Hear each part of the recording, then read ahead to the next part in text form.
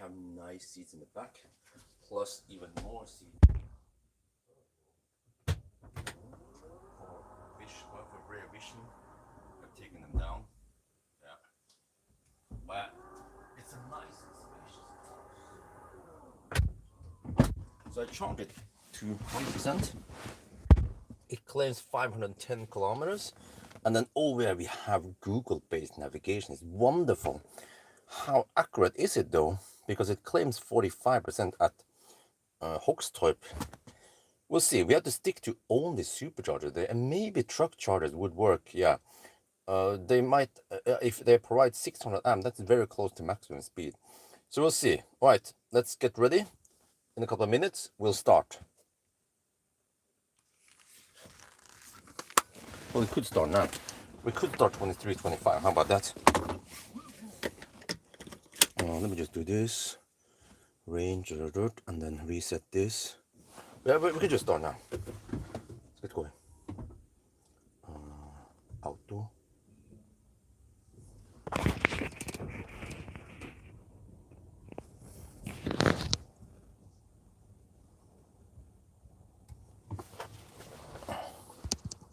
Let's make it 23, 25 then.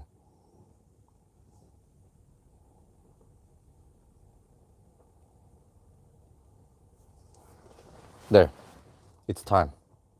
Let me first disable the speed limit. There, okay. And off we go.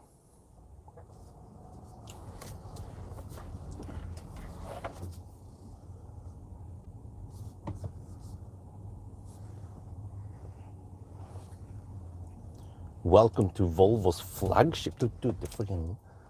Let's see, can I do this? Hopefully. No. It touches the sheet, man. Touches the touchscreen.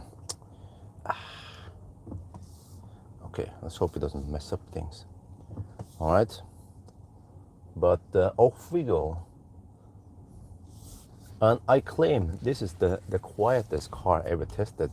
It is right behind the new EL8, but the EL8 had 20-inch wheels. This car has 21-inch. Wait, but don't we have seat ventilation here? That's kind of weird.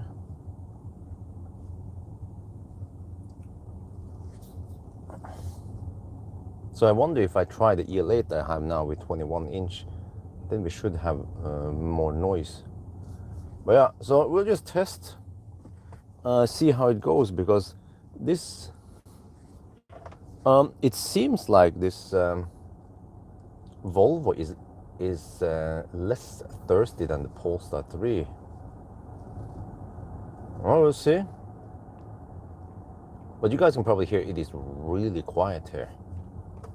I like that quietness. Oh yeah, I need to take the second part of the headlight test in Sweden. I've shot the first part now. I need to do the pixel light thingy over there.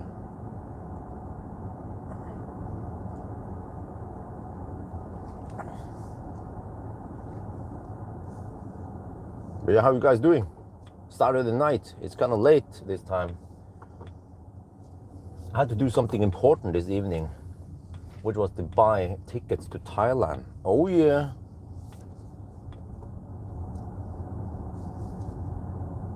And the crazy thing is that I'm leaving on November 25th and I'm coming back on February 9th. So I just went for the maximum for the travel insurance, which is 77 days. But I'm not planning on staying in Thailand in 77 days. Because I will split it and go to China. That's the plan. Possibly 2 weeks in China, right? So eventually I need to contact the different Chinese brands and ask them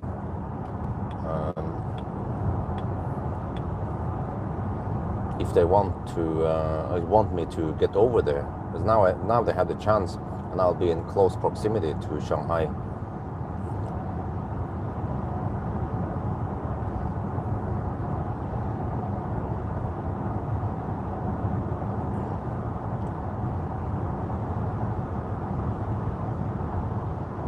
wow, it is really quiet in here. Holy macaroni. I didn't think there would be anything quieter than the EL8. Wait, what happened to travel assist? It ain't working. In it. Let me see. Let me try to. Steering assist disabled. No.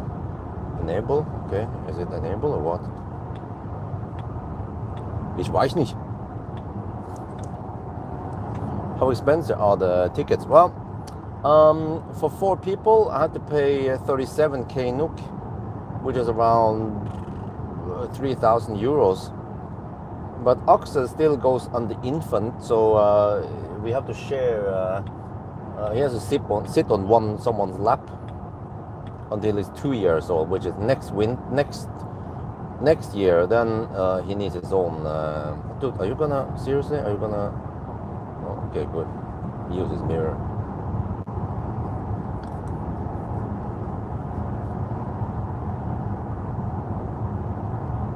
But yeah, I guess it's not possible to get those cheap tickets for.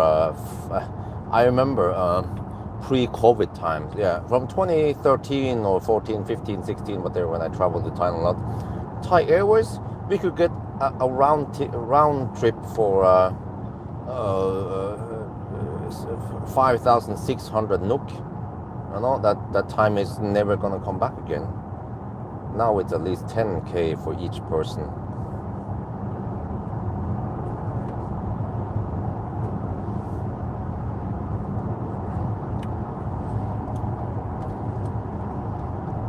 Steering assist unavailable. What the heck is wrong with the... Shit, man, it's like the Polestar 3 again.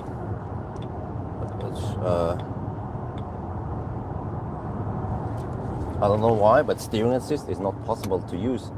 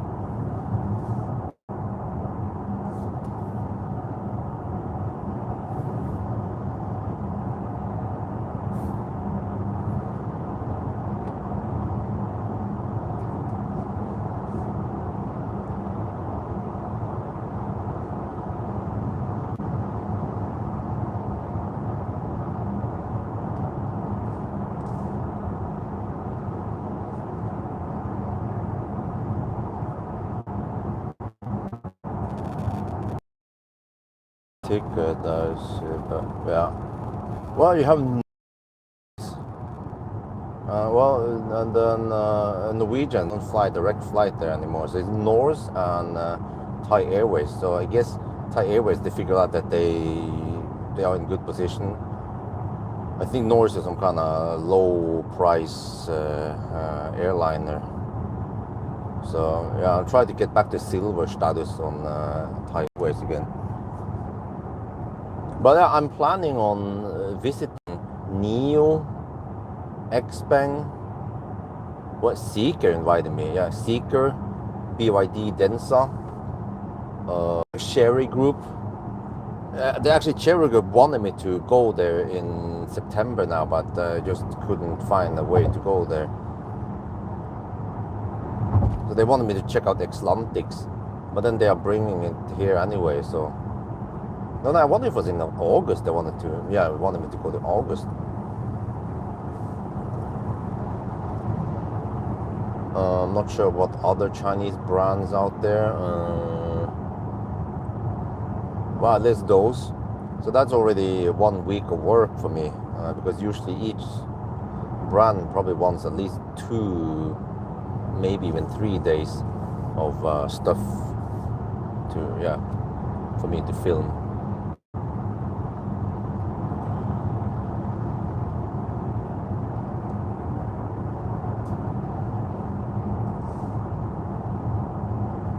And then I heard that China is quite awesome now, Shanghai or other places. So we'll see how it goes. And then this time I won't make the same mistake as last time, which was to just get a bunch of cars from EVMe, because they tend to be not that interesting cars. Whereas if I get from can you stop being annoying, please? Are you gonna go or what? No, okay. Typical. Which is that the EVMe just give me a bunch of old cars, not super interesting. This time I need to book directly with BYD Denza Xpeng, yeah. Also Jayco, which is under, wait, I don't remember which group that was. They have a cool Jayco 5, yeah. Very affordable EV. So not sure what else is out there. Oh well, Seeker 7X supposedly comes to Thailand now. And I wonder if that Denza sedan thingy there, oh, that'd be awesome to test out. Don't remember what it's called again. Denza ZD9 or whatever. The one that can rotate the rear wheels or some shit to help you parallel park. You can kind of park sideways, right? So yeah, I'm not sure how interesting the D9 is anymore. Can you guys stop being annoying? Shit, man, that idiot Tesla. Either you hammer it or you don't hammer it, okay? Oh, Jesus, man. Yes, go hammer, all right? I'm no police. Nobody... Oh, yes, I forgot. It's a freaking Volvo EX90, but nobody uses the EX90 as police car. Don't worry. Oh, he's a follower. Okay, it's a follower, yeah. Just wanted to look at himself in the live stream. All right. But again, stop being weird, okay? Just act natural. We are hammering it.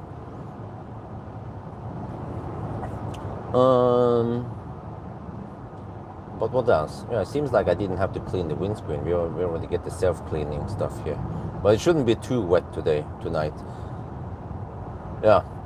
But I still don't know if the Xiaomi will come to Thailand. We haven't seen anything there yet. Maybe I can check out. Oh, maybe Model YL comes there. I asked Tesla, is he coming to Europe? She'd be like, nah, I don't know. There was Marit Lade, yeah. Great name for someone working in Tesla, right? Or with EVs. But yeah, so maybe we get to check it out in China. Well, if I go to China, yeah. But I mean, that's still gonna be in many months. So by the time I go over there, then it's no news again. That's why I was so quick to get the Model Y Performance. I was like, oh, yeah. Timing is important. So I'm already at over 60k views on it. Yeah, I haven't seen 60k in a long time. But good, dude. I need to ask you guys something. I have wifey's approval to go to München for the IAA. But should I go there? What kind of cars can we find? I think there is someone who wants to hammer. Let me see. What cars can we find there? Yeah, someone apparently wants to hammer. Okay, let's go ahead. Dude, some old 20-year-old e-Golf. Hey, a Golf, I mean. Oh. What the heck was that, huh? Lots of water. But yeah, because I'm not sure if there is enough interesting cars at IAA or not. It's gonna be freaking busy, man. Because I have to go there on a Sunday. No, wait. How is this again? No. Actually, I can fly there Monday morning. The earliest flight possible. And then arrive there around 9:30. And the Monday is the press day, so no public guys, no random people, just press people. That's best. So if I can be there around, I don't know, 10-ish, 10, 11, then I just wander around there all day for, I don't know, maybe 3-4 hours should be enough. And then I go home the same night even, or the next day.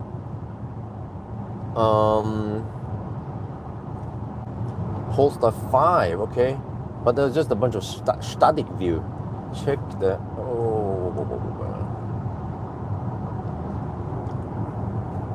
Aito M7, Xiaomi, okay.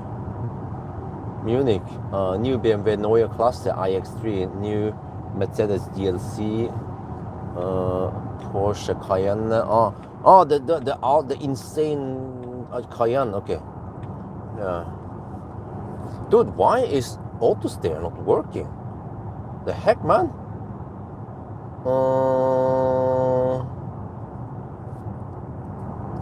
It's actually very nice, the auto steer, but why the heck is it not working? No, what the heck is that? Dude. Let's see. Settings, controls. No.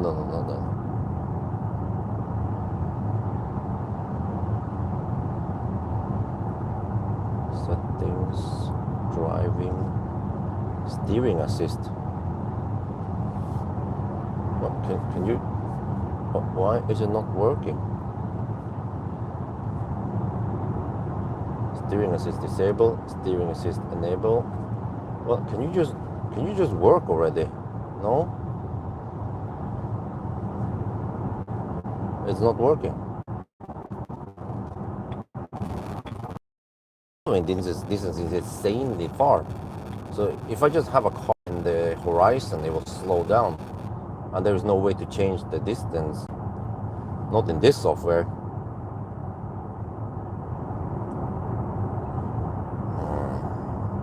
Guess I'll drive without auto steer. What a bummer. Or maybe it suddenly works after I charge the first time. But don't remember what I did with the Polestar. If I get truck chargers, they will provide 600 amp, and that is close to the maximum speed. But I might just stick with superchargers.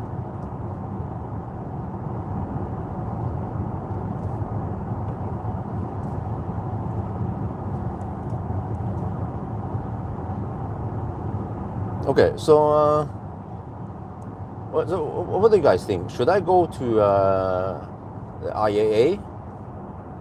Is it worth it?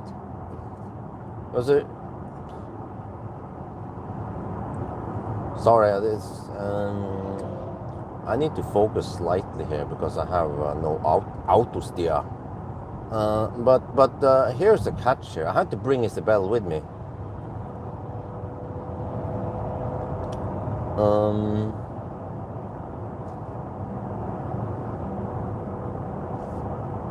And it might cost me around 10K for the ticket or expenses, flights for myself and Isabel, plus possibly a hotel. Yeah.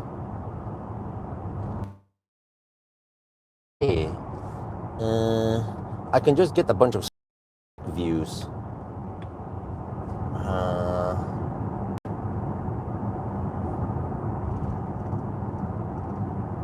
I'm still debating whether it's worth it or not. Okay, I mean, at least my own ticket and the hotel would be written off as company expense, but I cannot get it for Isabel.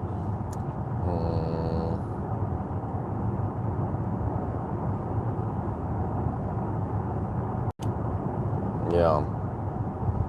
Usually a test drive will yield more views. Well, it depends, I guess. I mean, even the Model Y Performance got over 60K views. But that's because, you know, it's Tesla. I don't know what's up with Tesla. It's just lots of people who want to watch it. So yeah. But I'm not expecting to get 50K views on each car I review on IAA.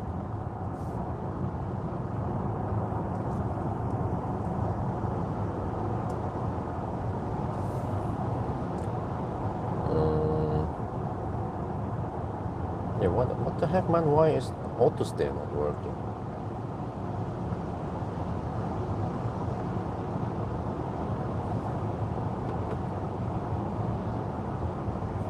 Wait, unable to monitor driver? Wait, oh, that's the problem. Dude, what's wrong? Huh? It cannot monitor the driver. Dude, I thought you had infrared shit in there. What the heck is wrong here? I'm just sitting. What is it? Because it's too dark? What is the thing?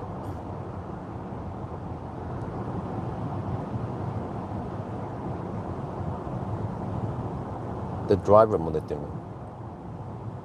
It cannot monitor the driver. So then steering, then auto steer is not possible because of that. For helvete. Why can't it see me? It should have infrared. There is the thing in the center of the dashboard, whatever.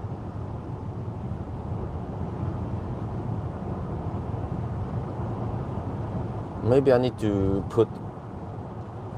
turn on the interior light and try. Maybe if it sees me.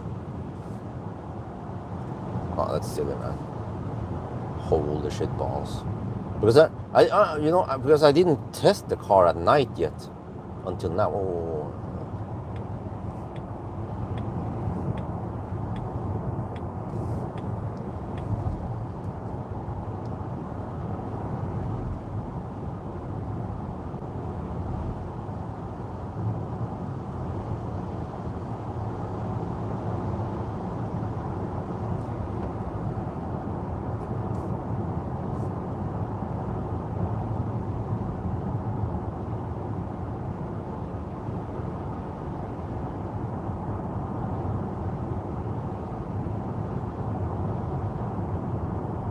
Yeah, as expected.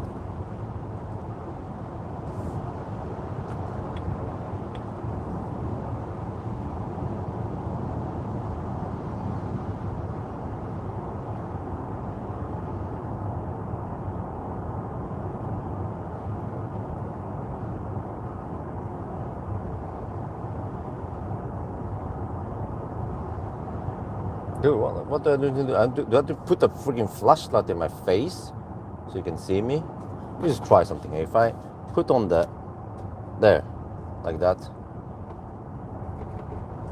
Steering wheel unavailable. Dude, it doesn't work. I light up my face now. It still can't monitor the driver. Okay.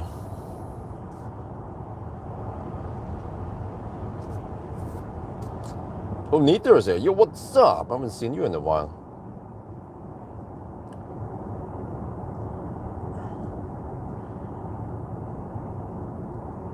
So yeah, in the following weeks and months now, I will contact, well, I talked to Xpeng anyway, but I'll contact Xpeng, Seeker in Thailand. I'm not sure what else is interesting over there. At least Xpeng and Seeker. Yeah, Jayco and BYD, Densa. Still need to get enough cars to test. 1 week, one car. Yeah, well, actually, if they could extend it, whatever brand can lend me for slightly longer would be great. Maybe let's say 10 days instead of 1 week, so I don't have to stress too much up and down there. But I want to avoid traveling on weekends because I've seen the traffic, man, it's crazy.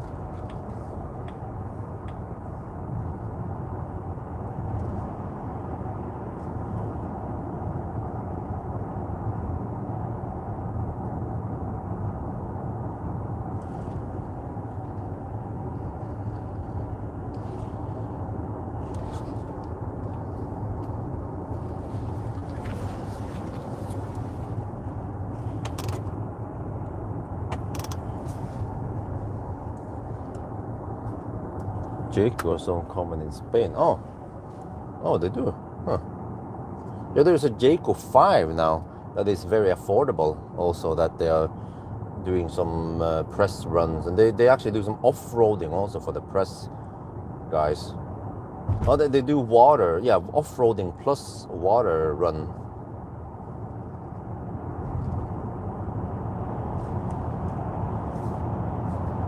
Dude, the cable keeps rubbing into. How the heck do I deal with this shit?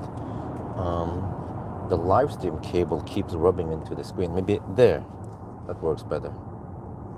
Freaking BMW doesn't use blinkers. EX90, big illuminated grille.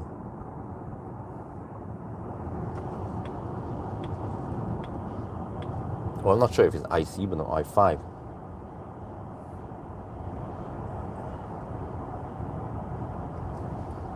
Seeker, what, huh? Well, I will check out Seeker 009 finally.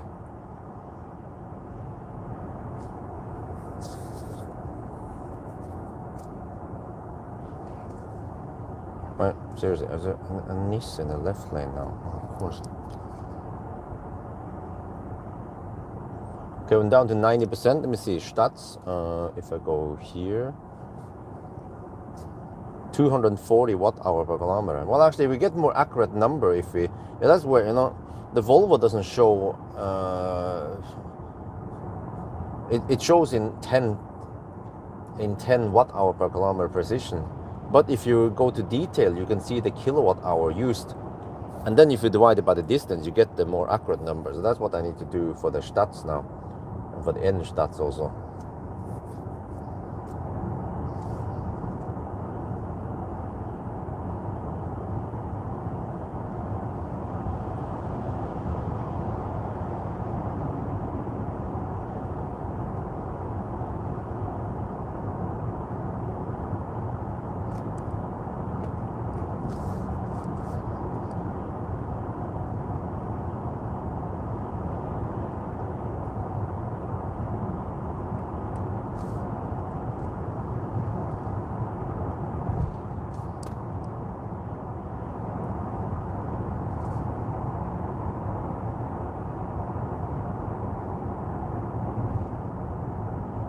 What?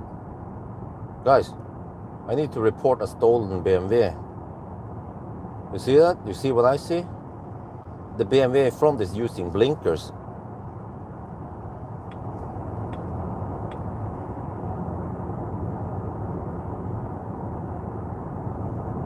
Oh, he's actually driving kind of slow. Okay, I need to overtake you.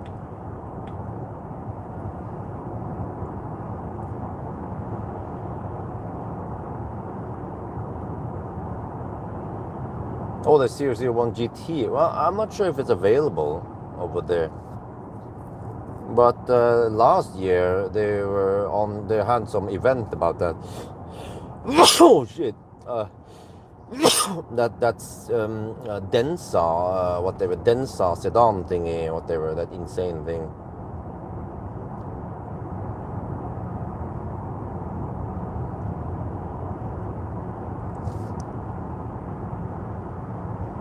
So probably no news anymore, and 1 year later now. I'm not sure, but maybe at least for Europe it will be interesting.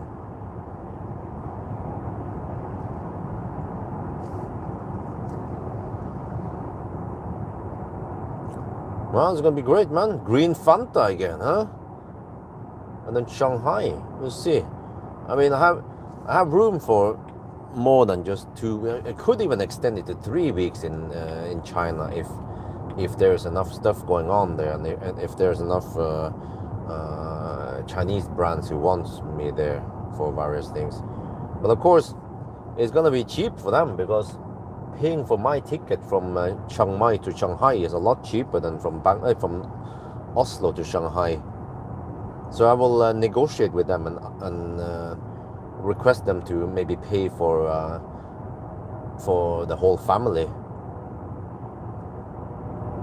Should be roughly the same anyway, right? I mean, even Xpeng, they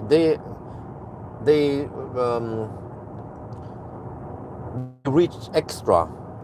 They pay for Isabel's ticket from Tuesday now when I go to München. So at least X-Bank is interested in getting me over there so I can test the car. The new G6 and the G9. It's gonna be game over, man. So if I at least can get one of the brands to pay for the flight ticket, then I can go to the other brand and say, hey, we already have one brand paying the ticket, so you guys don't have to do that. But maybe you want to pay for the hotel. But I think what they want to do is that, okay, one brand might be generous enough to pay for the hotel and the flight, but they will only pay for the hotel for the days that there is that I visit them, or usually 2-3 days.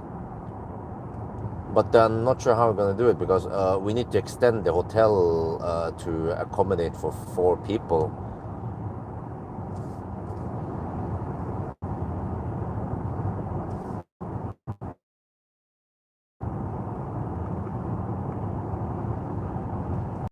I'll figure out something. But now I have the chance finally. Because I remember I've been invited by many Chinese brands over to China and I had to decline all of them. So we'll see next week how it goes with Isabel. And if she'll like it or not. I think we'll be staying at some, I wonder if it was Marriott in München. So probably a nice hotel with some nice dinner. Yeah. Well, Isabel needs to ride with me with the G6 and the G9 when I hammer on the Autobahn doing 200 kilometers per hour. Would you consider range testing BYD Shark Australia? Well, I'm not going to Australia anytime soon. But if they have that in Thailand, I'll test it. Yeah, I need to test that Ridara. It's old now. But it would be interesting for Europeans to check it out, to see it. It's a pickup truck.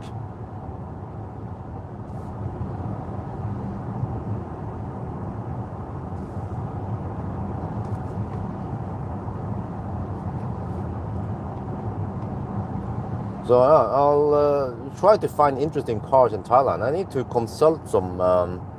Yeah. Ding. That's right. He knows the stuff there. Or maybe even my Thai boy who's editing videos. But I think Ding is even better candidate. Ask him about what kind of cars are available in Thailand, and he also has plenty of connections with them. But at least I have good connection with BYD there and X-Bank. But then I don't think there is much going on with Mercedes and BMW there. And then Tesla Thailand, well, I haven't connected with them yet. Just borrow from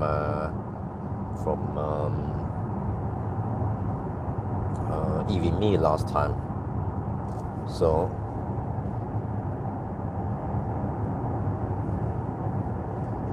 well, I'm mostly interested in pure EVs. There should be plenty of pure EVs for the test. For example, last time I didn't have time to test the poor man's car. What the heck was it called again? I remember the shape. Okay, whatever. I don't remember. But there's some of the poor man's cars. I haven't even tested the made in Thailand Dolphin, BYD Dolphin yet. I want to check out how the performance and charging and so on is. Plus, the charging network there is better now. But then I think I lost my phone number there because nobody helped me extend it. Yeah, the wifey got her phone extended, of course, her phone number. So I have to get a new phone number, which means I need to register again on the stupid apps that requires you to have license plate and phone number and shit. Why don't you just email and password? That's it. They don't need to know more. And then some credit card info. Insta? No, in Thailand. I don't remember what it's called again. There's some underpowered thing that rides like a boat. Okay, whatever. But yeah, I should check out some of this. There's actually plenty of cars I want to test, but I just didn't have time for it last time. So I need to just pick up the pace and at least prioritize the most interesting cars in the beginning. Yeah. for the Thai audience, but also for the Western audience. But I'd expect low view count for the Western audience. If there's a car that is only available in Thailand but not here, you know, like the Jayco 5, for example, then well, if something is hot in Thailand, okay, I'll try to get it. But if something is hot in both places, then that's whoa, holy shit, man! Don't they have any night adjustment here, dude? How much money are they burning on electricity here? The screen here has been super bright now. 240 watt-hour per kilometer. That's not too bad for a Volvo.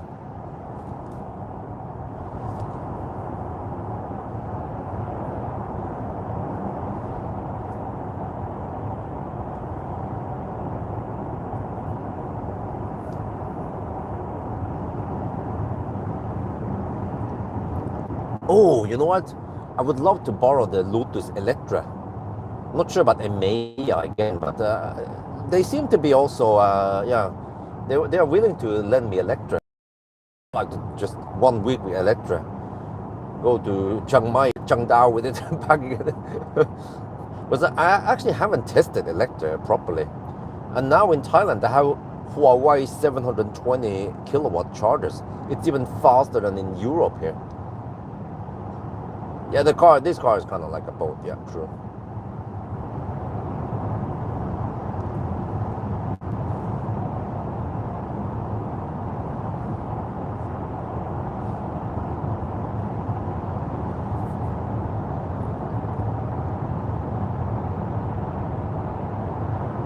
They must have, oh, there's someone hammering it.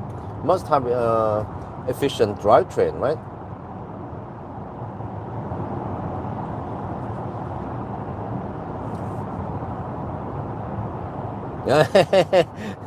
He just doesn't dare to hammer it now, huh?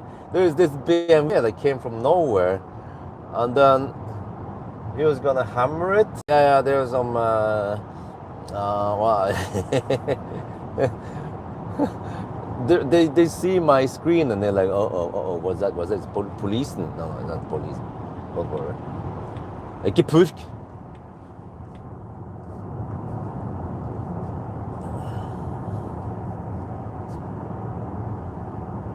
Yeah, they see a black Volvo. Yeah, good. Of course they are afraid of me. They see a black Volvo with some kind of screen inside. Nobody dares to hammer me then. Oh shit. Yeah, for you guys who don't know, police, they love using Volvos. And also most of the unmarked police, they're dark, black, yeah.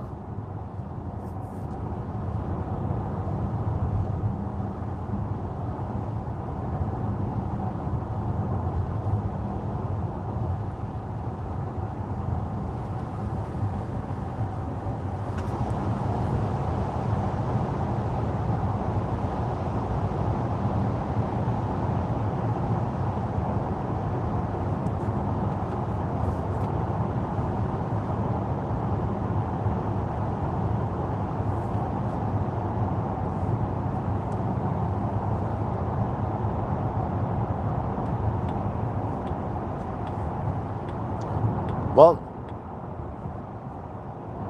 Achtung Elektrisch, have you ordered a Y Performance yet?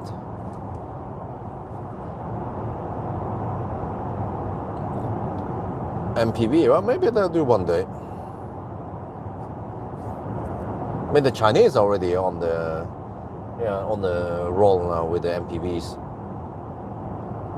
And I would almost categorize the ES8 third gen as an MPV. It's once the car is almost 5.3 meters long and quite big, then yeah, okay, it doesn't have sliding doors like a typical van,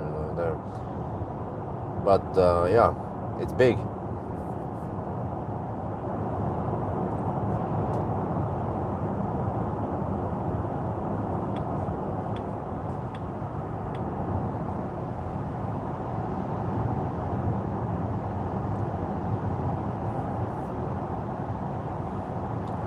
But also this time we kind of need a small car, possibly a Dolphin, right?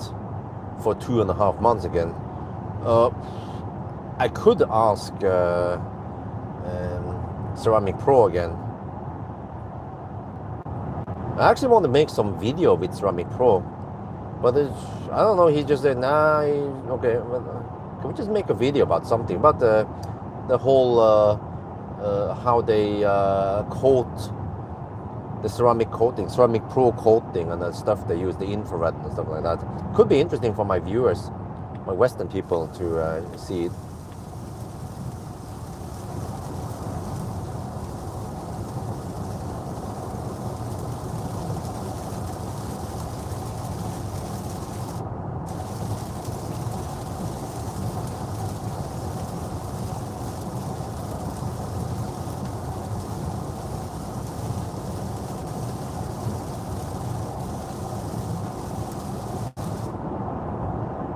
Or maybe if he could, if he has some, I don't know, if he has a car part, a hood or somewhere, that he could coat one part of the hood, and then we can see the difference with and without coating on the hydrophobic effect. And also schmutz, how schmutz sticks to one side and not the other.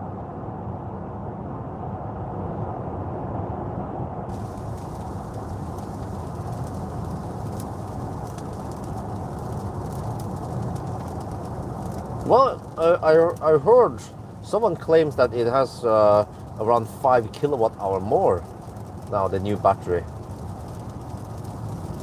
From 70, no, how is this again? Yeah. But then, wait, that should mean around almost 80 kilowatt hour net capacity down to 0%, 79 or 70, yeah, something. Nowadays it has around 75, 74.5, so yeah, almost 80 kilowatt hour maybe. Well, that ain't too bad, in it.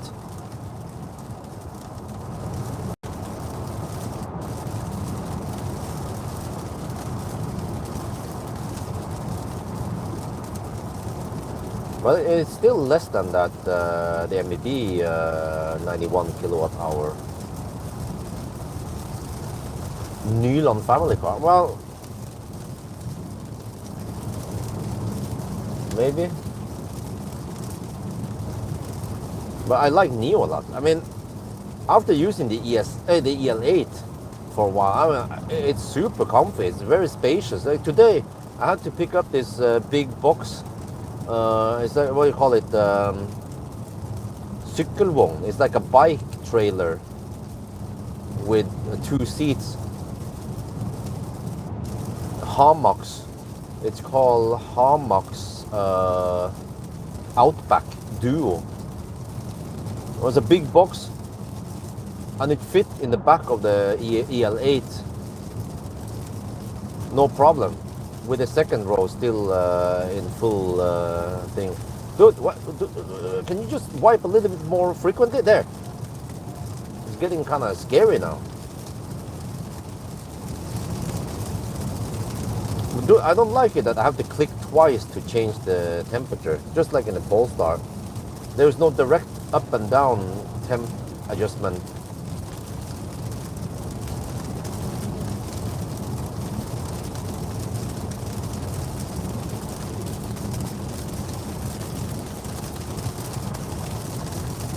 Okay, I think it's not supposed to rain that much on this challenge. Well, I haven't actually checked the weather forecast lately. I just checked it a couple of days ago. Uh-oh. Yeah.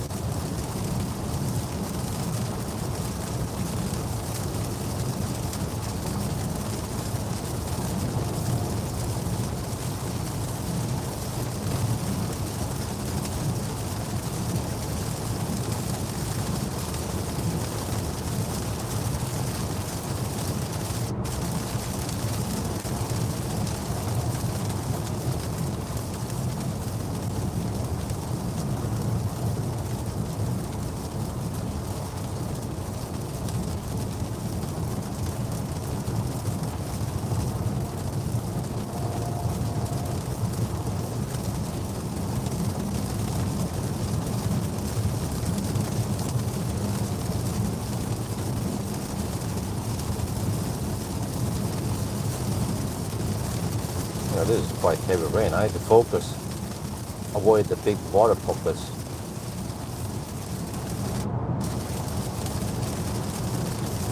Let me see, is that an Audi or what car is that? It's hammering it.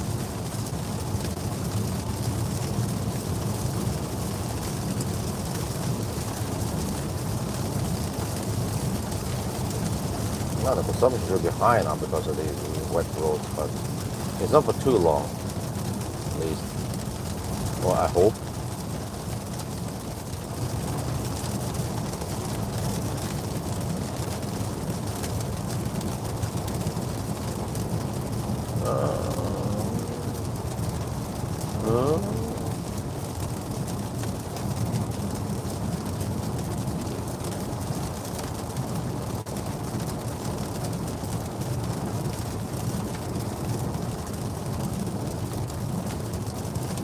Okay, I need to avoid the water pockets. It's a Porsche. Maybe a fossil Porsche.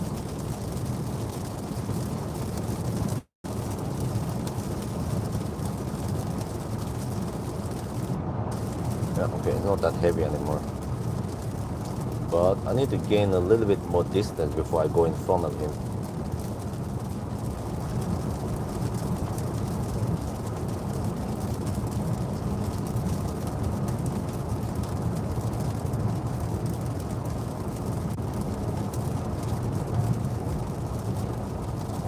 Okay, let's just gain a little bit more and then we zoop.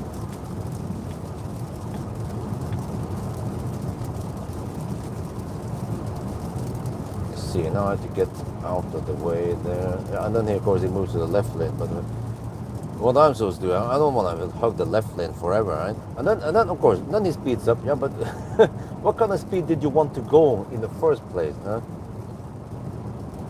Because I don't feel like hugging the left lane until Moss, you know. And now, okay, well, then you hammer it. Then, if you want to go there that fast, then you hammer it.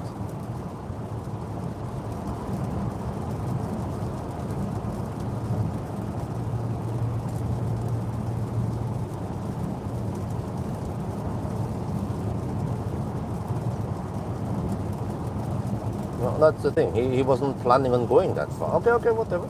I'll just hug the left lane. Okay, no problem. Just hug the left lane all the way to Mosted. And there's a dude without taillights. Uh-oh, okay, that was a lot of water.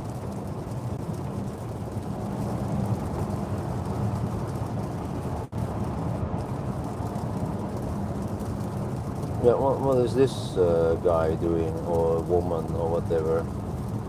Dude, you have no taillight.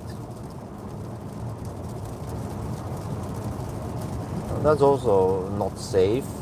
Woman, or whatever you do. You have no taillights. And especially now in the rain, it might not be the safest thing.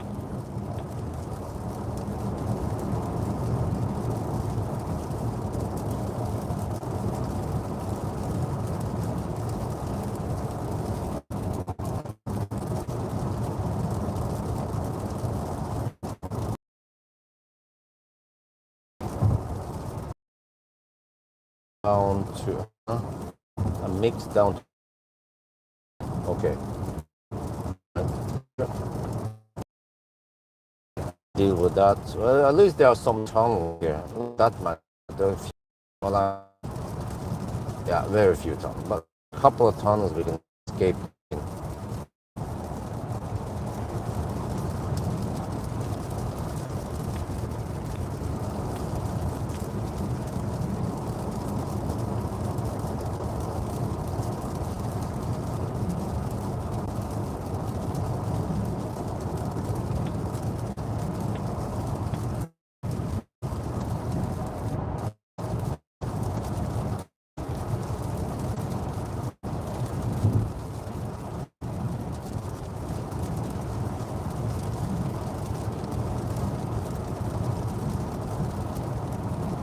Well, it claims 42% of Volvo. I mean, Hochstorp. Don't remember where I went with a Polestar. I should have rewatched the Polestar video. Yeah, where did I charge a Polestar? And also, can the Polestar go deep? Oh, dude, this is a freaking Leaf. Are you sure you want to hammer that hard? Do you value your battery? Maybe you don't. Oh, it's a woman. She doesn't know about rapid gate. I'm just kidding. I mean, she might know about all that stuff. Or she might not care. Well, in general, women, they're not that much into how cars work and stuff. We're not about to Kungsbacka. But Kungsbacka, that's only... huh? I had to quickly top up there. No, okay. In that case, I probably want to stop at that truck charger at the Møldalen. But I don't remember, do we get slow charging if we go deep? Do we have to stop at 10%? Or can we go 1%?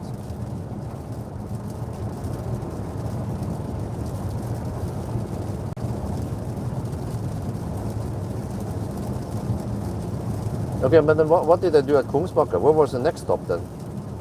After Kungsbacka? Because I didn't get the optimal speed there. Probably just did a quick top up and then went for Varberg or something, right? Or Himle, or I don't know.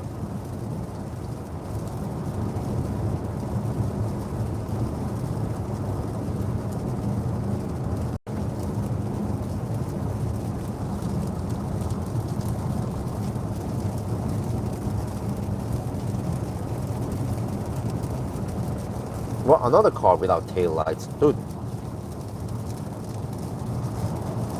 I got 250 kilowatt briefly because it tapers off. Huh?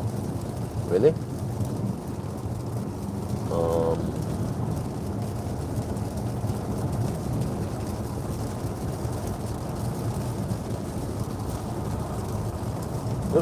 Dude, why do we have people without tail lights? The heck, man? Put on the tail lights.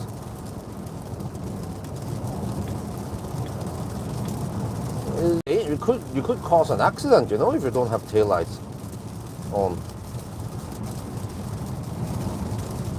Try to warn them at least. Flashed a couple of times. Probably good. You didn't understand or care.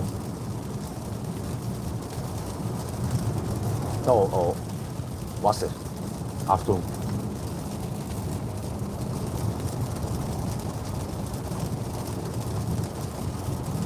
Oh, what is that?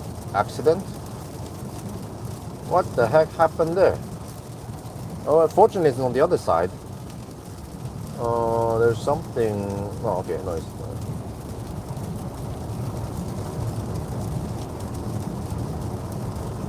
Seems like. What is that? Not sure what it is.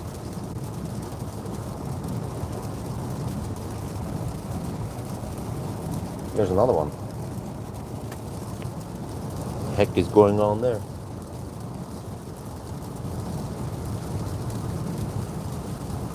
That seems like a fire truck.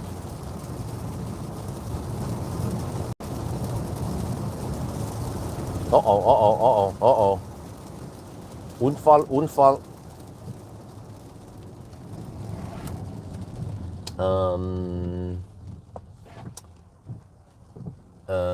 Okay.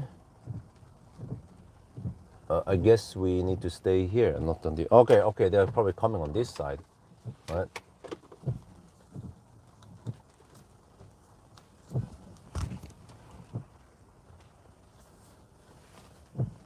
I'm not sure why we are not moving. Okay, whatever. We need to count anyway. Before we, until we are in Sweden. But there's some kind of accident going on here. I'm not sure what is going on. And then why is the other lane blocked? I don't know.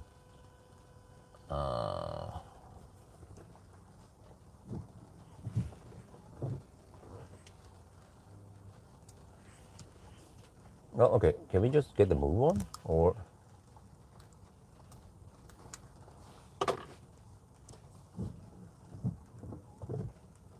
I mean, the bus went. So,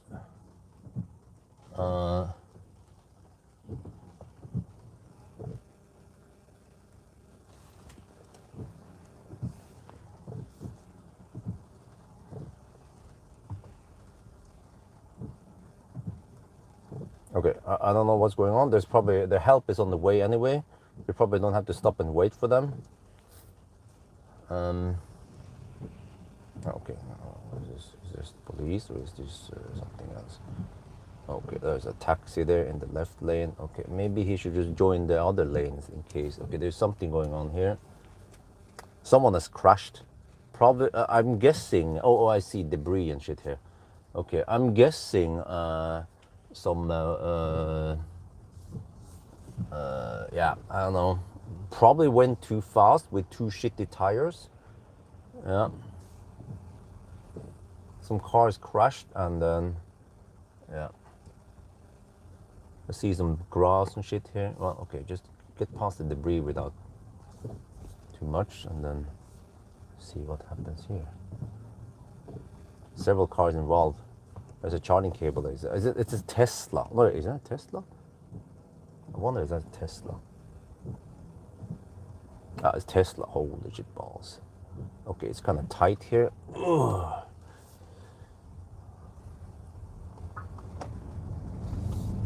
Okay.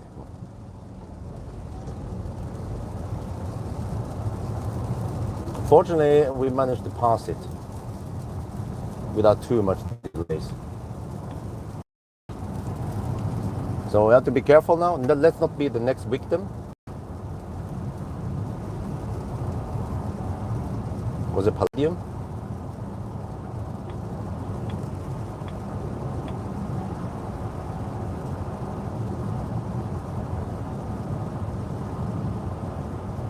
I bet the Tesla went too fast. I mean, like way too fast.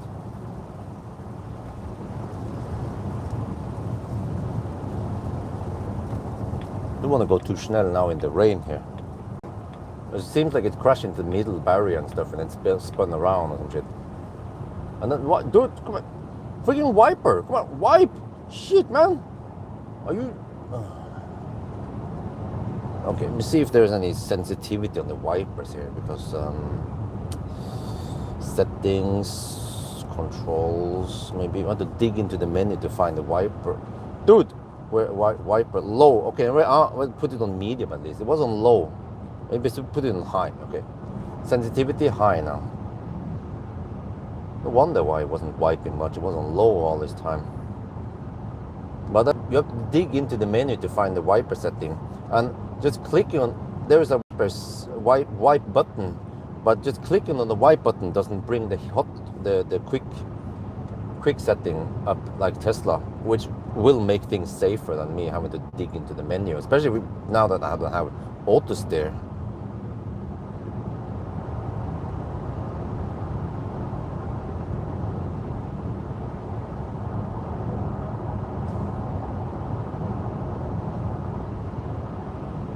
Well, I hope they're okay, but that was Polizei. Yeah, it was fire and whatever before that. It was fire truck and probably ambulance on the way, and that was Polizei. Even the police shouldn't hammer too hard when their head wet.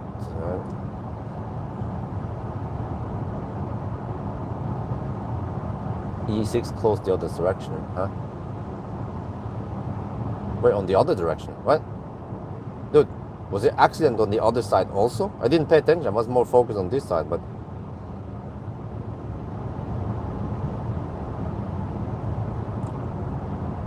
Well, hopefully everything is cleaned up by the time I'm back again.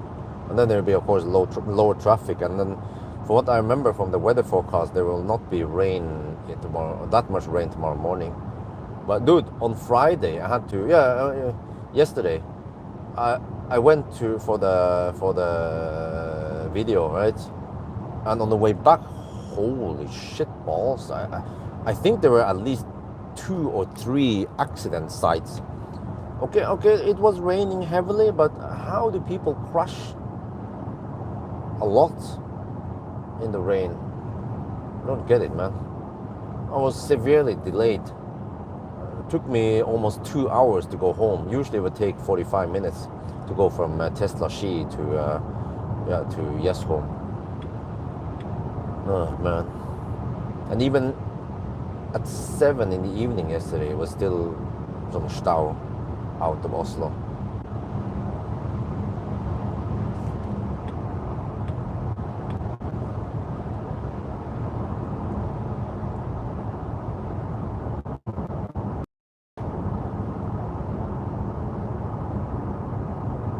Well, it is important to use good tires and also to don't drive too fast. Maybe a combination of that. When who knows what happened to the Tesla driver there, how it could crash.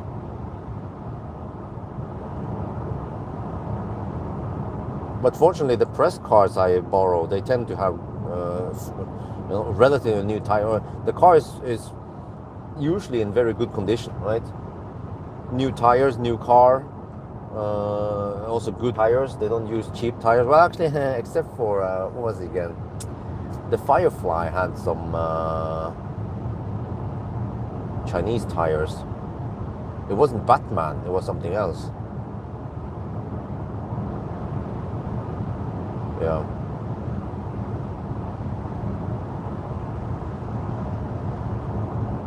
Well, at least the cars I get, they tend to have Continental or Pirelli or Michelin tires. Or Goodyear also. Good tires, very important.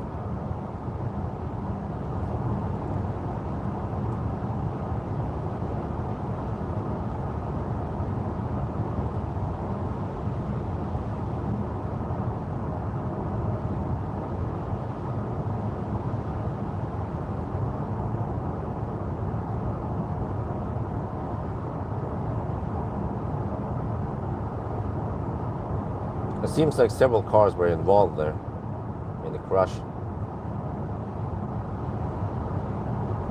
I'm guessing the Tesla lost control and then banged into some of the other cars.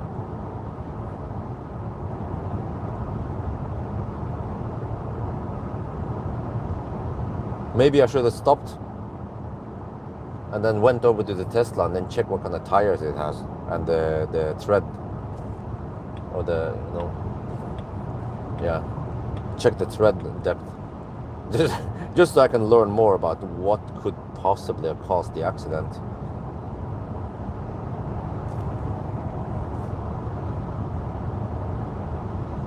But there's usually no Baustelle on Saturday night, unless there is an accident, of course. But in a way, I was lucky because if I came there later, they would have shut down the whole thing there. There would have been big Baustelle, big delay there. I started kind of late. Because normally I would get ready and get the kids ready, but I was like, okay, we need to do this. We need to buy the ticket. I've been thinking about it for a long time, and then I was like, okay, we just need to go for it. So it took me almost an hour extra to buy the tickets and write down all the stuff there, and I need to renew my passport, and then I have to update the passport information, because that's with the old passport. Well, Thai Airways, it's great, but man, 37k NOK for for 4 people is, I remember there was a time post-COVID, probably when there were still not that many people flying.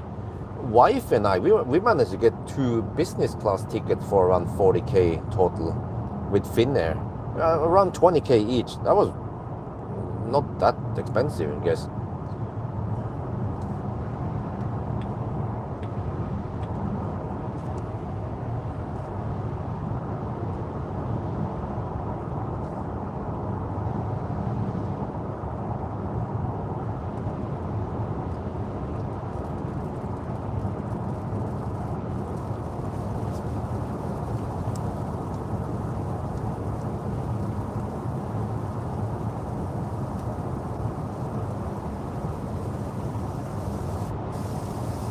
Dude, it needs to wipe now. What the heck, man? What is this shit? Dude, come on. We're not driving a Tesla. For helvete. Can you just wipe already? It is on auto. Okay, maybe I need to go to interval. Okay, there.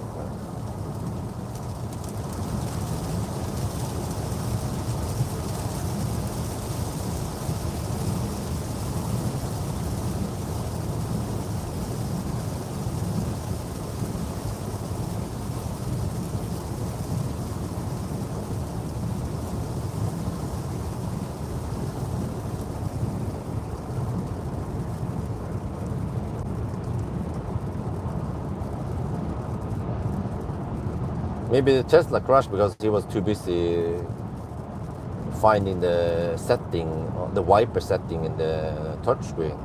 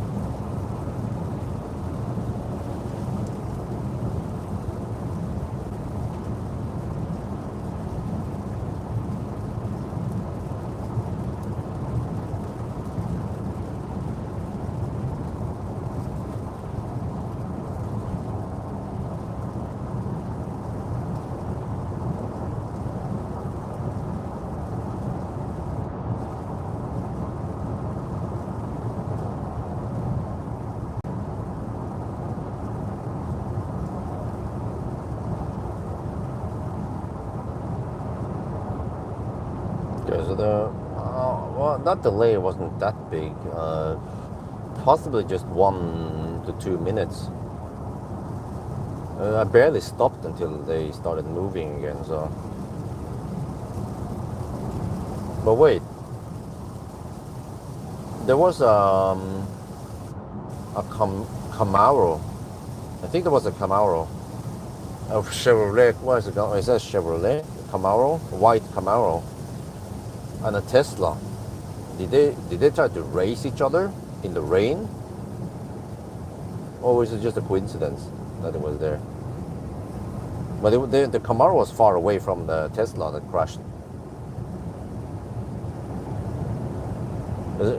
On normal driving, there shouldn't be any reason for you to crash in the rain.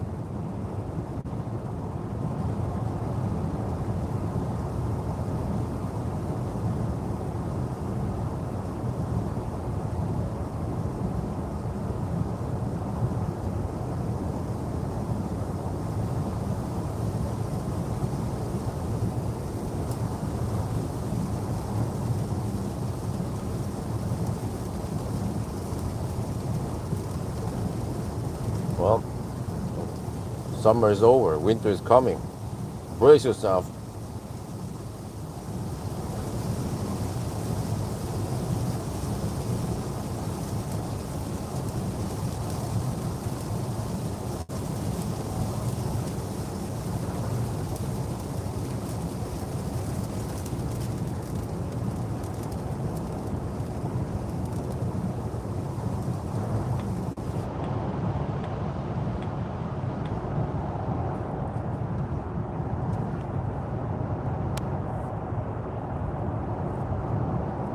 But man, it is really nice and quiet in here.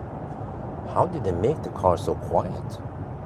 It's quieter than the Mercedes EQS or a BMW iX or, well, actually a BMW i7 or an Audi, I don't know, A6.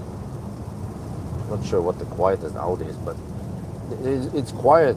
It's quieter than all the German cars, and even the Chinese cars. Yeah, even Hongxi and the Neo. And we are running on 21-inch wheels, so if it's 20-inch, it will be even quieter, even less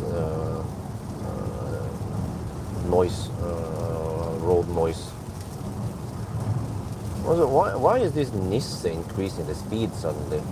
I was gaining on it. You know, I'm driving on exact speed on the tempomat.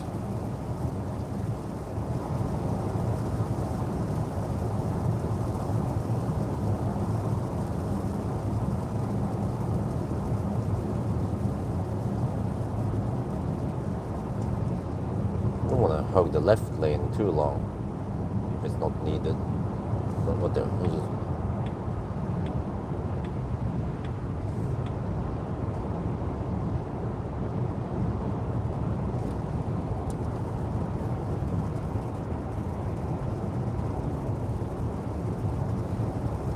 Well, because other Volvos, well, I mean the XC, the XC40 is not that high end, right? Or what other well, I haven't really tried any high end Volvos. Yeah, no, well, the fossil Volvos, like the what do you call it again? Maybe the V90 or S90. That should be high end Volvo, right? But that's fossil.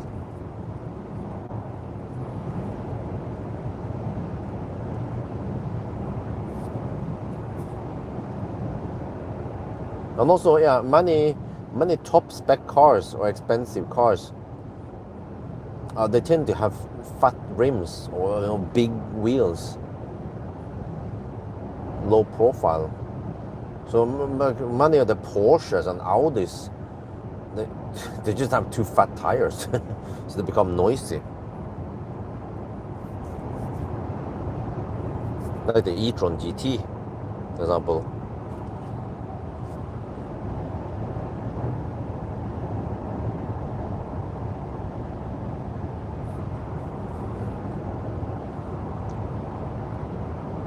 Well, depends what you mean in the same league, but when it comes to noise, it beats the German cars. My test shows it. Well, I have an acceleration noise test coming out, possibly tomorrow, or yeah. There you see that it's on top there. It's just right below. It's just 1/10 of a decibel lower than the EL8.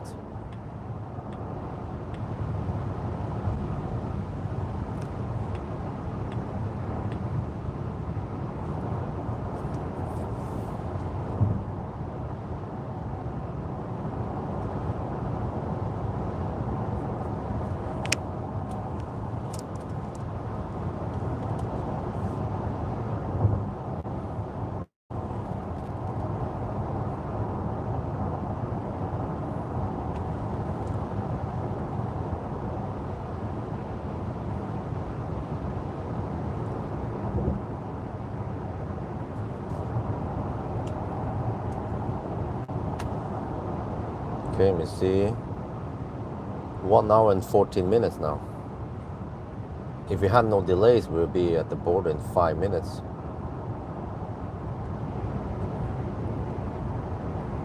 So we need to deduct a couple of minutes at the border.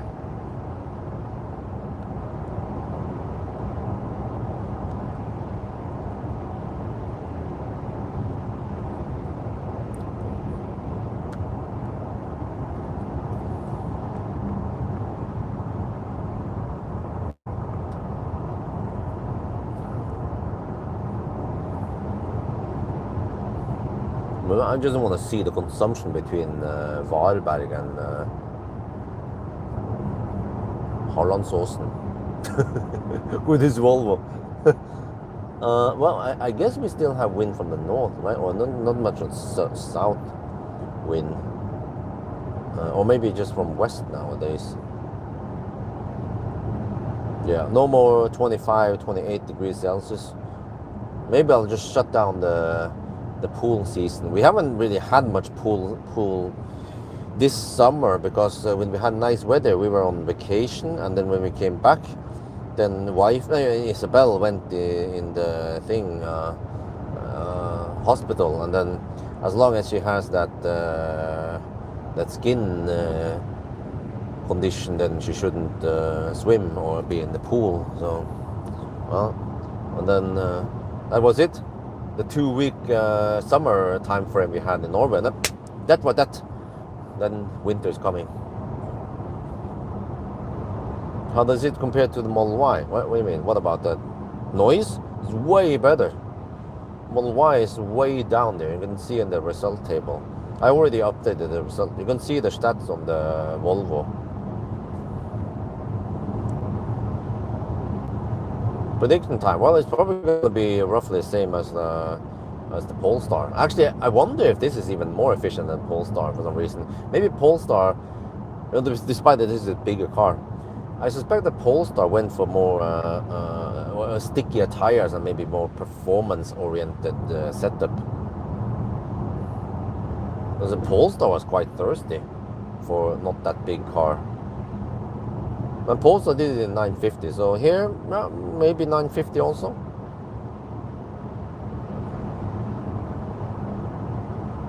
We're down to 66%. Wow, and we still haven't left Norway yet. 16 degrees Celsius. Well, I mean, it's still summer temp, night temp. Yeah, it's actually remarkably warm at night nowadays. In September, then it should be less than 10 degrees at night.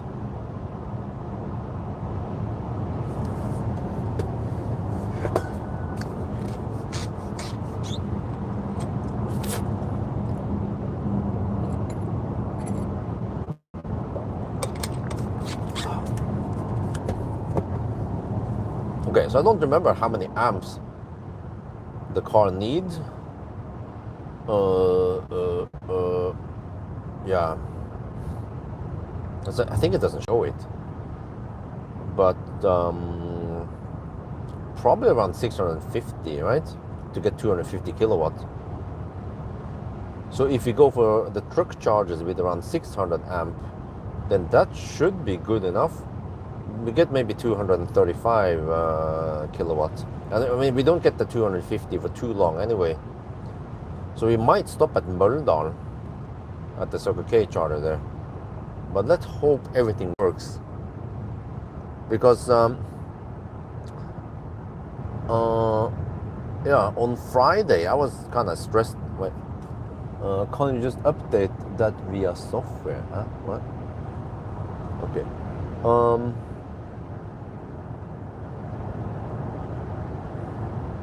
Update what? Yeah, I'm also wondering, huh? But on Friday morning, I was kind of stressed because I got a message from the bank, DNB, and it says, your credit card has been blocked because of suspicious activity. I'm like, huh? And then I checked the bank statement, and there was a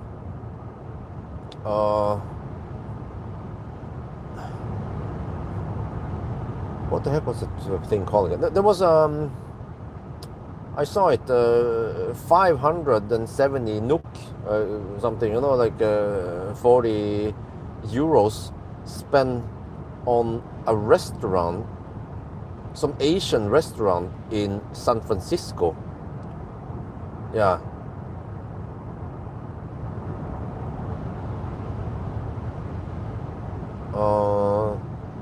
I was like, huh? How is that possible? Well, okay, so I called the bank and they say, yeah, the car has been blocked. They have ordered a new card. Okay, great. Thank you.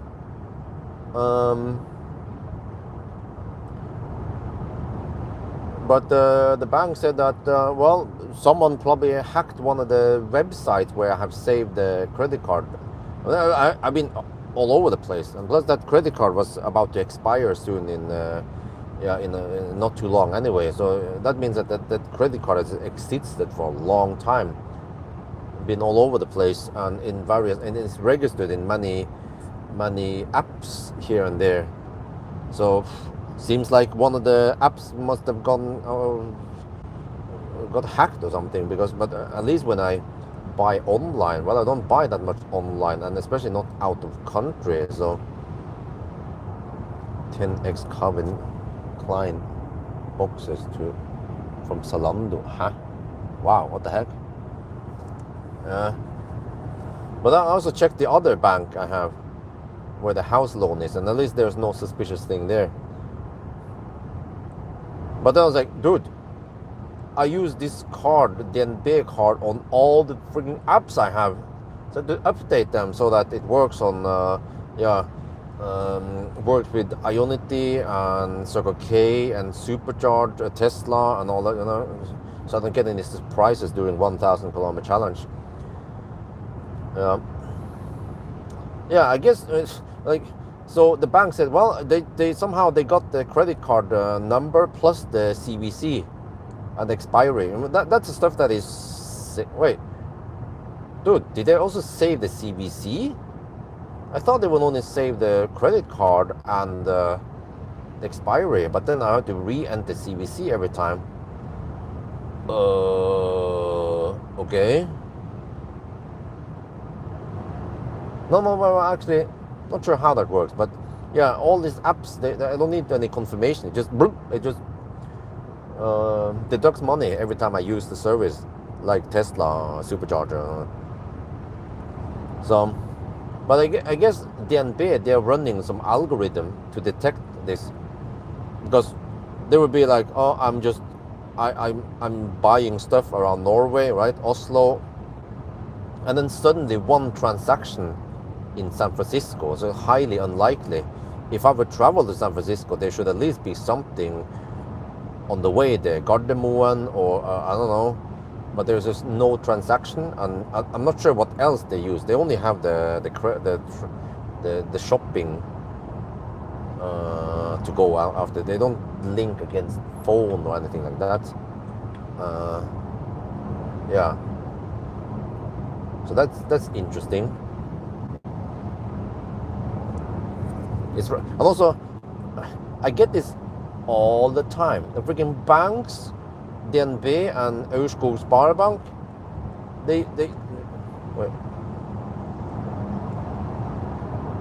they would, like, once or twice per year send me this message, automated generated message, like, well, your bank account has some, well, I wouldn't say suspicious. It's like, I henhold til hvitvasking. According to the what you call laundry law in Norway, we are required to send you this form. You have to answer a bunch of questions, probably because the banks, they run algorithm, they detect that I receive money from other countries, like Google, and about the route planner, I get money from other countries. And also from PayPal, right? They'd be like, who's that? Where do you get money from? What are you working with? Are you a publicly exposed person? Are you gonna shop with cryptocurrency? I'm like, oh, the same shit every time, man. I need to answer that. I never got that when I was working at the government. I was an office rat. Well, dude, why do you have to keep answering that? I already did it several times already. Man. The downside of being a YouTuber.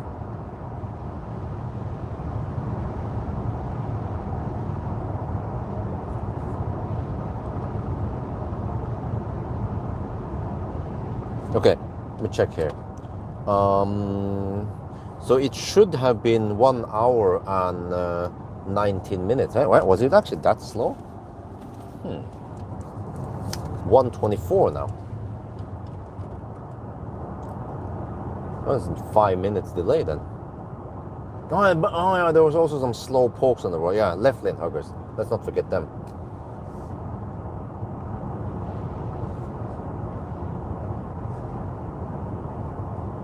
No, 6 minutes delay. We are now at the Schweinsund Bridge. I mean, Svinesundsbroen. This is the border between Norway and Sweden, and it took 1 hour and 25 minutes. It's supposed to take 1 hour and 19 minutes. So we are actually 6 minutes delayed. Okay, it wasn't just that accident point. Also, several slow pokes hugging the left lane prevented me from hammering it. So, okay, 6 minute delay then. Now we're in Sweden. Welcome to Sweden. Yes, the car is home. Oh yeah, the Volvo is home. Well, actually, it's not. The birthplace was actually America. Okay, let's hammer it.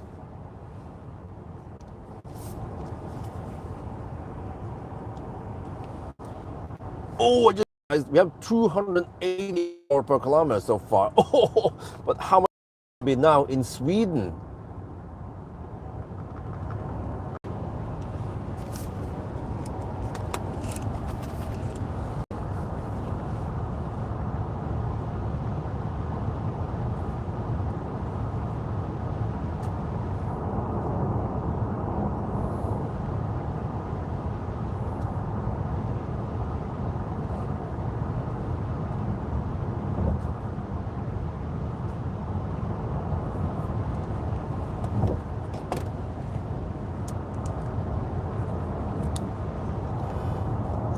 EV9 range test, huh? Huh? No, not Ioniq 9, but I have done EV9, yes. Just check it out on my channel, it's a long time ago. I think it was last year, wasn't it?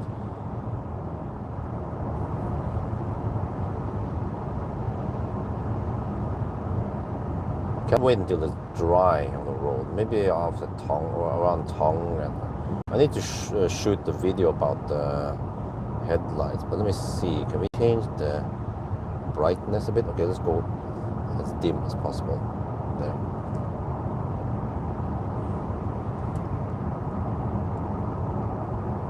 Still no auto steer. Yeah, I need to mention that also.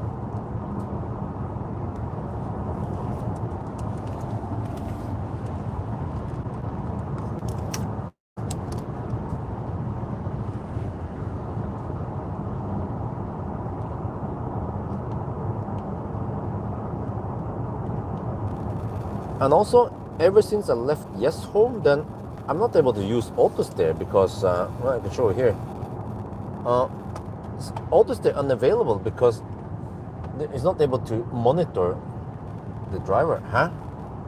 Dude, what? Wait, it's strange. There's supposed to be infrared over here. Maybe it's kaput. There's supposed to be some infrared and some camera there. So I tried to turn on the lights here, internal lights, to see if you can see my face. No, it doesn't work. So we have no auto steer.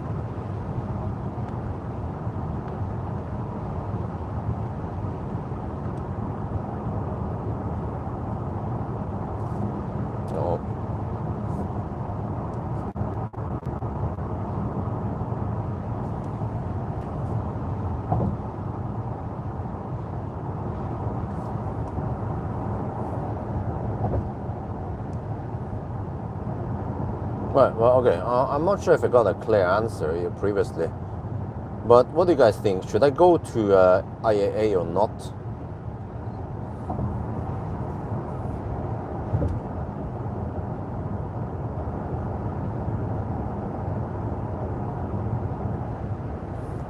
I guess if there will be at least 5 cars there, 5 interesting cars I could shoot, and I get well, 20K on each card, and that's 100K views.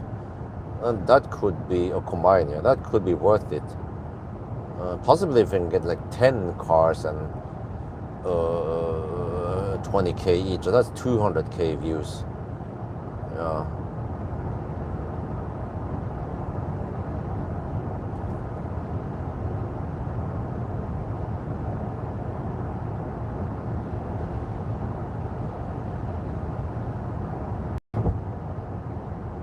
Polestar 5, but just a static view. But I mean, even a static view of something interesting or hyped up could be good.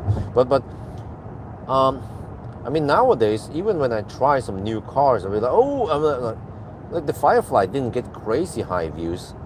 So I guess it depends what brand it is. Tesla, yeah, Tesla tends to get high view counts if I'm early enough. If I was able to get the early view of the YL, then that'd be great. But now I think it's too late. Tåget, if I try to make something now or in a couple of weeks, it will be way too late. Nobody's interested in anymore. Well, what was good is that the launch of the performance Model Y Performance was launched in Europe first, and the car there is actually from Berlin, manufactured in Berlin, made in Berlin. But Asia don't get it yet. So I was one of the first Thai to review or see the Y Performance. But however, my CPM in Thailand is uber low, so yeah.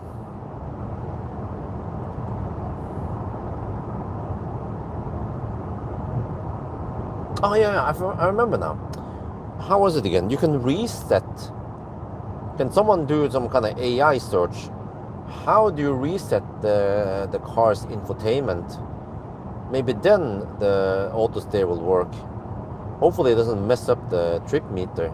Is that guy in freaking high beam? I could try to press and hold the play button for 30 seconds. Let's try that.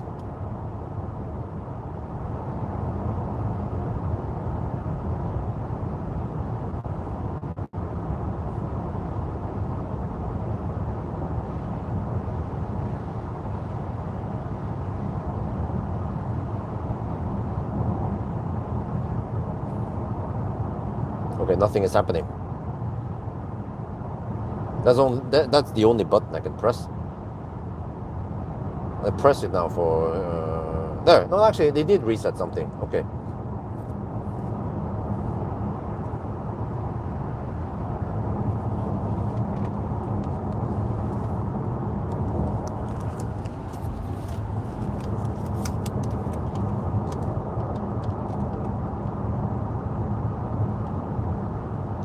Well, okay, let me try this.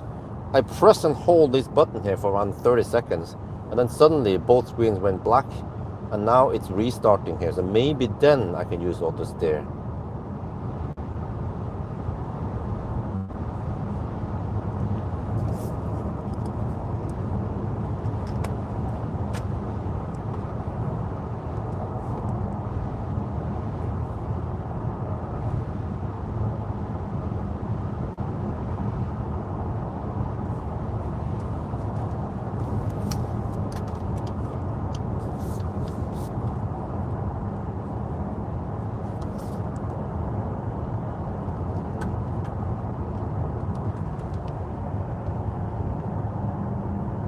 Enable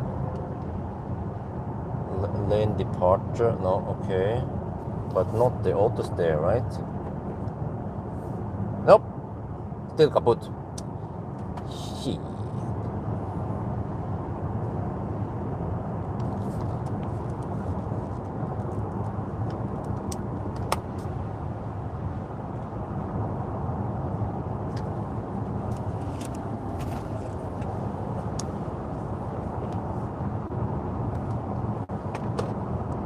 Hope that didn't mess up the trip meter here.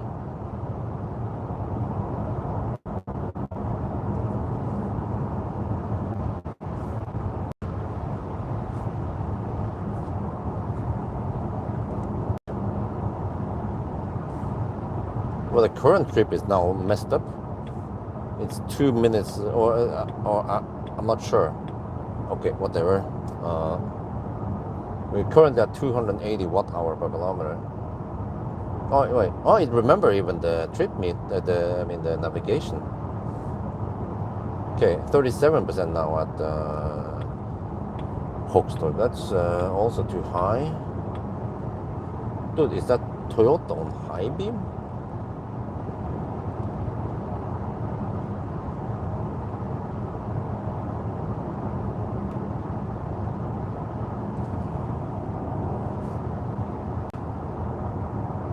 Okay, well, how is a hard reset? Maybe I have to just lock the car down and then come back again. Because actually, when I think about it, it's not the first time that it happened. But then this is the first long drive I had. Well, actually, a second. I went to Gol and back again, yeah. But, okay, so we can try once we stop and charge, see what happens. Or just lock down the car and then come back to it.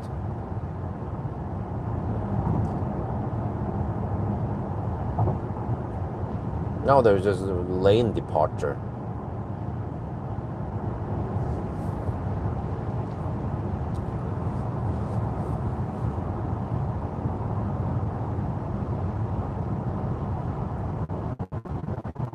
Dude, I'm gonna get flashed at. Shit, man. Wait, does this thing have...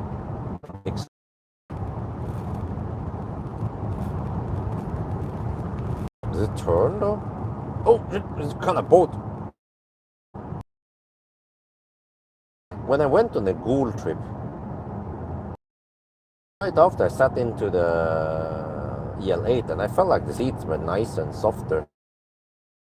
Also, the suspension was more comfy.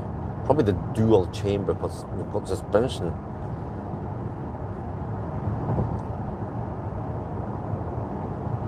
Because some of the bumps I just went over with the Volvo. Right after I went the exact same way with the EL8 and it felt nicer. Without being two boats, of course.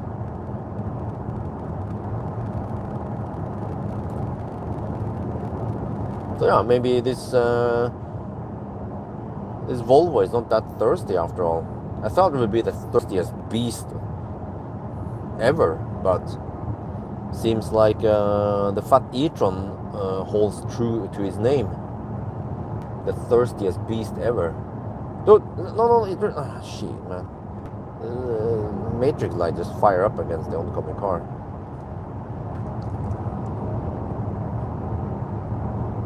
But it is nice and bright. You guys see it? Or maybe it's a bit hard now when it's wet on the road. But I think we passed most of the rain now. Shouldn't be more. Well, I mean, that was probably the last of it.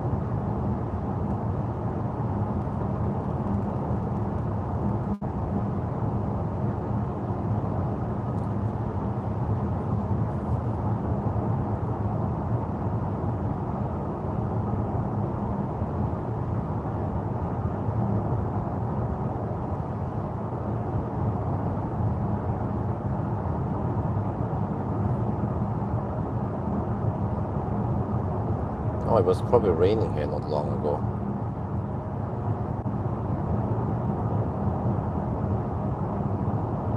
Yeah, but I think that's it. That was the last rain for the rest of the challenge, more or less. Well, unless we get some tomorrow morning.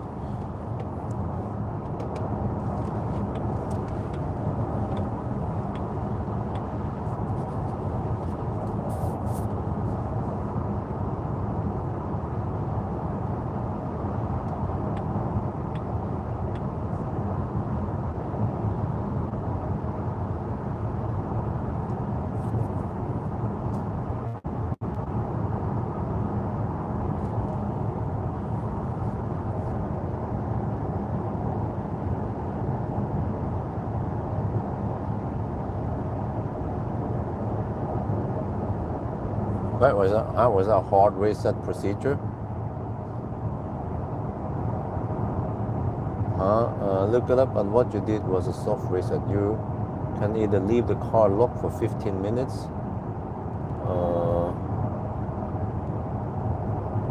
manual hard reset. How do I do a manual hard reset? Do I need to do that though? But I mean, AutoStay would be nice to have, because I also test how AutoStay works. Oh, seems like high moisture here, fog. We're down to 51%. And then we have done 183 kilometers. 300 should be possible. That's speculative. When I go to speculative, then I won't get that great speed. Probably on around 200 kilowatt only.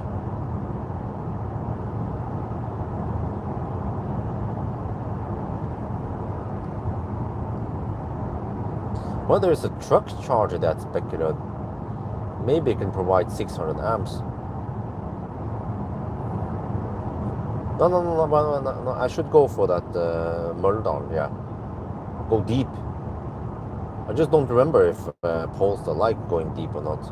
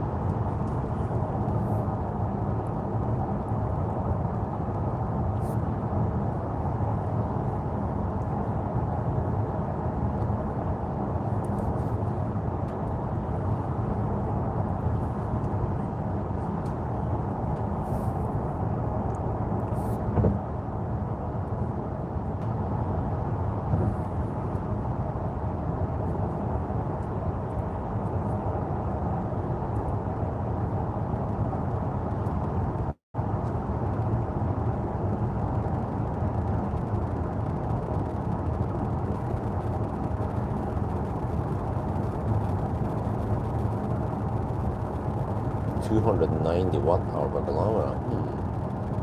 That ain't too bad. Some thirsty cars we at 300 plus now, but what's the temp? 13 degrees outside. Okay.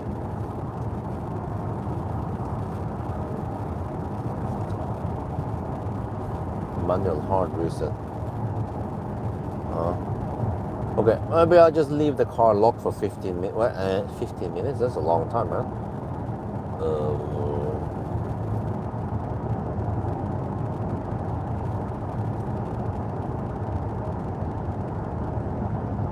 Well, I'll probably charge for a long time, right?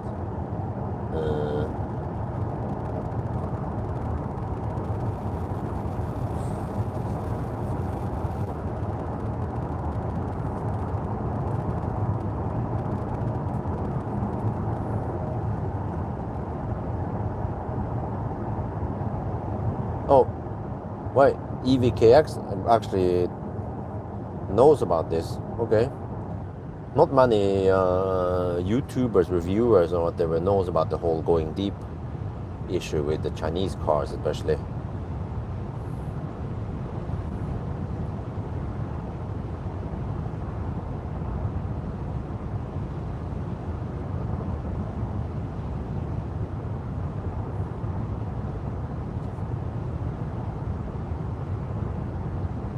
Wait, can I not just? Oh.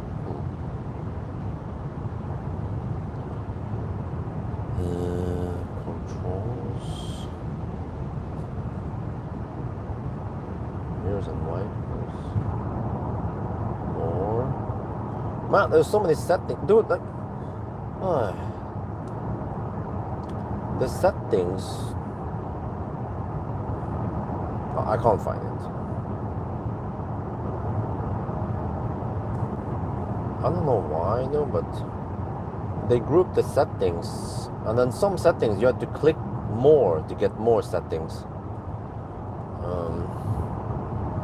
So it's kind of clumsy when you dig into the menu to find settings. I don't mind just scrolling for more rather than have to click to get more.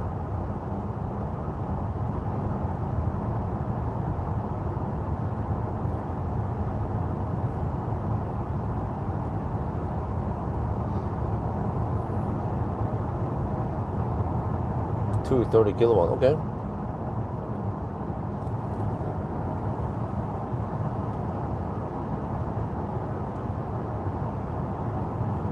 Oh, probably the voltage is probably too low. Okay.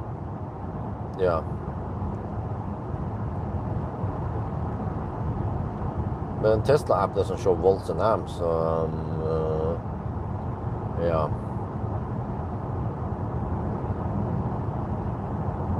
If you have the voltage, like let's say if you go to the Alpatronic 400 kilowatt, and if you have 600 amp, if you know the voltage, we could guess the amps at supercharger.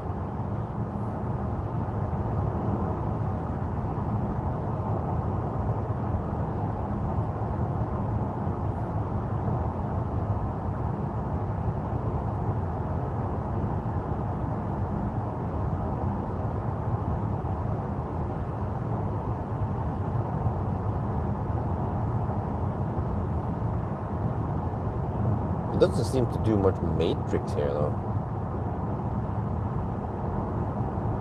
Or maybe it does, but it's just not okay.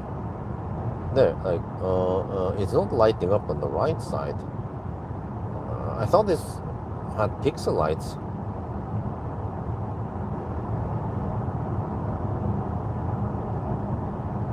But it seems to be just on off, and they don't rotate either. So this is strange because according to the spec sheet I got from Volvo, it's twin ultra, and they're supposed to have pixel lights. But then someone claimed that, well, if it's ultra trim, you're supposed to have Bowers and Wilkins, and I have the Bose sound system. So maybe we have the poor man's Volvo, and the spec is not correct. Because actually, one thing that was weird was that the spec sheet, one place it claims that it's the twin ultra performance, but it's clearly not, because I already did the acceleration test and it didn't match the performance numbers. So just the twin ultra.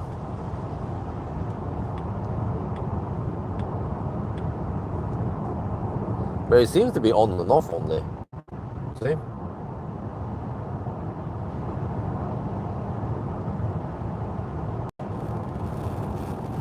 And it's being confused by its own lights, okay? That's all weird.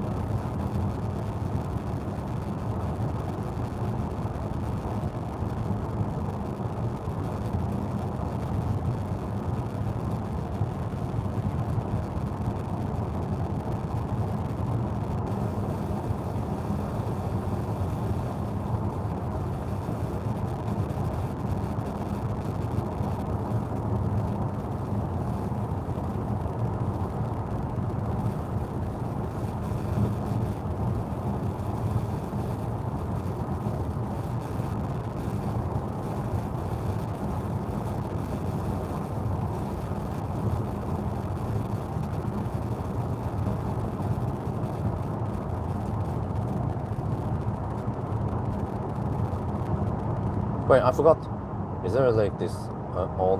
Wait, no, what is that? No, no, it's on the back. No, the button here. Oh, that's wiper. And the auto. You just push it. It is already in the auto position.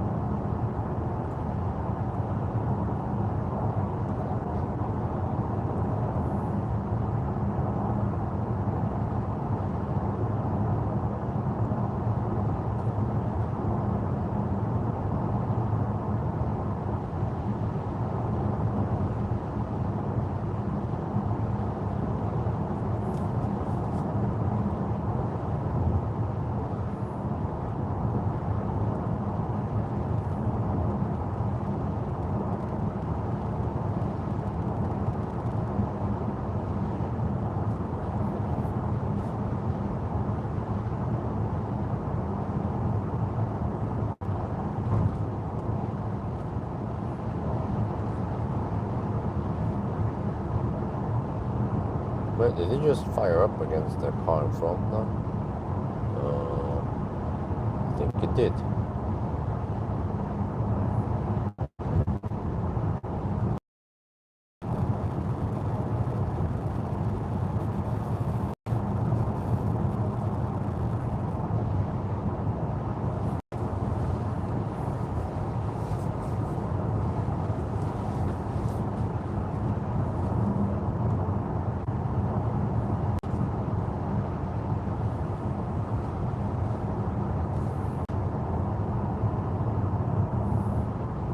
Man, next week is gonna be interesting. I have a Jack E30X, poor man's car. But also next week I'm gonna be kind of busy. Well, at least Monday in the daytime, the whole day is kind of occupied until the afternoon hours, and then I don't know when I have time. I should try to squeeze out. Oh no, there's gonna be rain and shit also. Yeah, and then Tuesday, Wednesday, I'm busy with the München trip. But then I have only Thursday, Friday left for some tests, at least with kindergarten support. Until, yeah, and then I have to calculate. It's only around 52 kilowatt hour battery. 1,000 kilometer challenge will be not that fast. Probably, I don't know, 11, 12 hours. Which means I can't do it on a Saturday night. So I might have to do it on a weekday plus a night run. I want to see how the poor man's car perform.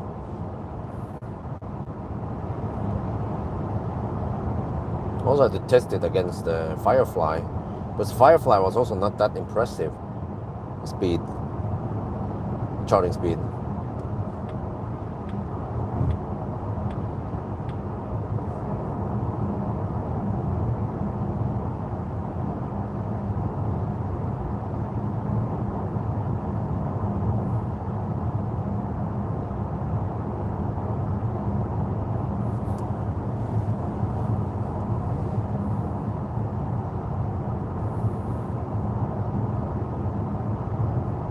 But yeah, I expect that the Jack E30X will be like, I can probably feel the cheapness that they have saved here and there. And they might not also have the best space as Firefly. So the Firefly might be the best compact car or city car, whatever you call it, or the poor man's car.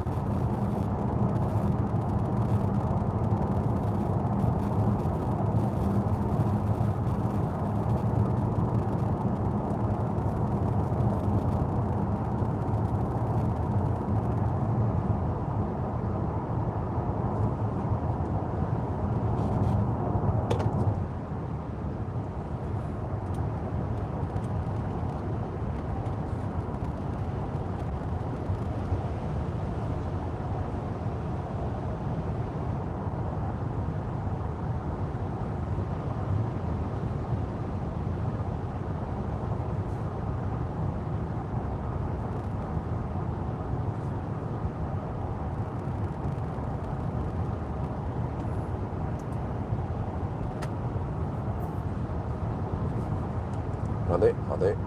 Huh? The Matrix?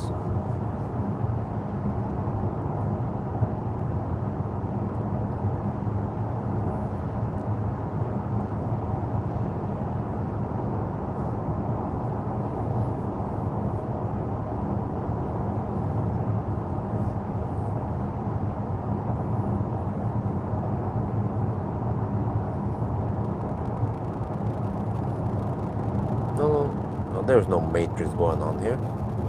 This is blasting full there.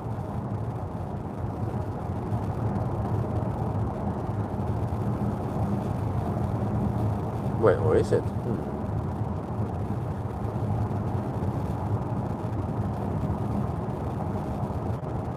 No, you need to turn off the light now, buddy.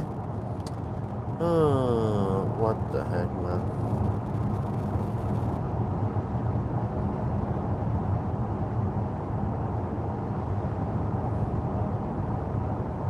This is blasting full head there.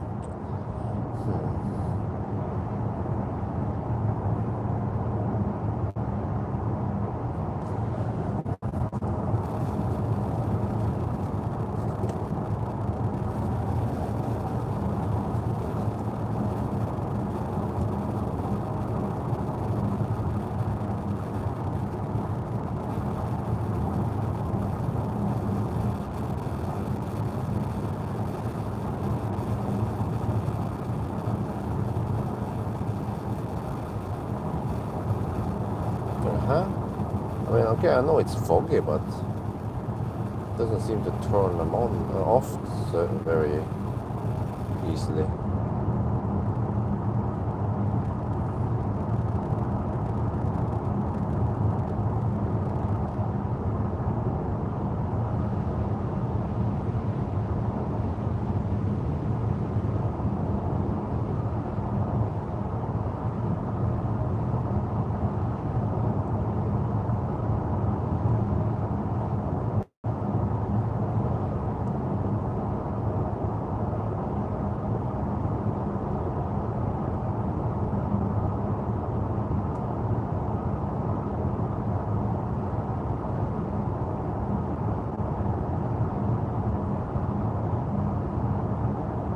Let me see how they turn off there. Just go low beam. It's probably better.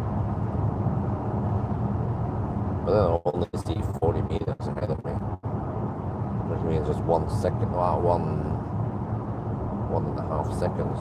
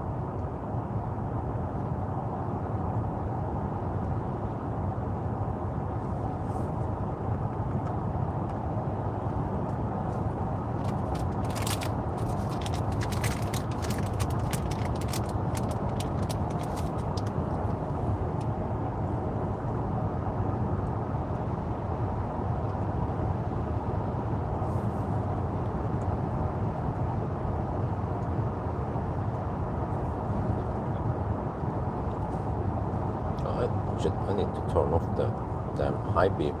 No, shit, there. No. How do I turn off the auto stuff here? I need to pull it against me, I think. There, okay.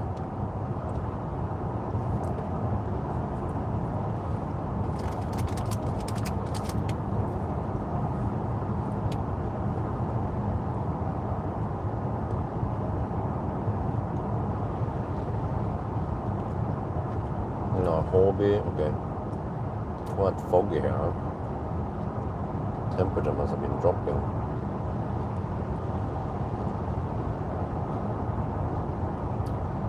High moisture after the rain.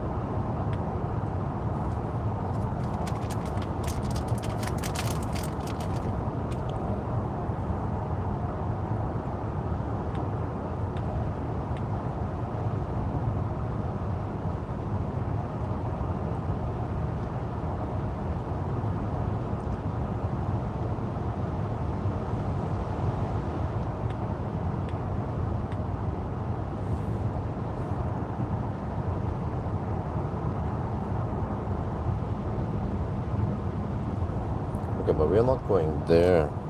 I'm not going to charge at Volkswagen, that's too early. Still have 35% left here. Man, I need to get my eyes fixed. My eyesight is getting worse and worse now. At night, especially. But I want the lens implant, whatever it's called. And then what will happen is that I will be able to focus. Or they do it so that I focus sharp on 3 spots, near, medium and far. And there will be 3 sharp images in the inside of the eye, or what they were called. And then the brain will pick the sharpest image, but it will take maybe a day or 2 before the brain learns how to decipher the info. But then I don't need to use any contact lenses or glasses. But it's a 60, 70k or 80k NOK purchase.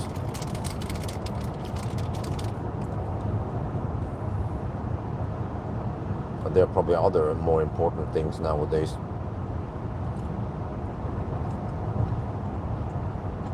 To pay for, like flight tickets and getting a heat pump. Well, actually, the heating part, the cooling part of the heat pump is not that important anymore, because winter is coming. But then maybe some extra heating power. But then on the other hand, we're gonna disappear by the end of November, before it gets too cold, and then we're back in the beginning of February. We skipped the worst winter anyway, and then when we are gone, we cool down the house to around 15 degrees Celsius only. So it's not that critical when it's really cold outside, like minus 25. We don't spend that much energy. We just spend enough electricity to maintain the 15 degrees in the house.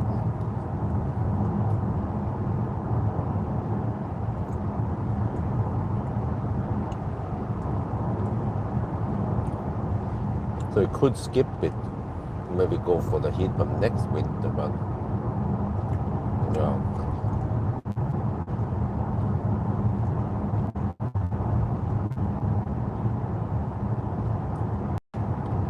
Look at the freaking high beam all over the place. Shit.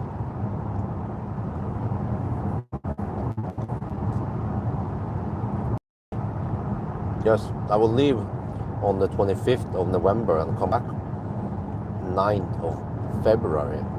I'll be gone for 77 days. And I will also get a China trip in there during that time. But I need to contact a bunch of people and plan things ahead.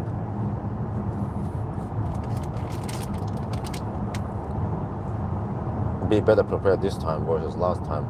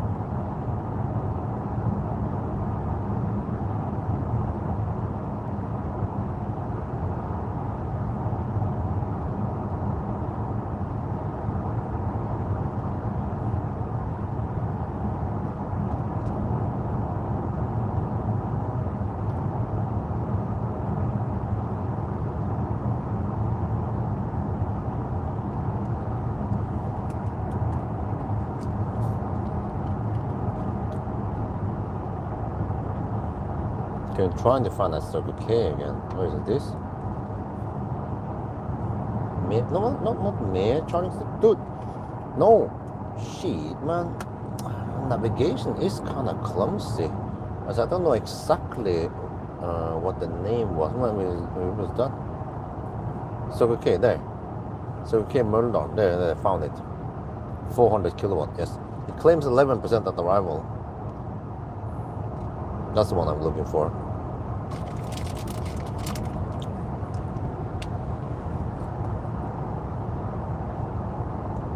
Long time with the whole family. Well, yeah.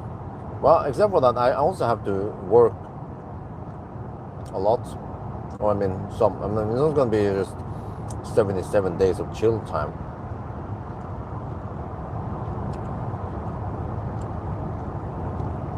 We're going to do some Bangkok runs and some Doi Yang Kang.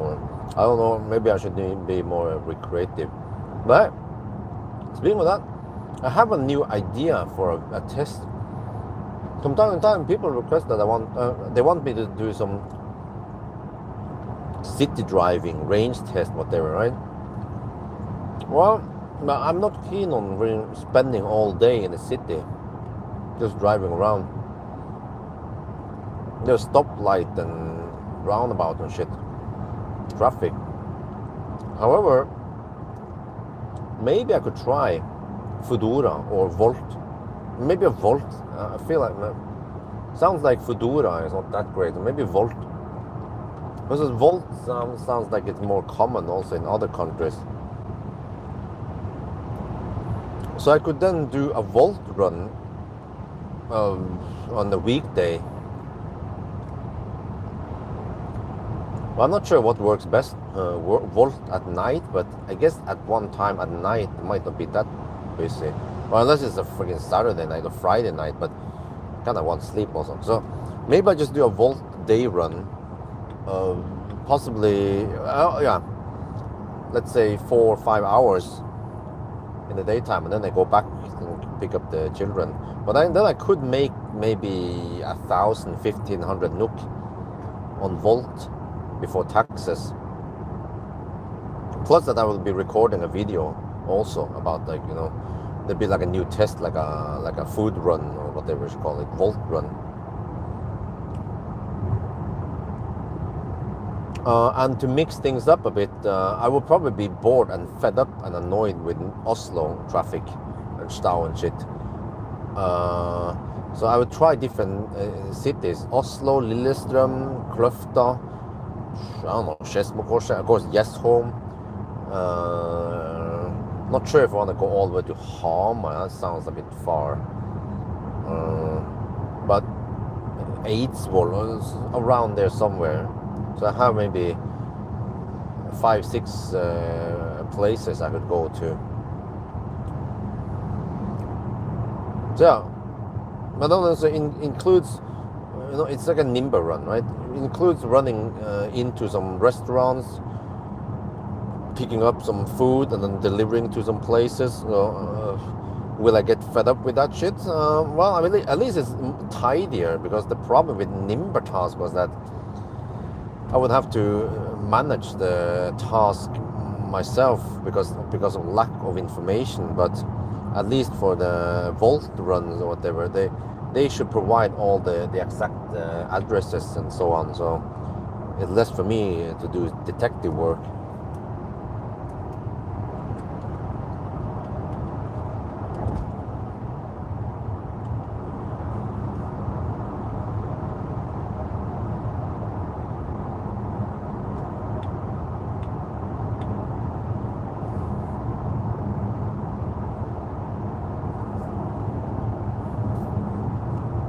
And at least it will be, well, not so heavy items. Actually, very light item, relatively light at least compared to bringing furniture and wheels that I used to transport before.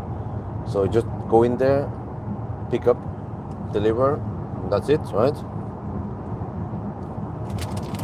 And get some kind of city driving in, or city test, or whatever you should call it. Well, I don't have more snacks. Well.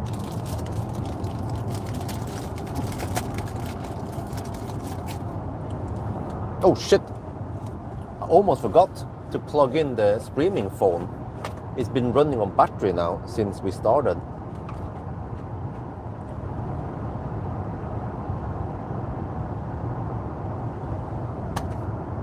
Not sure how many percent it is at. Let me plug in and see how many.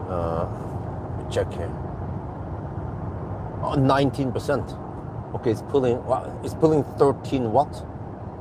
12 watt. Wow. Yeah. It's not that much versus the new phone.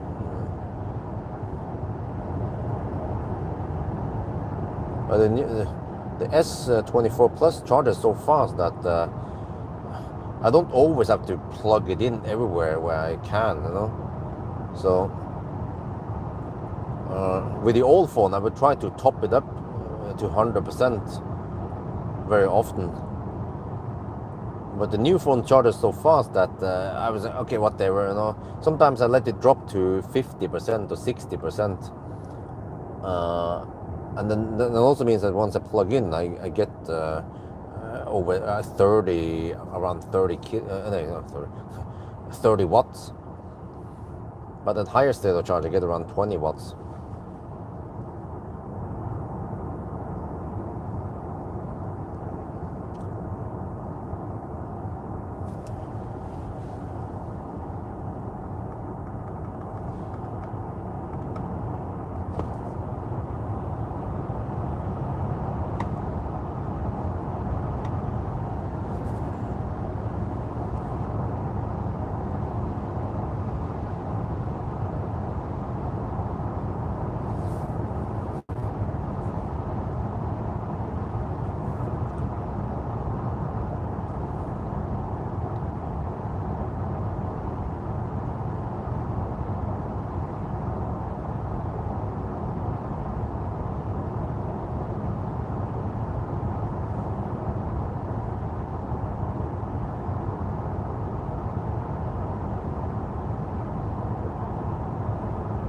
Oh, still a lot of fog here.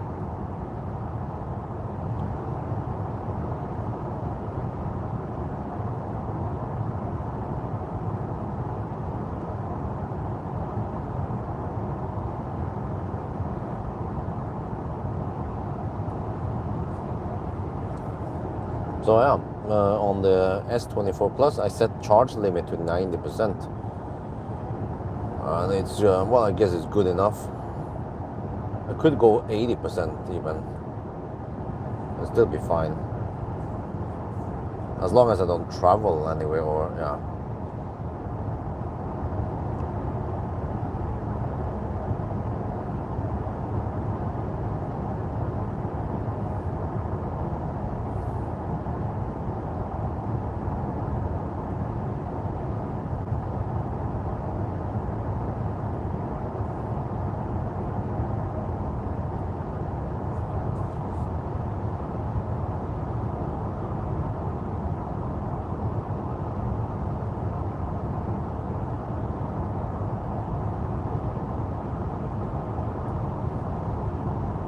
Okay, 10%. Well, it seems like it might go deep at Mölndal then.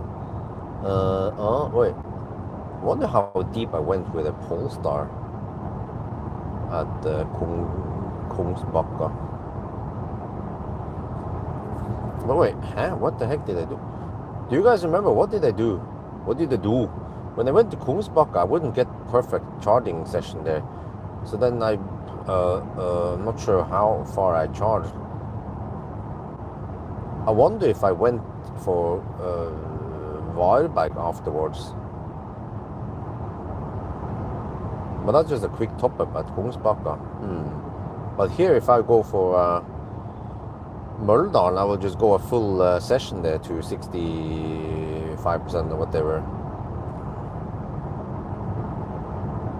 What about this Nisse, the Swedish Nisse? Are you gonna hammer it or what?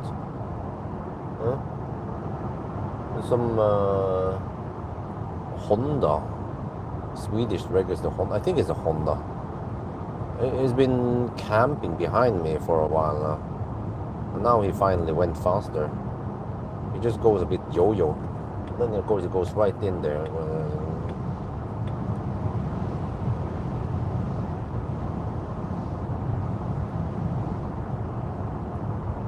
Just have to hug the left lane now for a bit.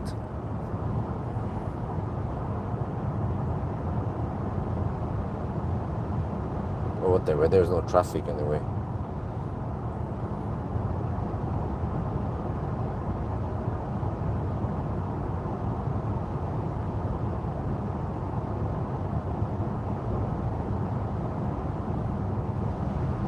And this car feels a bit underpowered because it's only 300 kilowatt, 400 and how much was it again? Let's see, how is this? 150 kilowatt is 408 horsepower. Yeah, 300 kilowatt for 2,860 kilograms. I think it was. When other cars in this size, they usually have at least 500 horsepower. Neo is hovering around 600 something. And then, well, the new ES8 is even 700 horsepower.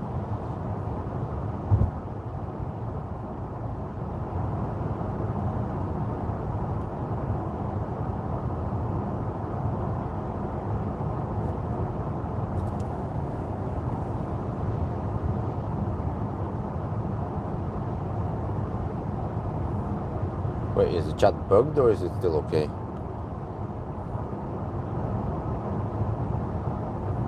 With 98 people, then I would expect more chat than this.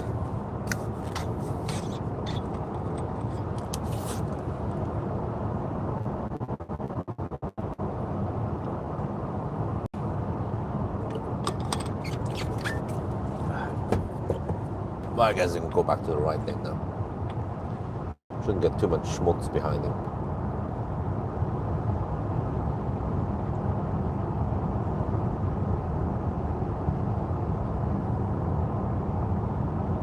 Wait, can we adjust that ambient light? Not sure if I'm a fan of this direct ambient light. I like the indirect ambient light.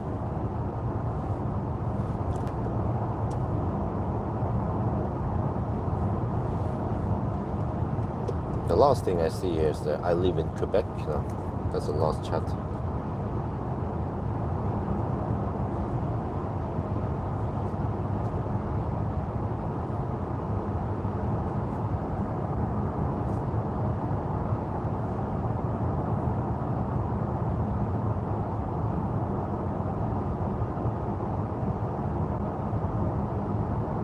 that's the last chat. Okay, yeah, the chat is actually inactive.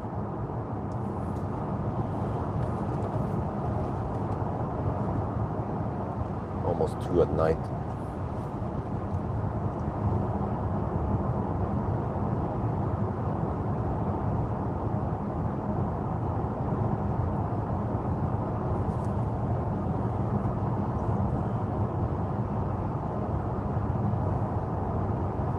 Wait, what is the consumption now?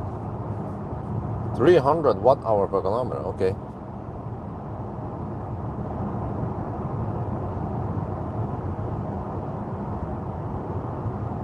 Wait, just notice that distance doesn't have decimal.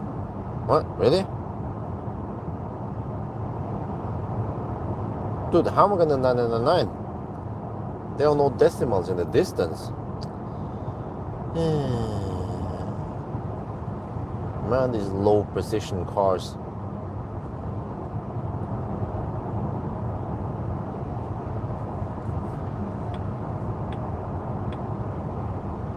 We are 300 watt hour per kilometer.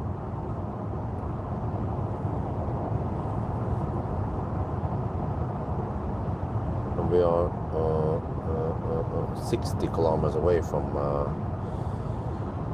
that Circle K Møllendal. Might be the best stop now. Well, unless there's nothing past. Kungsbacka would be a not that great deal. It can provide 500 amp, and they get maybe around, I don't know, 190 kilowatt only.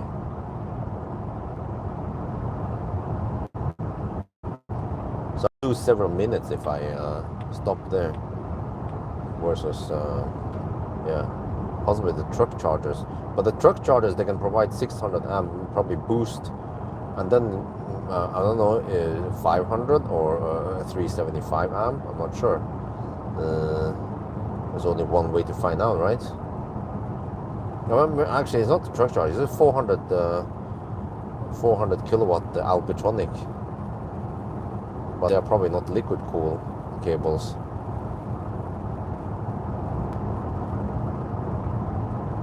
There is another alternative. I could stop at Kongalv, at the V4 supercharger at Kongalv, Vikingagrillen, with nothing there.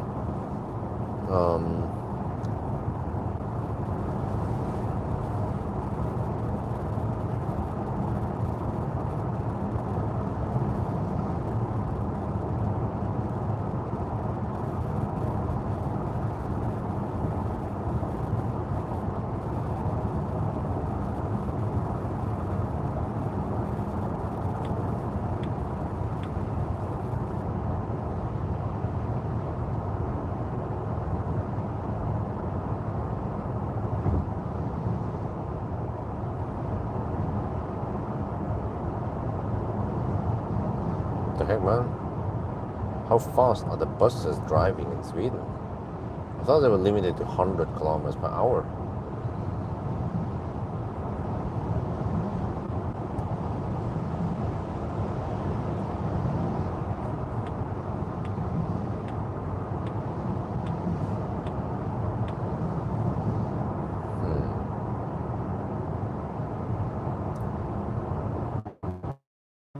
Kind of need to stick with supercharger V3 V.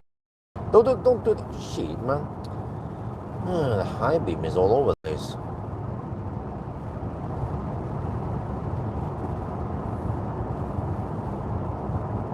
Is this on and off? I see no matrix.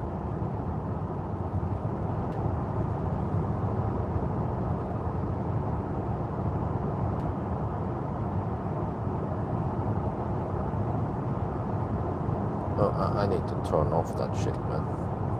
I'll just go low beam here. Okay.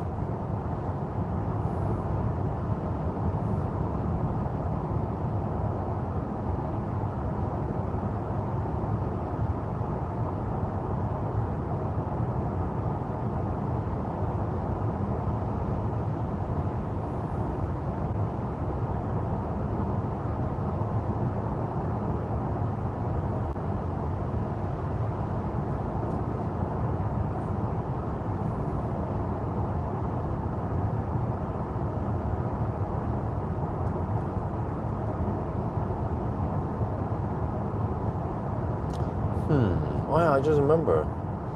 If I go to Kongal, I will get the maximum speed there. And also liquid cooled cables. So I can get the best speed and no slowdown. But at Mölndal, there is a risk that it will slow down after 5 minutes. I've seen it before.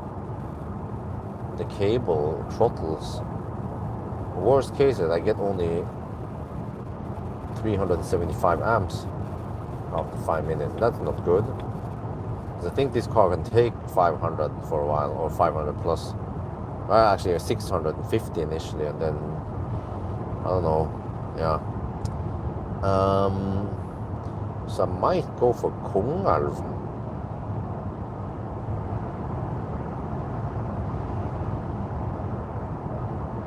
Yeah. There's nothing to do there, but I have food and drinks with me.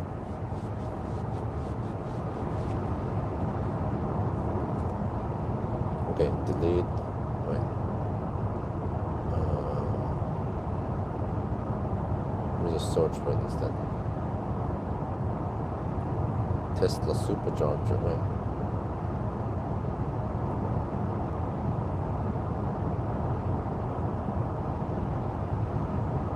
Oh, Tesla supercharger.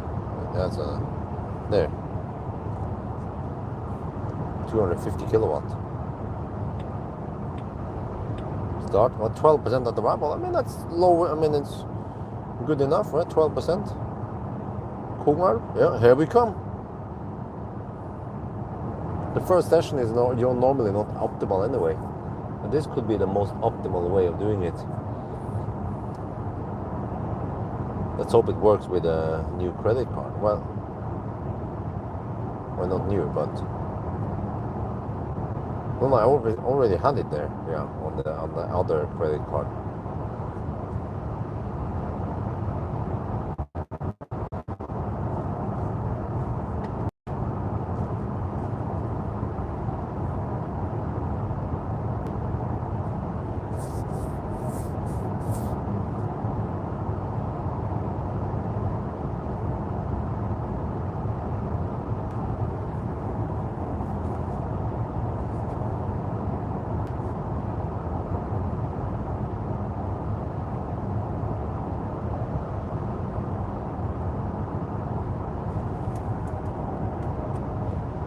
Well, speculative would be too early anyway, 19%.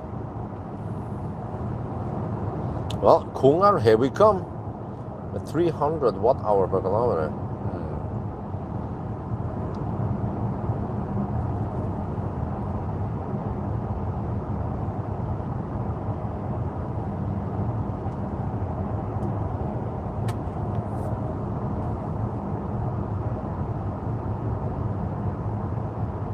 Yeah, this car seems to under-report distance. I need to check once I'm at the supercharger.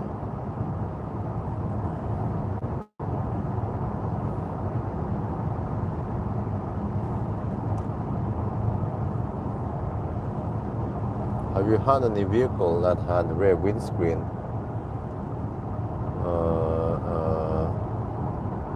distortion like Kia? Actually, the Tesla Model S old ones had it. How is it doing? It's doing great. We're gonna stop at Kongal. It's not as thirsty as I initially thought.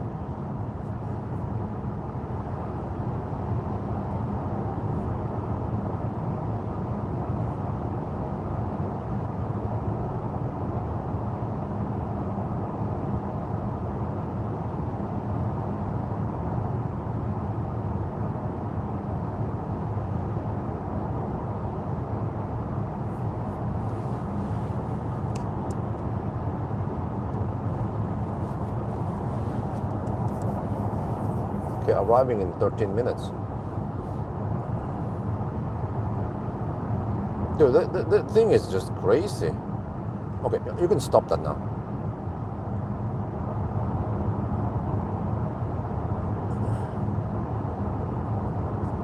Too bad the guy had LED bar, but I also had quite powerful lights. I just look another way. Didn't see into his lead bar. Oh, he was being way too aggressive with the damn lead bar.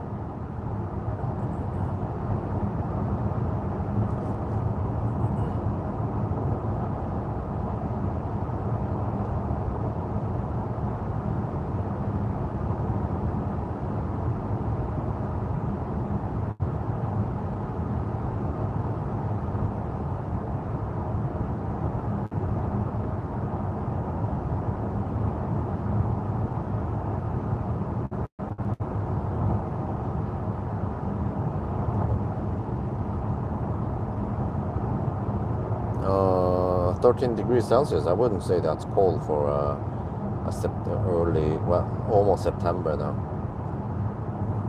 Very end of August.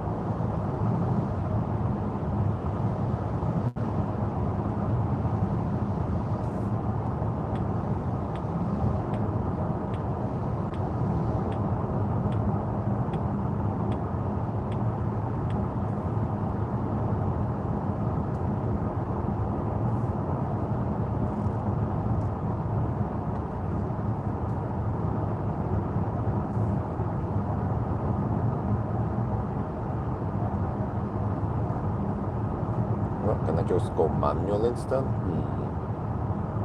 Maybe I could. There's two too much fog now. It's too thick.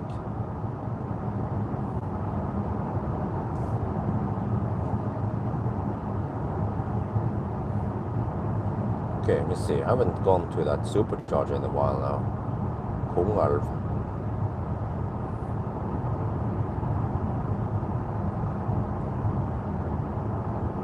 Turned down to 13%. Man, I'm struggling to read text at night now. It's been getting worse for the past 6 months. Wonder if it's going to accelerate and become worse and worse. And I'm actually quite dependent on eyesight at night and reading small text at night. I'm struggling to see 13%, 12% now on the instrument cluster and stuff on the infotainment. So I might have to, get glasses, get progressive glasses. Yeah, I could do that, but I mean, okay, they cost a lot less, but since I'm gonna invest, might as well go for the best, since eyesight is very important for me. But unfortunately, I cannot take this as company expense, even though it's mainly for work that I need it for.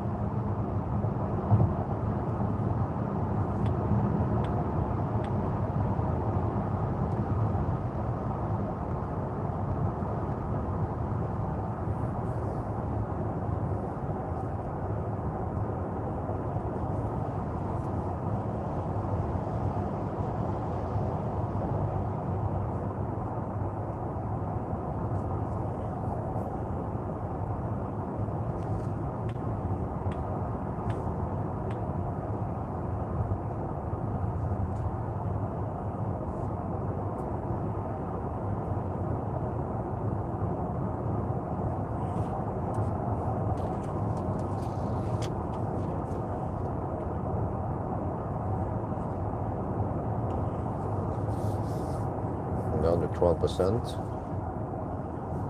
A lot of companies cover what's called databriller. Yeah.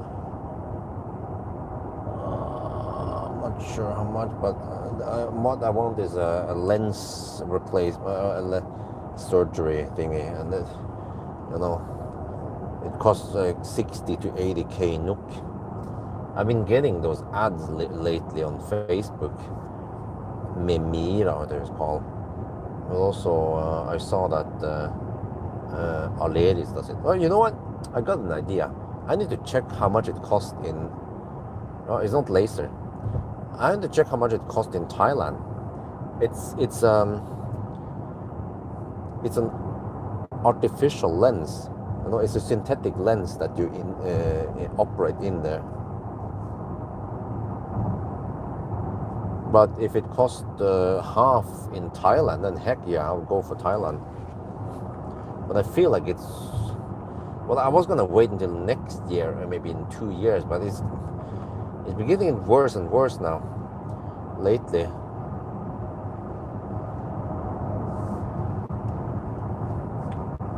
And I'm driving at night, and I'm looking at screens and stuff, for my work. So... I feel like for safety and convenience, would be best if I get it soon.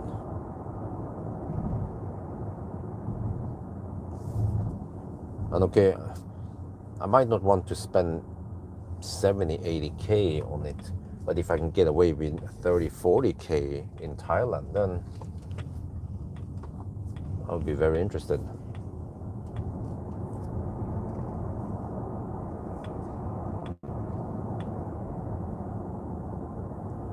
Of course, wifey might claim that we need the money for something else, but hey, I mean, it's all about my job and my health here also. Need to also take care of myself. Could be a matter of safety even, if it gets even worse at night. Yeah, actually, because the problem is that I'm spending excessive at night just to see things, or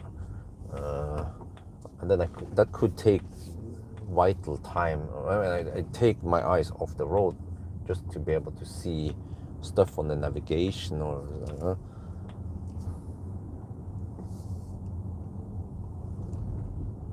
okay, let's see. Supercharger. Oh, it's here. Yeah. Okay. It's been a while. All right. Let me see. Charge port. It's on the left side. Here we have the V4. Okay, they updated all of them to V4. Okay. Oh, there's another car over there. I can use this stall. It's gonna go pee just like me soon. Just take this stall here. Okay, but we need to record the data. 309 kilometers. I have to check without any decimals. That's freaking clumsy, man.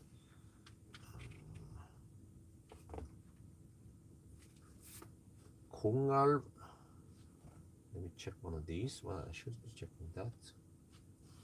Yeah, 93.6 kilowatt hour used. Oh, temperature in case I didn't see it.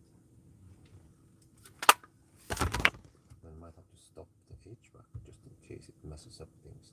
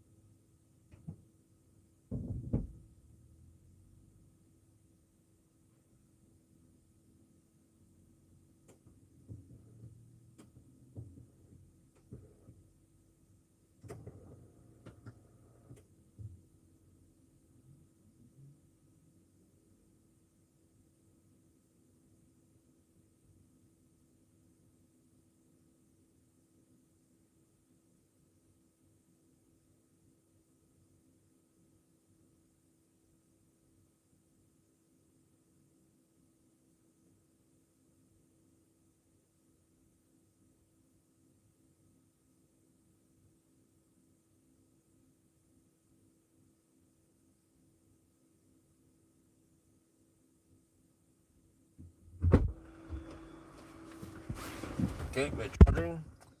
How do you do this? Well, you could just look at my thing here instead. Use contact info to improve. Huh? No, okay, whatever.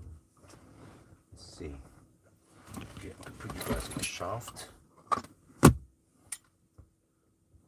I guess since we are using we're on supercharger, then I could just do this and then put the thing there. Oh. There and then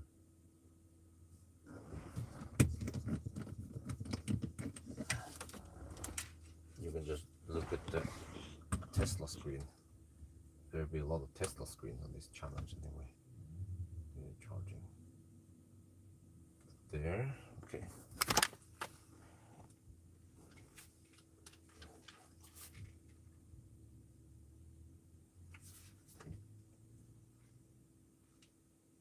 We're now at Kongalv charging V4 supercharger. Oh yeah!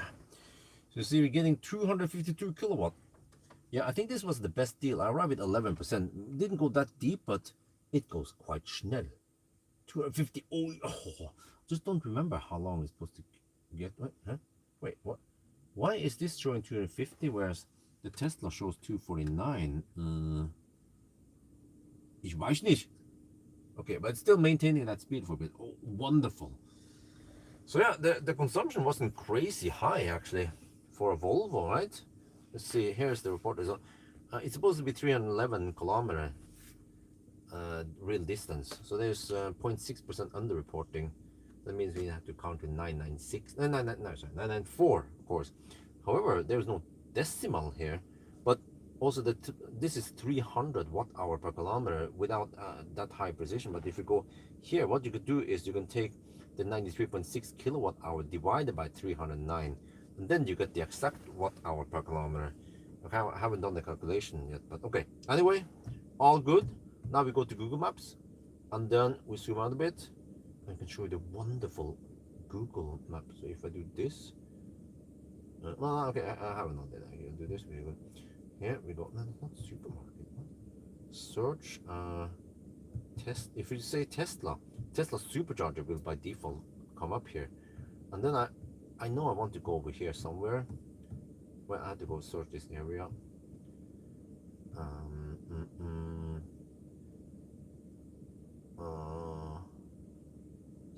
Here, Melbystrand. That's also V4. Huh? I have to research and then it will show. There. I'm gonna go for that. I think that's fine. Oh, cool. Yeah, I forgot. No. You don't wanna charge at Kongsbacka. We are charging now. There, that's better. No, we don't wanna add charging stuff. Okay, we're fine. Don't worry.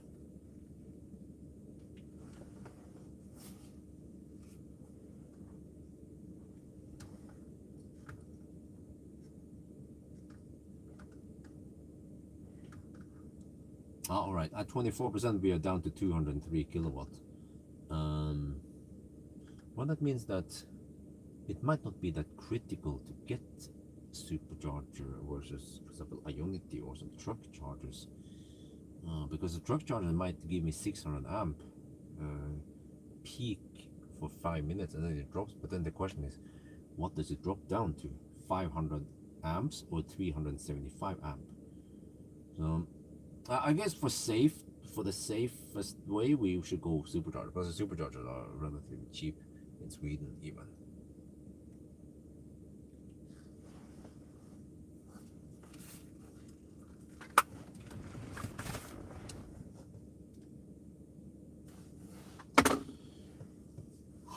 An AI test now include expensive here in Kumar in Gothenburg the charge.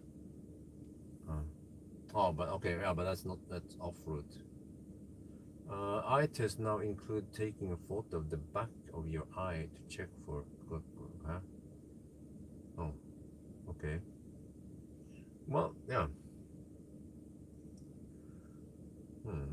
The charging curve here you see is not as flat as the EL8.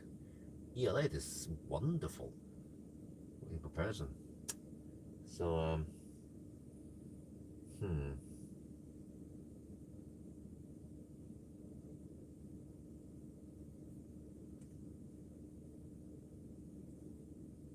well, wow, that have it down to 180 kilowatt only. Huh? This ain't very flat in it.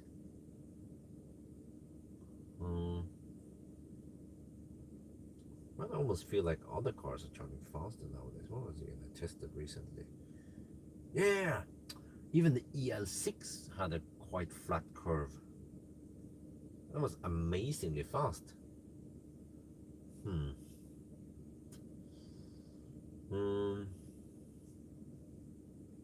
guess I'll go pee in the bush while I'm waiting. I'm not sure what else I'm supposed to do here.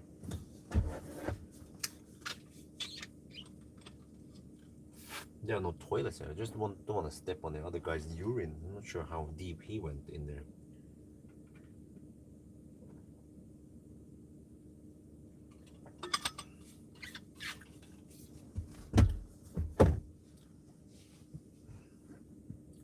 Also, don't remember how high I'm supposed to charge to. Wait, okay, let me try to do some ninja calculation here. If we expect around 300 watt-hour per kilometer on the next leg,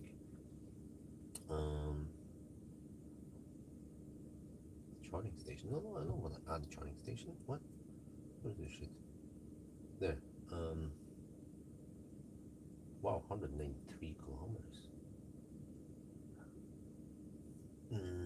Yeah, but I want to stop there. I think I want to go for around 50% at least. Yeah.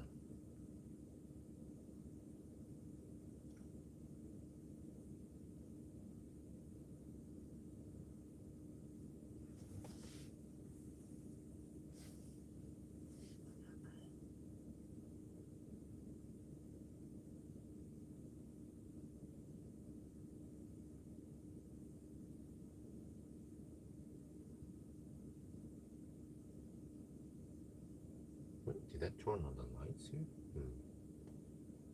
Sure. But do you have trash bins? Nope. But this site is not very friendly.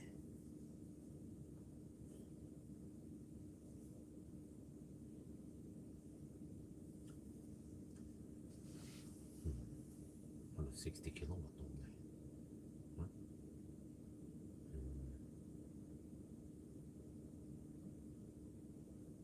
Well, go pee somewhere. Oh, it's out. Okay.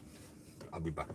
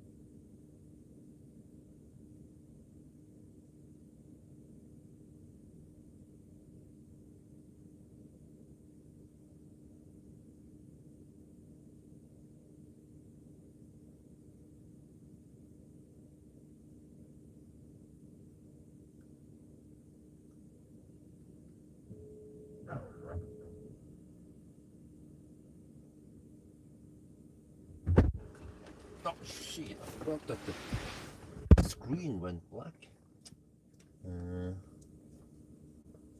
There.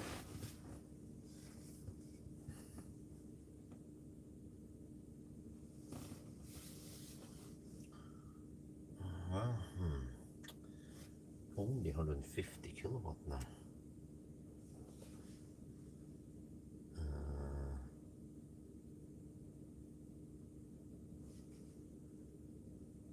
Claims that I can't make it to Melbystrand. I want to make it to Melbystrand at least.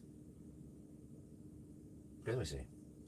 I'm not sure what kind of consumption I have to be. Let's say 300. Whoa, but that's 174 kilometers. Okay, let me try. 174 times, let's say 310 consumption.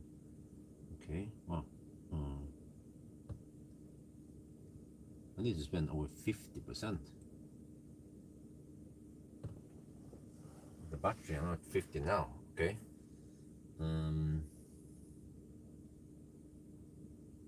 I guess if we go 60%, then we should be able to reach. If not, then I can always bail out at Halmstad, but it's a kind of clumsy way around the whole thing. But most cars, we get to 250 kilowatt for not too long. Then it's kind of flat-ish, right? How is the car performing? Well, it's performing great. Quiet, not that thirsty as I would expect boxy Volvo. But oh, okay, now it starts throttling a bit more. Yeah, suddenly it claims 6% at arrival. No.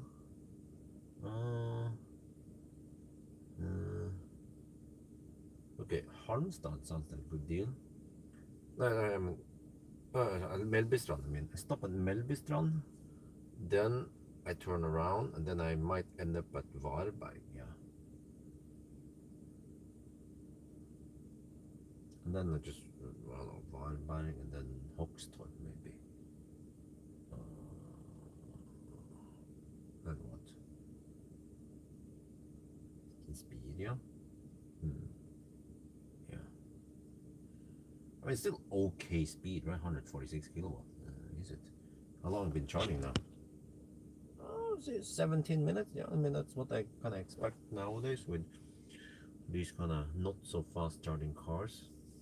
It's not super stressful, right? But I haven't eaten anything yet. Have food with me. Maybe let's go for 60%. It seems like the infrared thing there is dead. It's probably not working. I don't expect to get any auto steer for the next leg either. Let me shoot video.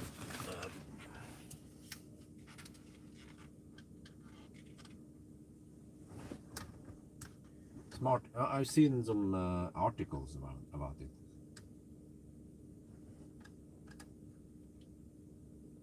Okay, I calculated we need around 50. Well, I need to spend maybe 51% of the battery. I'm not sure how thirsty this car becomes at the 120 zone. Oh yeah, I'm gonna go for 60% around there. Been charging now for almost 18 minutes. Okay, and then next stop is going to be Melbystrand. That's 174 kilometers away, but here, past Varberg here, we'll have 120 zone. So, but okay, something else here. There is where the face cam is, and previously I would see something red here, typical like infrared. It seems to be dead, DED. So, well, I guess we won't have any auto steer for the rest of the challenge.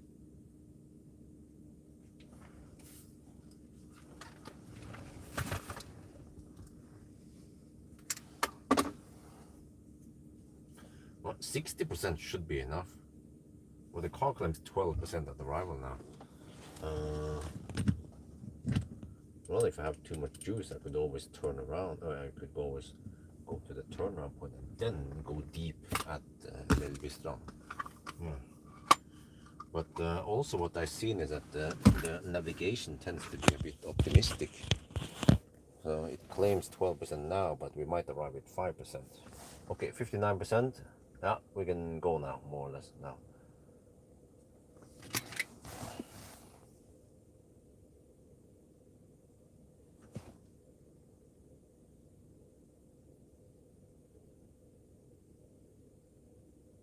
Yeah, 60%. Almost 20 minutes charging, 19 and a half minutes. We're down to 135 kilowatt. It feels slow compared to Neo, EL8, EL6.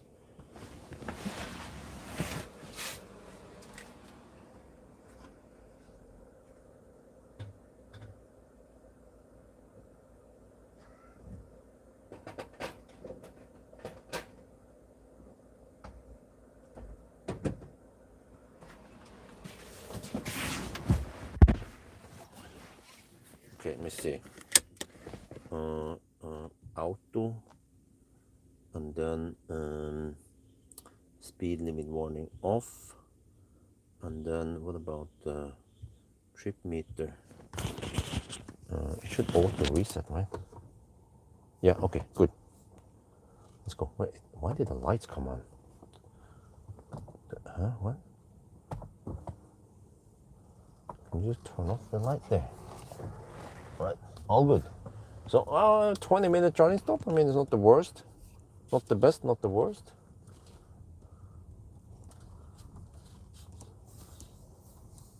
Just wish I could keep the 250 kilowatt for longer, like a Neo EL8. Okay, let me see. Now I need to get over to the motorway again, and it was something like this. I mean, it's not the fastest and shortest pit stop, but yeah, there's even 70 zone here. Okay.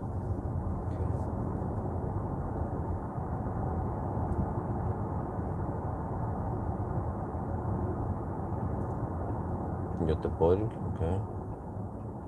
And then Zrup. And then there's actually an autobahn here with 80 zone. Interesting.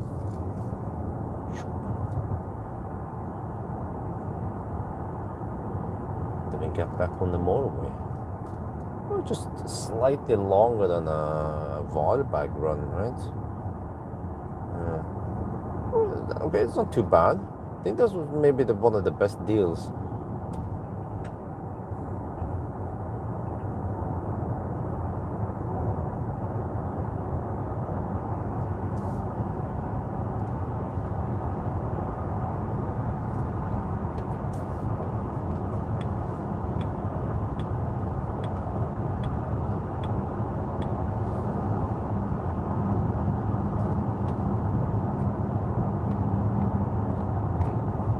Yeah, AutoSteer is still not available. Shit, man.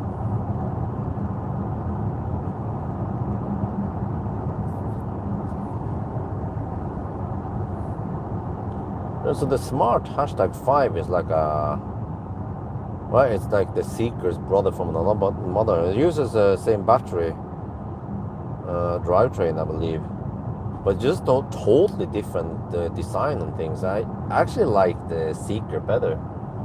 Well, I guess I'll try it. I emailed Battle of Sten, which is the importer of Smart.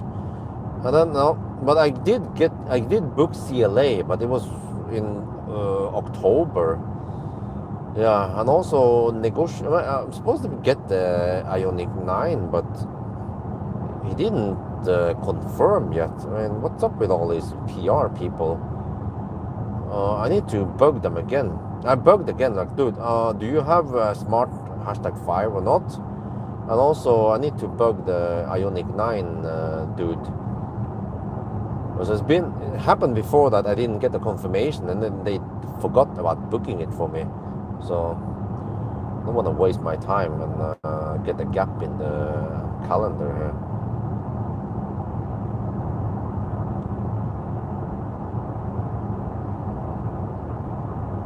But I feel like for a 111 kilowatt hour battery, it's not charging that fast. Okay, 250 kilowatt peak. Yes, we actually get it for a minute or two, but that's pretty much it. And then it drops kind of fast compared to the EL8. Oh, okay.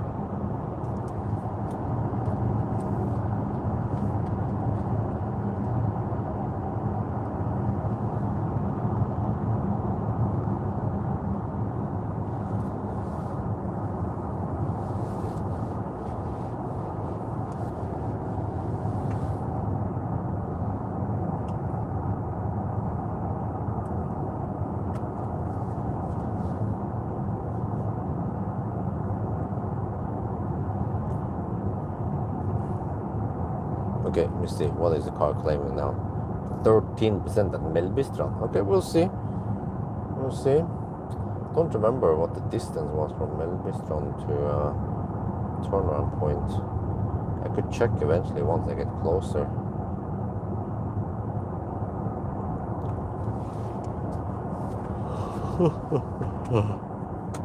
Well, let's hope I can stay awake tonight. But I did get an afternoon nap from noon until around 2 in the afternoon. So hopefully that's enough for me to stay awake, because tomorrow I will have to, I have to drive from Jessheim to Larvik and back again. Important task. Just wonder when I can do it. If I get a power nap in the morning, I might be able to do it just fine. But I want to avoid traffic also. So, yeah. At least on weekends we can use the bus lane. Yeah, that's always good.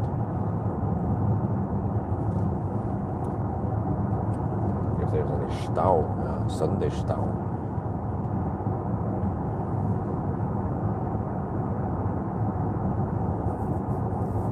Wait, there's some schmutz there.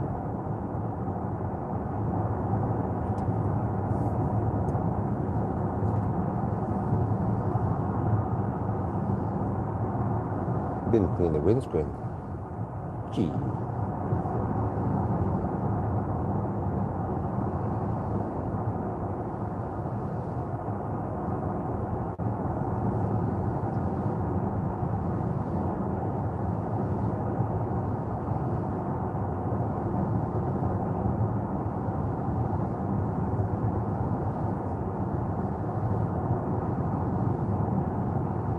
No, we don't have any rain again, no free window cleaning.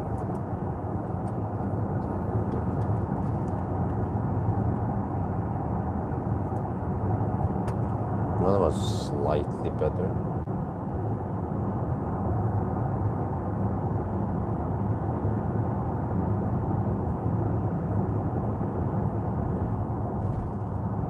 Just spend 2 deciliter washer fluid maybe.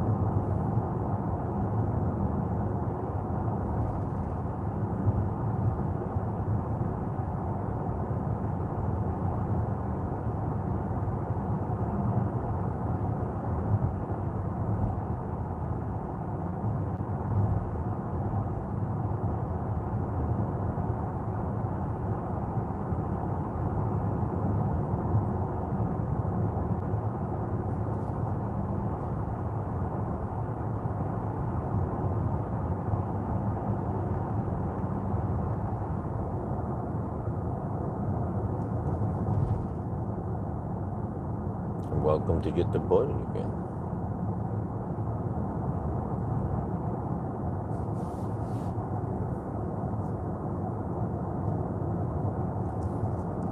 Come here every weekend nowadays. Huh? Just wonder, well, next weekend, then we have the E30X. So then I will go probably to Kongarv only, night run, and then I take the back and forth in the daytime.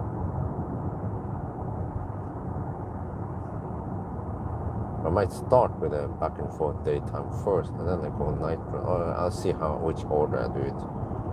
Man, it's super bright. Holy shit, man! Don't they have any adjustment for night? And the screen also goes quite bright suddenly. How many kilometers so far? Let me see. 324.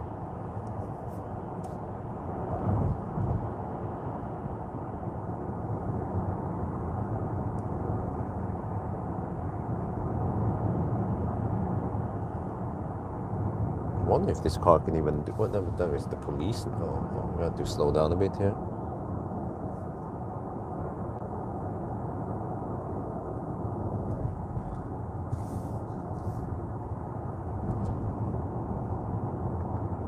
Police is behind. They put on the friggin' blue lights now. Constant blue light.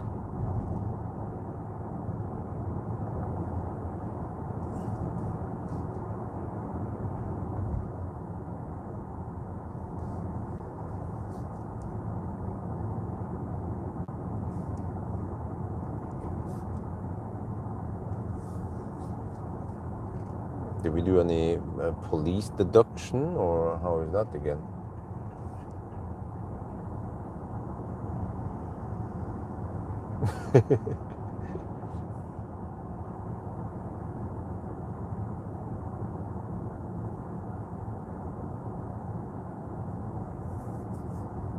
The tension increases. Okay, hammer it. It's gone. It's gone. Huh?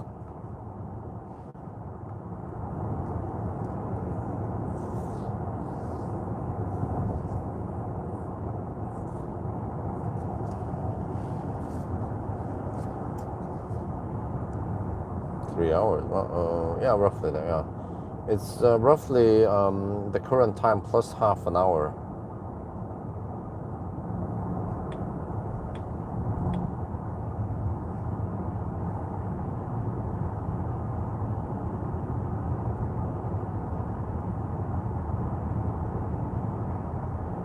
Oh, yeah, last week was the A6.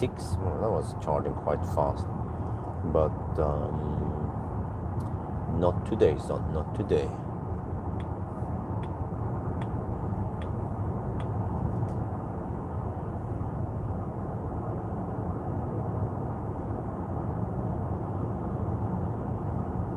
Yeah, it's still on the old platform.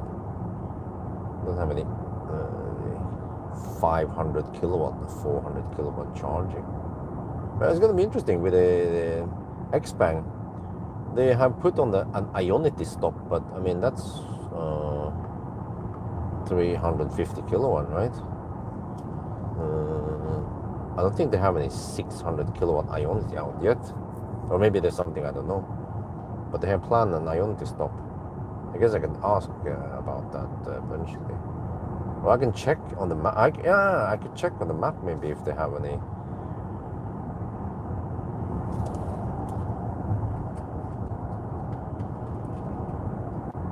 But at least I haven't heard about it. So it could possibly just be 350 and 400 kilowatt Ionities, which means that we won't be getting the full power on the G6, G9.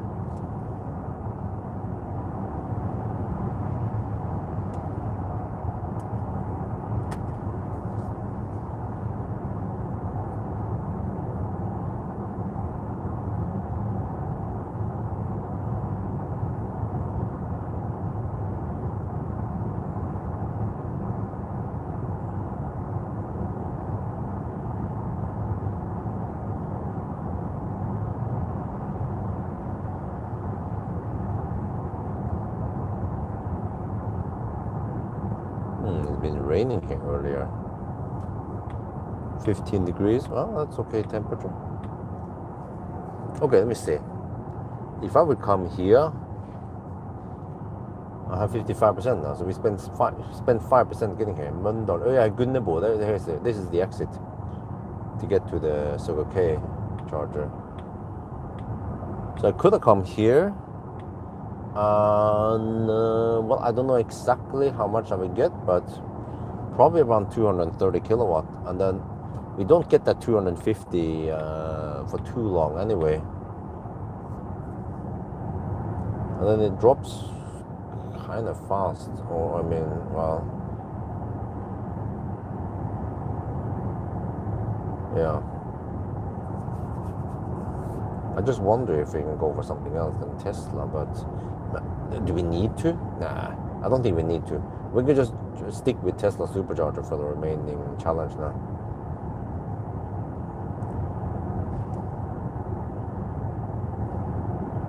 Just like we did with Polestar 3.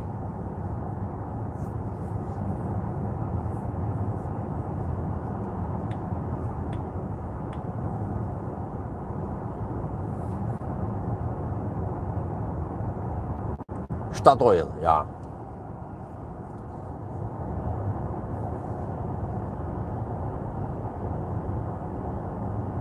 I think on the Seeker I exited here or somewhere, and then I got lost.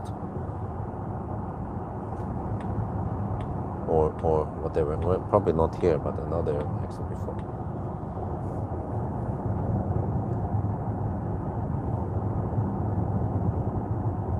The Seeker navigation wasn't that great.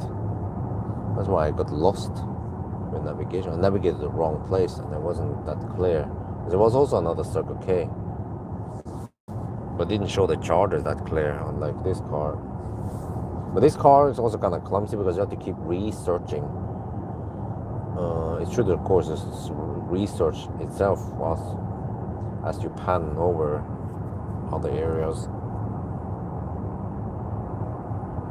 Over there, you have to search in this area, and that's what they do. It's like, just like Google.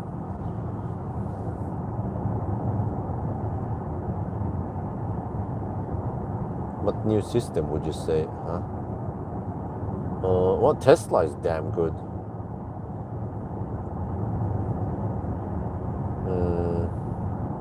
I guess that's pretty much it.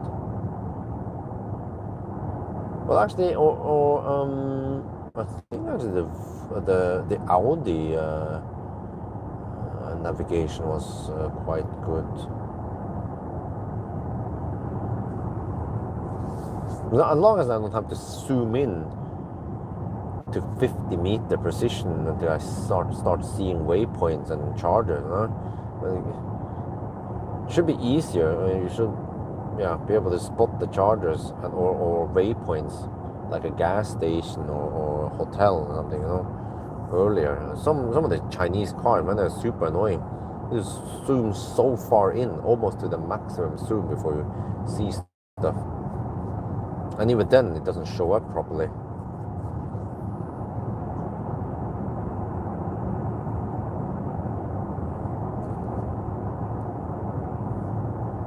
But man, if I started almost at midnight, I'm gonna finish at 9, almost 10 tomorrow. Yeah.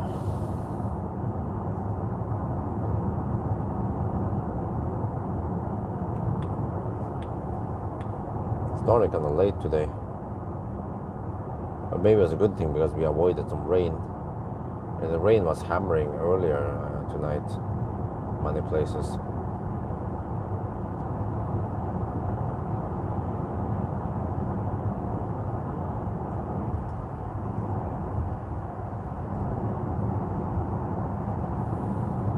Well, that little sign pokes it out a bit.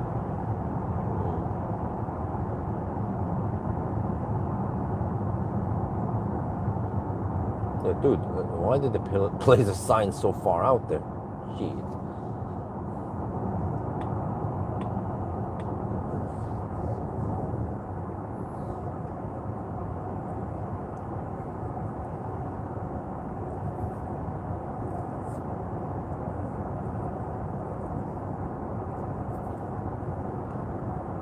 fresh asphalt there. Well, I guess also in Sweden they don't do any major road works on weekends, right?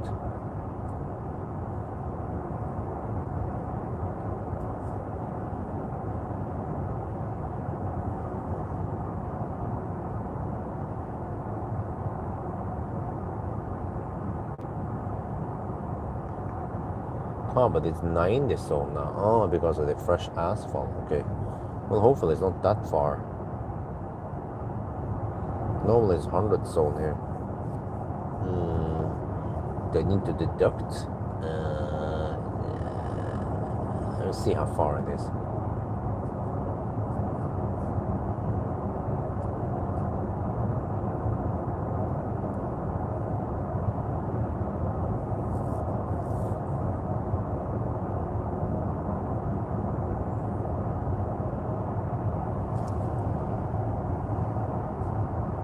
Blinker sound. Yeah, the blinker sound is pleasant.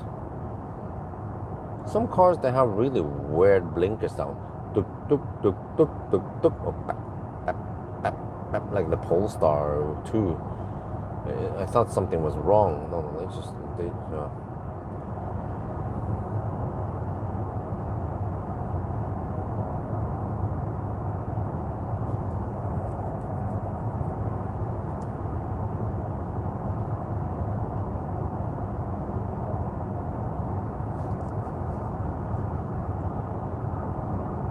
Oh, it claims 18% at arrival. Okay, if I charge too much, I can always drive extra distance, then go deep. Maybe that's the trick. I need to go 1% deep so I can ride on 250 kilowatt longer.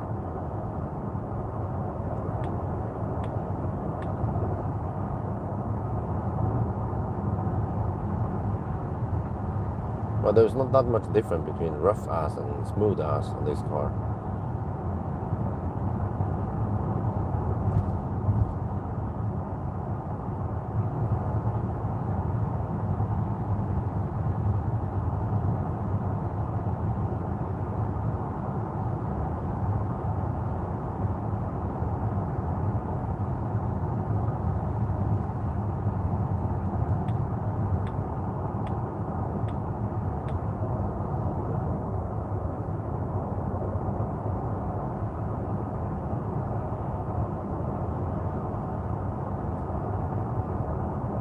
Yeah, it is incredibly quiet. I claim it is the quietest car I've ever tested. There's one way to test this is to actually test the EL8 that I have now with 21 inch and see what kind of difference we get there.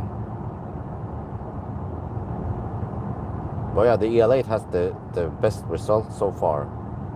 But this is just 0.1, 0.2 decibel higher, but with 21 inch wheels, whereas the EL8 has 20 inch when I tested last year. But then this year, I feel like the EL8 is slightly noisier, even though it's still very quiet also. Yeah, better EQS. If you look at the result table, you can see the EQS is below many of the Chinese cars.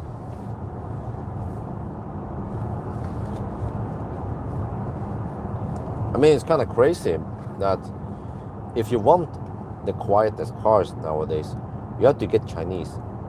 If you want the fastest charging cars nowadays, you have to get Chinese. If you want the best value for money, you get the Chinese.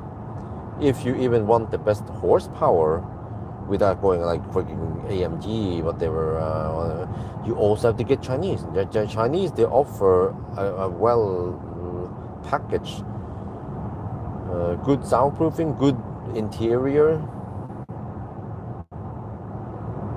also nice ride, and usually plenty of power, 400, 500, 600 horsepower.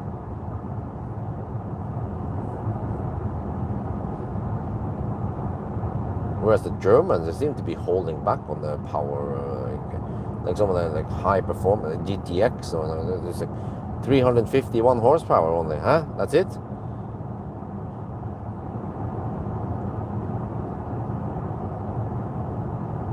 Dude, I'm gonna get flashed at. What the heck, man?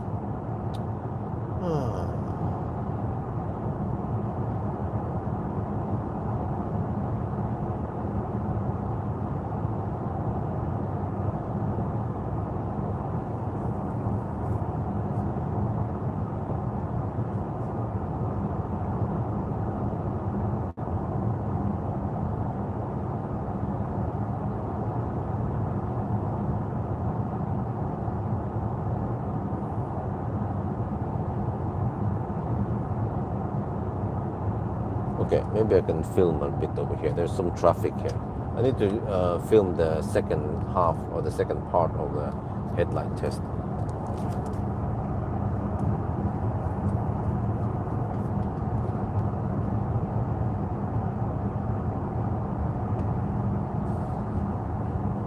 Headlight test. Well, we are now south of Göteborg. We're actually doing 1,000 kilometer challenge right now. And this is strange. I thought I had pixel lights. According to the spec data, spec whatever from Volvo, you know, about this press car. It's supposed to have pixel lights, but well, you can see the behavior. It doesn't behave like pixel lights. It's just on and off. And also, in the past now, I've been flashed at a lot because the car tends to fire up the high beam at oncoming traffic because of some pillar it goes behind, or it turns down the lights really late. So man, it's gonna be blitzkrieg at Varberg, yeah. Because at Varberg the roads get even straighter and then faster. Here there are some curves, you see. So well, it's still nice and bright and wide, but I wonder what happened to the pixel lights. Yeah, I don't see any animation. It's just it's just on and off. Normally it will be firing up the high beam on the right side at least, and then the left side is just blocked out, right? And it's just doing this on off without an animation. And normally pixel lights will have some kind of thing going on. So yeah, okay, here we come to the 110 zone. Gonna increase the speed a bit. See if I can catch when I get flashed at it. It has happened so many times, man. Yeah. So I'm not sure why it's not it's not doing pixel. There is a possibility that I didn't get the pixel lights, because also according to spec it's supposed to be the Ultra or the Twin Ultra. The Twin is the dual motor, and Ultra, I'm not sure, Ultra trim maybe. But then someone else claimed that, well, if you have the Ultra trim, then no, look at that. Okay, the truckers, they might not be happy about this. I fire up the high beam at them. But the Ultra trim is supposed to have a Bowers and Wilkins sound system, but I have Bose sound system. So, do I actually have the pixel lights then? No, I'm not sure. Bam! Oh shit! So, well, whatever. But at least on winding roads, then the lights are wonderful, nice and strong and wide. Over here, still nice.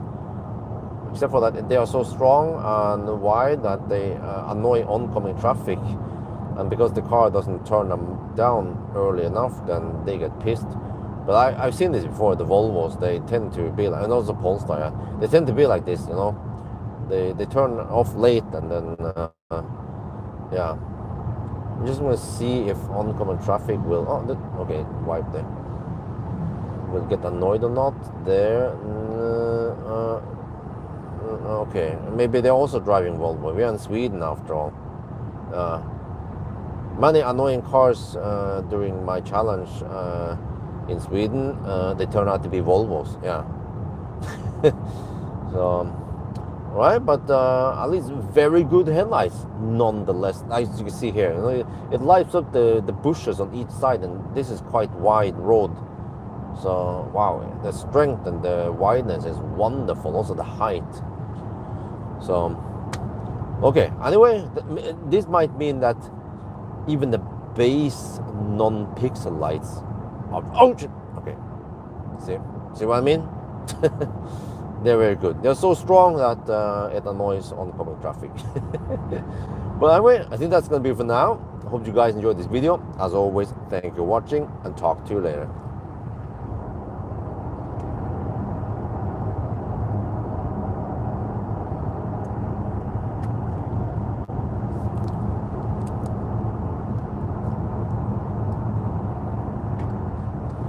Oh, dude, the fuck, man, stop that.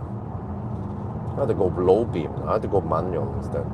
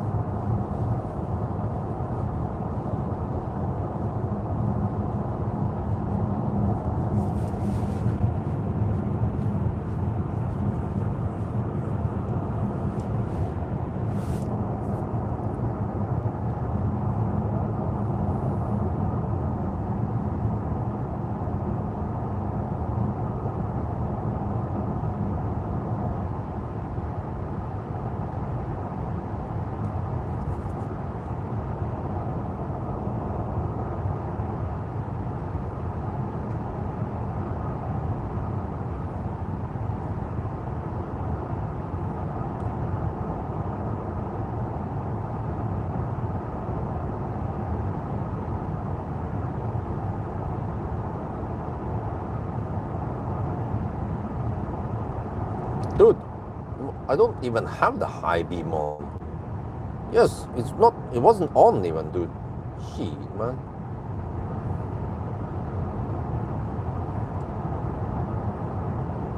Okay, now it's on manual. You have to let people know that I have it on low beam. Okay? Don't piss me off more. Shit, man.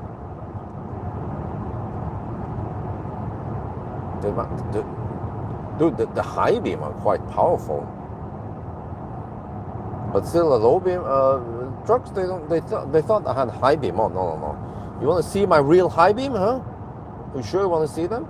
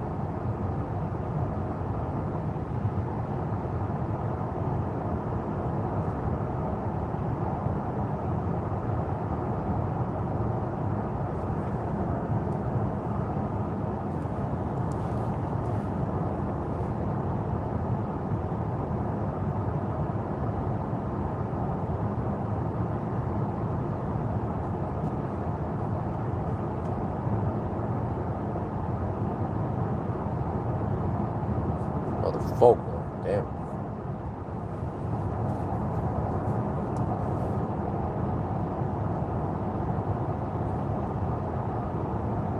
hope it goes away eventually. I don't like fog.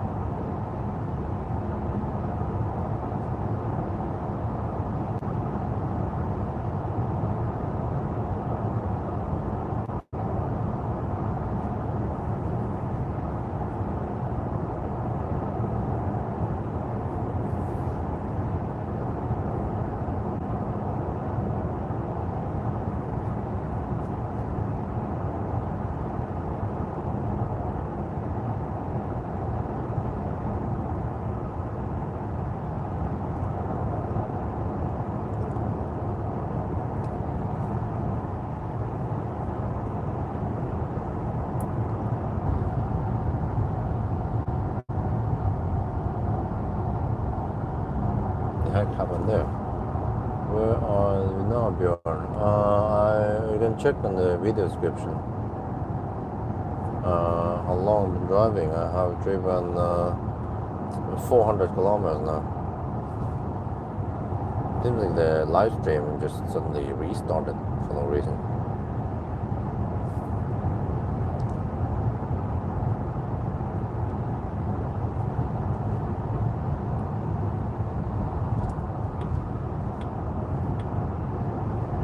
I see we have clear starry night now, but 13 degrees. How long were we offline?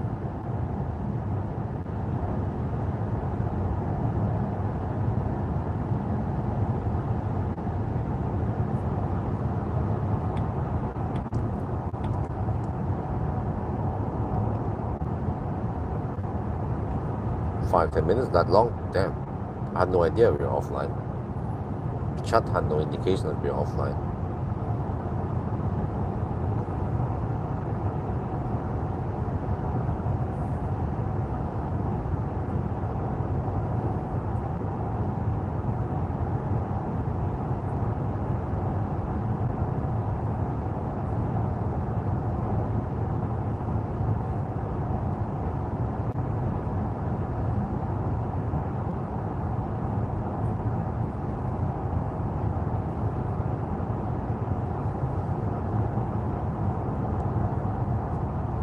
Oh, it's freaking thick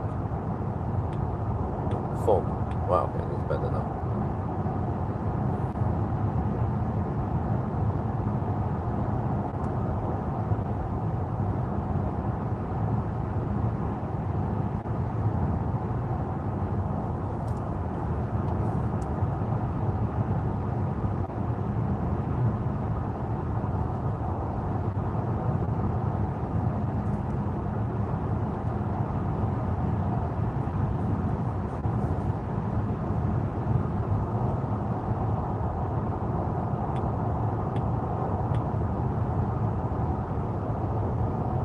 Himmler.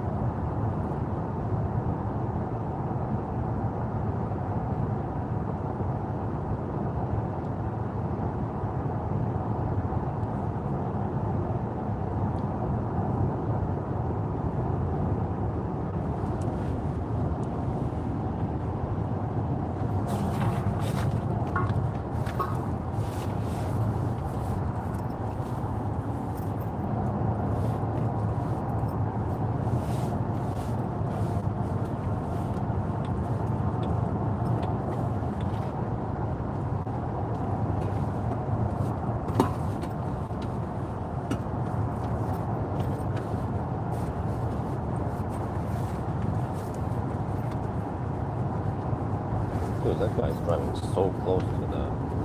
Wait, is that the same? Yeah, it is. The same van I hammered earlier. Remember, this is a Norwegian registered van. Red van.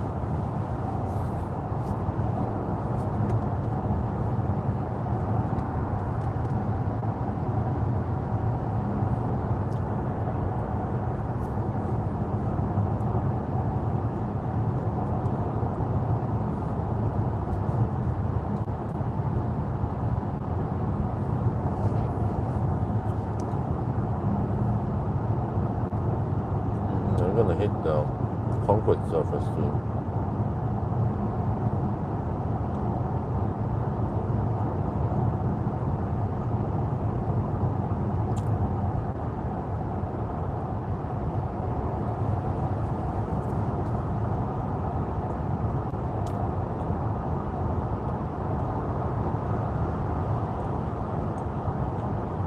Some Porsche hammering it. Okay.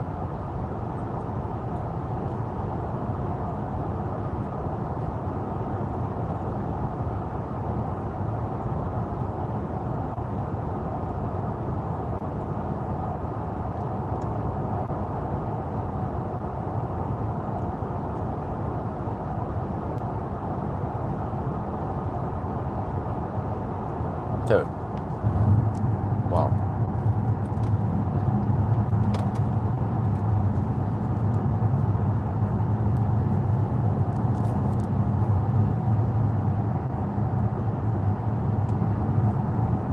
We are now in the concrete surface around Falkenberg, and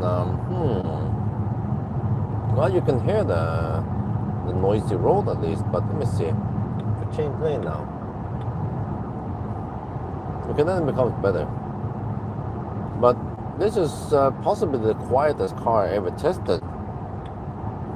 Well, I mean, the EL8 is slightly better, like 0.1, 0.2 decibel better on average, but it was with 20-inch wheel. This is 21-inch. So, wow.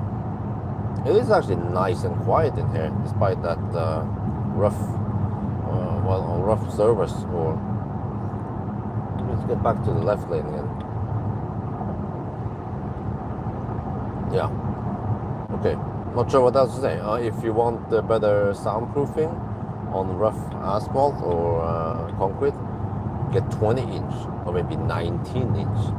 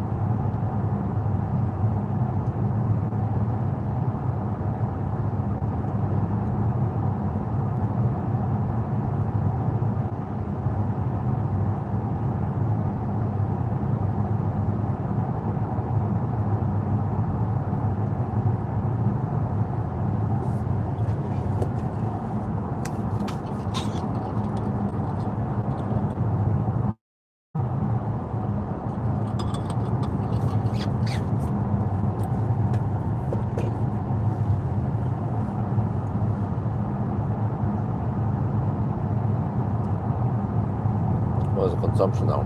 300, okay? Not too bad. Well, 15% on arrival, really?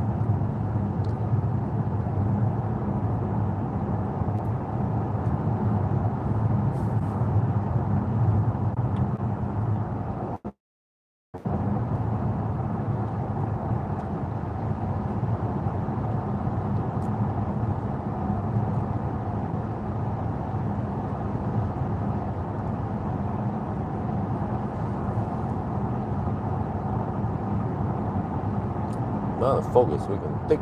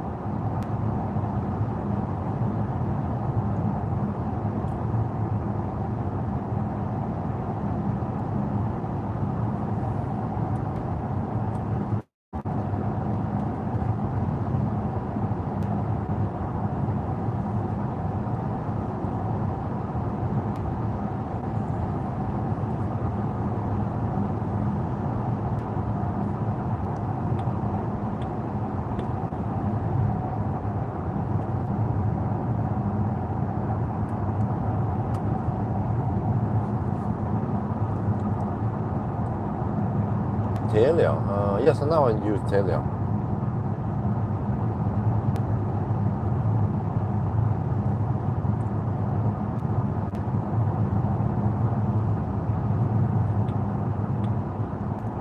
I've ended Telenor subscription now. So I'm on pure Telia.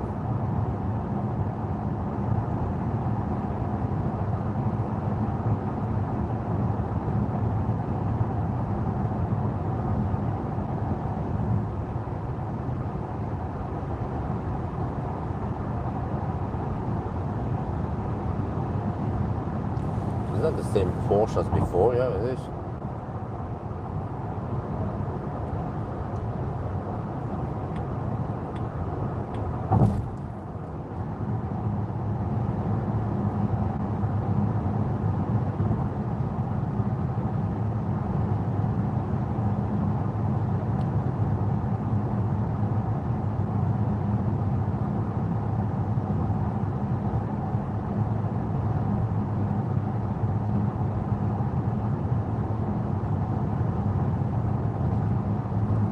I feel like it has a firmer ride than the EL6.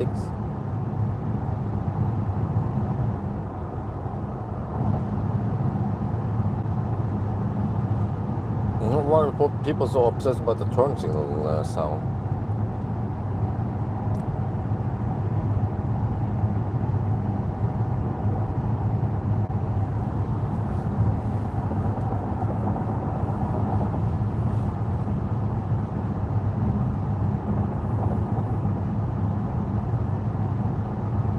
Man, I've done banana box test, but kind of wanted to go for an interior view, but I don't think I have time for it.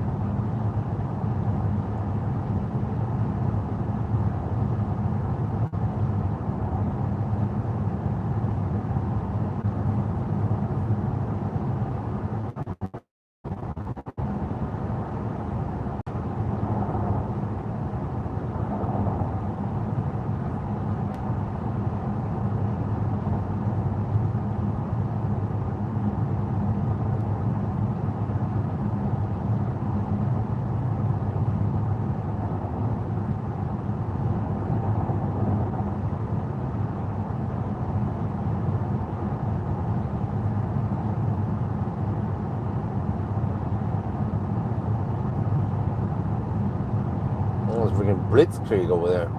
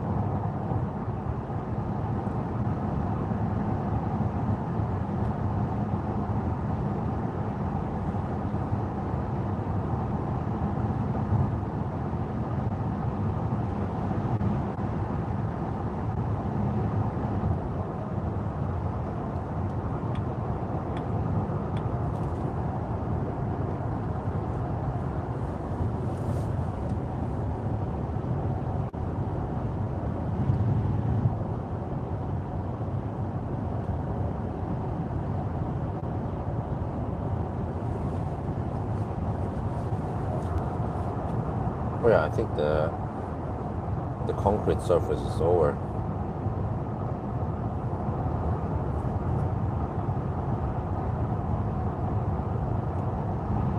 No, not yet, not yet.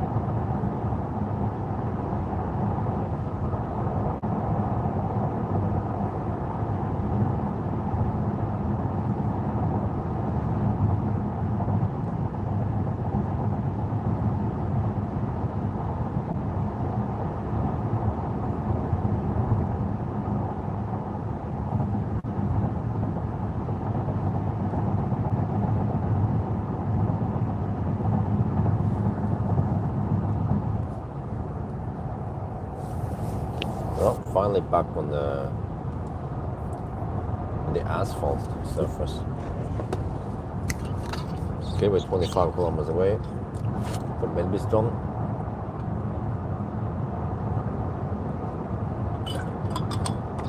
Wait, really? 38 kilometers should take less than 20 minutes. Yeah, the 120 zone, and we have a little bit of Halmstad, yeah. Okay, 13% arrival. Wonder if I have enough juice.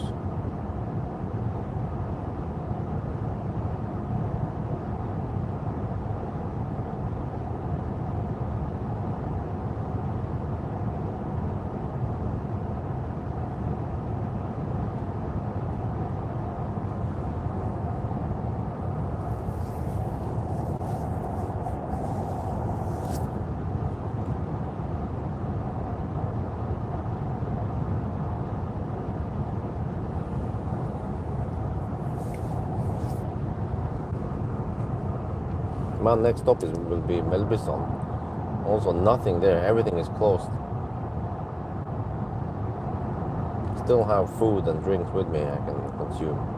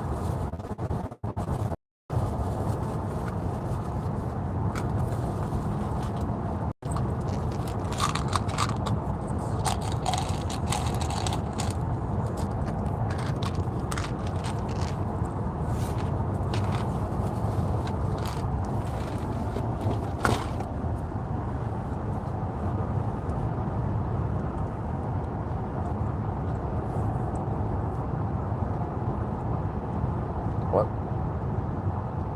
Well, 30 kilometers away and the car estimates 20 minutes. Really?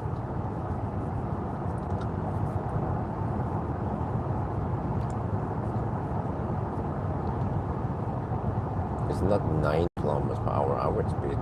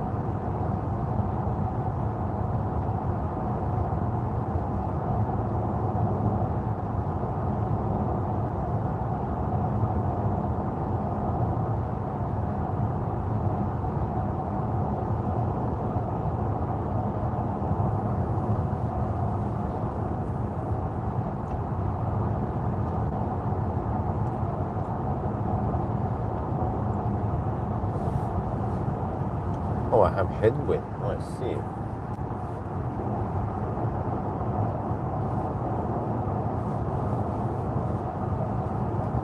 Because the wind is coming from the south nowadays.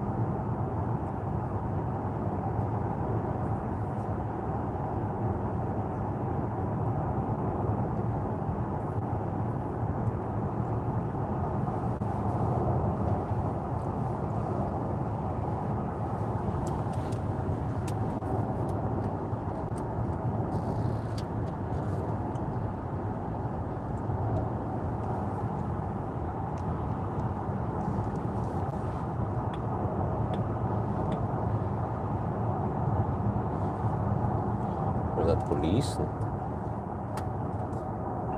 What is it? No, it's not.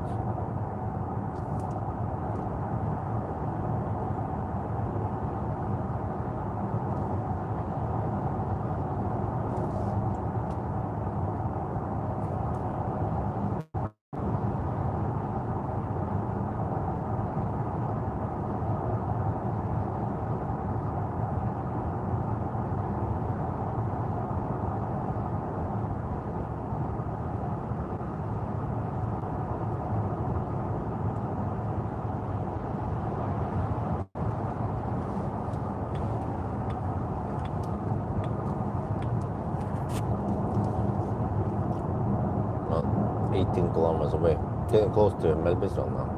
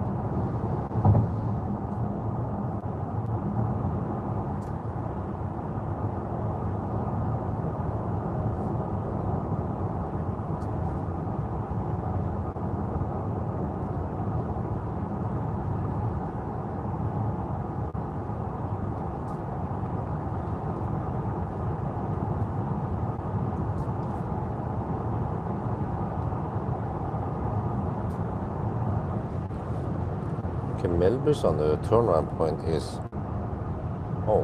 13 kilometers. Oh, that's 26. That might not be enough for lower with 11%. I will see now how many cents it will be.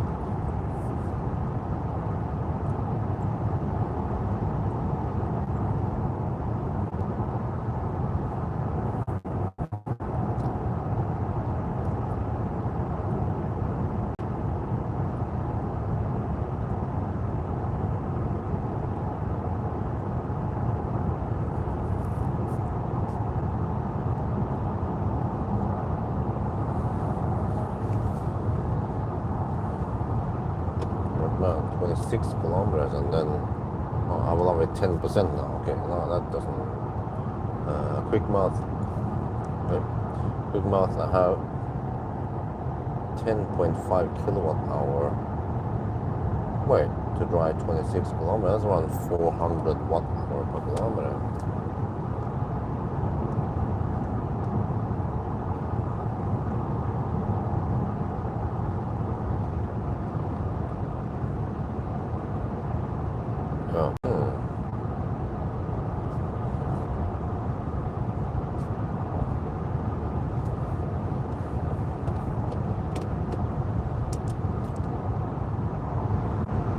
Is that the same Porsche again?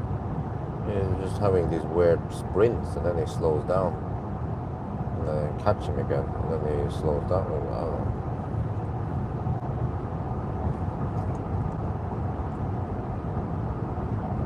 Also kind of noisy when it goes like that. Seems like he's driving at 160, 170 kilometers per hour now.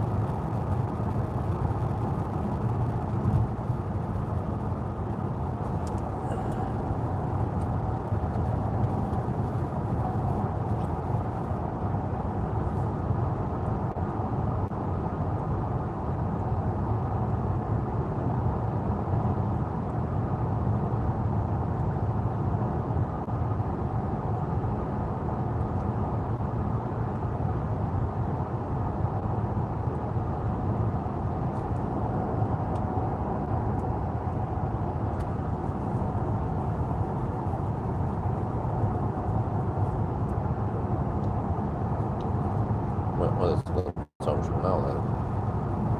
320?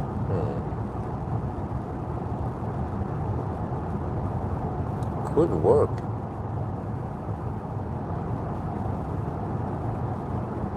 At Melbiston.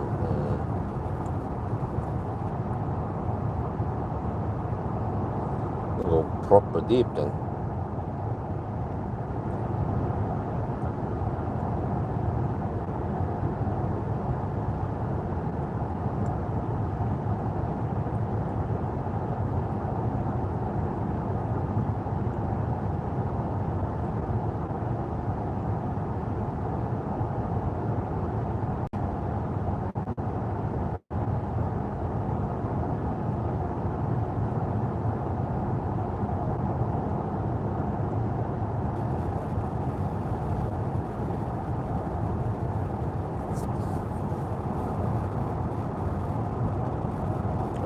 Okay, now we're gonna save it and go for Melvistron on the way south.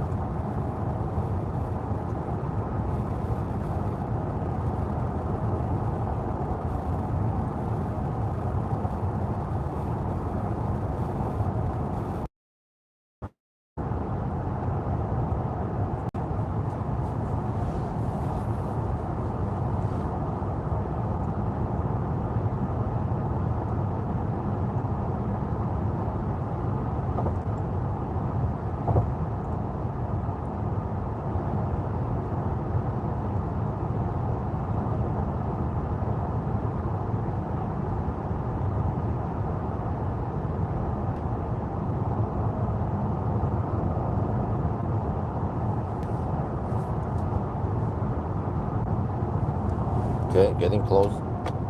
Melbiston, here we come. Supercharger V4.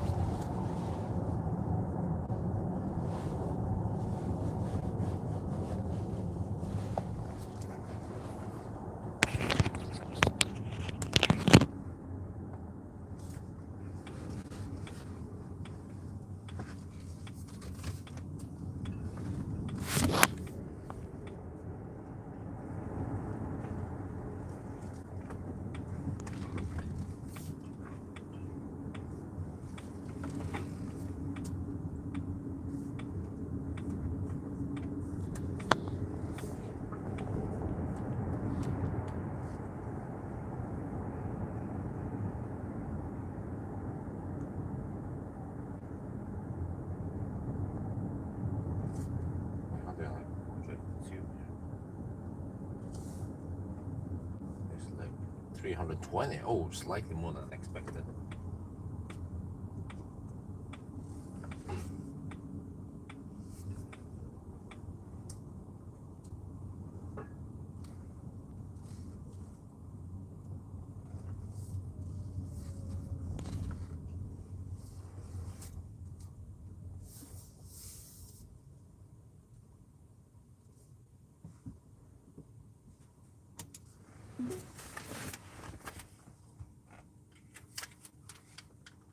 $310. Okay.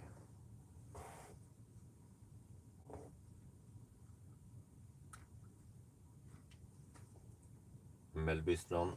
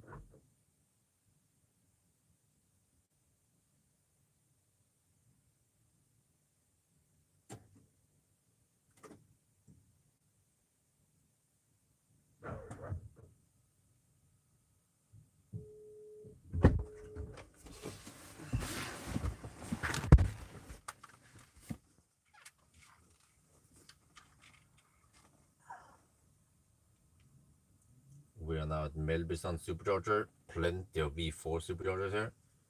And then just like every time, boom, 250 kilowatt. Yeah, charge a little bit too much, but it's fine.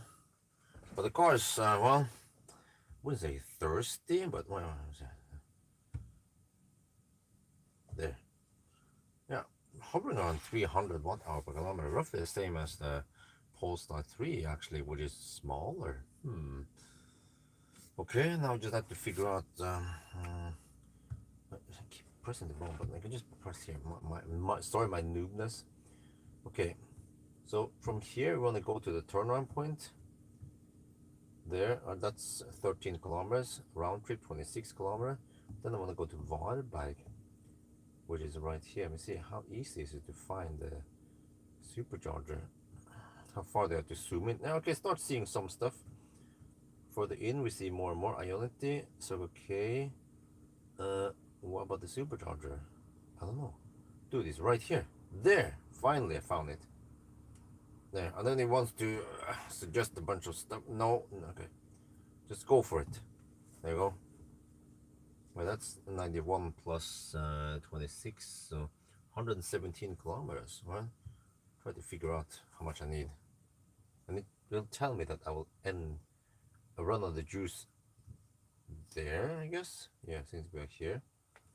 That's neat. Let's see, how is it? Oh, we don't get the 250 kilowatt for too long. It's like Tesla. No, wait. Do we have problem with cooling here? We're not supposed to get this slow speed at 17%. Well, what's going on here? No, I mean, either we get 250 kilowatt or we get... Wait. Ah, I've seen this before with Polestar 3 also. Yes, it will actually... yeah, it will go 250 and then drop and then go back up again. Yeah, there. It seems to be by design. Not something wrong with the charger or the car.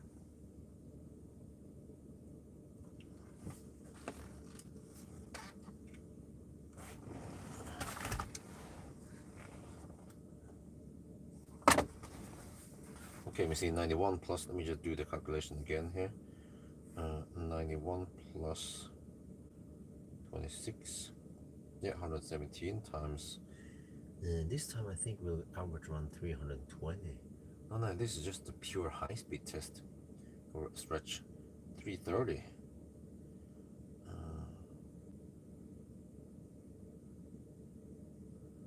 Oh really?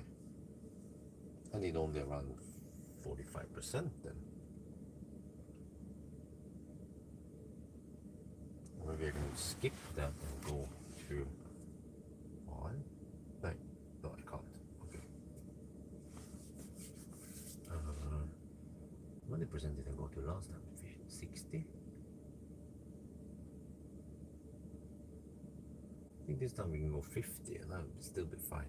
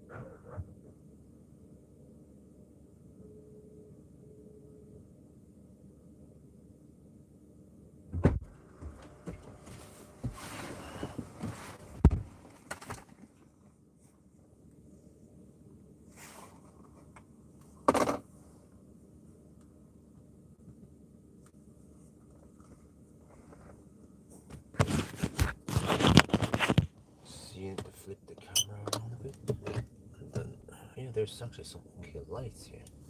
I want to add the other lights here also. They have makeup lights there. It's better.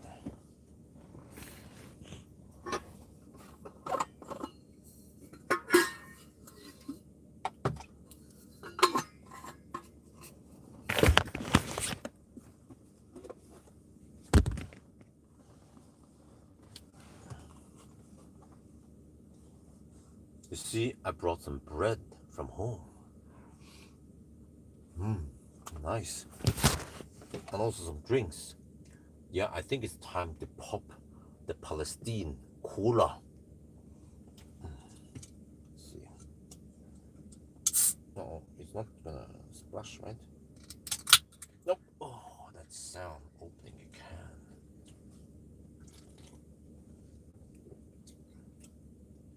What does it taste like? It tastes like one of the rip-offs from Coke, the real Coke. It has a Coke-ish taste, but the real Coke is actually better.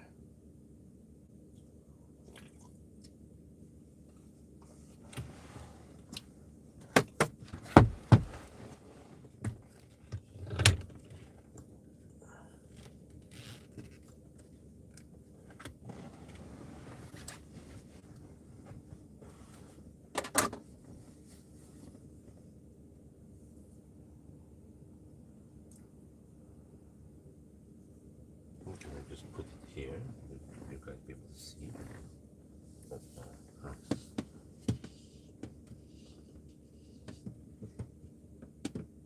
No, it doesn't. Okay, I'm lazy.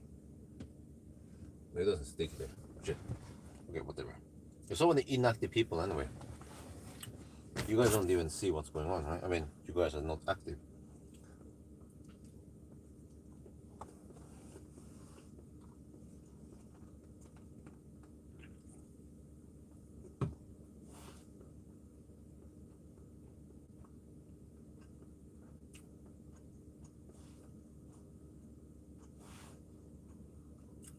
Oh wait, it rapidly then. That's what happened.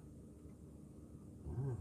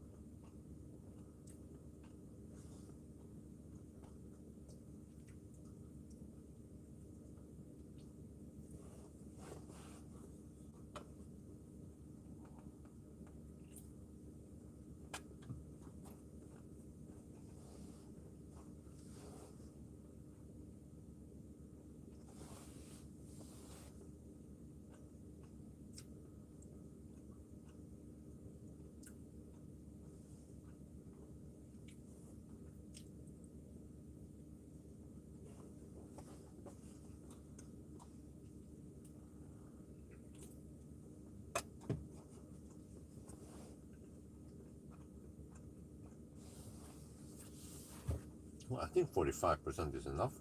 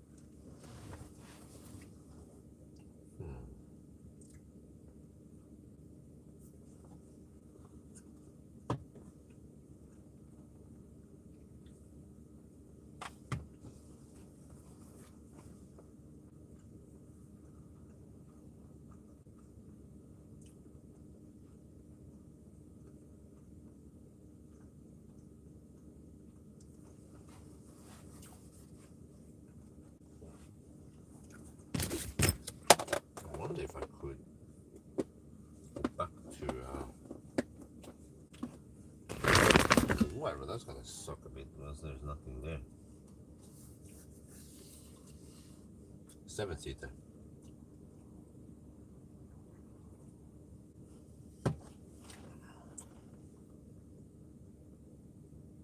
You sound Thai. Is this car coming to Thailand?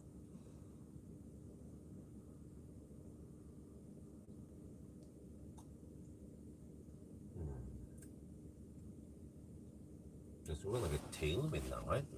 Wait, let's see. That sounds crazy if we can go back to Kongan. We could also bail out that. Yeah, I can see now we have tailwind on the way back. If we can make it to Kongan, that'd be great. Yeah. But then, wait, what do we do then?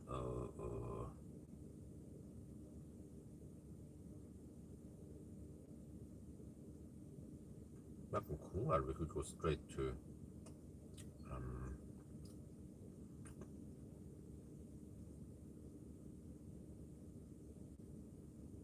let's see.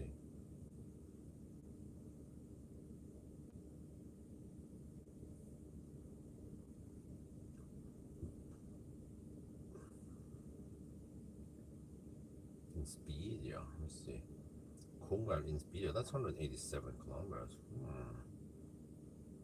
That could work.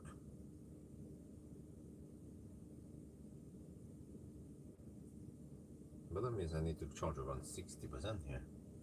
Also, and then hope that I can make it to Kongan. If I can't make it there, I can bail out that Mölndalen.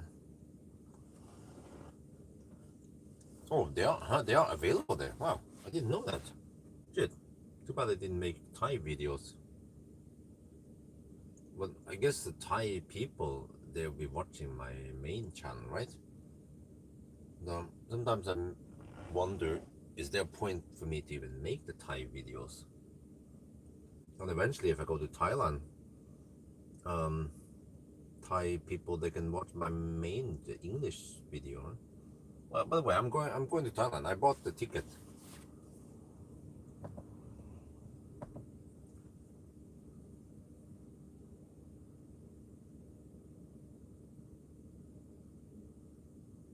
maybe I'll just go for 60% and then go back to, try to get back to, yeah, Pawel.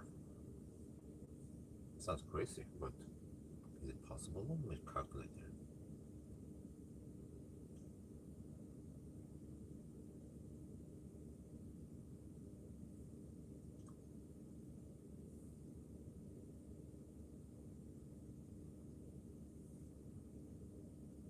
Dude, that's 200 kilometers. But what was my last leg again? I mean, I did drive 172 kilometers now, and I had 10% left. 200 kilometers. If I average, what was the last leg here? Last leg I averaged.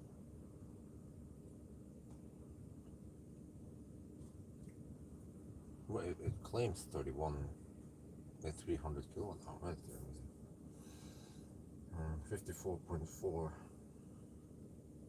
divided by 172 kilometers. Hey, it was 316. Oh, okay. But if I average around, let's say 305 this time, then 305 times 200 kilometers. Okay. Oh, I need to spend 58% of the battery then. See, if I go 65%, then I should be able to make it back there. Yeah, why not? And then I charge enough, and then I go for Inspiria. And then I go home, so I don't have to charge too many times. We cut down on that because there's this weird little dip. Well, it's not that long, the dip. Go to around 60-65% instead of 50%, then charge more off. Yeah, okay, let's utilize the range of this car. We're now charging at 150 kilowatt only.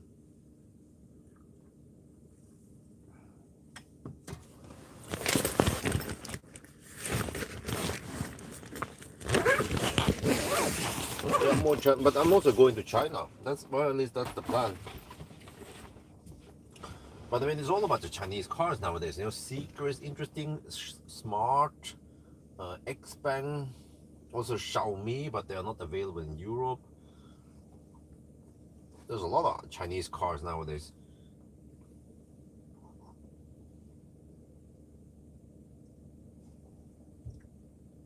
Wait, can I do a waypoint and some stuff here? Or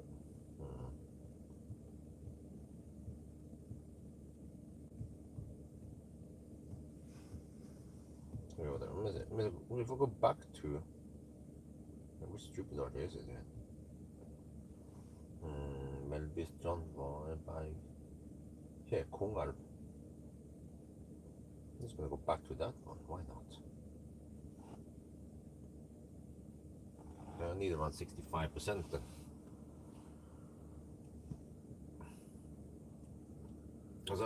I wonder if I could have actually, I could have made it maybe to the turnaround point and then back here. But it was just, I felt like it was a bit tougher since we had some tailwind, a headwind, but on the way back we will get tailwind.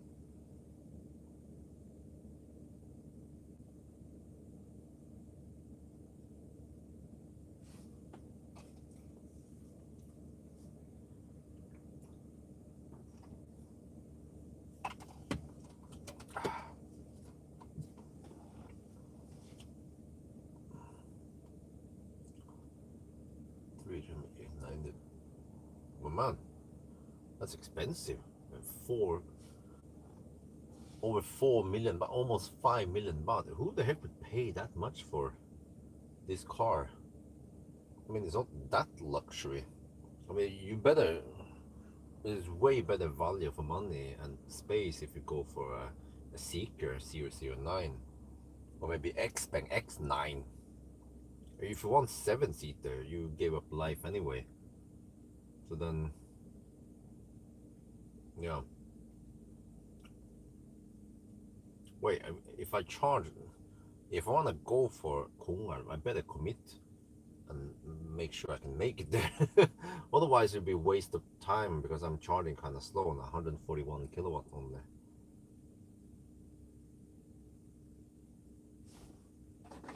Wait, can I add waypoints here? How does that work?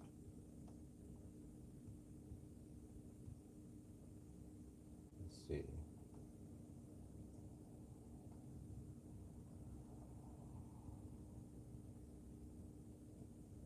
Where's Hollandsåsen? Can't see it. There. Here, that's one.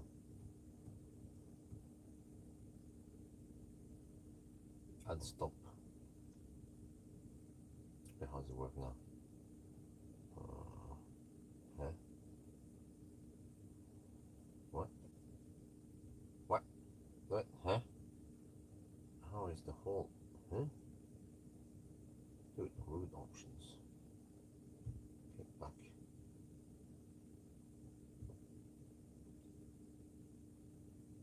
I don't know what the heck happened there. Remove stop. Okay.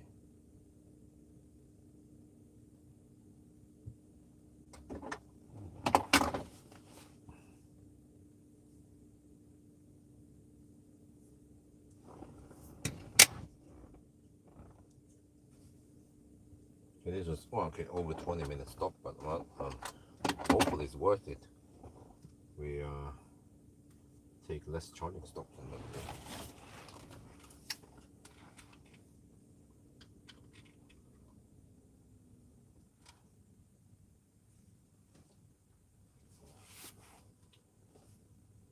I'm gonna try there. Okay, we had on the way south now we had headwind. That means that on the way north we're gonna get tailwind.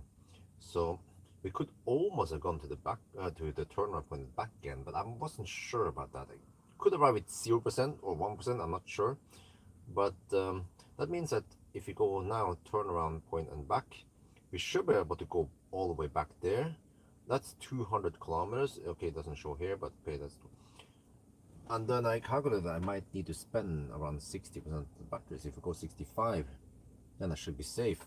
It's going kind of slow now, 134 kilowatt. It's been charging for 20 minutes. I guess that's not too bad in 1,000 kilometer challenge time or whatever. So yeah, let's go for it. Let's hope we can make it there then. Otherwise, we kind of need to commit.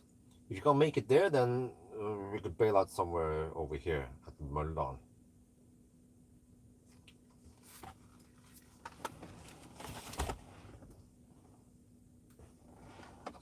Yeah, I think we might have to utilize that we have a big battery and we can just go long range and we can cut down on the charging stops.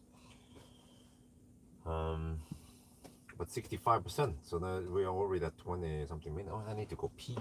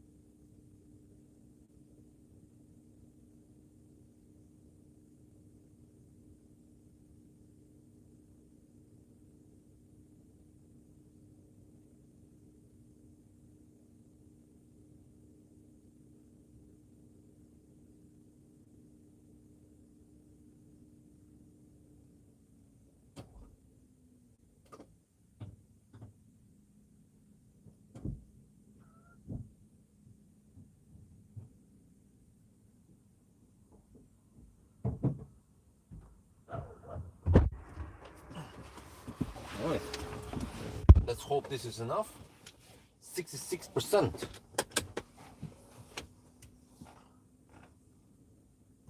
Auto, okay. And there. Speed assist off. Understeer still not available. Okay. Go. That was a 24-minute stop. I hope it was worth it. Otherwise, we would go for around 15-minute stops and then maybe to around 50% only. Why is that thing always on? I'm not sure what is the best deal, but yeah.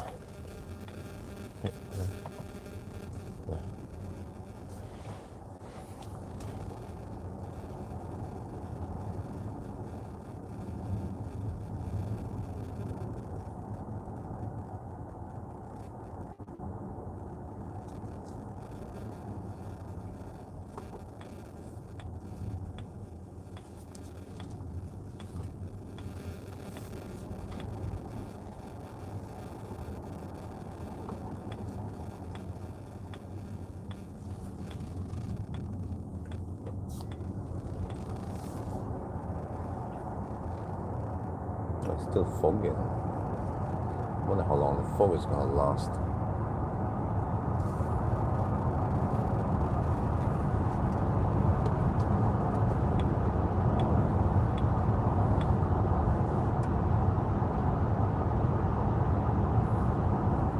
I mean, 24-minute charging stop, but we go 200 kilometers. I mean, that's relatively far for a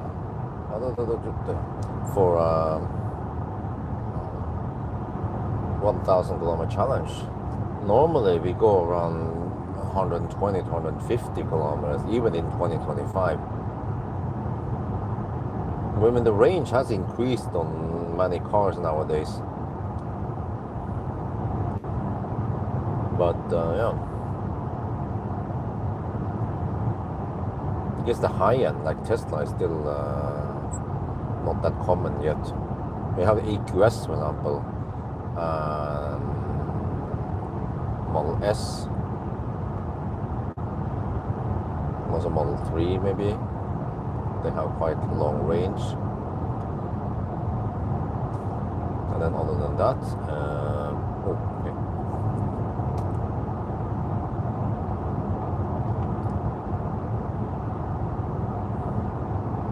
I think actually Model S can go 500 kilometers in the 120 test. Not many cars can go that far. It's simply because the Model S has a bigger battery than Model 3.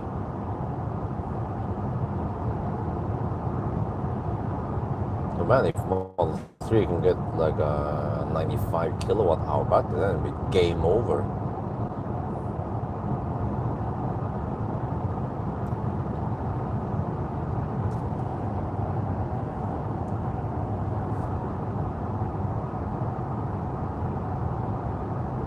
Yeah, very good headlights, at least. Just, I don't know, I haven't seen any matrix going on here.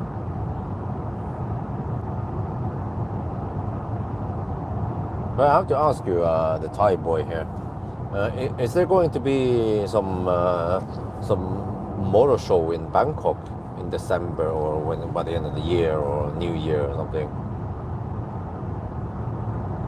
Because I'm going to be in Thailand on the 26th of November already, and then I go back again to Norway on the 10th, on the 9th of February. Yeah, so I'm actually staying in Thailand in 77 days, 2.5 months, but during that time I'm guessing I will spend two or possibly 3 weeks in China. But I need to plan. Rough plan is that I'll go to Thailand and then maybe test some cars, but yeah, or not sure if I might want to actually prioritize, or maybe some motor show and then test a couple of cars and then get over to China and then get all the stuff there done and then go back to Thailand again and then spend the remaining almost 2 months, 1.5 months or so in Thailand. And because I split it like that, then I'm not staying in Thailand for more than 60 days. Just wonder if they're gonna, it will be a slow check-in because they'll be like, oh well, but the visa is only 60 days, but you're staying there, or you're planning to stay there 77 days. But well, maybe if I have some ticket to show that I'm traveling, or we actually, all of us are traveling out of Thailand to China, then that resets the timer. Then we get new 60 days. Oh, more than oh, okay, that is just in time then. Press day is 28th November. Oh, I'm not gonna be there in the 26th of November. Oh, what was that? 25. Yeah, I'm gonna be there on 26th of November. Damn. I guess I just shuttle the family over to Chiang and then I fly to Bangkok. And then I have a Bangkok, pick up a press car maybe and go to a Bangkok run or Bangkok Chiang Mai run or something. 1 week with a press car and then back again, and then we see. Not sure what's going on here. Why it's on hazard lights? Probably just going langsam.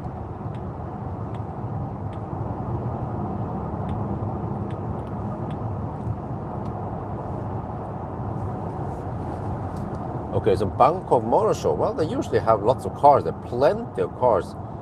I need to spend the whole day. I need to plan better because last time I joined there a bit late and I stayed. Yeah, I need to get over there the day before and then just get there early enough so I can. And also in the press day, not the freaking public day where there's plenty of people there.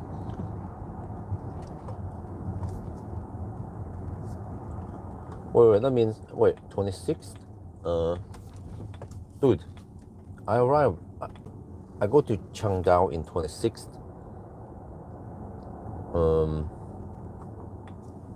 And then 27th, I already have to travel back to Bangkok. So that on the 28th, I'm ready. Okay, I have to get the press ticket. And also notify all the people and start to contact BYD and Xpeng and all that stuff about my arrival, and also plan on what kind of cars. Yeah, I need to ask Ding what kind of cars are popular now. Try to get them. Maybe a Jayco 5 is still popular, interesting. They're waiting for me to test it. But then I'm not sure about the Ridara or some of the other cars last year that I was there. I didn't have time to test. Like who cares about the Xpeng? No, the Seeker 009 now, right? Well, actually, maybe my main audience, the English audience, want to know about that. But well, Xpeng X9 might not be too late to review in Thailand. You can come on press day, or it will be more. Yeah, definitely.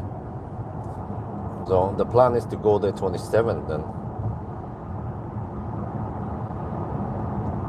Yeah, the motor show is awesome because I spend 1 day there, maybe I don't know, 6 hours, but I get so many videos there, so many cars I can cover during that time. So maybe 10-20 videos. Yeah, I heard about it. Jayco 5 sounds like a great car. It looks also nice. I bet it's way better, like iteration of versus the Jayco 6. So I can't wait to check it out and try to do the Bangkok Chiang Mai run with it and so on.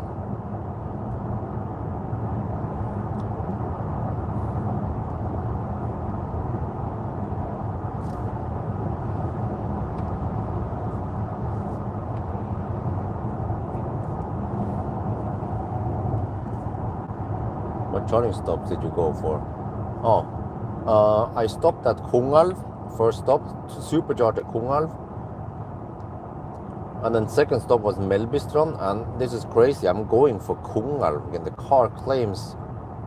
Wait, huh? The car claims 15% at Kungalv.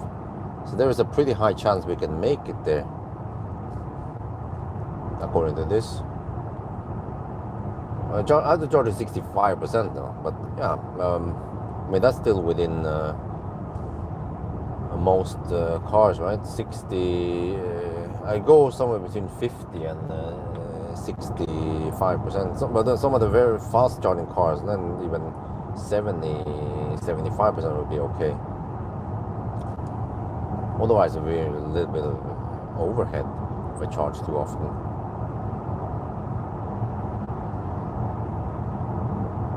Live streaming in China, can you actually do that?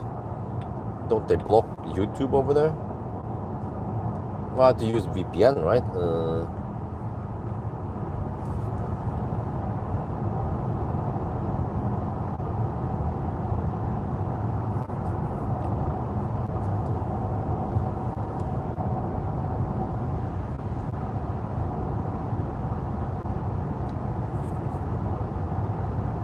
Man, I was so tired earlier. So sleepy, I mean. But now I'm awake for now, but I might be sleepy again once we get close to Kungalv. Just have to survive the night now. Well, okay, at least we have a plan. Oh, you know, I should already go ahead and book a flight. I have Thai Airways miles that expired because I didn't use them in time. But I still have 26,000 miles. I think that should be enough for a flight to Bangkok, maybe even. I'll have to see. Try to spend some miles. So that's a plan. And then also we need a small car, like a backup car when I'm not there. Last time we borrowed for the BYD Dolphin from Ceramic Pro. I can ask him again if he is keen on it, but I think this time I might go directly to BYD first and ask them if they like do they want to lend me a car for 1.5 months? They will get lots of free advertisement though. If they go for it. There could be stickers on it or whatever, you know, like BYD Dolphin or something. But I will also make some videos with it. I want to test some charging and whatever with the car. Or of course, if there's other BYD there, they want me to promote instead. But maybe not too big cars, since wifey might drive it. And then I'm not sure about Maya, because Maya. Maya suddenly moved from Chiangdao to Phuket to live with her boyfriend there, and then she's working with some tour, whatever. I'm like, huh? She doesn't own any property. She doesn't own any car, not even a motorbike, cycle, whatever. She's a vagabond, just like my brother Willie. It's kind of ironic that my big brother, I'm the youngest one, and then Amory, or wife, is the youngest sister. Okay, in Amory's family, they have 3 sisters, and in my family, we have 3 brothers, and I'm the youngest brother, youngest, and wife is the youngest, and then just happened to be that our older, the middle sister or the middle brother, both of them are just flyttsamer, or what you call it, nomads. They don't have any fixed location. They are perfect for each other. But I don't know this time what they're gonna do, because last time Maya was in Changdao. She could help take care of Axel and Isabel when I was gone, because I have to do the Bangkok run. You know, I'll be gone 2 days per week. What happened to your oldest brother? He lives in Phuket. He's running some Airbnb business. Yeah.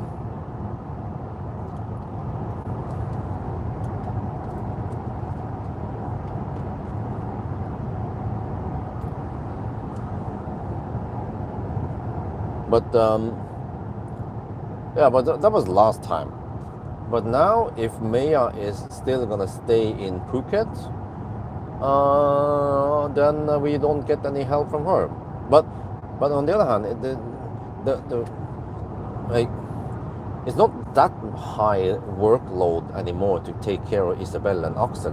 The older they get, the less hassle it is to babysit them and keep them alive, right? So, but there's still that day when I leave in the morning. Then there'll be and also Amory's parents, they're getting too old.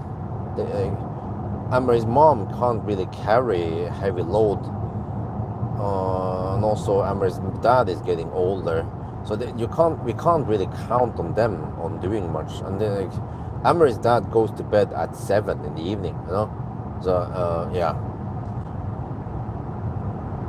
And also Amory's oldest sister, Lynn, she's quite busy with the dried banana business. So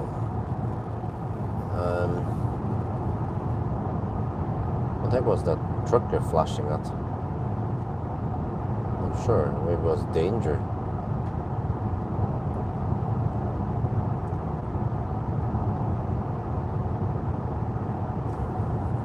So I guess we could just pay for a babysitter for those 2 days when I'm gone. It shouldn't be that expensive, maybe just 400 baht, which is around 10 euros for each day. Yeah, fortunately labor is quite cheap in Thailand. And also for 10 euros, you don't get just 1 hour of babysitting, you get like 6 to 8 hours of babysitting.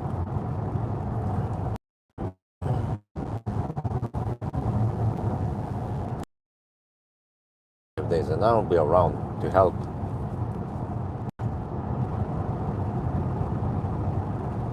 So maybe that could work, yeah. But then if you go to Shanghai, then I was like, what do we do then when I'm gone at Xpeng or Neo? And then wifey suggested, well, we can bring Maya with us. I'm like, I guess we could pay for a ticket. It's not much from Chiang Mai to Shanghai. But then she's in Phuket, isn't she? Okay. Maybe she wants to go to Chiang Mai, Chengdao to see, the family. Maya. I mean, she wants to see Amory and Isabel and Axel. Well, I guess she doesn't care about seeing me, but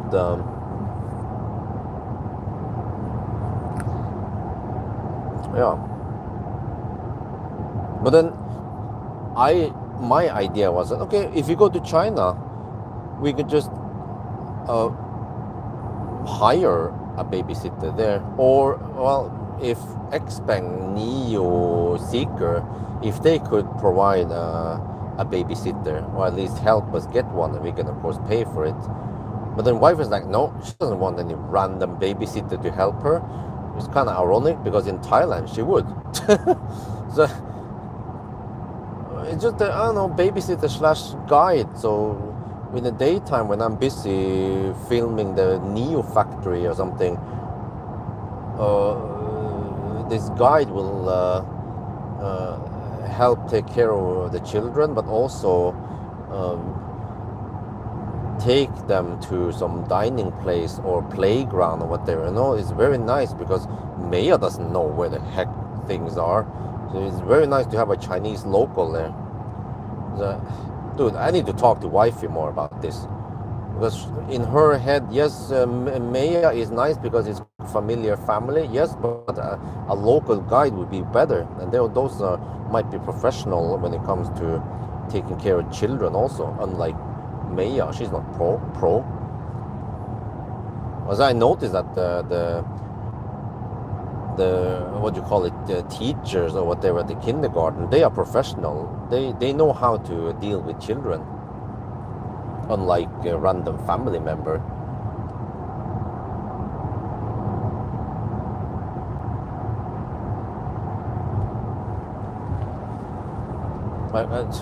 Like sometimes I just wonder, like why am I so restricted nowadays? After family, after I got family, suddenly it's like, no, I can't go to that event. No, I can't travel anymore. I'm like, dude, I've been missing out so much. Just look at the Model Y performance video. It has over 60k views now. I haven't had 60k views in months or half a year. I've just been getting around 10-20k views, mainly because the timing was not right. I was not able to go and test drive the new Leaf, for example. That would have actually, I bet I could have gotten 50 to 100k views on a Leaf test drive, or some of the other cars, and then I get them later, way later, and then timing is not right, and then I don't get the high view count anymore. So when I saw that I had the opportunity to get the Model Y performance early, I was like, dude, I need to get there fast. Whatever else doesn't matter, just check out that car. Because I remember when I also got the chance to check out the Highland a couple of years ago. That was actually over 100k views. Something about new Tesla release gets hyped up and lots of people want to see it.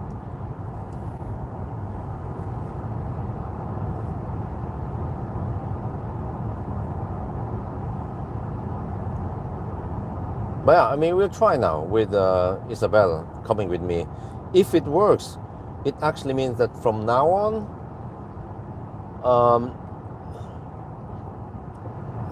I can go. Just have to take Isabel with me. And then Axel can just stay home with wifey. Usually 2 days. Some kind of press run, they are usually just 2 days. So no big deal if Axel stays home with wifey just for 2 days. Or sometimes even 1.5 days or some shit.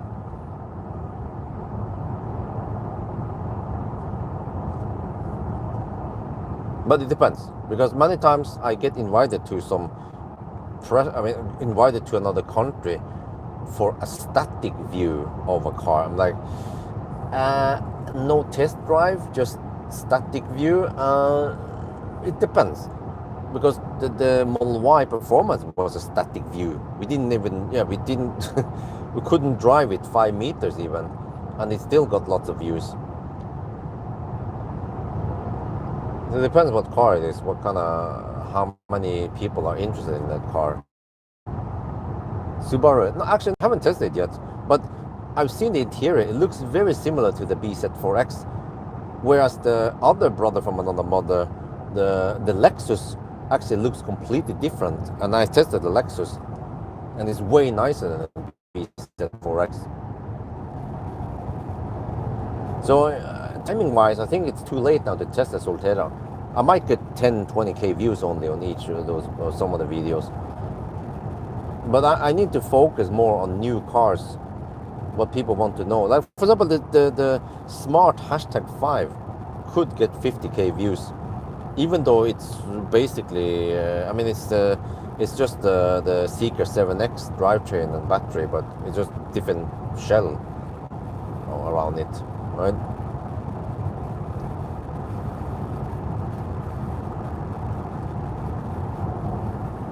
So yeah, I mean, I knew this for the longest time that I've been restricted, but it would be great if I can break out of that. And also, there's this one thing, yeah, I want to try that Neo 24-hour run. But in that case, I cannot take Isabel with me. So then I don't know how to solve it. Maybe hire a babysitter, and then the kids, they can stay home. But for now, wifey cannot bring the 2 kids to school to kindergarten because she can't drive. Well, actually, she could do it if the weather is okay, because we just purchased the hammocks. What's it called again? But it's a bicycle trailer with 2 seats, so Axel and Isabel, they can then ride it. But of course, if it's winter, then it doesn't work. Full winter. But it's just based on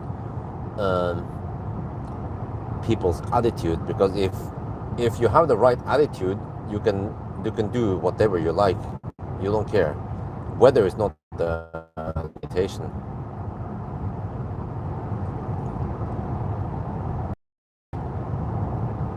But whatever, I'm gonna try to work on a driver's license. I emailed Neo now. I didn't get an answer yet because it was weekend, but I asked Neo if it's okay for wifey to drive the ET5 Touring. If not, then I'll try to figure out something else.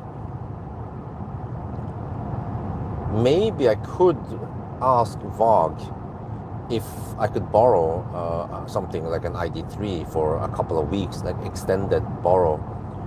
And then once that period is over, I could switch to something else, like I don't know, Insta or whatever, right? Something small and affordable. Just for something for wifey to drive around with. Or worst case, I can use the e-Golf, but the e-Golf is press car shuttle, so it'll be a bit clumsy if I don't have the e-Golf. But I mean, it could work even, because what I could do is, instead of using the e-Golf in between the other runs, I will leave the e-Golf at home, and then I will just use Bolt between the locations. And it's only for a limited time anyway, a couple of weeks until she has enough training, and then we start the driving school.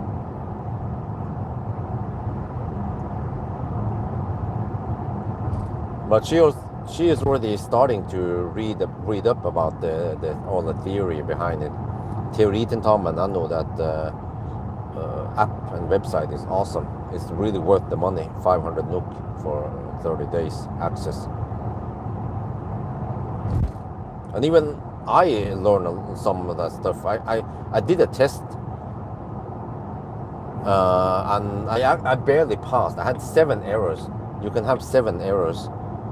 One of them is not relevant for me, which is what is the limit for how much alcohol you can have. And I was like, oh, I don't know, 0.3%. No, it's 0.2% in Norway. Okay. Because I don't drink alcohol, so it's totally irrelevant for me. So I don't care about that one, but yeah, it seems like I still need to know about it.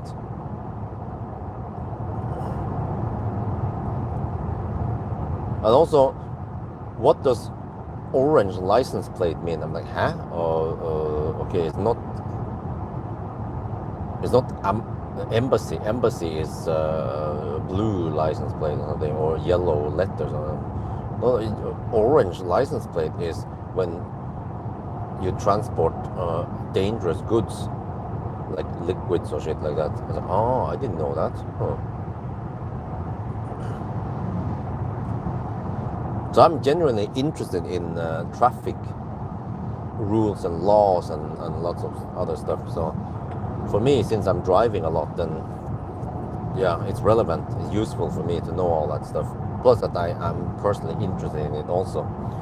Wifey, however, her motivation is to just know enough to get driver's license. Past that stage, once she got it, then I bet she will just not care about gaining more information.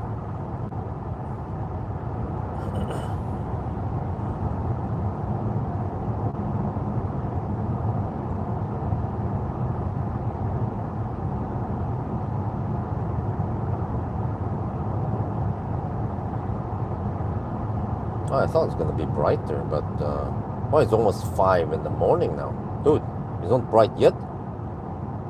It's because of the fog. Where are we gonna arrive with 13% at huh. Oh, did I? Shit, did I check the thing? Okay, no big deal.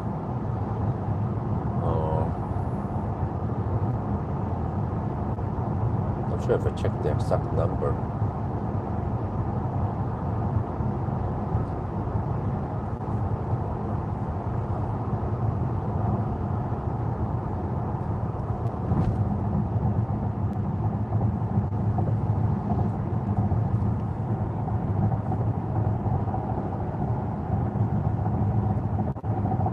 In Hungary, each color license plate, blah blah blah. Oh, I see. Thank you for everything you do and look forward to all your videos. Yeah. But at least the wifey, when she has free time, she will practice, or she reads up on the thing. I also email at driving school, and they have some packages that includes the mandatory stuff plus the exam and some driving lessons. And there's a small package that costs 21k NOK, and then the medium package, which is 26, I think, and then the large is 28 or 29. So if wifey gets proper training from me, then the small package might be good enough. It means maybe we can get away with around 20, a little bit over 20k NOK for the driver's license. But then she really needs to soak in information.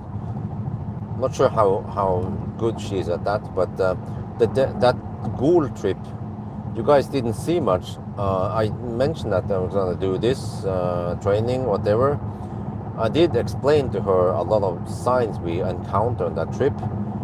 Some speed limit signs, you know, and the general speed limit is 50 and 80 in Norway. And when you have a 70 sign, and then there is a 70 limit that ends, then what is the speed limit then? Well, it goes to the general speed limit, which is 80. So I'm not sure if she understood all that, but I guess eventually, once you see that more and more in the test, then she will understand what it means. But one thing that she kept failing at is not paying attention, because I asked her probably at least 5, almost 10 times. I would randomly ask her, what is the speed limit here? And she could not answer, even though we just drove past the speed limit sign, or there would be reminder signs or whatever. And then so because she never pays attention to any signs when she rides with me, but even during that trip she didn't pay attention. So then I wonder, what about other signs? Did she not pay attention? Because when you drive, you need to pay attention to all the signs. For example, overtaking, but overtaking usually has a corresponding line, also continuous line, when it's no overtaking, but it's not always like that.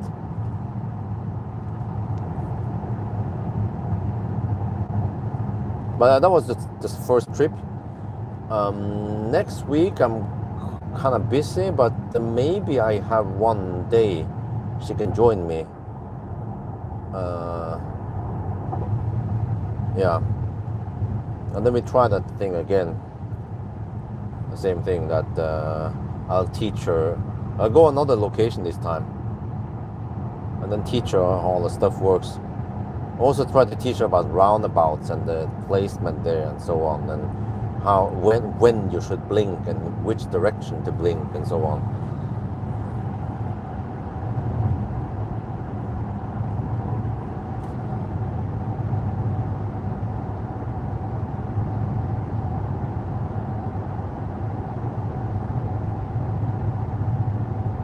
Yeah.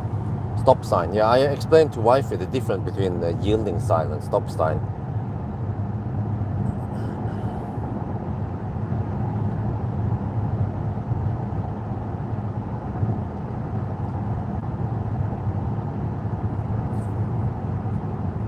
But the thing, what when I randomly ask that, hey, what is the speed limit here?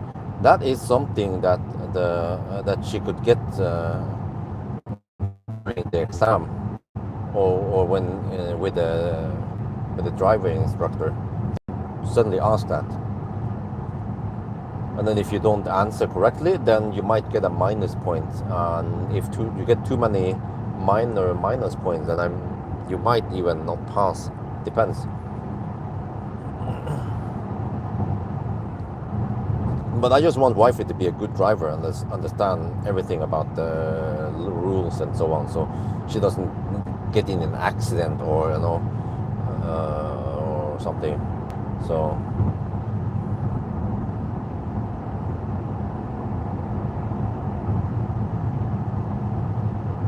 I mean, luckily for her, I'm very interested in all this. And at least I believe that I know quite a lot about all the rules and the signs and how stuff works.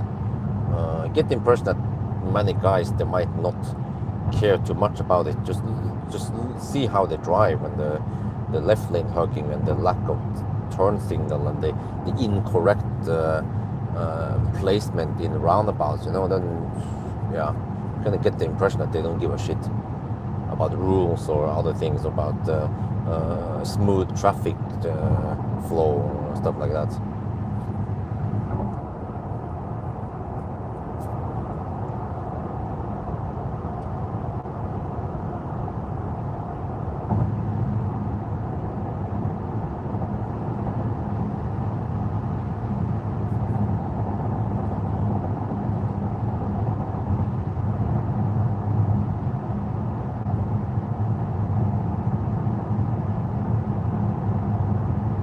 The car claims 13% at arrival. Really?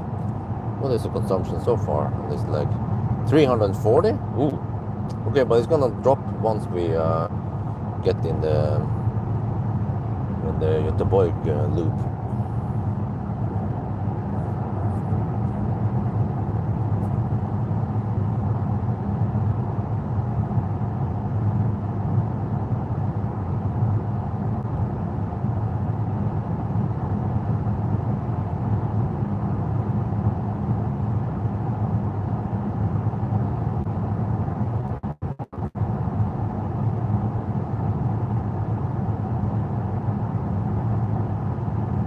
It's starting to get bright now. Some daylight's coming.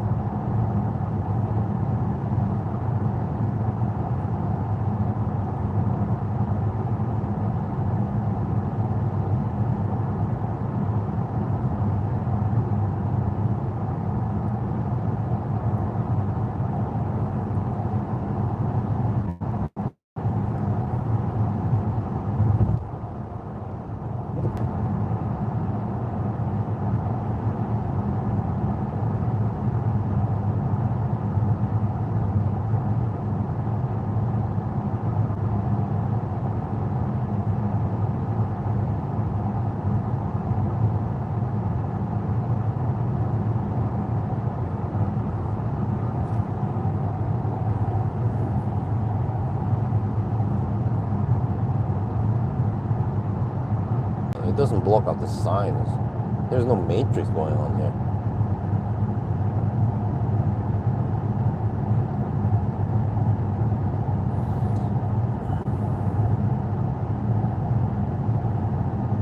But yeah, eventually wifey needs to drive herself. But then the problem is that she needs to focus on the signs, the traffic, the yielding rules, everything, and also keeping in the right lane, not the wrong lane, which is the left lane or side of the road. So that's why I started by driving myself, so she doesn't have to focus on that part. I see it's a lot of stuff to get used to. It would be great if she could at least master all the signs, right, and understand. So if I ask her, which lane, we're going straight in the next roundabout, which lane should I be in? When should I blink? And so on, or just what speed limit is this? Can we overtake here? Or if she can answer all the theory correctly, then that's good. Then she doesn't have to worry about that. But then, of course, once she drives herself, then suddenly she might lose focus on traffic and stuff because she has to focus on staying on the road.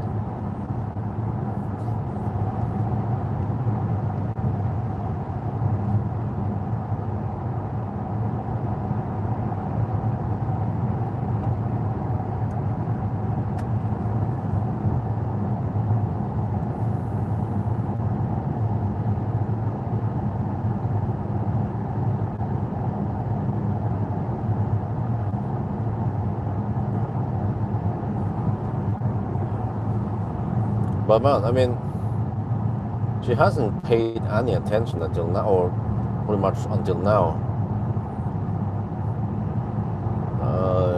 If she really wanted a driver's license, even if we didn't talk about going for it, she would try to soak as much information as possible, and ask me questions about, hey, how is that, or what does that sign mean, or all that. But she didn't care at all, or pay any attention. Every time I drive, she would just either use the phone. I mean, she would be on her phone on social media, or sleep, or when she's awake, she would not pay attention or care about anything but traffic. So that means that it's gonna be slightly more work for her to start, get her mind used to paying attention to everything.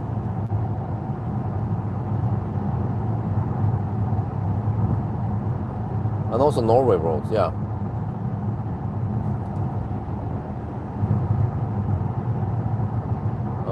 Wife test driver. Probably not.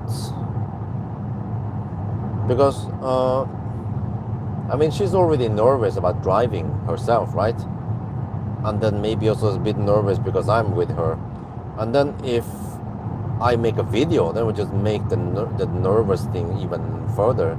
So let's not make it harder than it is.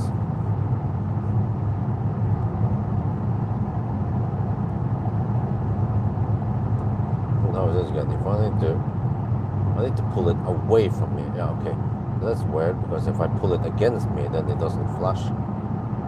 It's kind of weird, this whole... The same thing for Polestar. It works the same way. It doesn't work like most other cars. Some people just want to drive around with high beam now.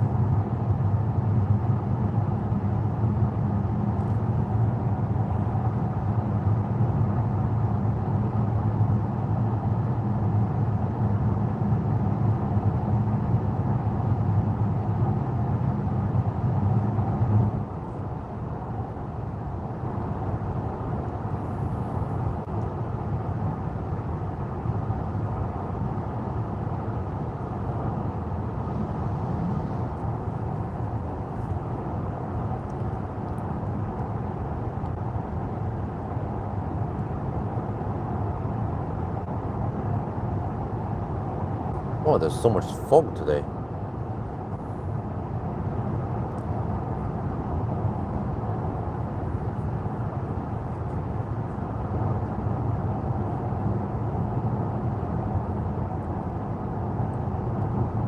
Okay, let me see, how are you looking now?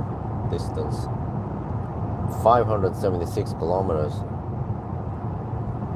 And then we have done 5.5 hours roughly. We're still above 100 kilometers per hour average with charging.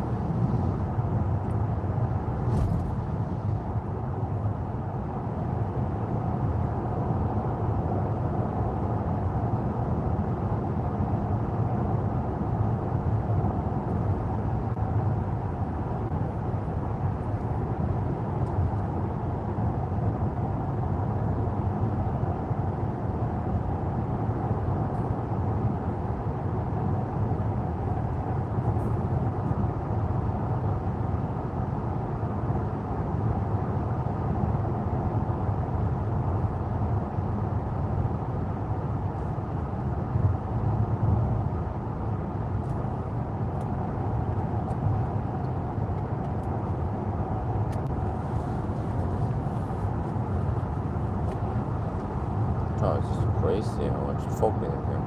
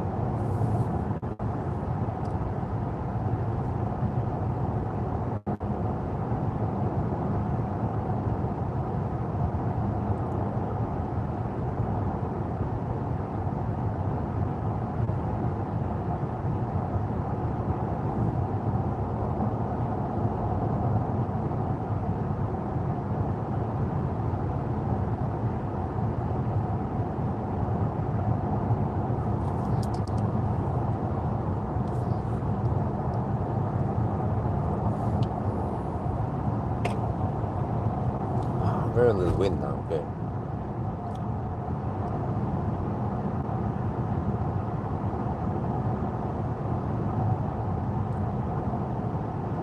Yeah, I think the Hongxi is thirstier than this Volvo.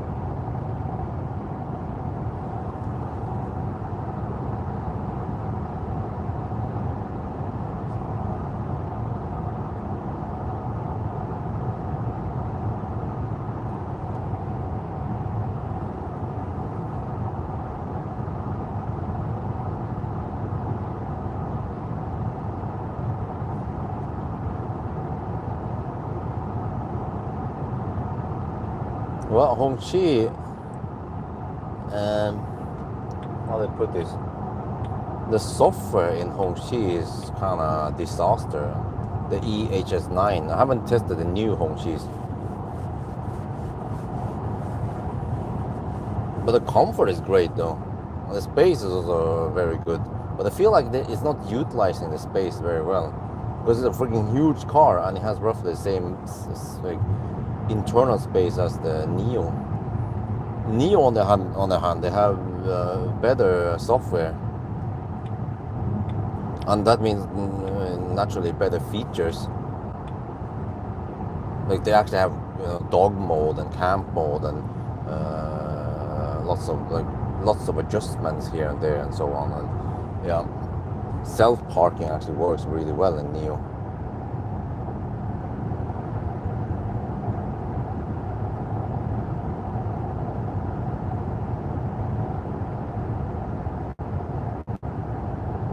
Well, I mean, it will be better once wifey gets a driver's license because then she can drive to the kindergarten herself. So the days when I'm not around, or actually the days when for some reason I come late after, or I get delayed, or I don't know, who knows, then she can just pick up the kids. And then normally I don't plan so that on a regular basis that I will arrive home late. But some Sunday drive, for example, if I could start, well, I don't know. Okay, morning rush is always a bit hassle, and then I want to join and help. But let's say if I can start at 9, right, in the morning, if I can just keep driving until 6, for example, that'd be great, or 5:30. But nowadays, it's like I have to rush back home by around 4:30. Well, I've been late sometimes because I try to stretch it, because I know that if I don't get enough driving in the daytime, then I have to drive more at night, for example, and I'll be dead tired. So it ends up that I have to pick up Isabel at 4:45, and they close at 5. And the problem is that, well, it's okay usually until around 4 maybe, when it comes to other kids there, but eventually the other kids, they are picked up, and then Isabel is just left there alone sometimes if it's really late, or just with a few other children. So ideally it would be better to pick her up at around 4, and then ideally we should start earlier. But anyone who has kids know that the kids, they have no sense of time or how long things take, or they don't understand anything about, getting somewhere on time, or they're just eating in the morning takes freaking forever, instead of rushing it a bit, or not mess around too long, just eat, drink. No, they want to play. They don't want to eat really slow. They don't want this. They want toast. I make toast. They don't want to eat toast. What? You just said you wanted toast. No. Suddenly they want fruit. No, you don't get. And if you eat only fruit, you're not going to keep you full for too long. You have to eat some protein and fat also, and some fibers. Well, you get fiber in fruit usually, but so man, every morning, man, it takes forever. And why don't we just wake them up earlier? No, they just don't want to wake up earlier. So, yeah, that's why we usually end up going to the kindergarten around 9 nowadays. Maybe I should try to start earlier.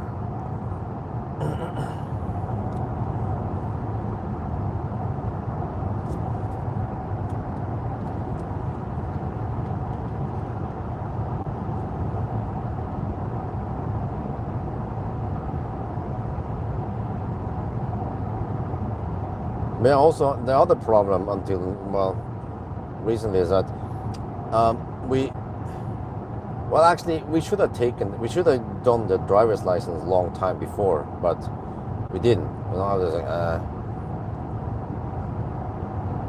But then came the house building and all that, and the time, and actually until now, wifey didn't really have time to do all that stuff, because she was just tied up with the kids.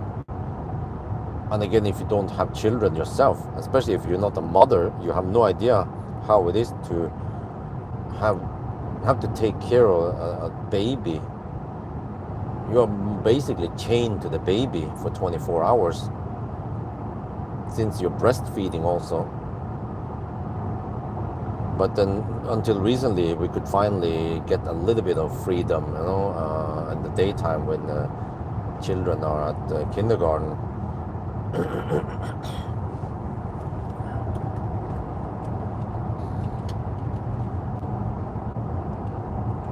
But yeah, I mean, until when we were building house and stuff, then all the money went into the house building, and also after that, then we had to get some basic stuff like shower walls and what was it again? Yeah, and some blinds, at least in the bathroom. We still don't have blinds or curtains in the house. Yeah. Still holding back. I have money available, but I'm holding it back so it won't get in any money crisis again later. I try to spend it on the most necessary things right now.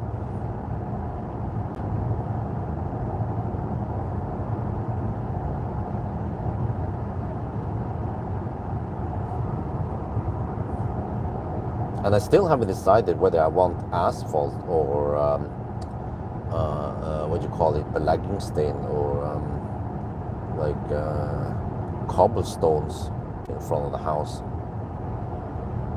Because asphalt is cheaper and smoother, true, but cobblestones are more durable and maybe easier to repair. And then wife's idea was that, yeah, but the kids can then play in front of the house. Yeah, true, but I mean, for how long? But we also have a very nice and quiet neighborhood with almost no traffic. And I see other kids, they bicycle or use the electric car, like electric toy car, like Tesla toy car on the road. And okay, you can play in the front, whatever, in the parking lot in front of the house, but it's not that big. So in not too long, then that space will be too small for them. They don't wanna just bicycle on in circle there. They want to actually go in the neighborhood instead. So maybe I will go for the rocks or the cobblestones after all, because it looks nicer. And actually in the, when it's really sunny outside, then the asphalt might be kind of hot, at least in the beginning when it's black. Eventually it's going to turn gray. So I don't know, I haven't decided yet, but I'm still sitting on it. Also I want to have this wall, I was going to støttemur, to utilize the space better. But also costs money and time. A bunch of other stuff I want, but I'm just holding back for now. The stuff might be too expensive. At least if we can get the cash flow going higher, that'd be great.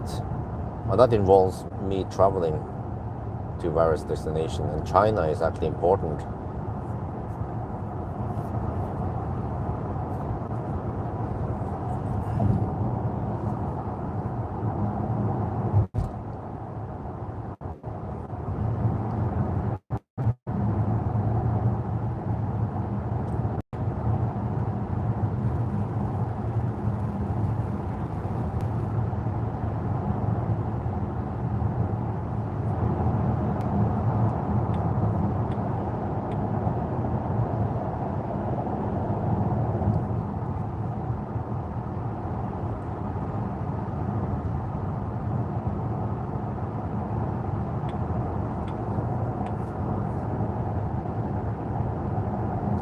Well, it's interesting. I contacted the driving school and asked them about taking driver's license and so on. And also asked them what kind of book we need nowadays. You know, it's been 25 years since last time, since I took the driver's license. And they say they don't use a book anymore. I was like, huh? Okay. And then they recommended teoritentamen, which is,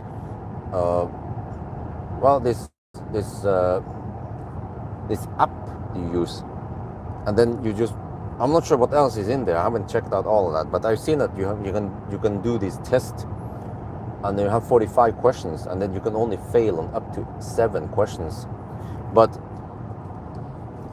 just make sure the driveway base is properly level and compacted. Yeah, well, yeah, good, very good point there. Because after the guys have laid down the gravel in front of the house, now that it's raining, then there are pockets of water there. So I thought they fixed the whole leveling thing there, but it seems like after 1 year, after one winter, then things start to sag a bit. And yeah, so I'm wondering what kind of groundwork did they do there really, or what kind of, yeah,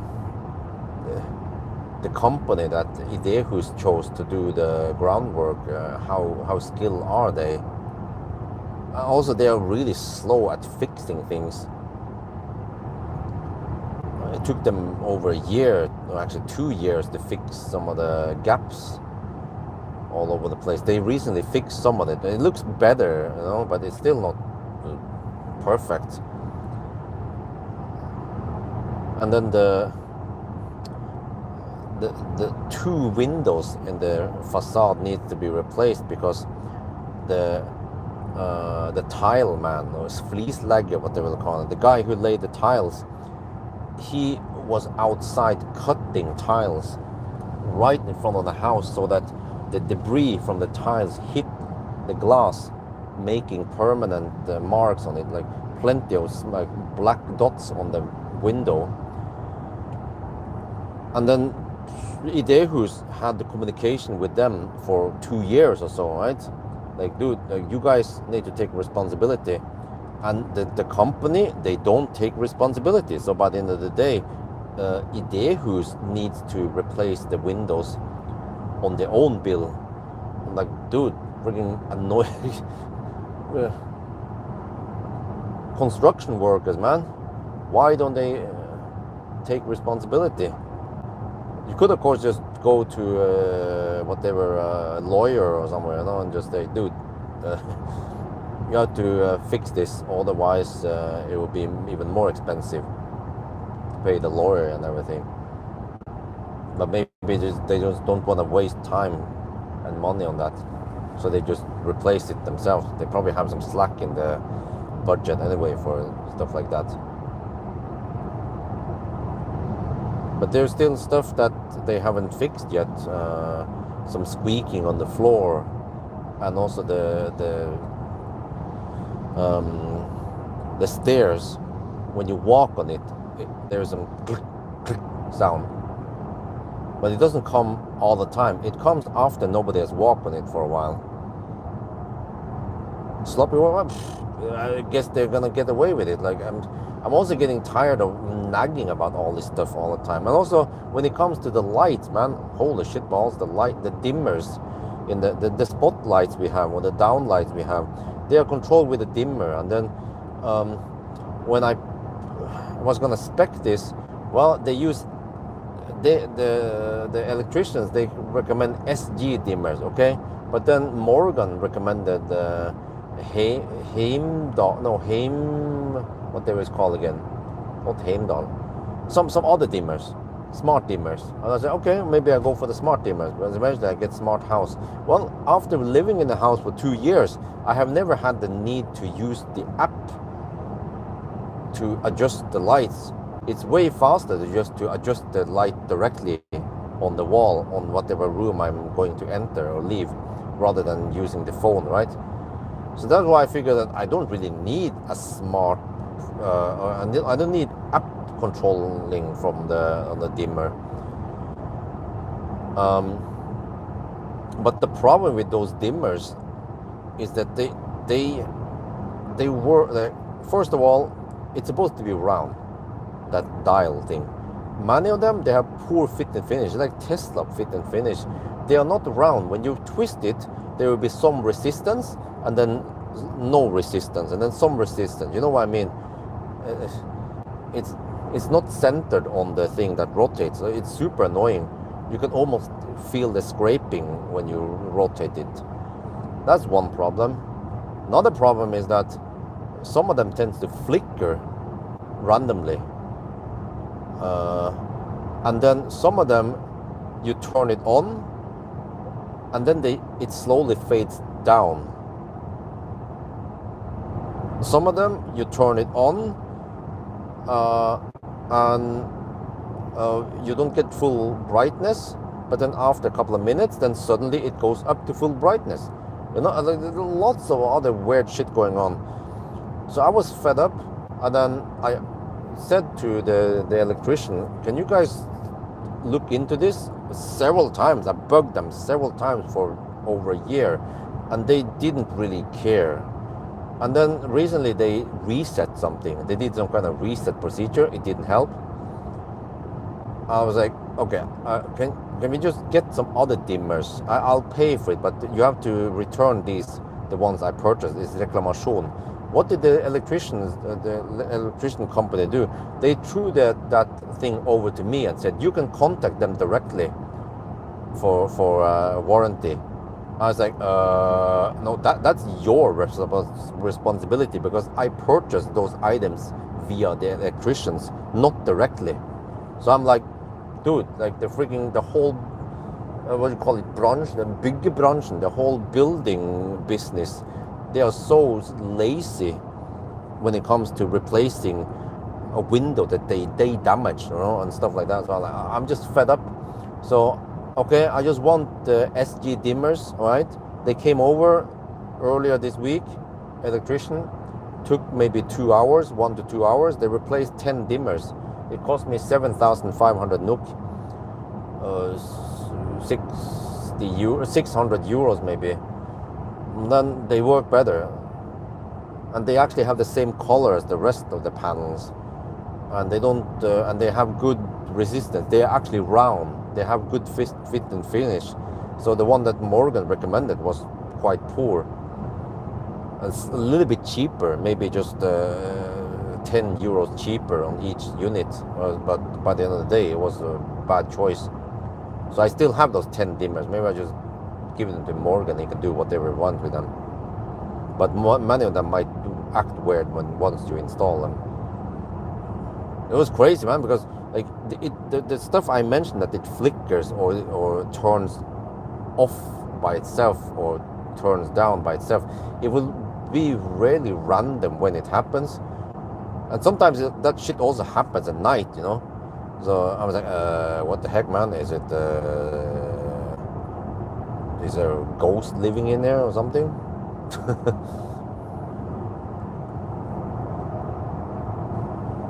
Get proper house inspection. Well, maybe I should do that. Well, I mean, I'm just, you know how it is. I'm just bogged down with work, either family stuff or work stuff. You guys have no idea like, what the kind of stuff I need to deal with every day.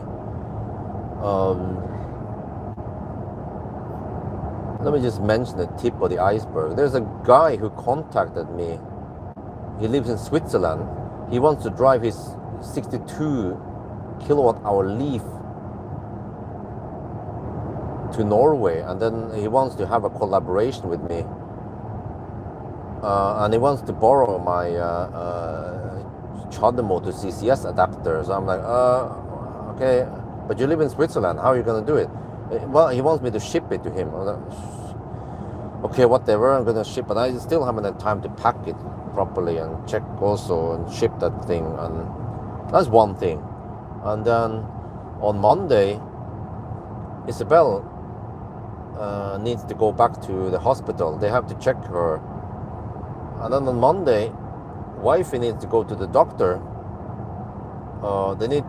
She has some condition on her eye she needs to get fixed. And then it might be raining, so she can't just bicycle over there. But then I'll be busy going to the hospital. So she was like, well, she can't go then. Of course you can go. It just depends on your attitude. You can either bicycle, but if it's raining, well, then just take a Bolt. I can Bolt you. Cost only around 110 NOK. Bolt might be even cheaper in the daytime. And then what else? Yeah, next week there is some kindergarten meeting. They need to talk about Axel, how he's dealing with the other kids and the adults now and stuff. So that takes time. And then we need to paint the balcony, and I need to cover the pool end there. Debris is falling in there, and a few animals also fall in there. And what else is going on? Yeah. And then I have to do the regular stuff, picking up and deliver parcels, online stuff. And then we have to fly to München, yeah.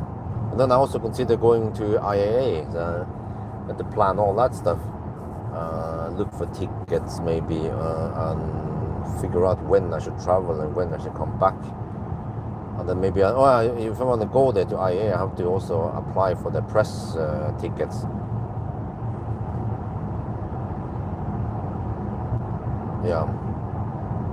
Plus a bunch of other stuff that is going on. I just mentioned what you guys heard was just the tip of the iceberg, and the remaining 90% probably take too long, and then you guys are not interested to hear it. And also, I need to spend time contacting importers and ask them about the car they have. I don't know why it's so hard, but sometimes I ask. I think it was Renault 5. I asked them earlier this year, during spring or something, or Easter. I asked them, hey, do you have Renault 5? And they're like, yeah. Well, and then no, they said, no, not yet. You know, after summer or something, they will have it. I was like, okay, good. Can you just let me know then? They were like, yeah, of course. And then summer passed, nothing happens, and then I start seeing other people test Renault 5. I'm like, huh? And then I contact them, hey, do you have ready? Like, wait, this happens all the time. Like, I need to babysit the importers and keep bugging them. Like, do you have it yet? Do you have it yet? Do you have it yet? You know? But not all the importers are like that. Some importers, they contact me, or they have a mailing list, and they contact all the press people, influencers. They say, yeah, now we have this car here. Hyundai start doing that. They'll be like, now we have EX90, 2 different trims, you know, available. So just let me know, and then you can, yeah. Nissan also start doing that recently. But many other brands, they just silently have cars ready, and then you just have to bug them or ask them or whatever, and yeah.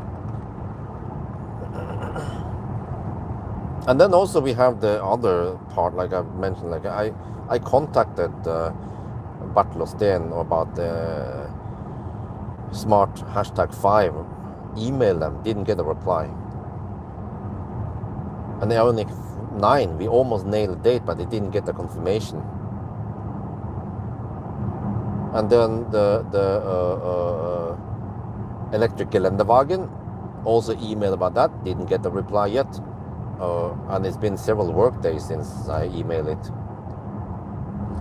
So yeah, I think I need a manager or a secretary to deal with all that stuff, because I not always remember how to, to bug all them. I remember I had I started making a spreadsheet with cars I wanted to test, and then when I emailed them and what the status is. Eventually I gave up on that. Sorry, I was offline.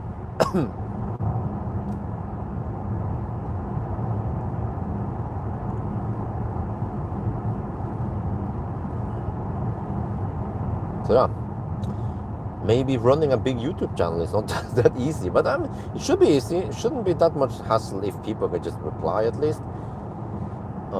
And if I don't have to deal too much about the whole family stuff, but of course I need to take my part. But eventually it should be better once wifey gets the driver's license and she learns Norwegian and English.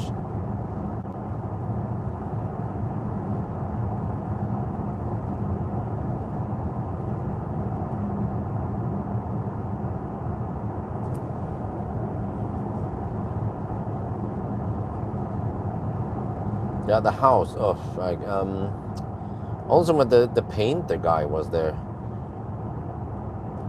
I asked him, hey, do you take other paint jobs? He said, well, yeah. I said, well, the balcony needs painting. Can you check it out? And then he said, okay, he's going to take some pictures and then send it to his boss and then go that way, and then, you know, send me an offer how much it will cost and so on. I said, okay. But then he finished whatever he needed to do to fix stuff around the house, and then he just disappeared earlier this week. And then I haven't heard of anything about the balcony. So maybe I'll just go to some other company to fix it, because I'm not sure if I should do that myself, because it requires to go up high and paint stuff. And if I mess up something, then I might hurt myself, or I might damage parts of the house, or if I don't do things correctly, then yeah, after several years you might have to redo it. But when I asked Idehus, they said, okay, those black dots on the wood, just use husvask or whatever, use some kind of soap, and then soap it, and then wash it, and let it dry for 2 days, and then you need grunning on top of that, and then you paint it. I'm like, okay, do I have time for that? Do I know how to do it correctly without messing up things? Maybe just leave the professionals do it. If it costs 10, 15k NOK, all right, whatever. I can spend the time making 10, 15k NOK instead. and the result might be better.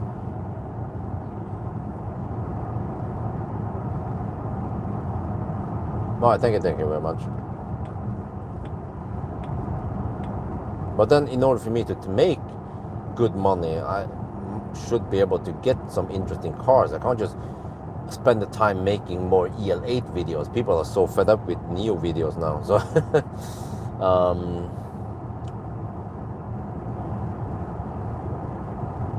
seems like Neo videos in general, because also the EL6 video didn't get that much attention. So maybe it backfires on us since we have the EL8 here. So not sure.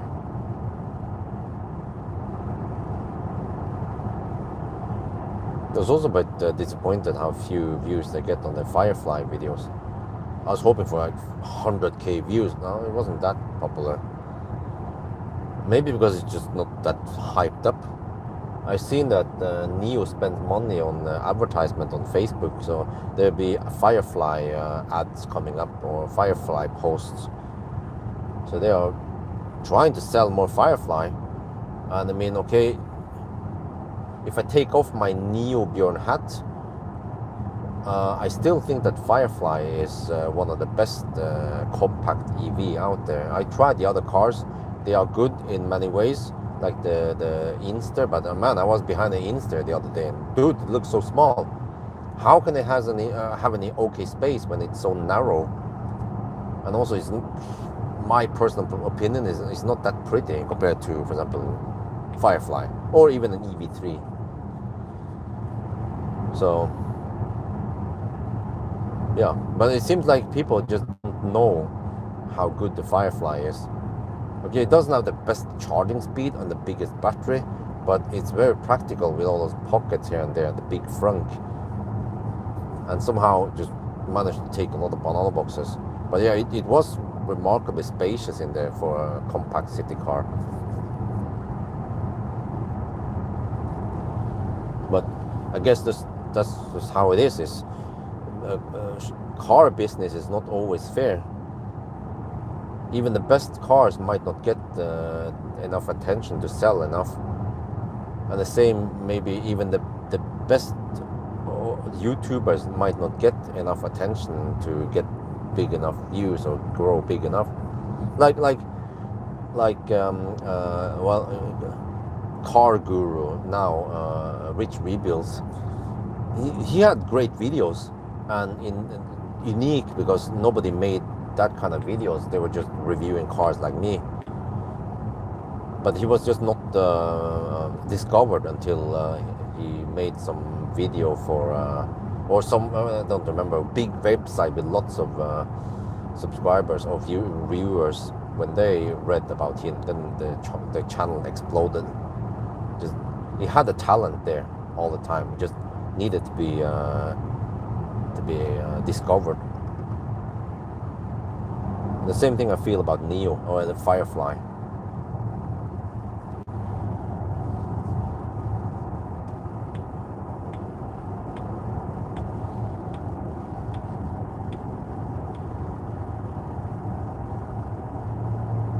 Your house, but I don't need to paint the house. The house is done. I paid around 100k NOK for painting the house, but I need to paint the garage and balcony. I don't dare to do it myself, and I can paint the garage. I asked Idehus. They say for the garage, just clean it with some husvask, whatever you call it. Clean it with soap and then rinse it off and then let it dry for 2 days, and then you can paint right on top of it. You don't need to put any grunning on top of that. Sell your e-golf and get the Firefly. Okay. Okay, I need to explain something here, Reinhold. The e-golf is worth around 40k NOK. The Firefly cost 280k NOK. Or in euros, let me see, e-golf is worth 3,000 euros, whereas the Firefly cost 20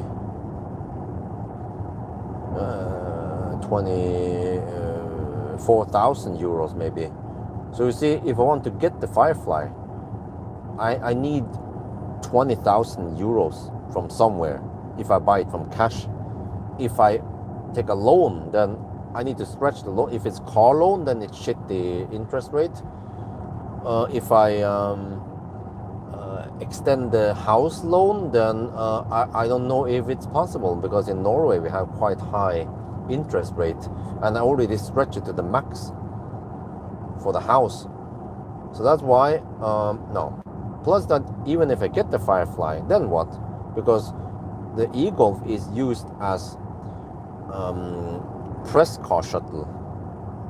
You know how it works, right? It's parked right now. It is parked at Volvo at Fornebu, and then next week, and then on the Monday now, I will drive this Volvo back to Volvo Fornebu, and then I jump into the e-Golf, and then I drive around 20 kilometers over to where the Jack E30X is, Bil Drammen, and then the car stays over there. So even if I got a Firefly, it's not going to make any difference, because the Firefly will then be a waste of money. It will just be sitting there 1 week at a time, and then they get rust on the brake discs. Just like what happened with the MC Hammer in the last days before I sold it. It was just sitting there rusting down for no reason. Waste of money. Model 3 Performance, driving only, no joke, driving only around 1,000 kilometers per year. You know that the e-Golf, if I don't do those challenges and test whatever, it will drive probably around 500 kilometers per year only. When I had those, I had the Q6 e-tron 1 week, and then the A6 e-tron. That's 2 weeks on the same importer. That means that the e-Golf was parked there still for 2 weeks. So in general, that e-Golf doesn't get any drive, or very little driving per year. So that's why I just want a cheap car that works and doesn't Colgate, you know.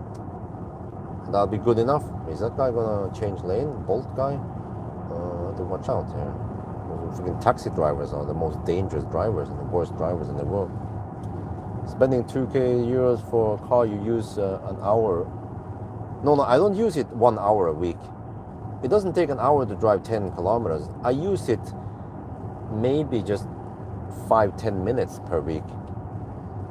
But if there's a 2 week or something with the same importer, then you know it becomes 2 weeks before I need to drive it somewhere. So actually during summer now, the e-Golf, I don't have to charge him for maybe two months. Maybe I charge it once, just to give you an idea how little driving it does. So I even consider just ditching the e-Golf and just go for Bolt. You know, your taxi. You know, Bolt taxi instead. Maybe that would be better. Yeah, okay. No, the reason why I got the e-Golf was that it is a backup car, like a last resort. If I don't have a press car, then I need a car to get to the kindergarten or run errands. But then now I have EL8. But then what if the deal with NIO ends? They don't sell cars. I mean, I don't sell car for them, right? Oh, someone got pulled over there on the other side. Interesting.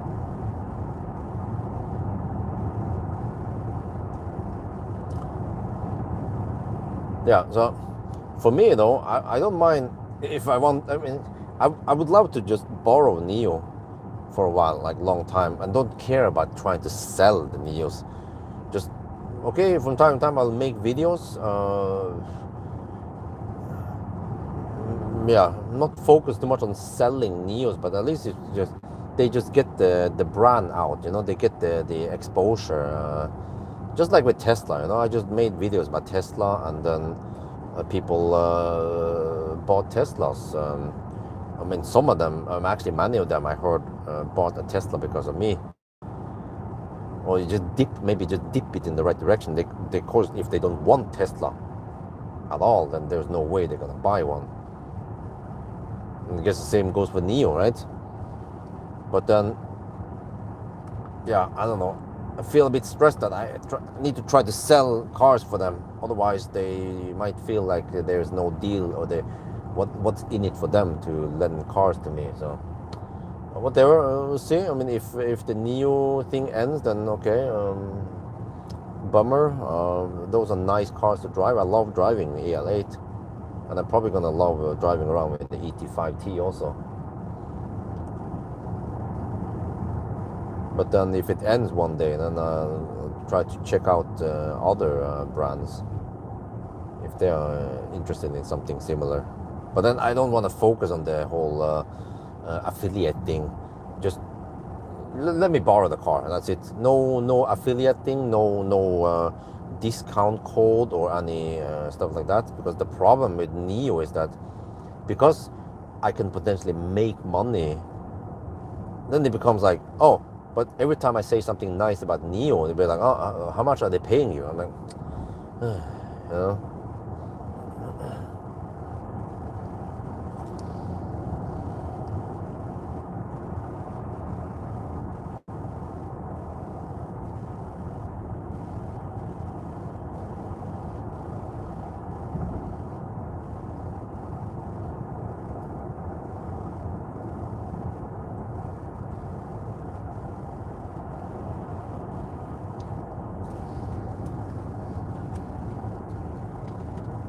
Oh, 7% at arrival. Okay, I haven't paid attention, but okay, we're gonna make it over there. I guess it's no point to try to go to Speculator. Well, actually, wait, let me think about this. Speculator. Okay, we're gonna ride on the 250 kilowatt wave. Yeah, but I wonder, because we. Okay, let's.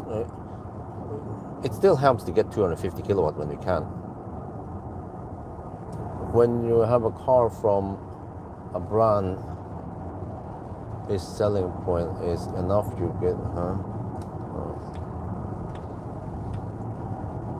money as bought. But also the thing about the Neo thing or whatever, you know, it's not global. That's the problem. I mean, how to put this? I asked them several times, can we give the buyer something here, no? A carrot, right, or something? And they said they tried, but no. So if a buyer does a test drive or buys the car, they get the same amount of Neo points. So for them, it doesn't matter if they use my code or some neighbor's code or friend's code. He might be closer, right? There's no extra incentive. So I was hoping that the Neo Bjorn code, the Bjorn code, could give double points, double Neo points. And it's not that much really. It's like, okay, instead of 400 points, you get 800 points for a test drive. Well, okay, great. You can go buy 2 caramel buns then for that points, right? So it doesn't cost Neo that much to just give people more Neo points versus cash. Well, if you buy the car, you get 12,000 points. That's actually worth, I think, maybe a couple of thousand NOK or several hundred euros. So there also, they should boost it up a bit and say, okay, you get double points or 50% more points if you use Bjorn. But they don't. So, yeah.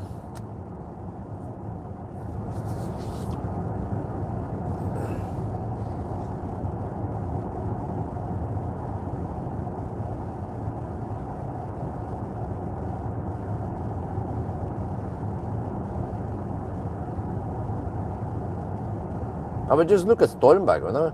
For the longest time I wore Stormbag, I didn't mention Stormbag much.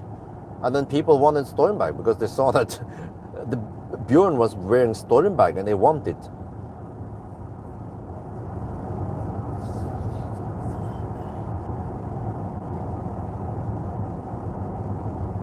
$15, what?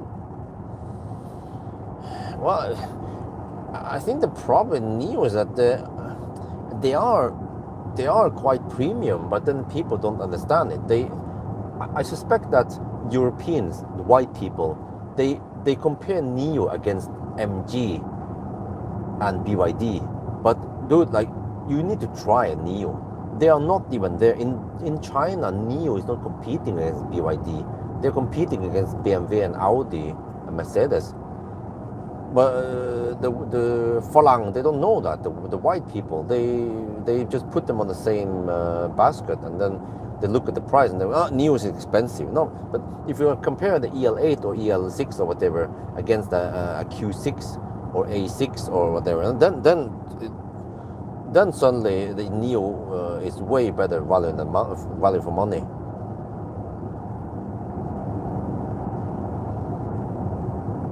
Because when I drive, well, except for the C-Line 7. C-Line 7 is really good, but even the C-Line 7, I feel like, was not on the same level as Neo when it comes to comfort.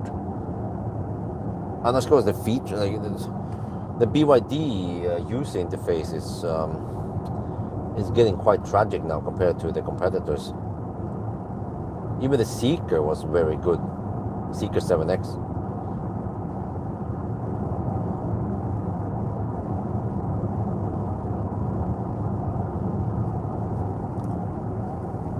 And also, I wonder, another problem is that the Neos, they want to run their own show, and they don't partner up with existing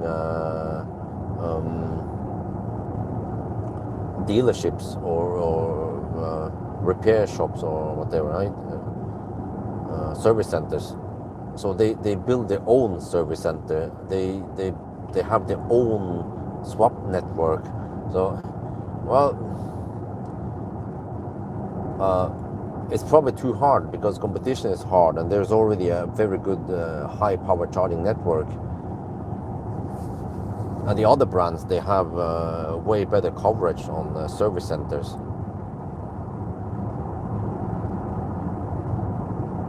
But it's a bummer because the Neo cars are great. Okay, not perfect, of course. I have a list of things I would like to change on the software, mostly the software parts, maybe also the hardware parts. But they already got it more correct in the newer cars. For example, the gear selector in the EL8 is in the center console, kind of traditional. But then in the EL6 they have it in the steering wheel, more like Tesla and Mercedes. The gear stalk there. That's way better ergonomics. MB cars also has it there. X-Spec also has it there, and even Volvo Polestar also there. Why not? You already have your hand on the steering wheel. Why not just put the stalk there? All the steering? Nope, it's still not working.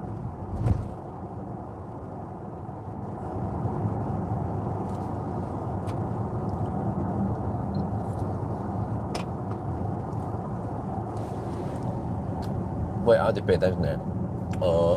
I'm gonna go to the supercharger.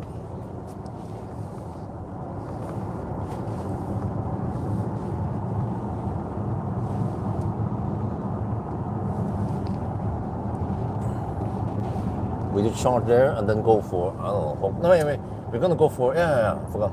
We're gonna go for Inspiria as the last charging stop. Oh, that would be interesting. 4 charging stops then.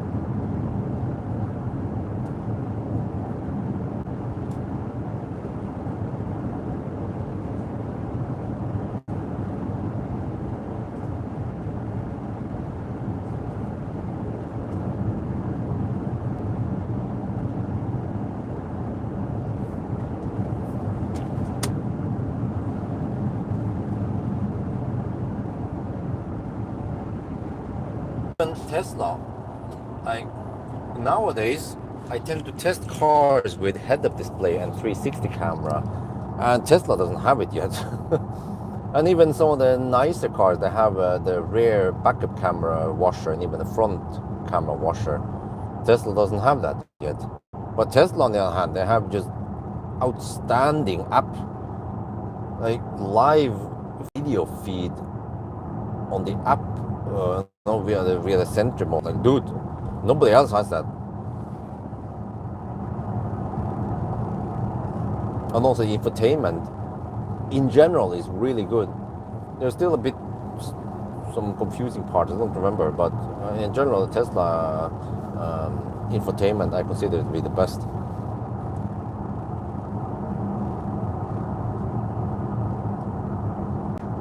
And of course the navigation and the estimation of navigation is just outstanding compared to, again, the competitors. They keep missing the target, but Tesla is incredibly accurate there.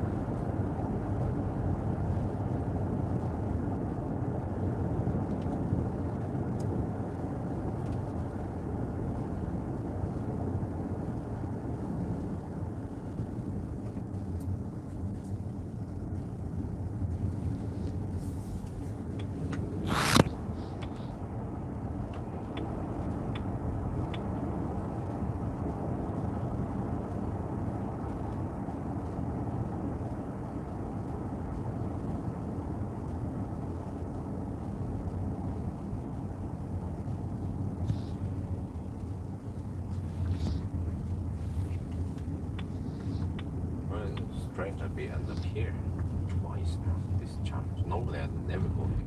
But they are mer charger though. Okay. There's a freaking fat hole here charging. Here, Norwegian. Okay. You see? I think I need to use some restalls. Here maybe.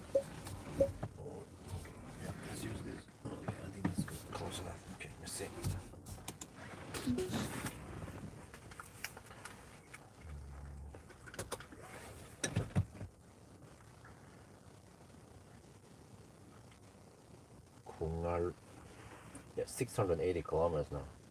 Check kilowatt hour. 211.9. 7%. Well, it's close enough.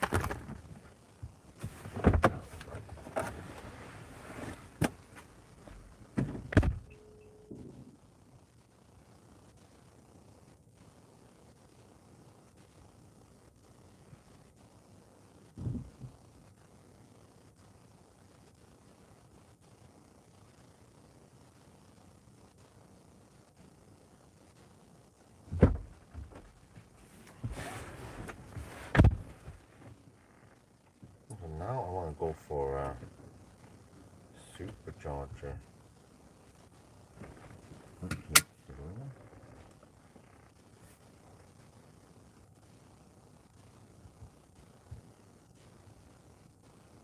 There, we're charging. Inspiria, right? And that'll be the last stop. Let's see, Sarpsborg.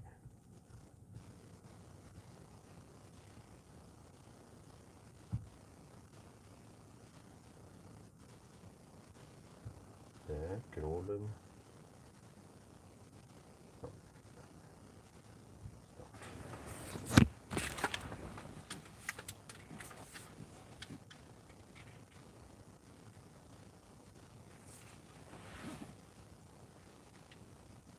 We are back at Kongal supercharger. You know, this site used to have V2 superchargers. Now it's just about V4. They upgraded it with the help of EU. You see, funded by the EU. Okay, nice. But yeah, just like every time, boom, 250 kilowatt, but not for too long. Yeah, you know, the Neo EL8 has a way flatter curve than this. Yeah, but whatever. Now I'm gonna go for the last charging stop, 187 kilometers away. Hey, wait, this is cool. We are 10% and the car claims minus, huh? If you go 50%, would that be enough? Well, let's find out.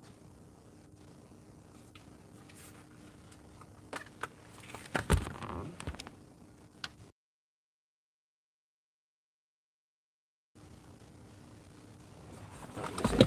Let me move the shaft over there.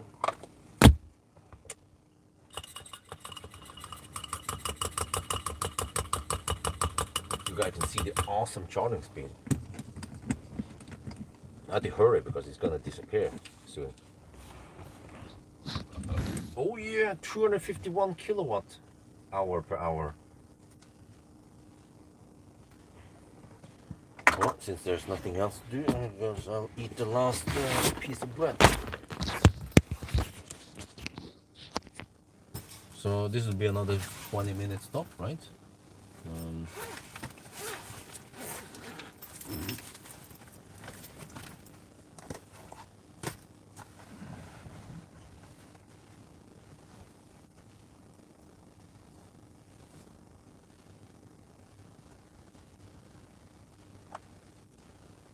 What?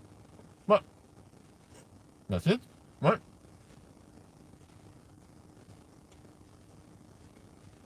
That's what that? No, wait. Then it goes up again. But not 250 anymore, or...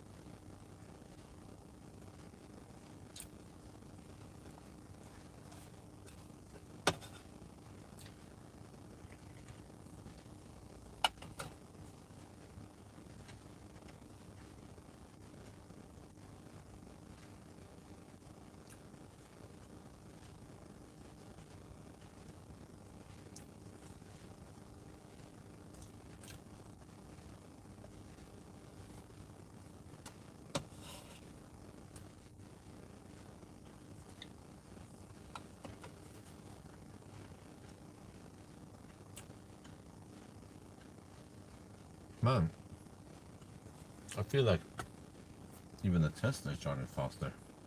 Well, Palladium, Plaid. Plaid goes flat 250 until around 30%.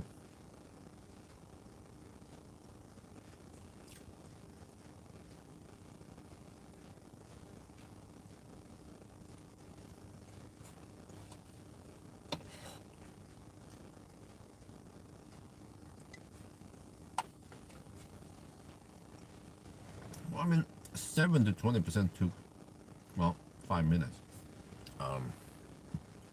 It's not that fast. In it.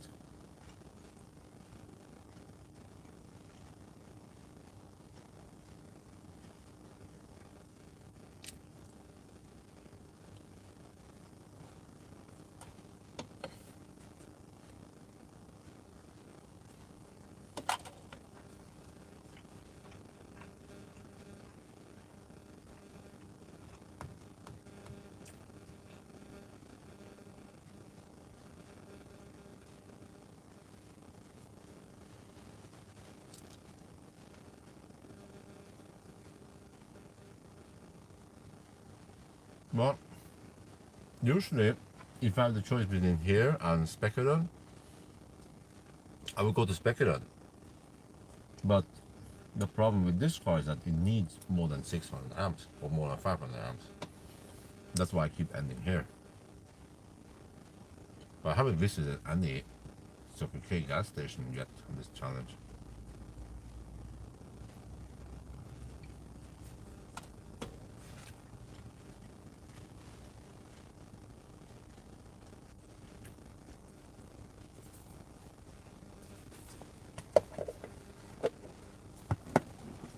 You see, I can't just rush it and ride on 250 kilowatt weight because we don't get that too long. And even 200 plus kilowatt, we don't get that too long. So we just ride on the 150 kilowatt wave, I guess. Right, so if I have 4 charging stops, well, let me see.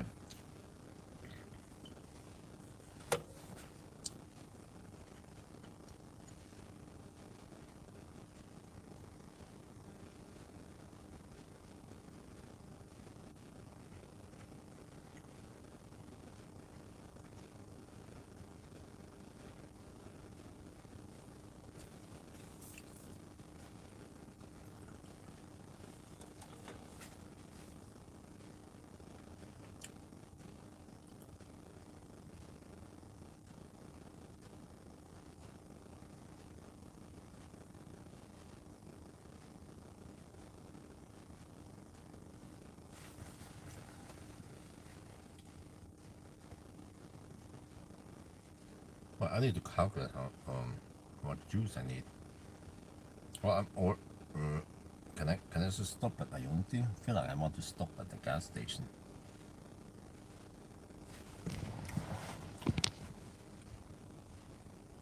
Ionity strömstart. Why is it drop so fast? Well, because it's a Volvo. Wait, I have HVAC on. Uh-oh. Did that mess up the cooling? Hope not.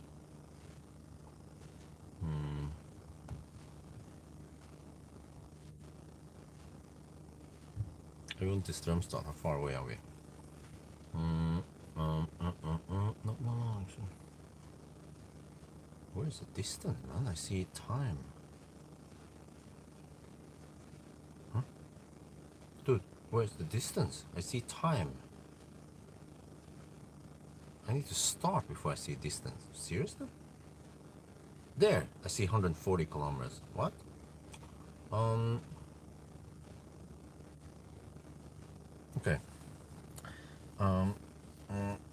140 kilometers to Ionity Strömstad. Would be interesting if there's a test to see what kind of speed we get. And that is only 500 amp. That would be around 190 kilowatt only. That's not going to cut it.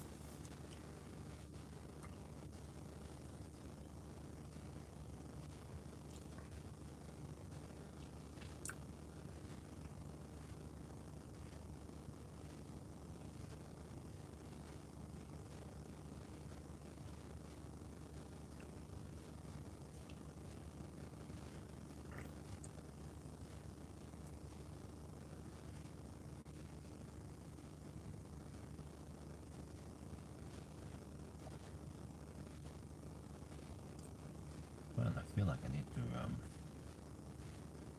yeah.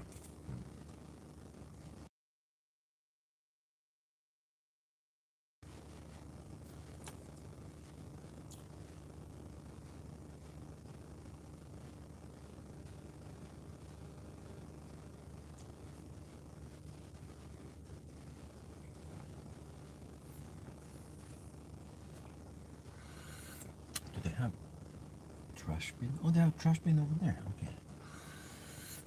Alright, get rid of this at least.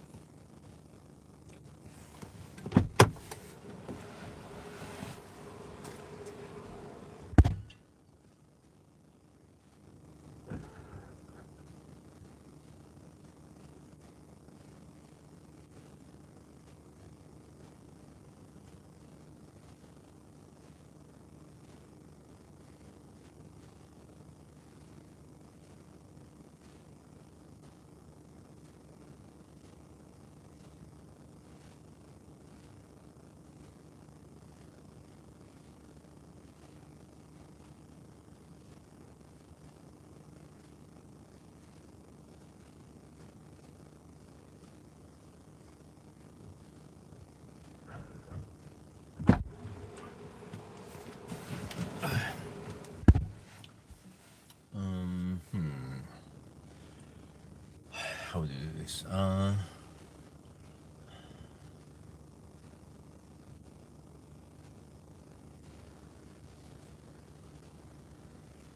feel like I need to go to the restroom, but I don't want the challenge to be affected by it. Because that's the problem. These I do it at night, and then stuff here is closed. I do it at night because of consistency.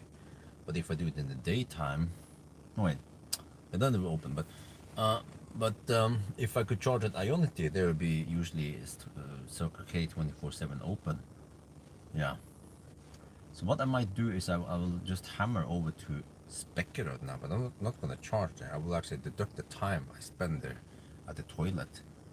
Yeah. It's not often it happens. But we are testing the car, not the human, right? Some people say, okay. I could have, of course, planned a stop and go to Specular instead, and then lost a couple of minutes. Yeah. Maybe in hindsight, that's what I should have done.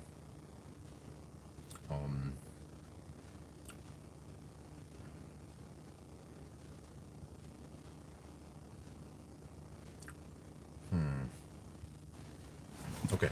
I think we need to get going. It's kind of weird, but yeah.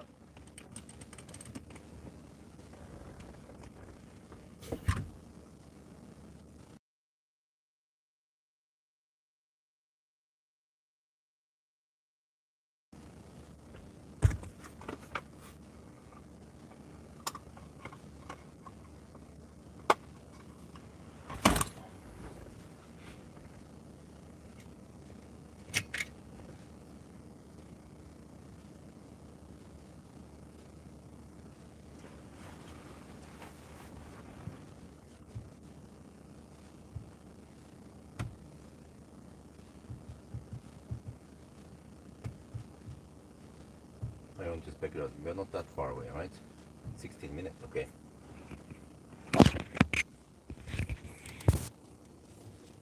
Well, now it gets brighter, okay. Maybe I should get brightness.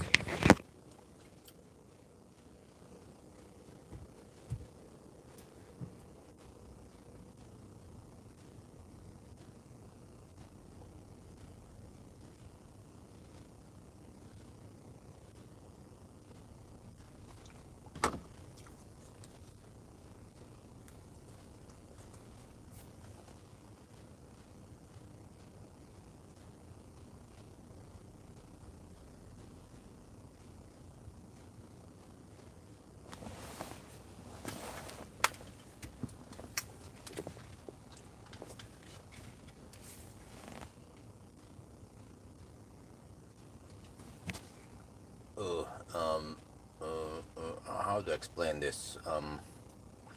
I need to go to the toilet, but there's no toilet around here because I do a night run. In the daytime, no problem, you know. Then it'd be more realistic maybe, because then we can just go to the toilet here or something. But since I need to stick with Tesla because they have the highest current, then I can't visit Ionity, and then Ionity they have Circle K. So I think, okay, what I'm going to do is that it goes kind of slow now anyway. So I will go to Circle K, I speculated, go to the toilet, plug in there. It's not optimal. Maybe I can deduct a little bit of time because of this. If I didn't have urge to go to the toilet, then we could have charged here a bit longer, and then I could have gone direct. So, okay, whatever. The run is not perfect, but we will try to correct for it. A, B, C, always be correcting.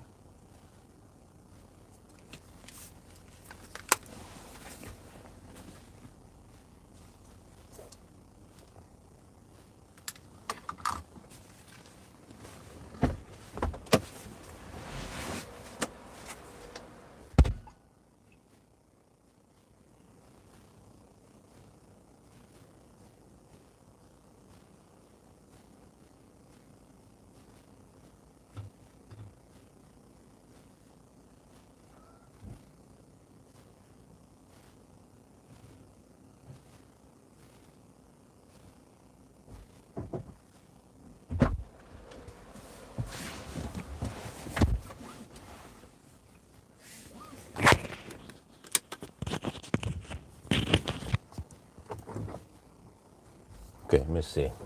Yeah, I wonder what kind of speed we'll get at Ionity. Well, these guys are still here. They are here when I came, they are here when I left. So we are supposedly 16 minutes away from Speculator. Really? Okay, I'll just go there.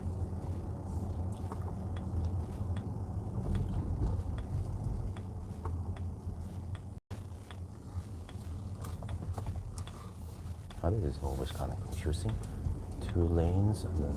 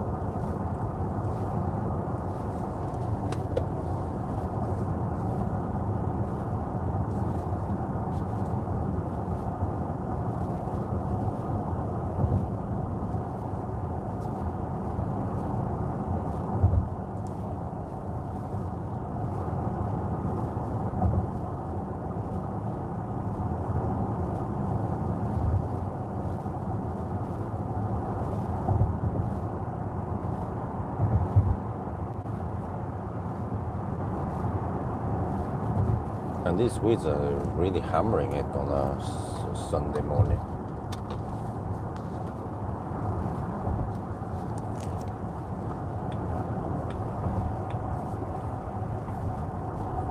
Dude, the Swedes around Göteborg, they're always hammering it. Look at how fast they go, man. I mean, I'm already going a speed limit plus VAT. What kind of VAT are they operating with? Shit. Okay, now we can go snel. Well, the car feels a bit, well, I'm not sure how to say it, not that fast, because it weighs almost 2.9 tons, but it has only 300 kilowatt, 408 horsepower.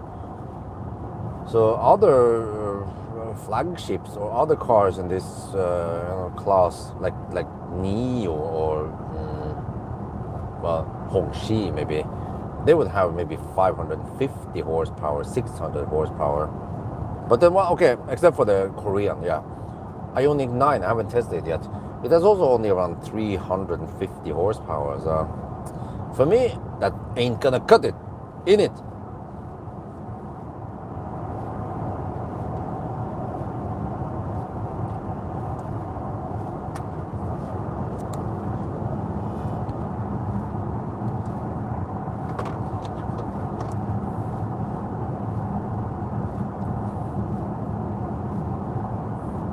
Well, dude, I don't know how much I can charge here during the stop, or if I should go for Strömstad instead. Well, if I can hold it for Strömstad, maybe I should do that. Okay, okay, alternate, okay. Was it, if I go to Strömstad, I can go from Strömstad and home, maybe.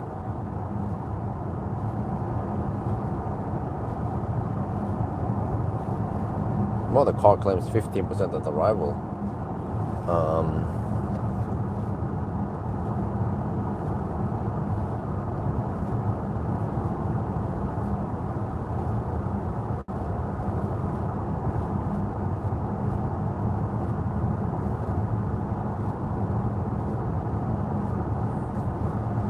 Strömstad to home is, that's only 172 kilometers. Hey, you know what? Let's go for it.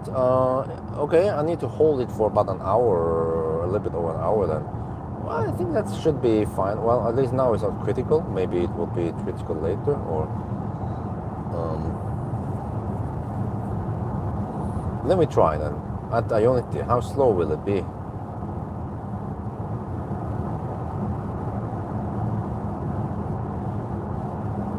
The distance-wise, Strömstad is perfect, but what? Do we have enough juice though? Yeah, we should have, right? Let me calculate it. 46%.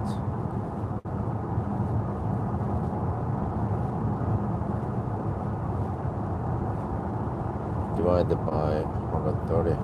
Have a budget of 370 watt-hour per kilometer. That's plenty. We're not going to hit that high. Okay, so you might arrive 15% like the car claims then.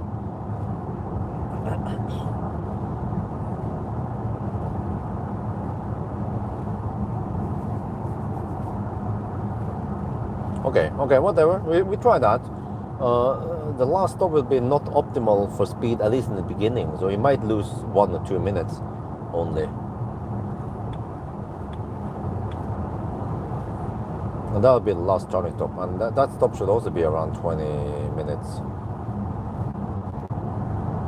22 maybe. Because I have to go for around 65%. Or 60% at least, yeah, to get home.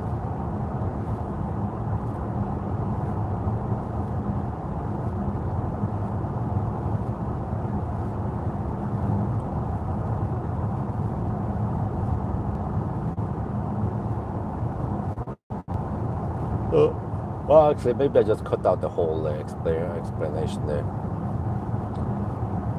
It's just too confusing for people. I just end up at Strömstad and then charge there, and then people don't know. I can say, okay, that's the distance-wise, that's the best deal.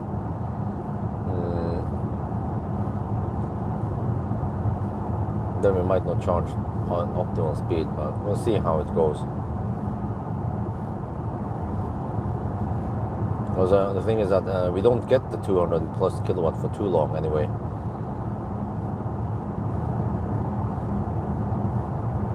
So if it's 6 minutes instead of 5 minutes, then yeah, that's only 1 minute lost.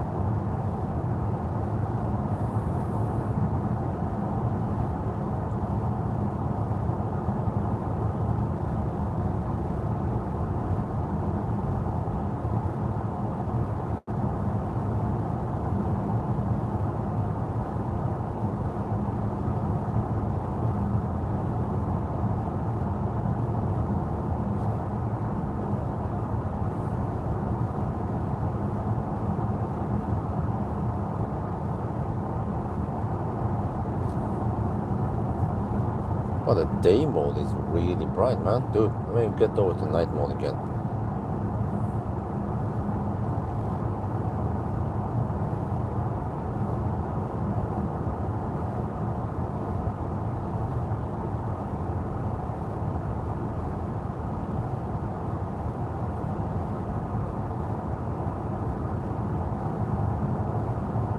Wait.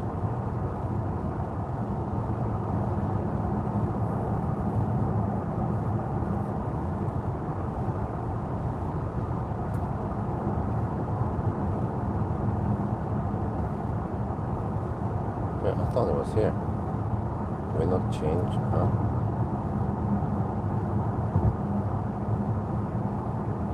What? Oh, where the heck is the setting?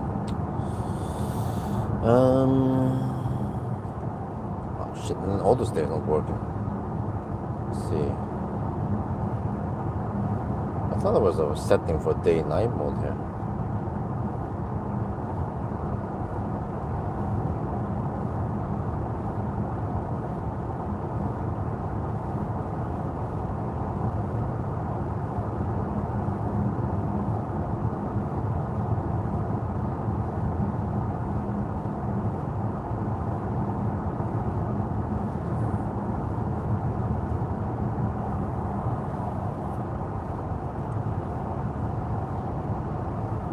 can't find it.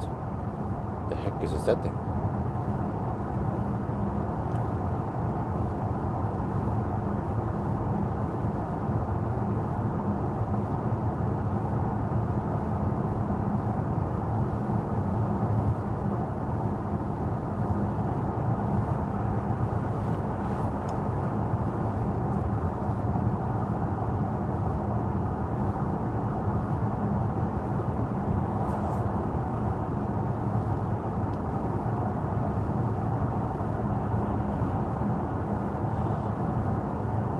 Okay, I give up. I haven't found out where the heck there is. If there's any day and night mode.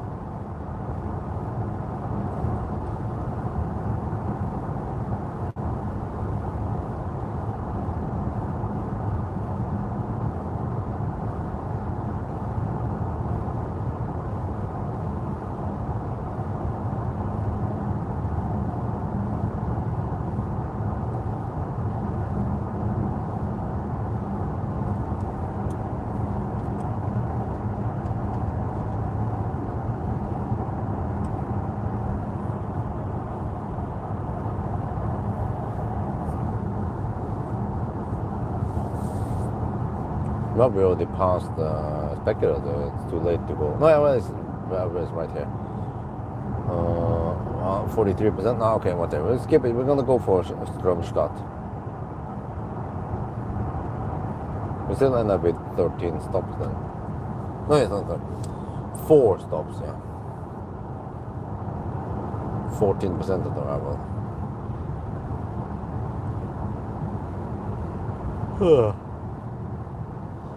Getting sleepy. That's what's happening right now. So one afternoon that was simple enough. Right? Still gonna collapse soon.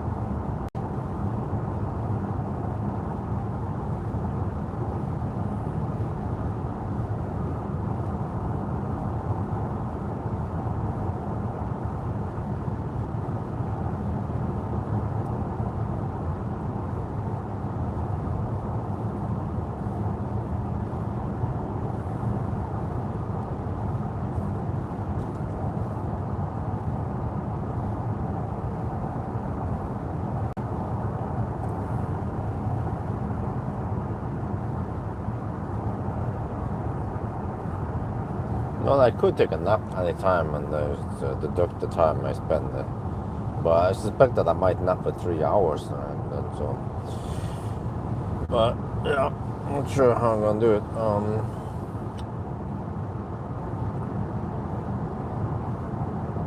I also don't want to come home too late.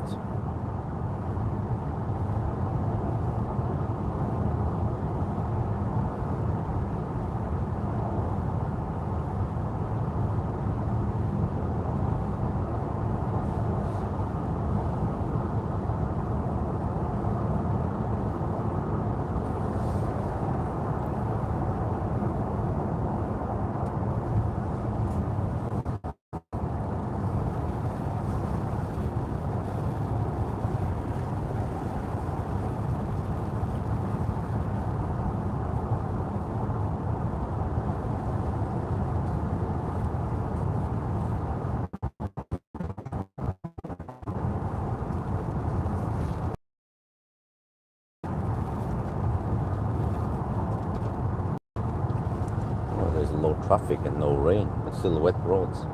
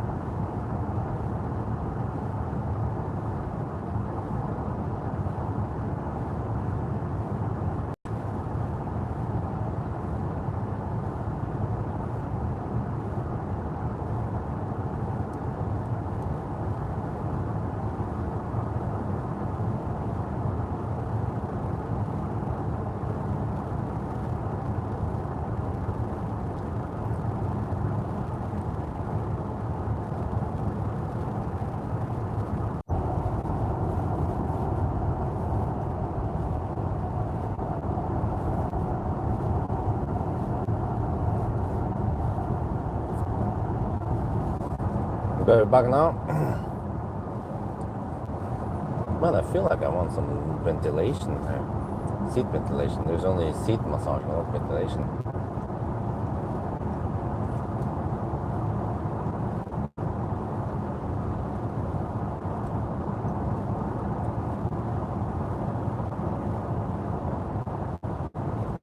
Oh, thank you.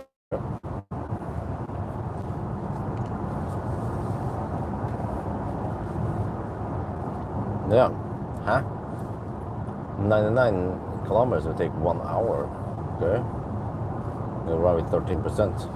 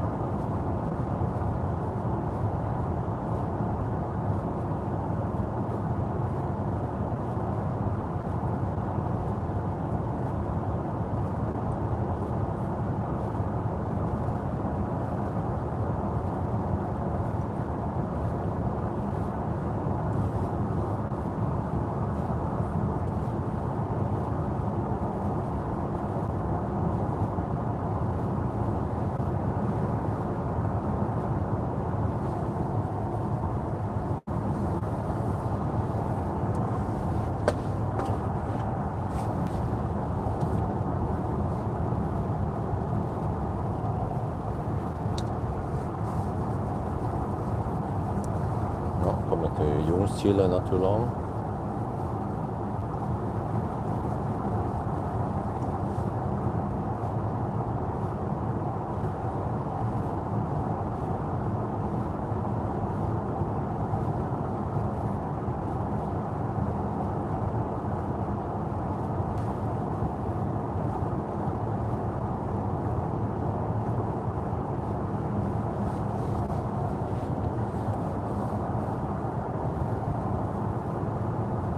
Where is this? Ljungskile? Really? Lyckborn. Ah, I forgot this is Ljungskile. And then the next thing there, that's Volvo.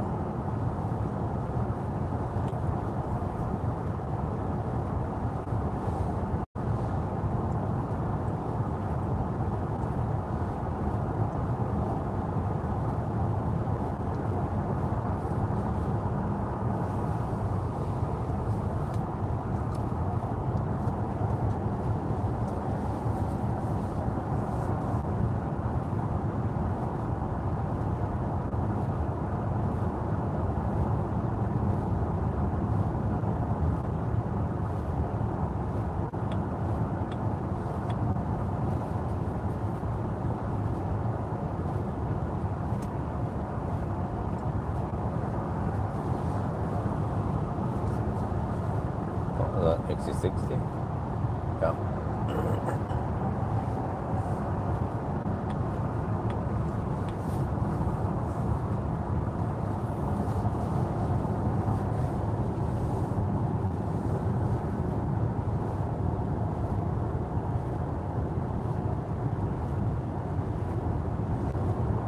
Here comes a slower speed.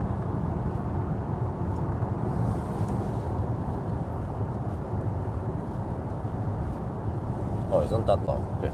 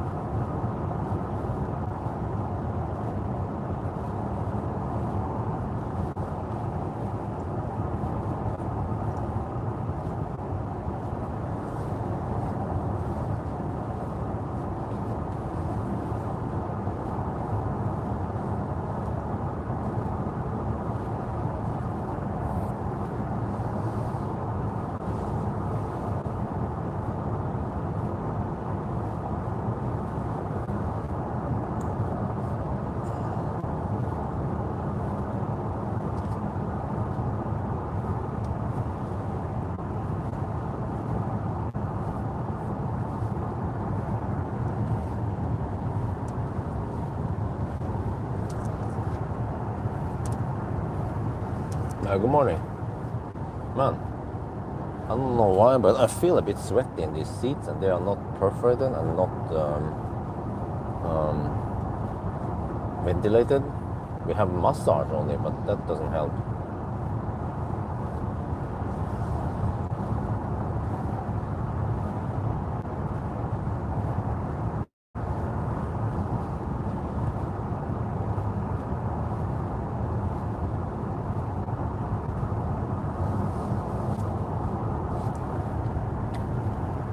Hi, Rune.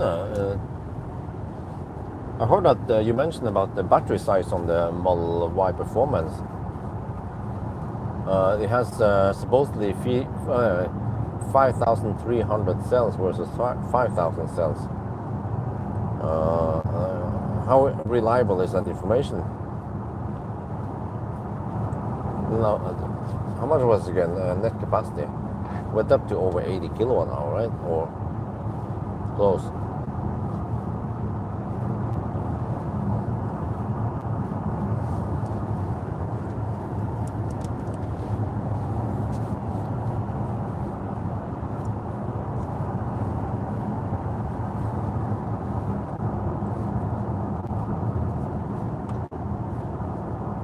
There's several articles earlier about LG. Oh, okay.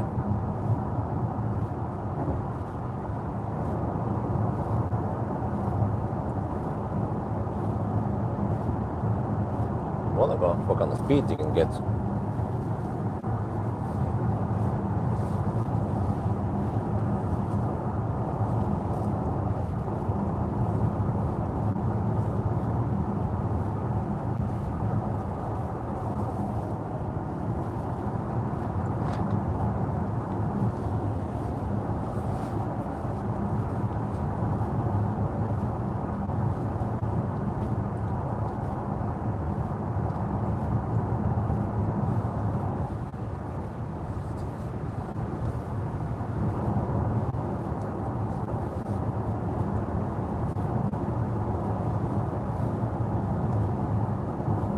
Man, the fog is so thick.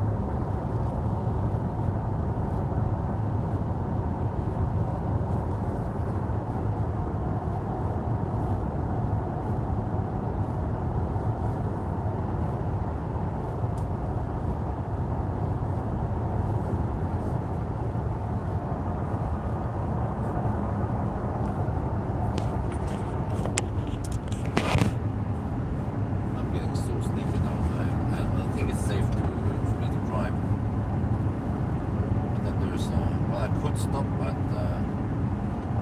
yeah, I think I might do that. See, there's a traffic cross. There's a resting area. Go check it out. Is it open though? Oh, it's closed. You see, the fog is so thick I couldn't see it. Okay. I'll stop at home store. I just need to sleep, man. I thought I got enough sleep last night, but apparently it wasn't enough.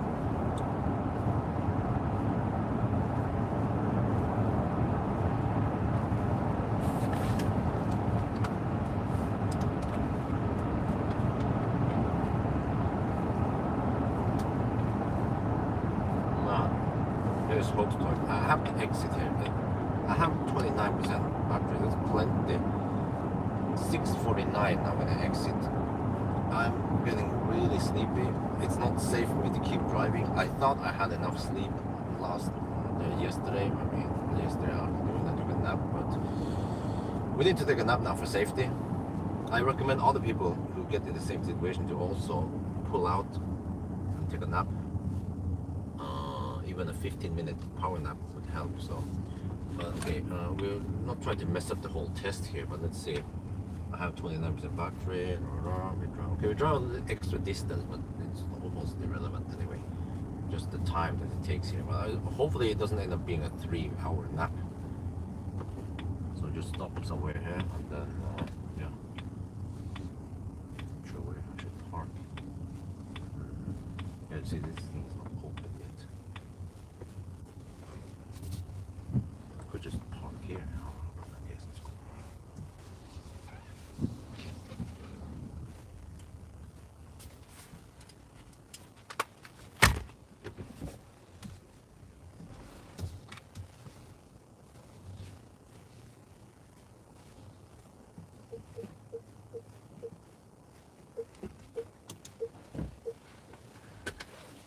Okay, so pull out at 6:49.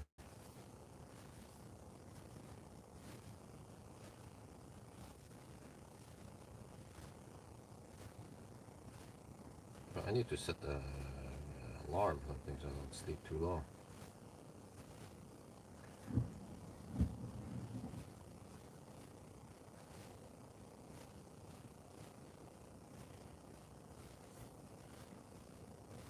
Seven 15-minute, 25-minute nap. Okay, let's go.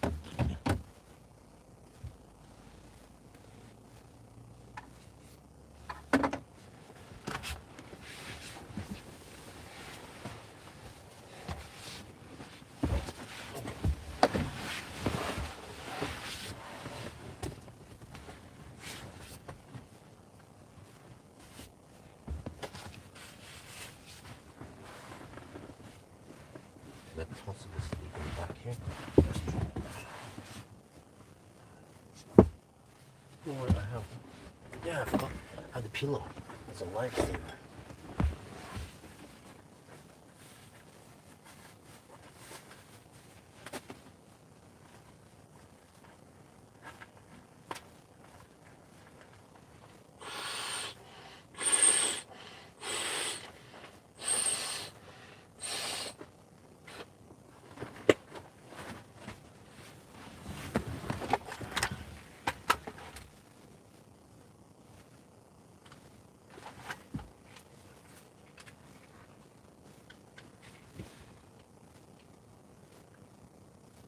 Man, I don't know what's up with these seats, but sometimes they feel a bit sweaty, and you see they're not perforated. They have massage, but not ventilation. I wish I had seat ventilation. That could help on the sweatiness. I'm not sure if they use any real cow leather. It's probably just vegan leather, or I don't know what that was called, vinyl. But I brought the storm bag pillow with me, inflatable pillow. I'm gonna try to sleep like here in the back here, like this, and then see if that works.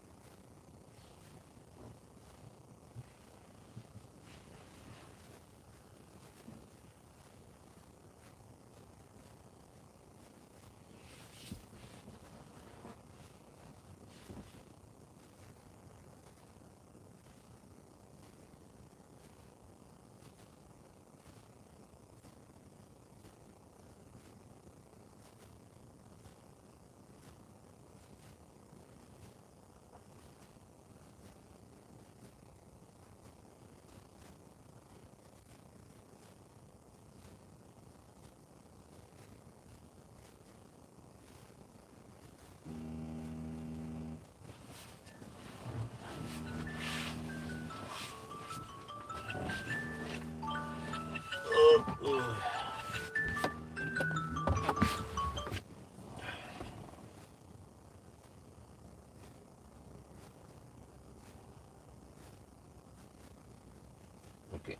let's go. Quick power nap.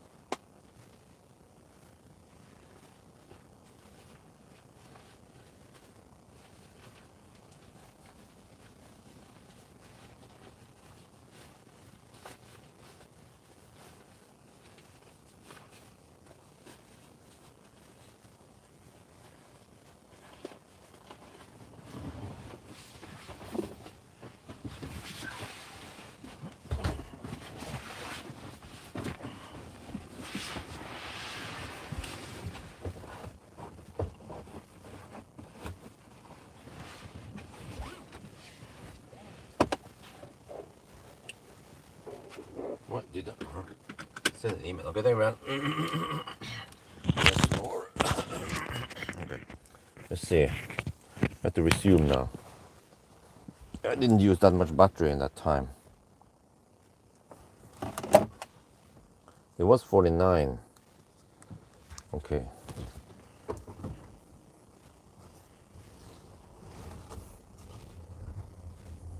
$17. 17. Wow. It's almost half an hour. Wow. Okay, what the?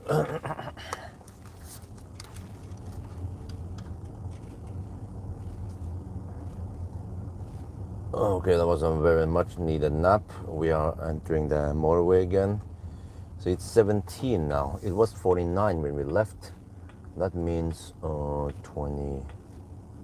Let me see, 28 minutes. Yeah. Oh, but I feel a lot better now. So we can survive the remaining challenge, right? Let's go.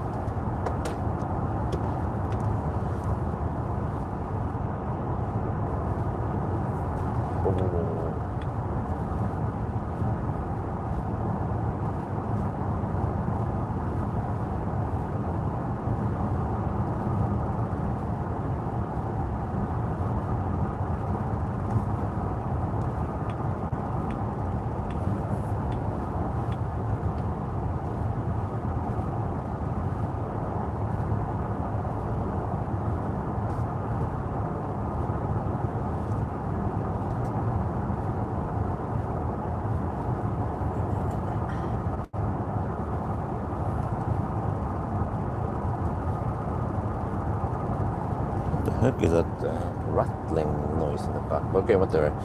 Let me see. So we started at 23:25. I had 6-minute delay, so that's the same as 23:31, and then the 28 minutes. Okay. So we have 1 hour, 1 minute before midnight then.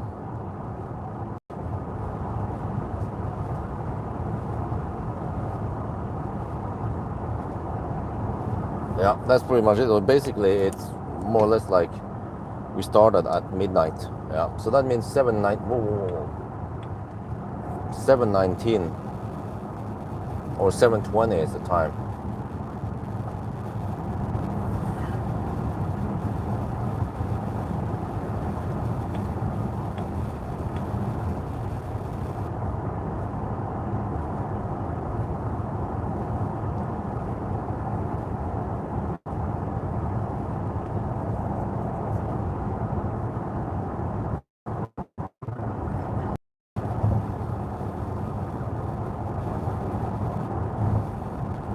Dude, that was magic. I think I just passed out and I had a dream about something. I don't remember, man. Some random shit. And then I woke up now and wow. Okay, so 20. I think I actually had close to 25-minute power, or maybe 20 minutes, or I'm not sure. So not too long, but it doesn't have to be a 3-hour nap.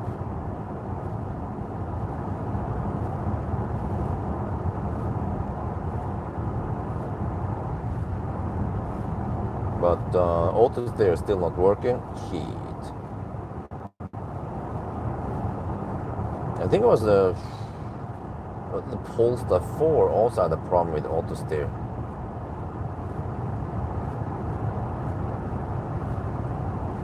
Man, I hope this fog will go away soon.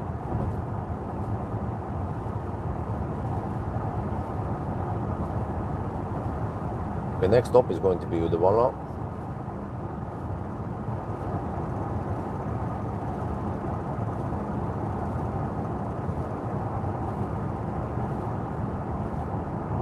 .64 kilometers away. We arrive at 10% or somewhere around there.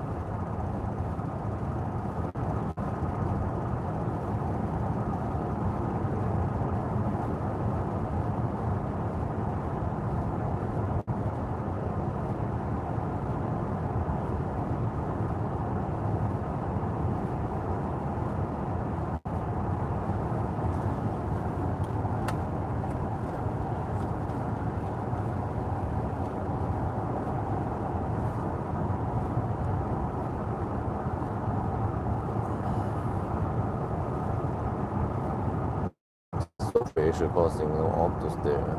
Well, no, well, it's the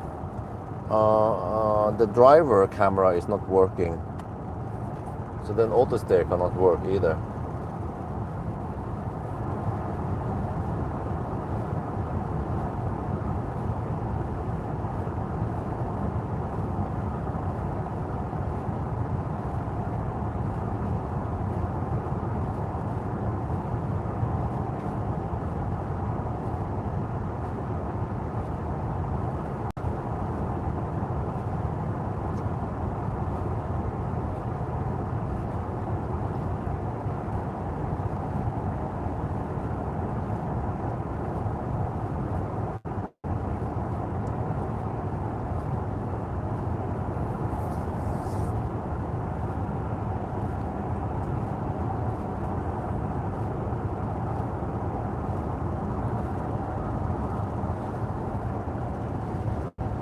Sure what the rattling at the rear is.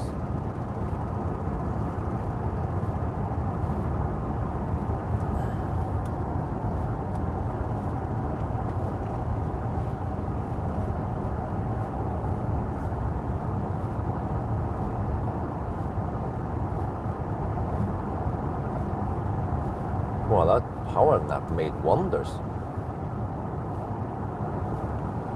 I was so tired. But now I feel like I can at least go a couple of more hours before I finish.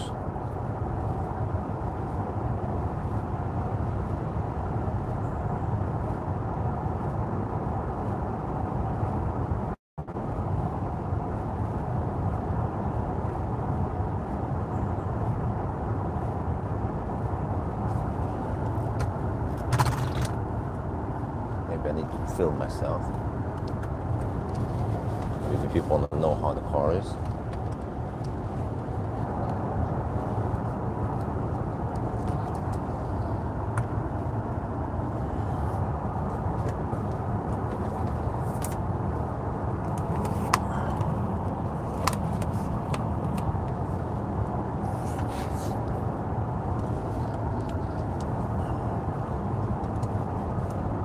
Man, that was so weird because I was really tired. I passed. There's some kind of rattling in the back there. I've heard this since we started driving. But I don't know what's wrong there. But I set the alarm. When I saw the alarm, it was around 25 minutes. But then I shot the video right before I passed out. So I think I slept for around 20 minutes. I probably had some dream about some random stuff. It was actually okay to sleep in the back there. Yeah, and also got to ventilate the back a bit, you know. So now it's feeling better in the seat, but eventually, I guess on a sunny day, it could be somewhat sweaty. Yeah, I also noticed this before when they did some range tests. There I even had shorts on. But yeah, but man, this car is just so nice and comfy. Well, at least it's super quiet. But when it comes to the ride, even if I've set it to the comfort suspension, let me just double check again. But I also find myself having to dig into the menus to find stuff because, yeah. But okay, driving dynamics. I have to actually dig into here. The suspension feel. It's set to soft, not firm. But when I go straight from this Volvo EX90 over to one of the rivals, which is Neo EL8, then I actually feel like the EL8 has softer seat and also softer suspension, despite that the EL8 is in the firm setting. You know? And if you go to comfort, it becomes even more comfortable. Whereas here, it seems like they have set it up to be a little bit sporty, but not as sporty as the Polestar 3. But just to give you guys an idea, so maybe the dual chamber suspension, air suspension in the EL8 is just set for maximum comfort, but here is more like the Swedish or the European style driving. So I also like this, but for me though, I'm getting kind of old. I think I like the EL8 better, that soft ride. Yeah, but they're also not that both of them. This is still okay. Well, I mean, you can feel it. You can feel the heaviness and the big, whatever. You know, the car is tall, so it's not a sports car. No, none of these are.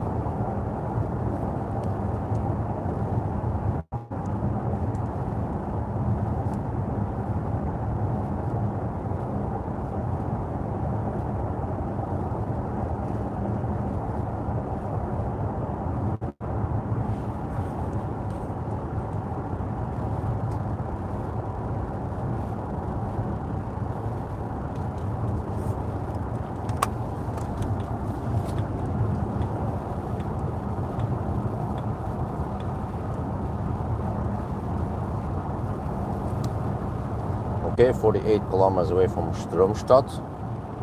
We will arrive with 9% supposedly. Okay.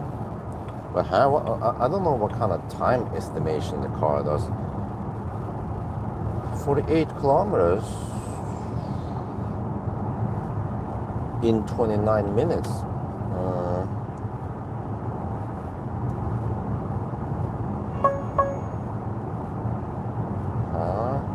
47 kilometers, 29, huh? That's 97 kilometers per hour average speed. We're not gonna go that slow.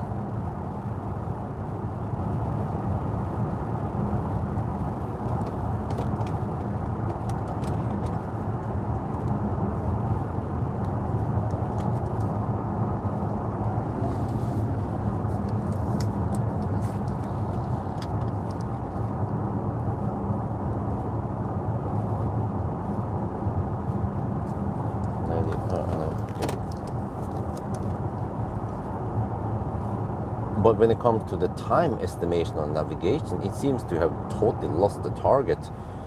46 kilometers in 28 minutes, that's around 99 kilometers per hour.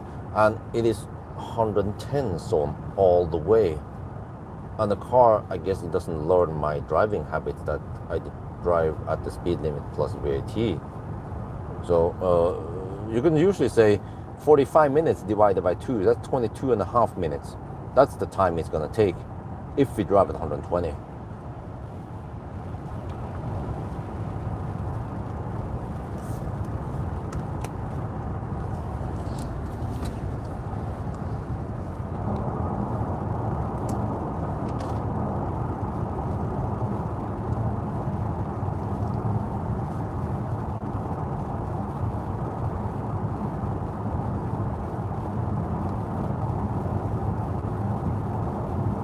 Yeah, the Sky Ride. Oh, well, I hope I can check out the ET9 by the end of the year.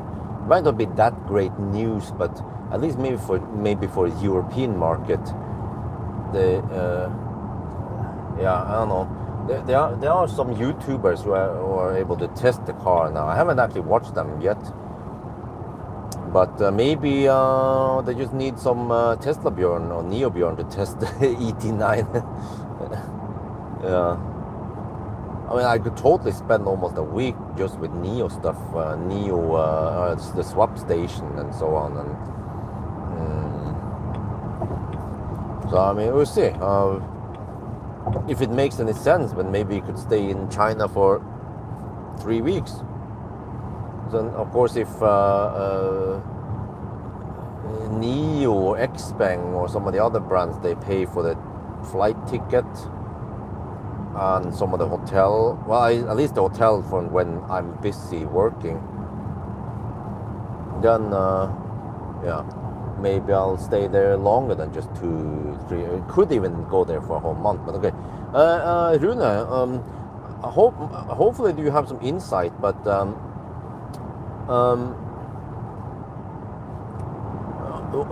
is it worth it? I consider it.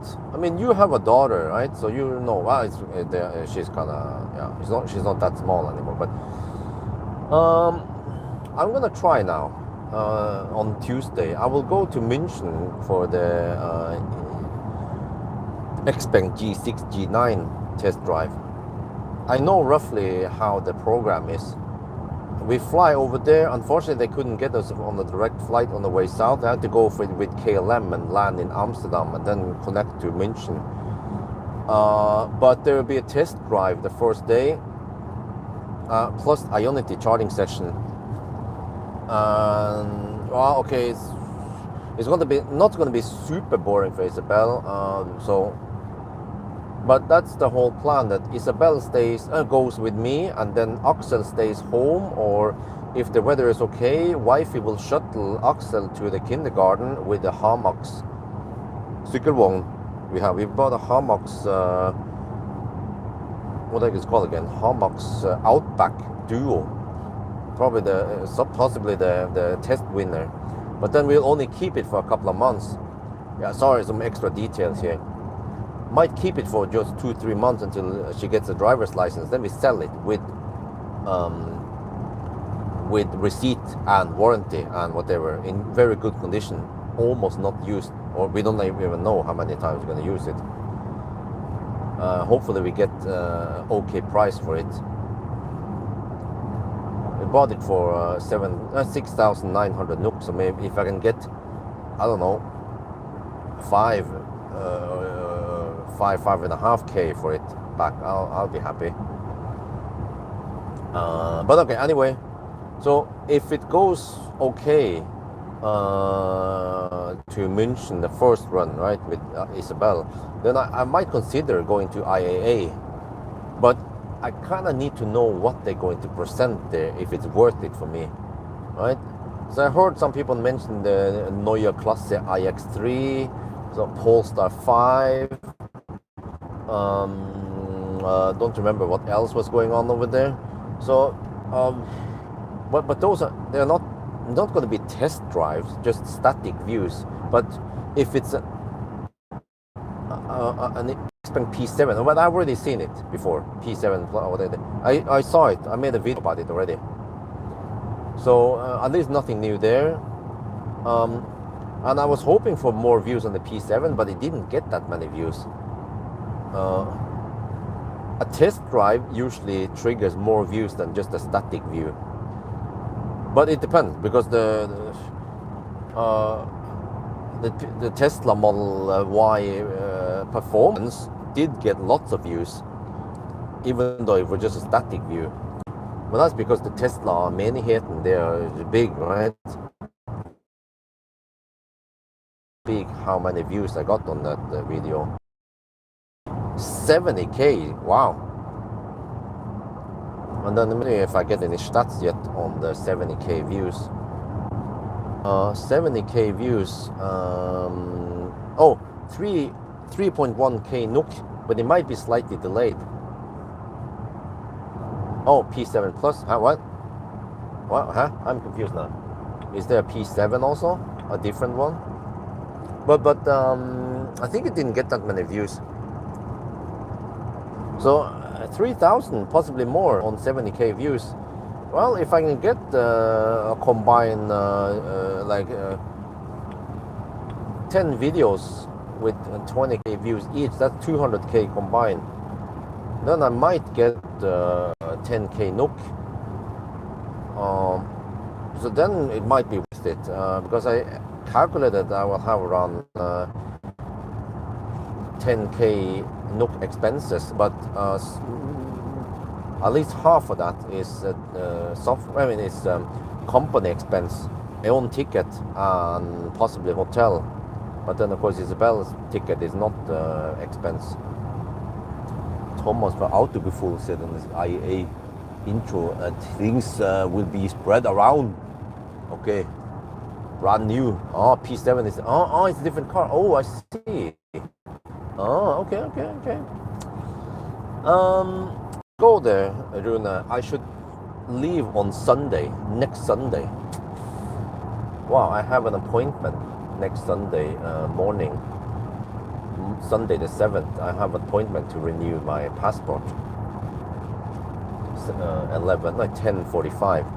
Unfortunately, we can do that at Gardermoen. I don't have to go downtown Oslo. It's actually superb service to go to Gardermoen. They have very few stalls, the booths there, but there are also very few people going there, unlike in Oslo. And parking is, well, expensive, but hopefully not too long in there. But okay, anyway, wow, it starts clearing up finally. So, okay, if I go there,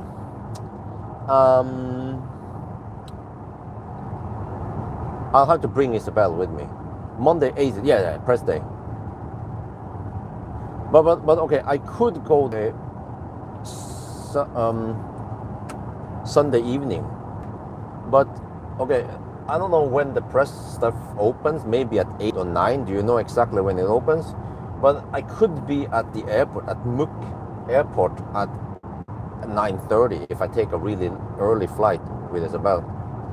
And then I could be at the maybe around 10, 11. And I mean, I'm not gonna bother. Okay, 8, okay, 6, yeah. So you see, if I can be there at 10, I'd stay until 6. So I mean, that's already, that's from 8 hours. I mean, Isabel's gonna be shit bored if I stay there 8 hours. Hopefully I can finish within 4 to 6 hours with a bit of break in between, some food break, some play time or whatever. And Isabel might also fall asleep. I'll also bring the stroller so she can sleep in the stroller while I shoot video, just like I did at the Oslo Motor Show, whatever it's called. I don't remember, when I filmed the X-Bang and some stuff. So, but I have to bring, wait. I'm not sure how I do this, but how do I transport Isabel from the airport to the expo area and back again safely? I need a car seat, and where do I get a car seat over there? Right? I could bring my own car seat, the Cybex and Norris T.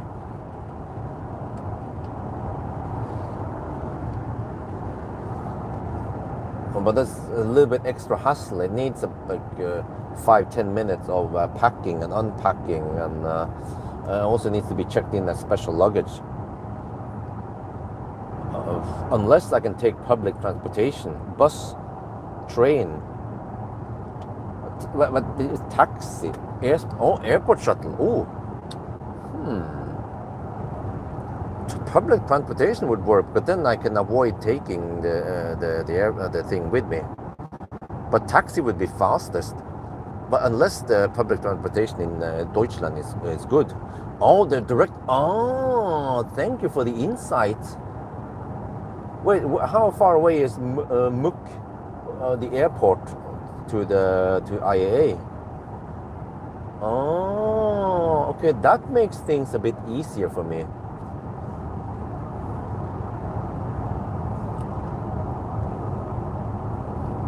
So that is a possible plan. I leave early on Monday morning, so I don't have to sleep over. I do my shit, and then, well, it depends then. If I finish then at 6 or something, or 4 or whatever, I can just shuttle back to the airport and then take a late flight back home. And it's no big deal if I arrive 11. Why? I mean, Isabel will sleep on the airplane anyway, and then she continues to sleep at home. Or I can just sleep over there one night, so there's no too much stress, and then I just fly back the next day. And I think it might be worth it for the videos. It will eat up some time for the other stuff. I have to shuffle. I have to ask.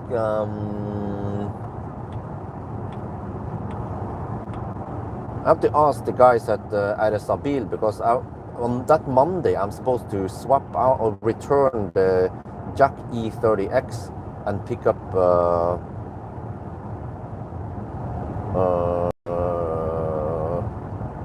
Maxus E. I don't remember. I have to check here. So I hope they can just no. And then I'm supposed to pick up I return the Jack E30X and I pick up C-Line 7. So hopefully I can push it by 1 day or something. Summit Munich Exhibition Center is easily accessible from the airport via public transport. Oh, nice. Shuttle buses, taxis. Okay, shuttle bus then. That's what I'm gonna go for. Center is located 42 kilometers. Okay, shuttle bus direction. Exhibition Center IAA. Summit. An option is direct non-stop shuttle bus service operating every 20. Wow. Okay. Wow, it seems like public transportation in Deutschland is a lot better than Norway. Public transportation in Norway, man, it sucks. It's so slow. Okay, but Rune, are you going there? That might be. If I want to go there, I want to go there in press day, not on a freaking public day. It's just way too crowded. So press day, you arrive 9 or 8. The earlier the better. And that'd be great. Wait, in that case, maybe I should travel on a Sunday after all, so I can start as early as possible on Monday, and then I can take a late flight home. So I'm ready for Tuesday swap or whatever. Not this year. So much stuff at work. Oh, okay. All right, but maybe it's worth it. Many times I don't bother with whatever, if it's IAA or some of the other expos, right? And then it turns out that there are lots of great, interesting news coming out, and I was like, oh, why didn't I go there, right? Yeah. Okay, now it says 7% at arrival. Yeah, we're gonna arrive in 15 kilometers now, in around 7 minutes. Well, it's deep enough. I have tailwind, okay. Hopefully I can go take a bathroom break there and charge for around 20-ish minutes. This will be the last charging stop then. Stromstadt. Thomas Autogefühl say it will be a lot. He has been preparing lots of videos. He says embargo. What? Oh, okay. He already got them beforehand. Okay, I see.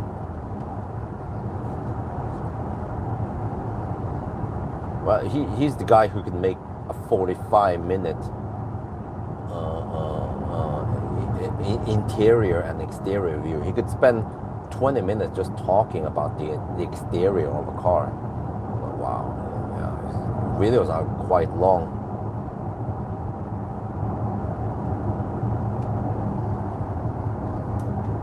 Okay, but yeah, and yeah, I already have I booked the CLA, and I'm waiting confirmation on the Ioniq 9.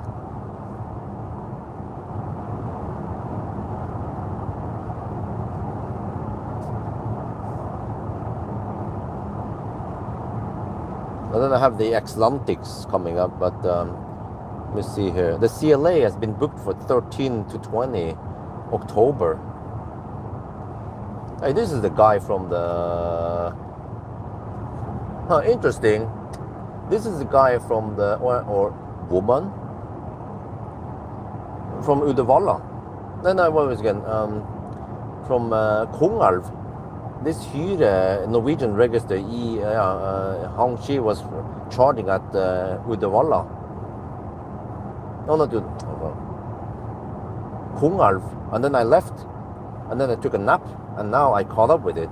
And it seems like she or he is not driving with... no, he. He's not driving with a tempomat. Probably took forever for him to charge that thing, and he's so thirsty, so he doesn't want to go too fast.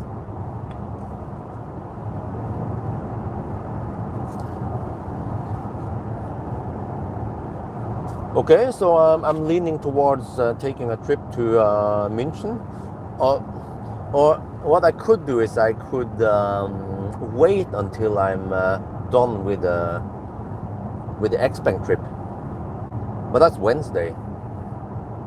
You know, in case I find out it's a freaking... I know roughly what to expect. And I took her with me to the expo in Lillestrøm, and that was fine, no problem. So I think it's... maybe I just commit for it, go for it. What's the worst thing that could happen, right? And also, yeah.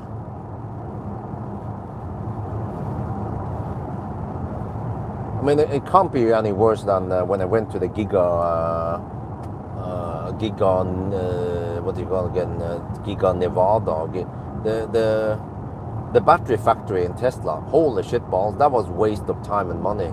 Went all the way there just to look at the battery factory. That was not super interesting, and nobody watched the video. Spent a week or so there. Went alone. That was before kids, of course.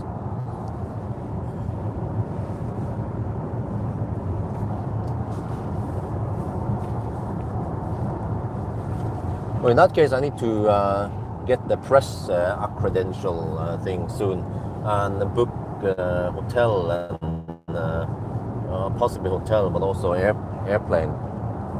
And I have to check what I go for, if it's Lufthansa or something else. But I want direct flight. I don't want to deal with connections. You know, I'll pay a little bit extra just to get direct flights.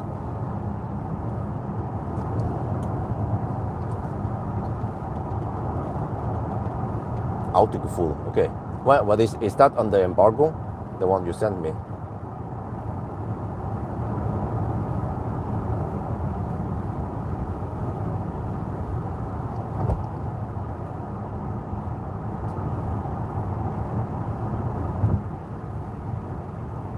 Okay, we go semi-deep, 7% now.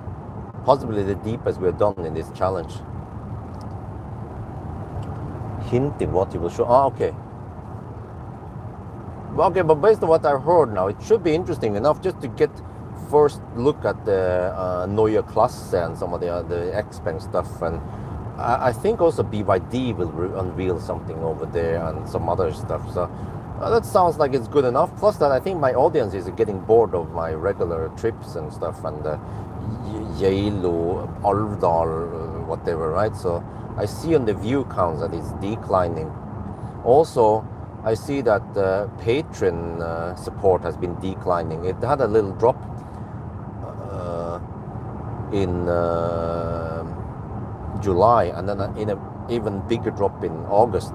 So that is usually also indication that people are less interested or maybe not so satisfied in my content. But then usually when I do it well, which hasn't happened in many years now because of kids, then also the Patreon goes up. And also the number of subscribers I've gained is quite low nowadays.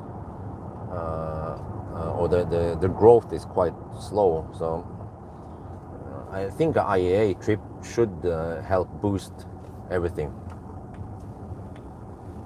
Plus that maybe it's also exciting for Isabel to go somewhere. She's always happy if you can go with daddy. She'll be my mascot in the future, right? When I go on places. Daddy's making money and having more fun.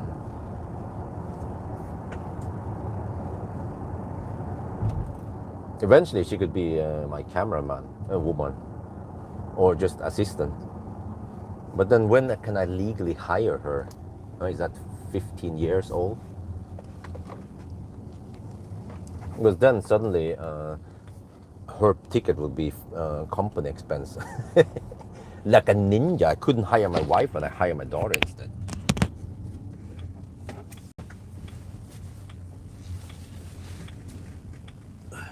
I'm also hoping for some Shanghai Motor Show I could join. And of course some Bangkok. Yeah, Bangkok Motor Show is happening already at the end of November. I'm gonna grab that. Also, it was 28th of November something. Just 2 days after I land in Bangkok. Go to Chiang Mai and then I fly over there. I need to turn the ship around. I've been left behind for many years now because of family. I need to get back in the game again.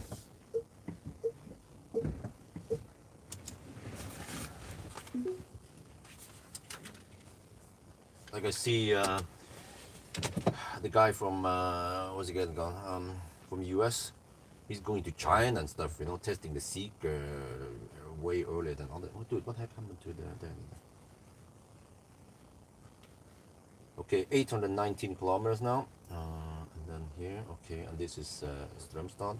This is gonna be interesting. Now we have Ionity for change.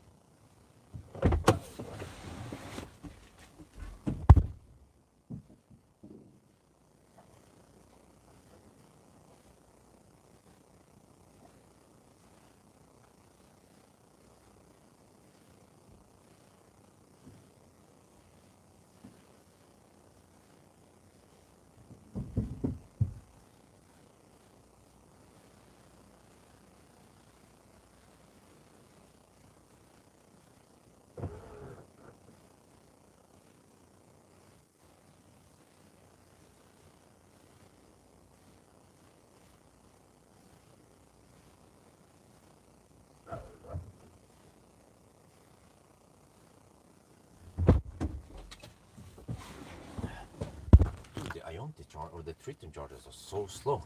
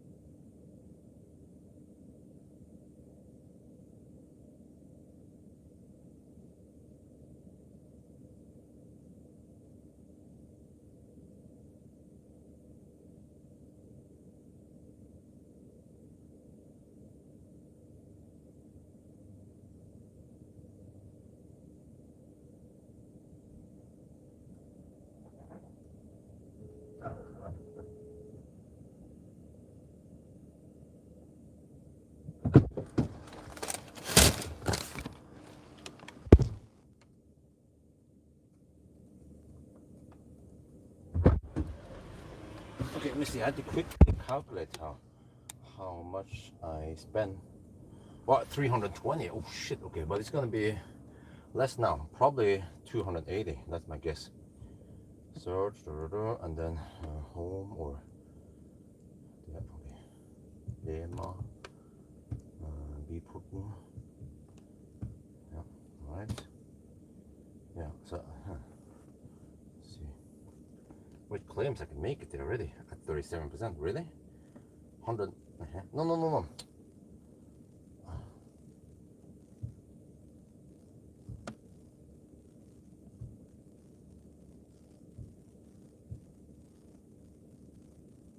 I want to stop at what? Yeah, recharge. No. Remove.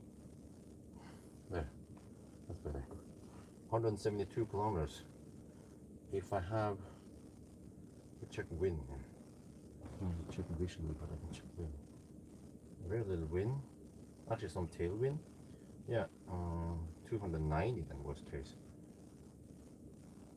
We need to spend 47% of the battery. Okay, we don't have enough now. Wait, huh? 172 times 280. Let's guess that instead.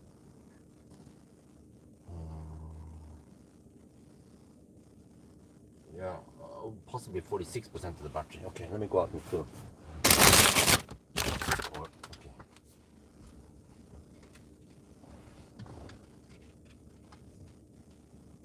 Okay, went to the restroom, brought some. Went to the restroom. Wait. Restroom done. Bought some food. We're now at 40%, taking, you see, 153 kilowatt. Right now, it doesn't matter if it's supercharger or Ionity, but the remaining distance is roughly 172 kilometers. Yeah, I calculated we need to spend around 45 to 48% of the battery. We have 41 now, so we are almost done. Let's see how long that took.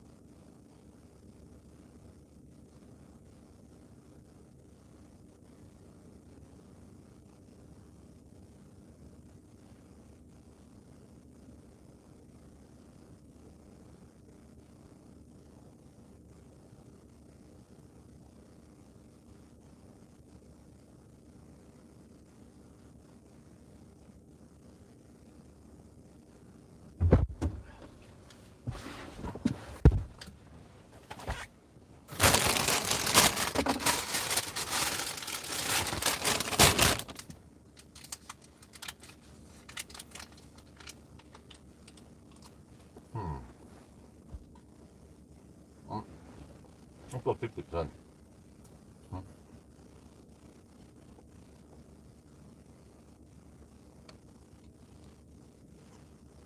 You are the winner EV reviewer. You get access to everything if you.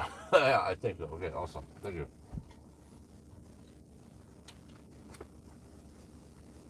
Yeah, I look at flight tickets. Maybe Rune, if you feel like it, could you check out flight tickets? Possible possible departure Sunday evening, or Sunday afternoon, but then return either on Sunday, no, on Monday evening or Tuesday early. Yeah.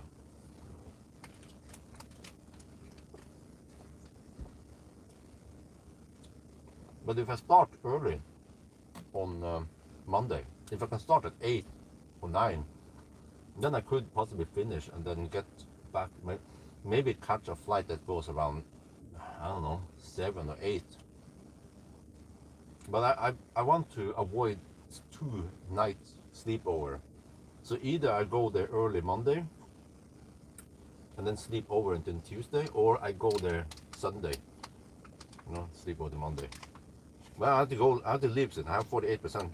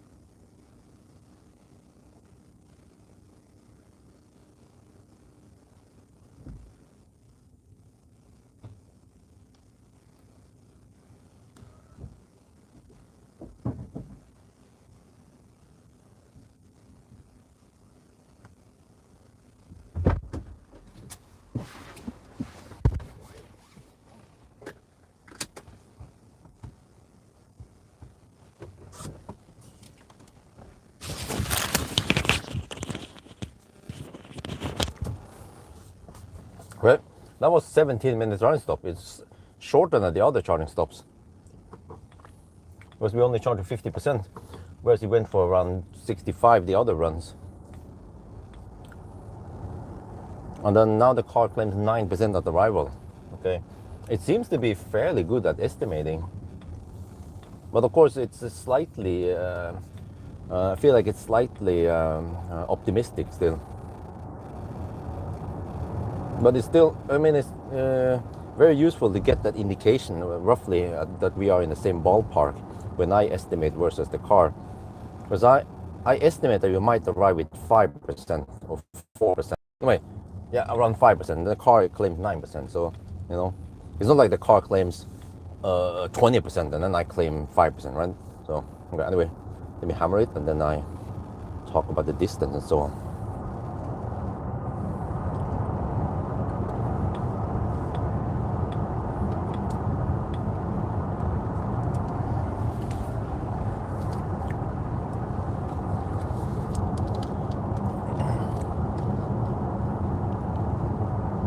All right, the final run. I charged at 50%. It took 17 minutes. And then seems like the car is fairly good at estimating. It might be slightly optimistic, but I estimate we arrive at 5% and the car claims 9%. So, we are roughly in the same ballpark, which makes me more confident about my guess, right? But if you look at the distance now, okay, here, trip meter. So this car, well, okay, can you see anything there? 822. This car underports by 0.6%, so we have to count to 994. Yeah, so we have roughly, how much is that, 170 something kilometers left. And then when it comes to time, with all the deductions now, just quick simplified, you take current time plus 1 minute. Yeah, it's like we started at 23:59 because of this nap and stuff I had, right, and some delay last night. So that means we're at 8:15 right now, and 800. Ooh, so we are actually roughly at 100 kilometers per hour average speed. Wow, I think this is going to be a good time. Can we match the 950 on the Polestar 3 though? Because consumption seems to be roughly the same as the Polestar 3. Huh? And this is a bigger car.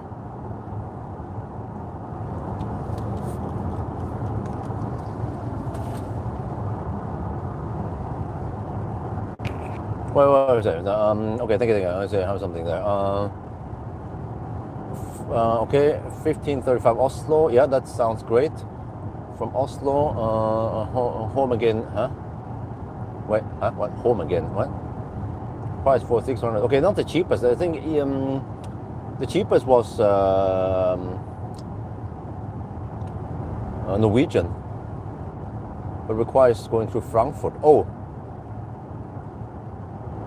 This was Lufthansa. Huh.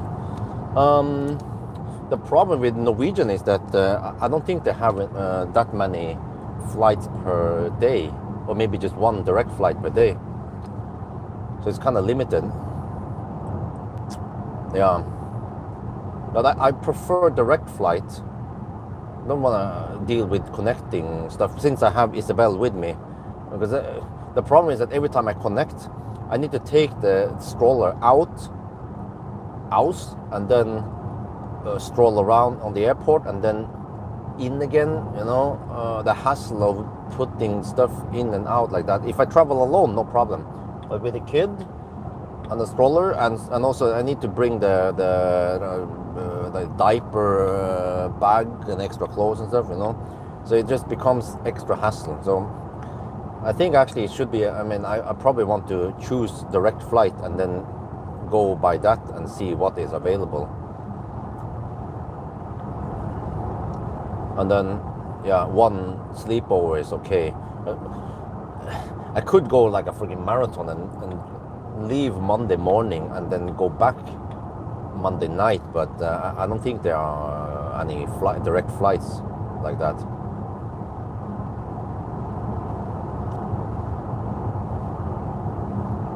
But I could go with one airline, one direction, and then another airline on the way back, just so I can get direct flights. But it might be more expensive then, because I think in general they give better price if you go round trip, right?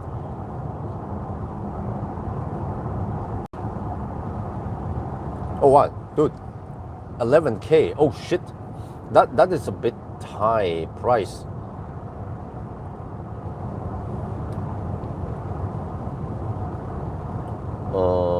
Really? I think there's cheaper options, right? Oh, but wait, on Monday, I think that's too fast, because I might have check-in. Yeah, I probably have a check-in luggage, which means that I need to be in the airport at least an hour before, plus slack because I have kids, you know, and she might need to change diaper, or I don't know, slowness. So yeah, okay, I need to maybe check it, but I guess no big deal if I arrive at on Monday around 10 at the IAA. A little bit later, but yeah. What I need to do is avoid talking to too many people. That small talk kills the time. When I'm small talking with some ex-bank guy or whatever over there, it takes way too much. I could shoot several videos during that small talk, especially if I already know those guys before. You know, it's ex-bank is great. Yeah, I know it's great. No, just keep moving. Just shoot all the videos and then done.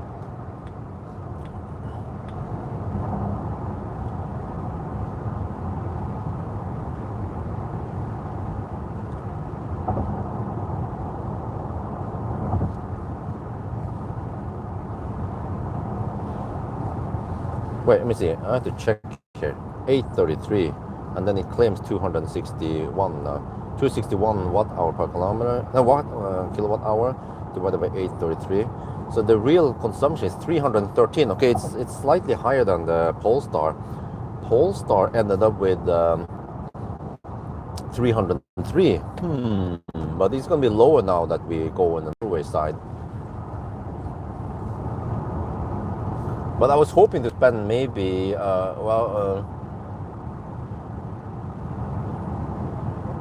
let's say 9K on, up to 9K on ticket and 1K on hotel.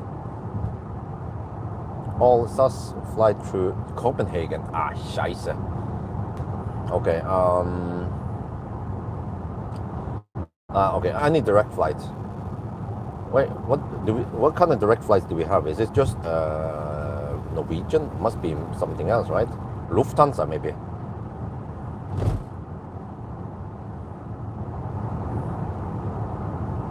Well, if it's the Norwegian, then so be it. I have to go for Norwegian and just sleep over and or whatever. Okay, Lufthansa Norwegian, all right.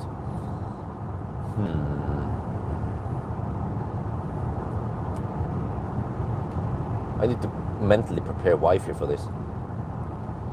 But it might just be one day she's affected. Or with Axel and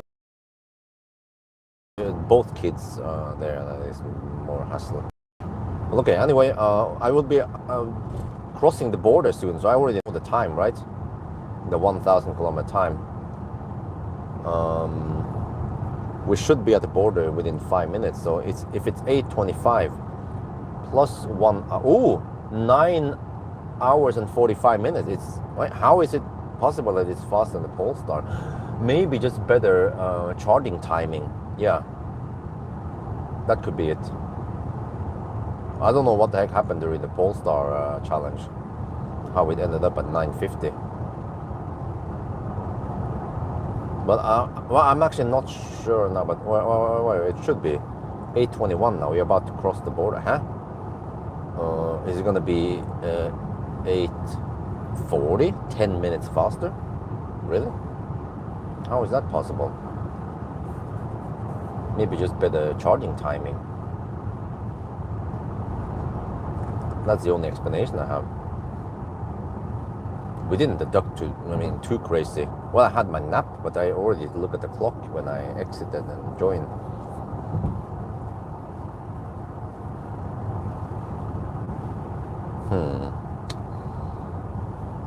Yeah, I mean, you guys see what's gonna happen. We enter now at 21, and then we need roughly 1 hour and 20 minutes, or 1:19, 1:20 or something, roughly. No, actually it's less than that. I forgot it's from my home. So, roughly by the time we count down. Yeah, so 22 now. Okay, so it's gonna be around 9:40. Yeah, 9:40. That's the time, 9:40.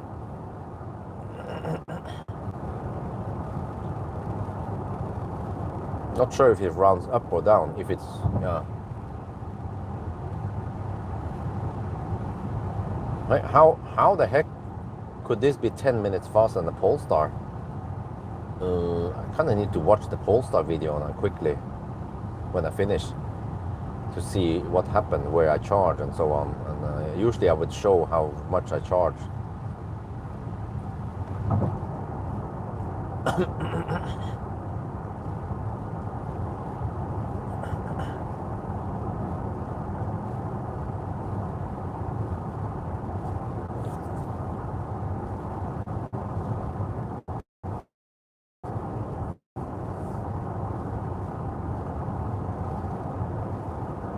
Oh,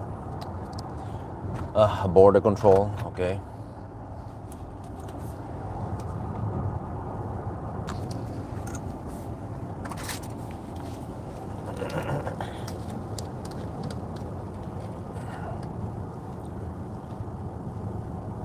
We are back in Norway, but there is border control, okay. Not sure how long this is gonna take. But we need to also correct for this because it's so random whether there is open or mostly it's actually most of the time open, not like now. Okay, so it'll be slight delayed here.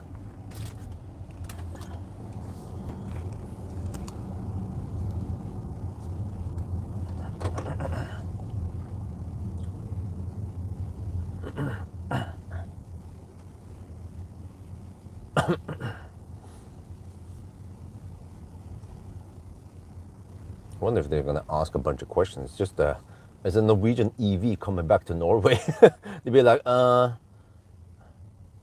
okay, what do they want to me to stop or? Hei sann. Hvor kommer du fra? Det er jo testet bilen. Teste bil? Det er en Volvo pressebil, så jeg har kjørt gjennom Sverige. Nå er jeg på vei tilbake. Riktig. Ja, så du er på jobb? Ja. Jobber for? Nei, jeg jobber på egen hånd. Det er jo sånn enkeltmannsforetak. Ja. Ja. Så du har avtale med forskjellige bilfirmaer da, eller? Ja. Ja, eller jeg låner bare biler, så det er opp til meg sjøl hva jeg skal gjøre med det. Om jeg skal dra på tur eller et eller annet. Eller, ja. Ja, det her virker bra. Ja, faktisk superkomfortabel bil. Kjempestille. Og det er jo 7 seter og masse plass her.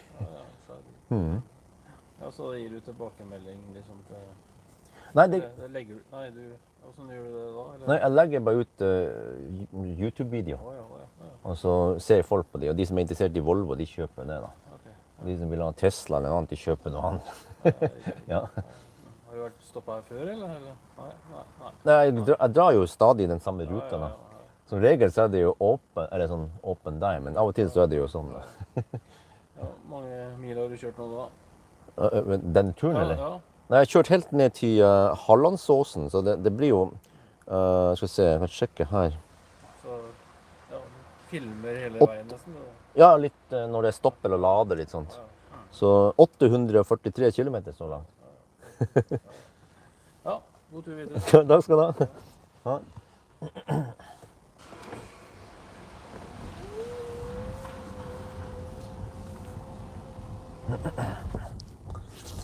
Well, that was, he just wanted to talk a lot, I guess. Let me see, yeah, that was a slight delay, a couple of minutes. What is that? There's a Volvo behind me.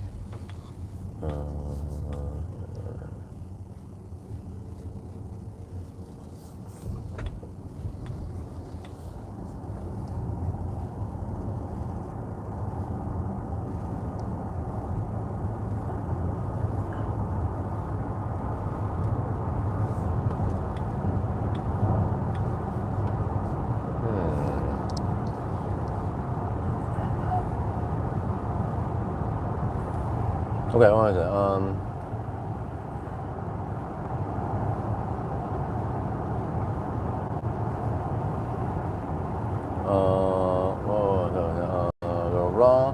SAS flight to Lufthansa Norwegian. Wait. Lane departure. Oh no, it's still not working. Seems like the best option is to fly early on Monday and go back in on Tuesday. Oh, okay. Then you get direct flights, okay, and then okay price, right? Few less. Oh. Okay. The problem is that I don't know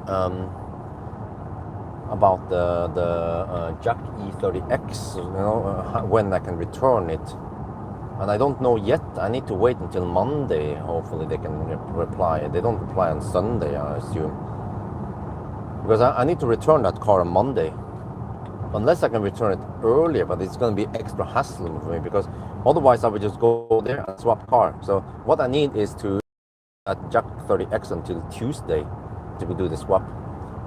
That would be the best time-wise. And I'm guessing it should be okay because it's not a very hot car. So it's most likely not booked. So I could just gamble and go for it. And then if it's not possible, then I'll have to find a solution where I can return the car already Friday or some shit. I don't know. Yeah. Yeah, they didn't know about the Tesla. Oh, I don't know. It's like, huh? It's actually very common. They ask me, oh, so you test cars for importers or brands, and then you feedback to them? No, it's just, you know, they don't understand the whole, like, I don't know, car tester concept. Should order soon, okay. I can ask if I can borrow it after. but you don't get a reply after. I mean, it's Sunday now, so they always want to talk a lot. Yeah, exactly. Yeah, exactly. They want to fish something. Yeah, I mean, Felix, he's Deutsch, he knows that. But he probably figured out early that I don't have anything to hide. He was actually looking at the rear wheel or something. I don't know what he was looking for, but probably looking at something suspicious. But I mean, and I act quite natural. I have nothing to lose. He probably saw inside there is some phone and some camera and stuff, you know, camera mount and stuff. So it looks quite convincing that I'm doing a video or whatever. But yeah, if they know me, they should just, yeah, okay, hey, Tesla Björn. Oh, okay. Oh, what car are you testing now? Oh, okay.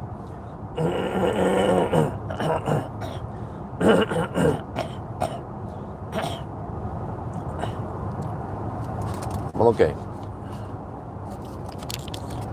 It means that I'll be home almost by 10. Holy shit balls.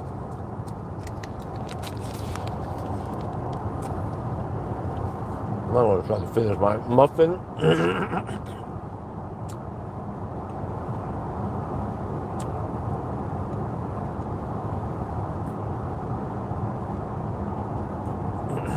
That took at least, I don't know, at least 2-3 minutes, so we can round down the time.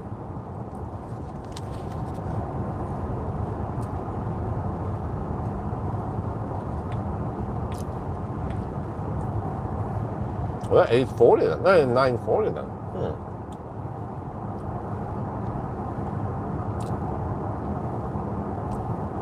Well, it happened before that some of the guys over there, they wanted to take a selfie. I just felt like we are holding up traffic behind us now, but they didn't care. They are the law. If they want to take a selfie, they take a selfie. The other guys, they wait behind.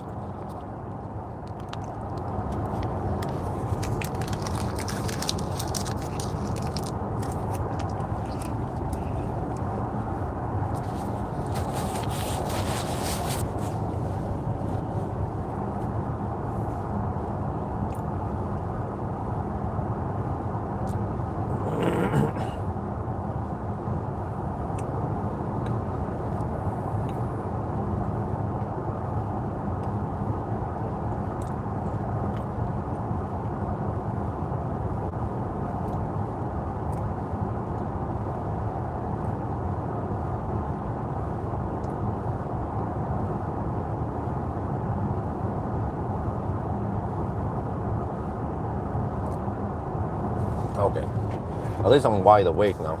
Just have to survive the next hour-ish, hour and 10 minutes.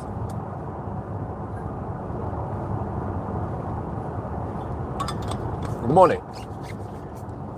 Yeah, so I have no idea why this car is 10 minutes faster than the Polestar. Don't have any good explanation. 10 minutes is a lot, so yeah. We had that delay on the road at night. It was around Moss. We had the delay. Unfall and some slow pokes also on the road, but yeah, that's not. It wasn't that much there. You know, it's 6 minutes. What I counted. But wait, I suspect that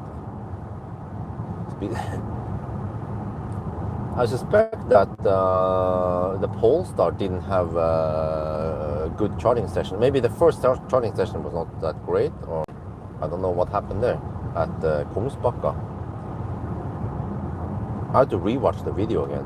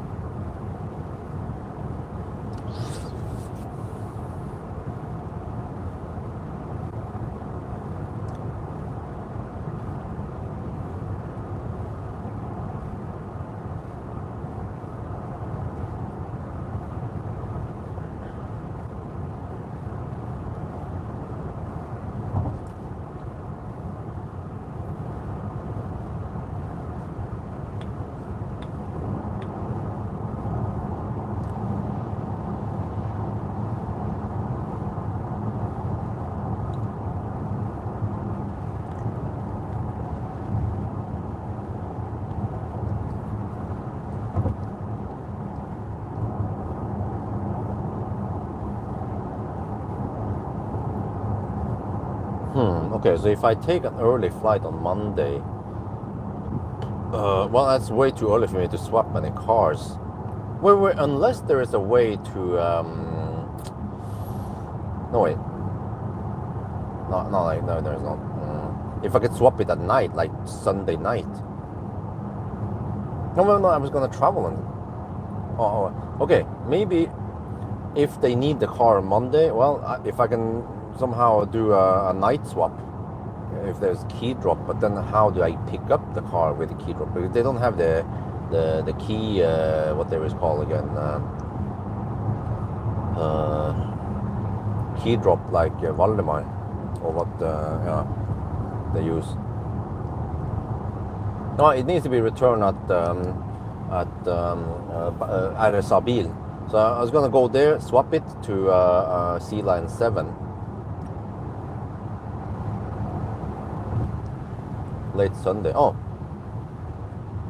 well, that could actually work, but I mean, for the best, the smoothest experience, just if they okay, so I have that as a plan B, and I can just say, okay, some Rune is but if it's okay for them, I will swap it on Tuesday. But it sounds like I need to fly over there Tuesday, and then I might not be able to get there Tuesday afternoon. So then shit, that means Wednesday by the time I get there. Unless I take a really early flight on Tuesday and then get there like midday or I don't know, noon-ish, and then I just hammer over there and swap cars.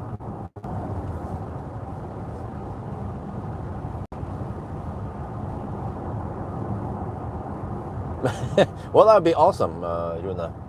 Thank you very much for the offer. It's a good plan B in case everything else fails.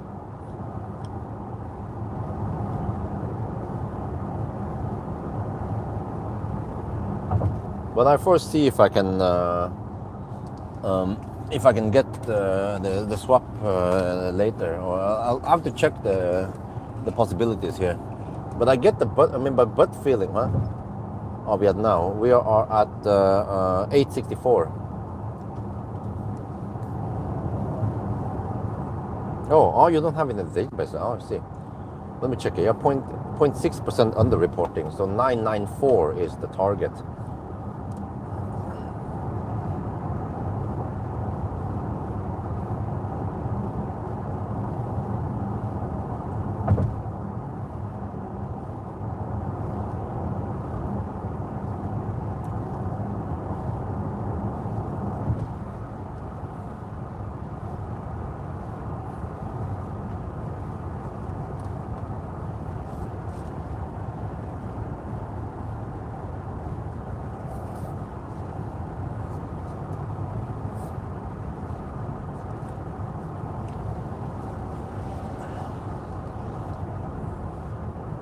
Well, yeah, at least Sunday morning should be very quiet traffic-wise, except for that I'm not home that early versus the A6 run. Then I was home already at I think 8 yeah, something, 8:30 maybe.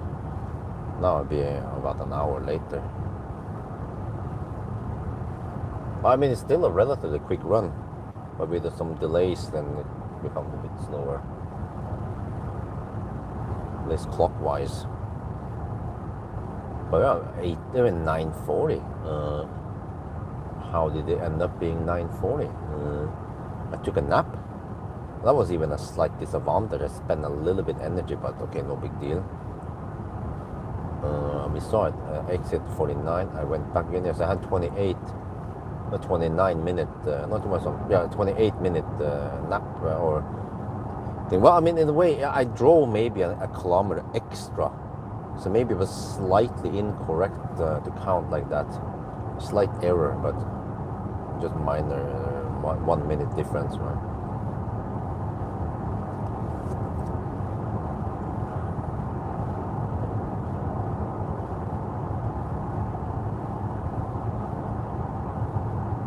No, it's not that cold. It's 15 degrees Celsius.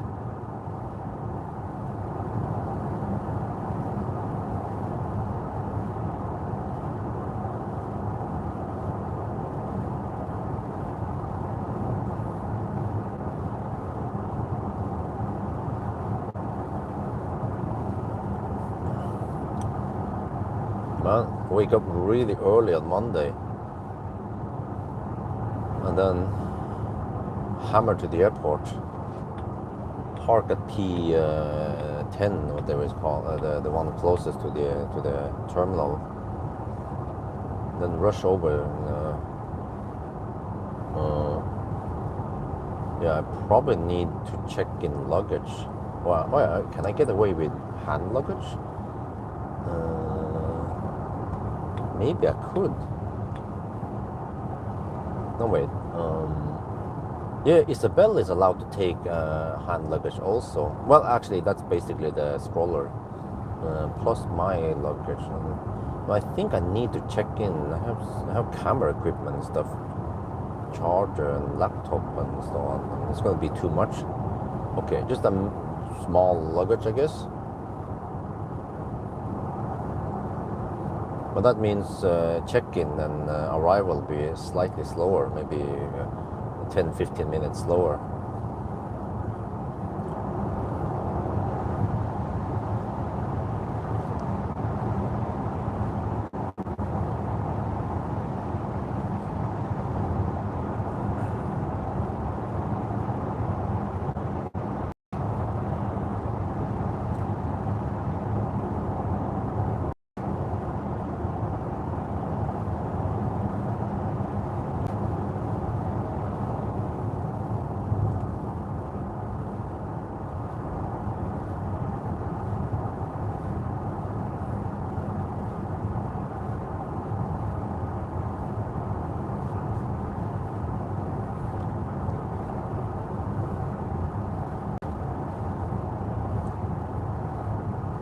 Okay, what is the consumption now?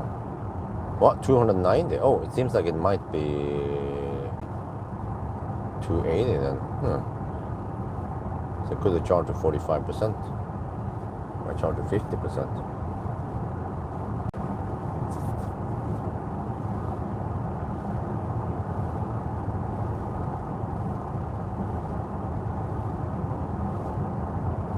I wonder what I did with the Polestar run. Did I consume around 303 that run? We'll see here eventually how it goes. It'll be roughly the same, a little bit over 300 watt-hour per kilometer.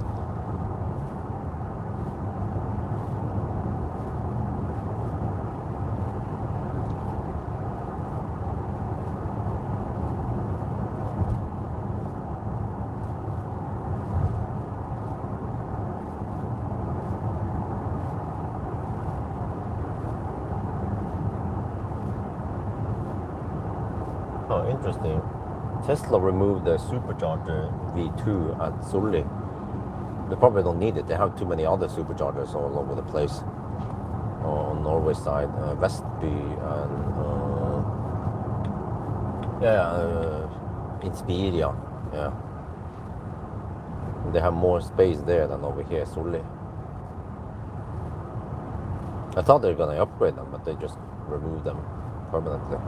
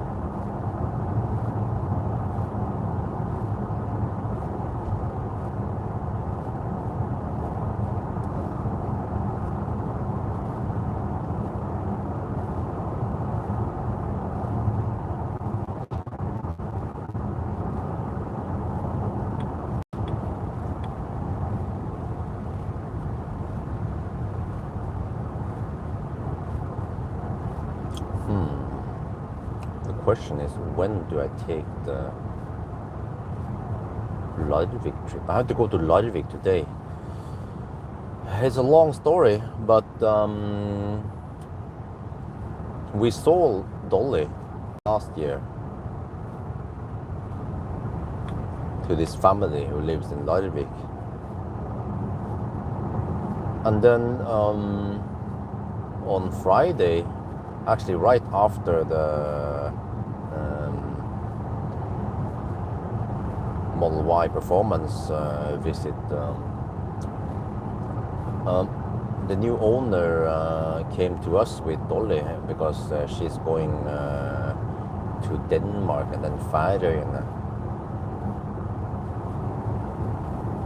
And then, well, I think it was like they offer us if we want to stay with Dolly. So I was like, okay, well, you can do that. So then, yeah, so Dolly was here from Friday. But then yesterday, Saturday, we discovered that Isabel is allergic to dogs. She was not like that before. Of course, it's something she have suddenly gained. We're not 100% sure, but there's just rashes and a little bit of running nose and around the eyes, and it turned a bit red. All the symptoms pointing towards animal allergy, right? And then we gave Isabel a dose of Aerius allergy medicine, and magically after about 45 minutes to an hour, the symptoms disappeared. So we make sure to wash Isabel's hands and instruct her to not touch Dolly directly, but she still wants to walk with Dolly. It's okay. At least there's some social distance there.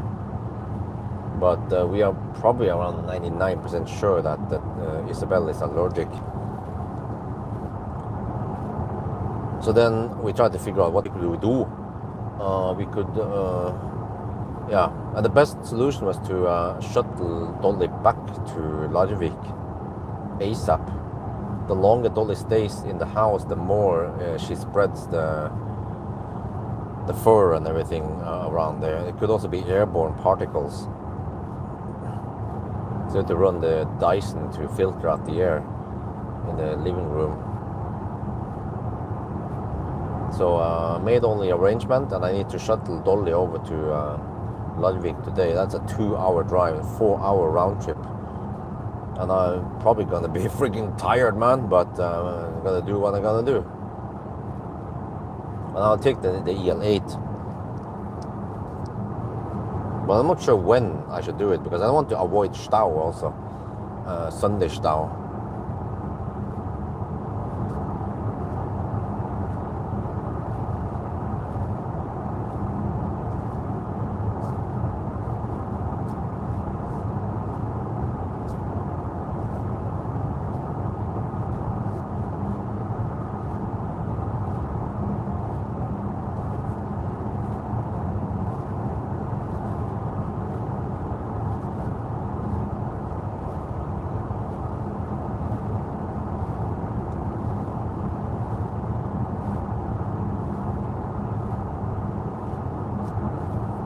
And I might need to take a little nap before I go on that trip.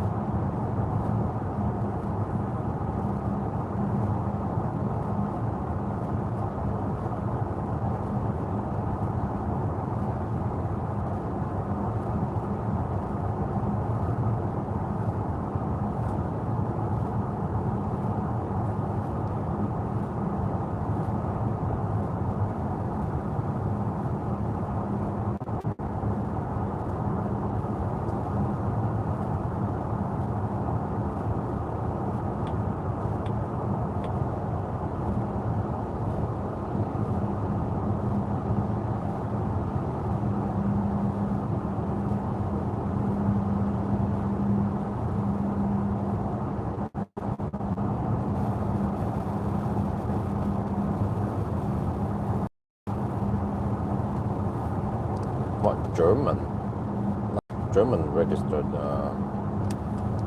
Mercedes WL. Oh, where is that from? Model 3 performance soon. Well, I don't remember what I said in the video. By the end of the video I mentioned, but they don't know yet. Could be weeks, or could be months, but they will try to maybe lend out for 2 days at a time first, so more people can test it. And I'll probably try to squeeze it in between some of the other cars there, because I usually don't need the whole week for testing one car. So it's going to be a bit stressful, but yeah, it'll pay off, right?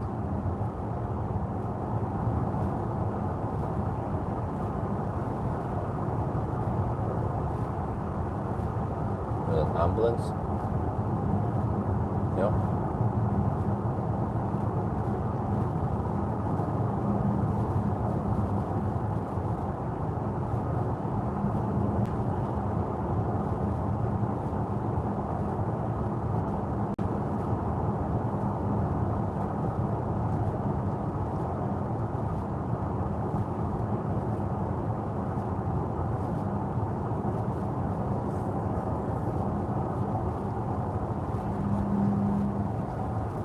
Yeah, 70k views. I mean, great.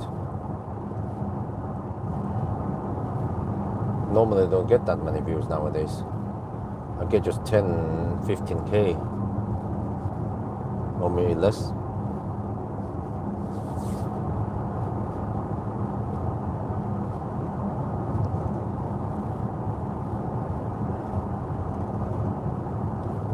Banana box test might get only 5k. Same with the acceleration noise test.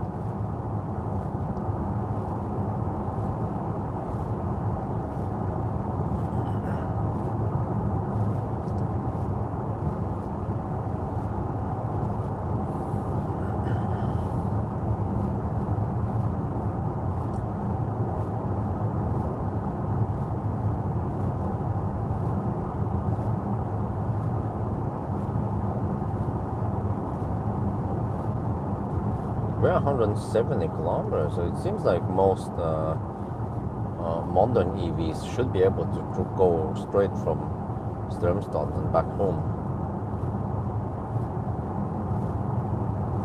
But depends. Okay, city cars like Firefly are a bit struggling. Probably also the Jack E30X. If it has 52 kilowatt hour battery and it charges from, I think it was 20. No, they operate with 30 to 80% in half an hour or some shit. That's gonna be dog slow charging. Do I even bother with 1,000 kilometer challenge? Because I might have to do a 6 or 7 hour run in the daytime plus another 6 hour night run, right? I don't know, are we talking about 12 hour or more? Well, maybe we just need to benchmark it that some of these poor man's cars, they go quite slow.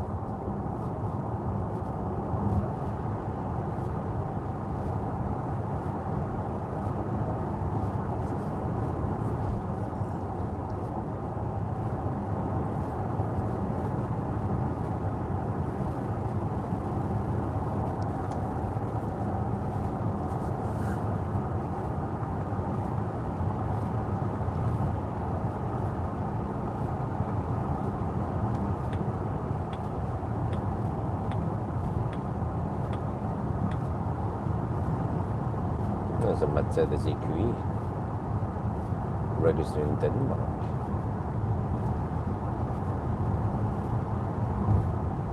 EQE 350, I think that's rear-wheel drive. Yeah, Danes, they don't need all-wheel drive. There's no snow there.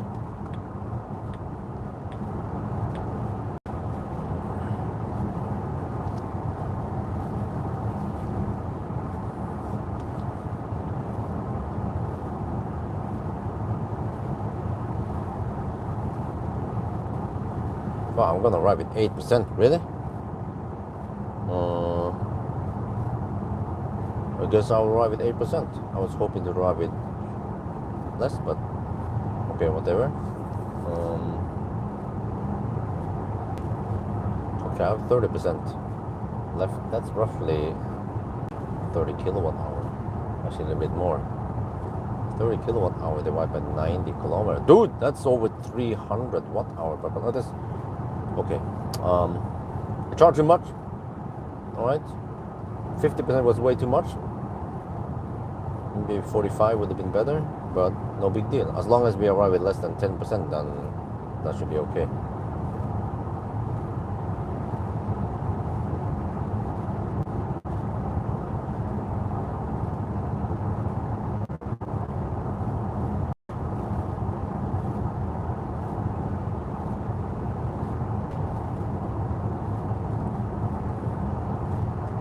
And to my big surprise, this Volvo is actually not that thirsty.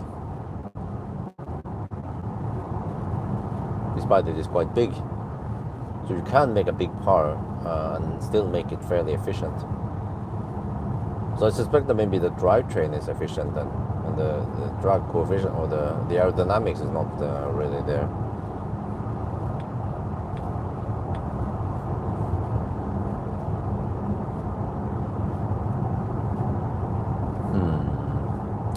Now I need to figure out when I should travel to Larvik today. Maybe the earlier the better. I'm gonna arrive by 10-ish. If I can start at 11, but then I'll be home in Oslo by 5, no, 11 or 3 in the afternoon. Oh, then I might hit the afternoon stau into Oslo. No, maybe I don't hit that much stau. Well, I don't know. We'll see. There's only one way to find out. I can accept some left lane huggers as long as they don't clog into a stau.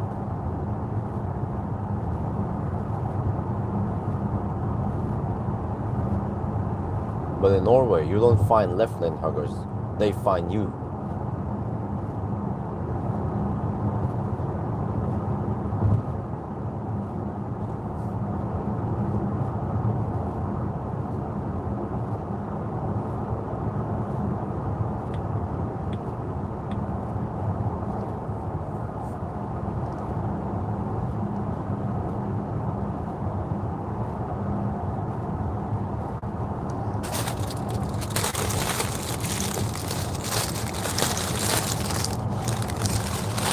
What more Swedes entering Norway? What do they have? Holiday or something?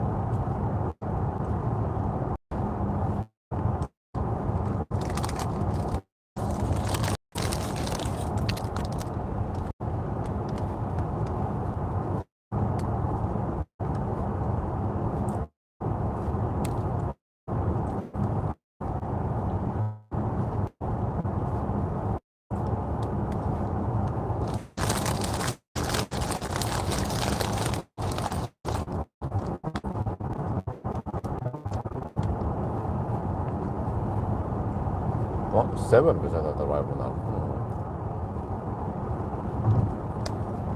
Oh, there's supposed to be some unfall at Ryen. Hope I'm not delayed.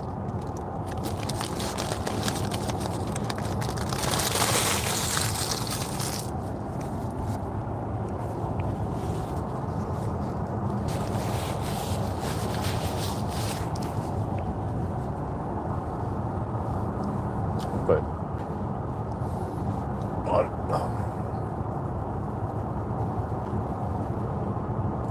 But I mean, these cars actually do it great in the 1000 kilometer, mainly because they have big battery and good range.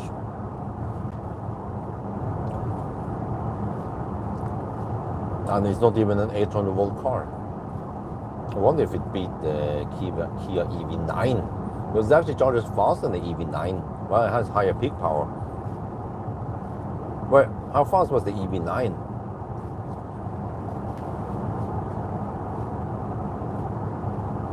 This is a direct competitor to the EV9.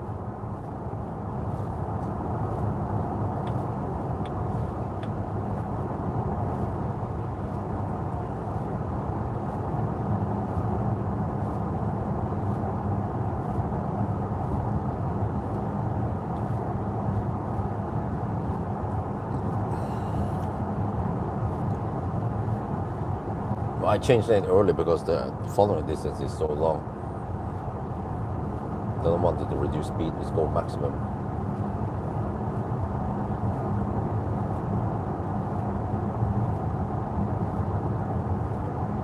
Eventually there's someone hugging the left lane. Oh, it was heavily, I mean, it was raining heavily here yesterday, remember? Still wet on the road.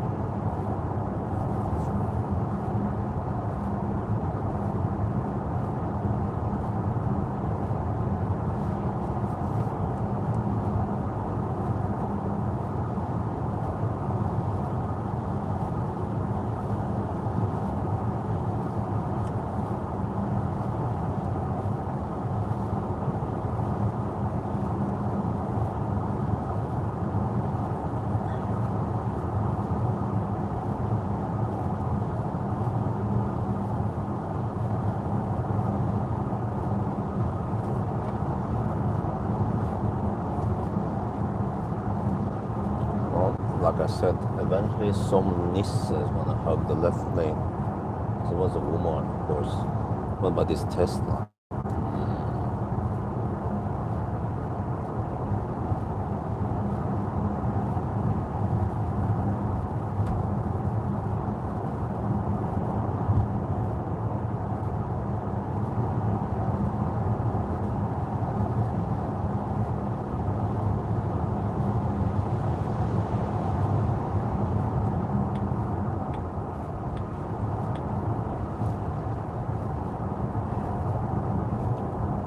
Wow, it's amazing how much a 20-minute power nap can do.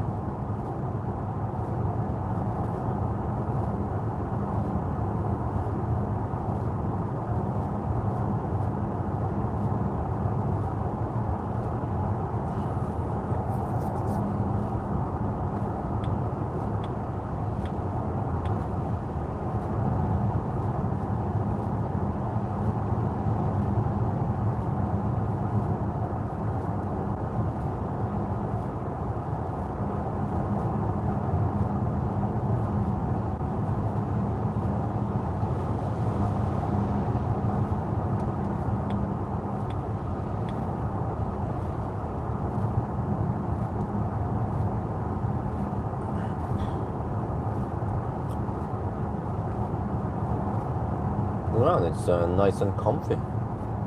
This car, just like the Polestar.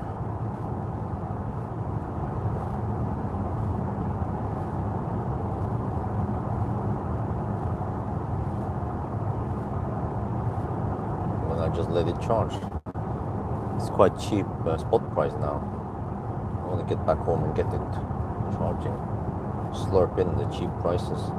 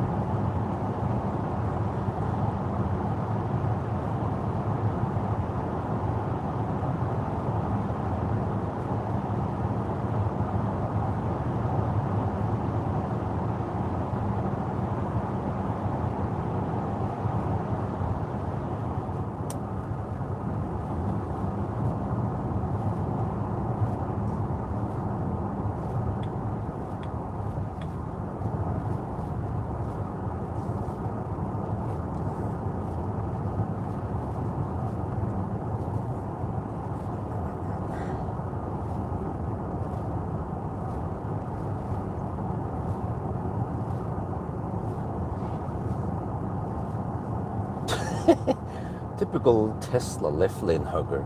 Hug the left lane all the way until he needs to exit.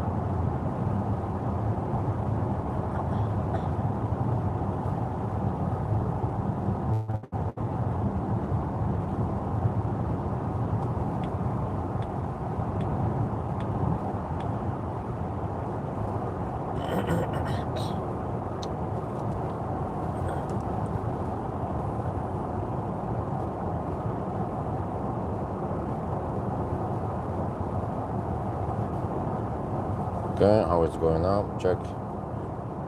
936 kilometers. So we're going for 994, but I don't know how to count down. There are no decimals whatsoever in the trip meters. Yeah.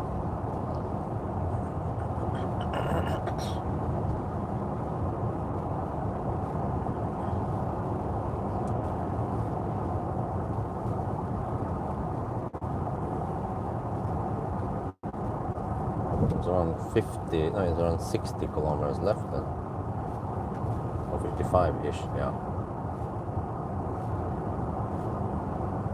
Oh, so as usual I have to drive past the Yes Home exit, the 999, and then turn around.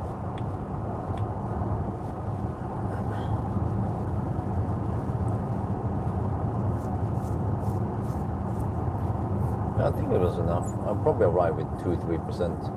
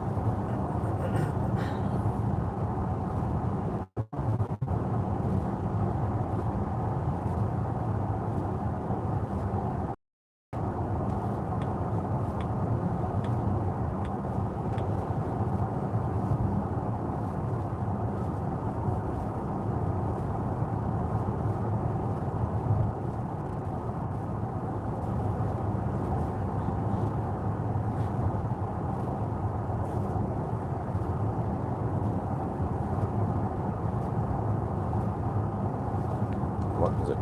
Is it chat bugged again? Or, I mean...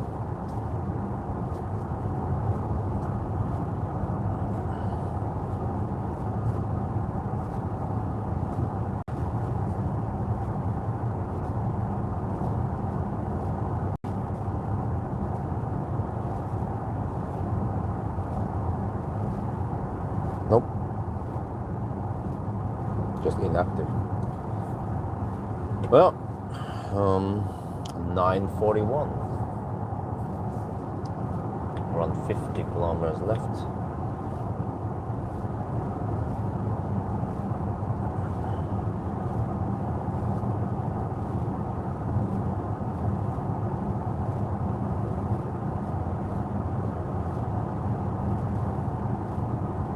I'm happy to hear wife is getting driver's license.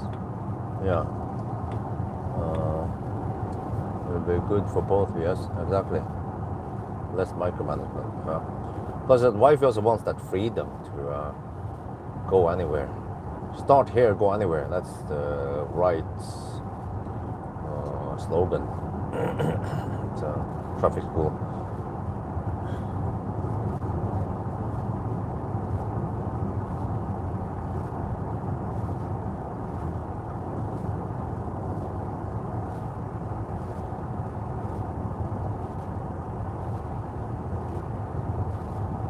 And then she was she was a bit interested today. Yeah, we were at the shopping mall, and then she asked me, "Hey, what car is that?" I was like, "Oh, that's E-Up." And then, well, she tried E-Up many years ago. Back then, we wanted to buy, buy E-Up, but then we didn't end up buying it anyway because wifey couldn't drive. And then, yeah, maybe we should have just gone for the driver's license back then, before kids, you know.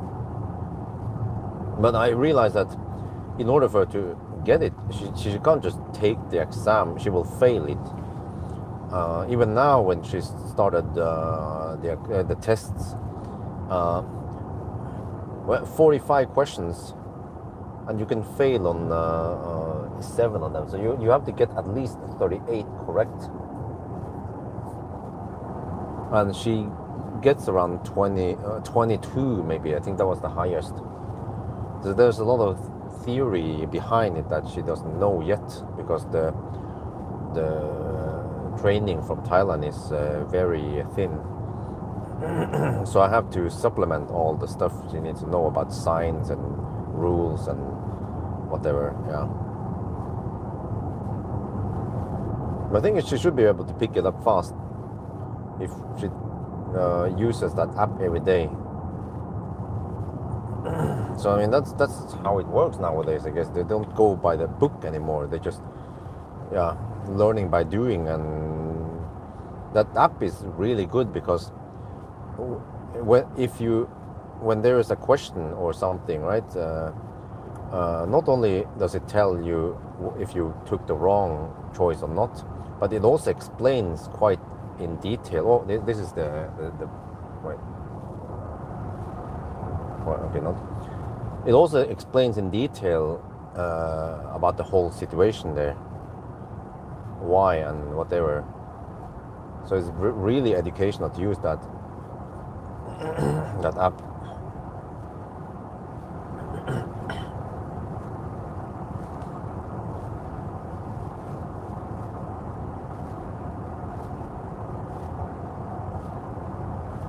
And I mean, yeah, in the old days, when I went to the driving school, we would just go topic by topic and learn about it in a book.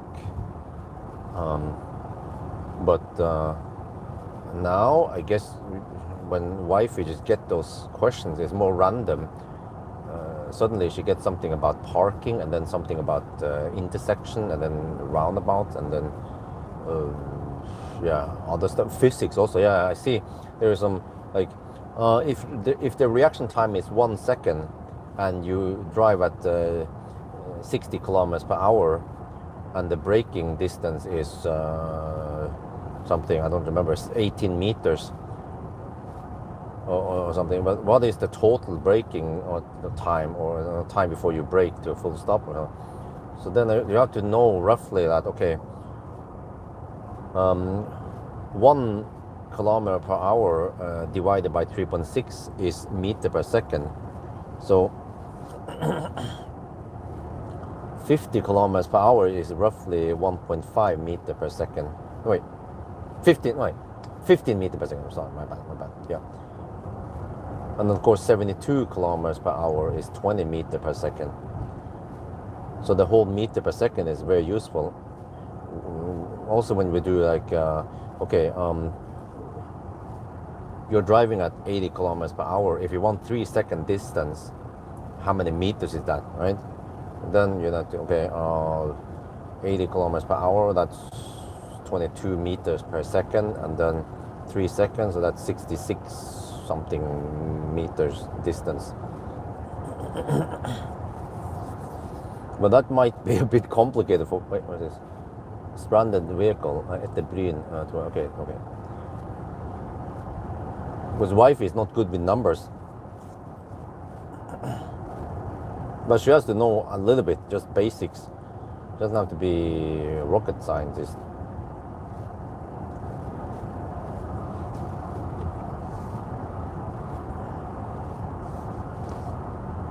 Dude, what the fuck, man? That just cut right in front.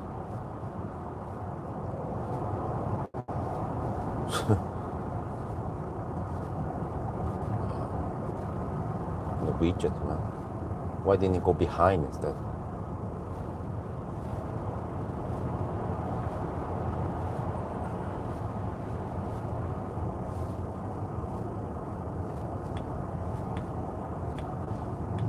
Okay, after Bryn, there's a stranded vehicle, so we are approaching it now.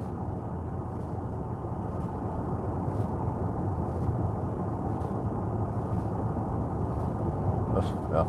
The Tesla behind started changing lane and then started blinking, you know, then that's too late, brother. Also tell wifey, you have to blink 2 seconds before and then you change lane. And then you go check the blind spot. If you start blinking the moment you change lane, then you might as well just not gi faen i å blinke. Yeah.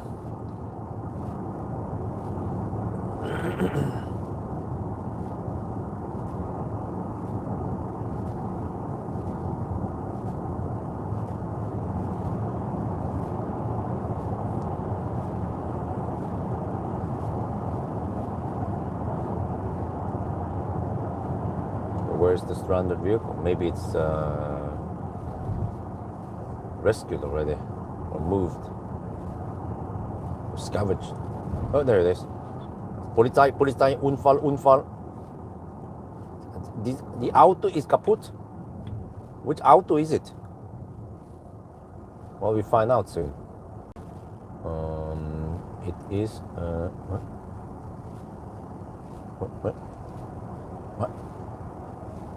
what? Where is it? I don't see it.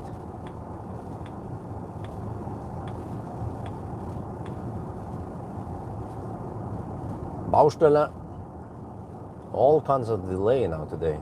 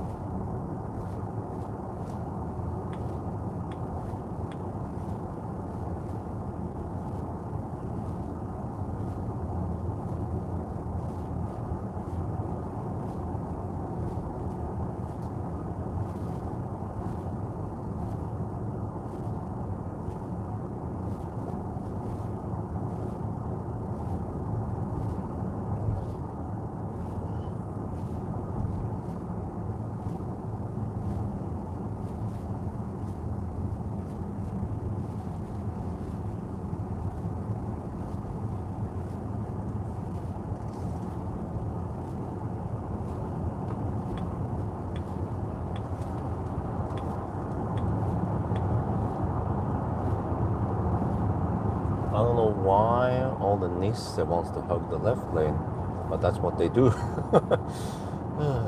Shit.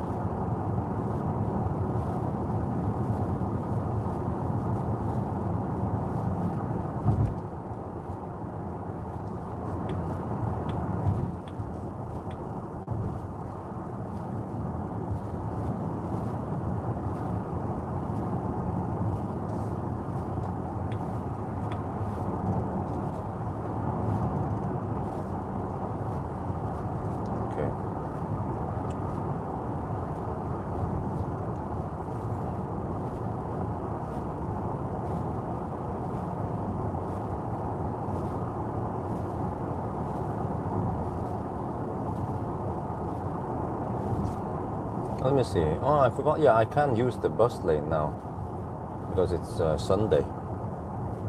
So this is something I need to learn Wi-Fi teach Wi-Fi eventually. About the days, so on. And the underschilt, yeah, the sign under the thing, except for or only applies to or whatever, right? And it gets kind of confusing sometimes if you're not used to this shit.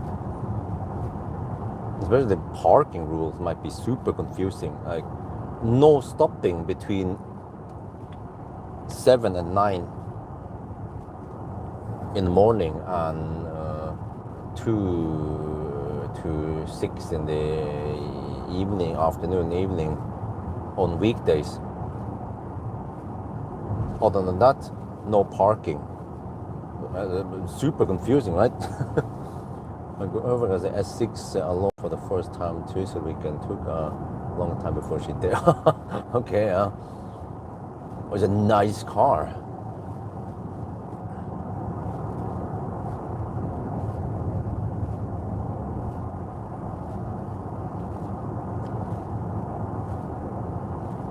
Seven years, oh wow.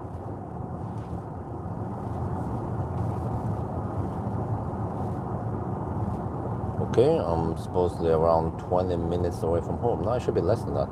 Oh, okay, actually before I'm home, yeah. See, man, it's gonna be almost 10 by the time I'm home.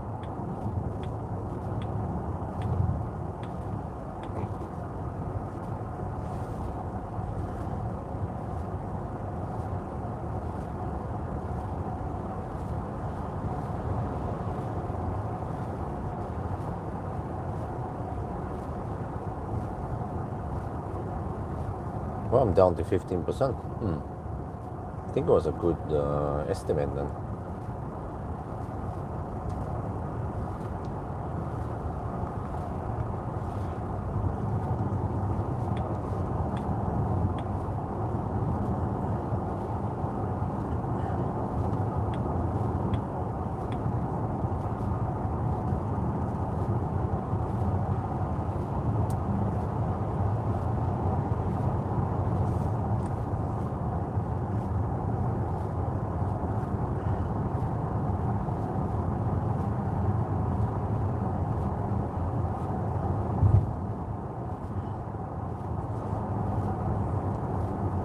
Okay, 961. Around 30 kilometers left. We go for 994.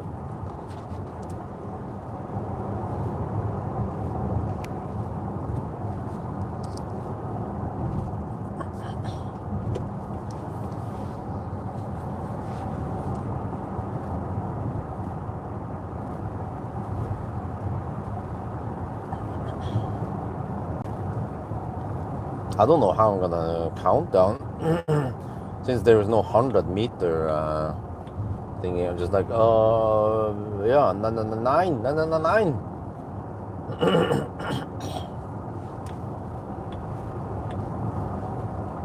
No, this car slows down so early.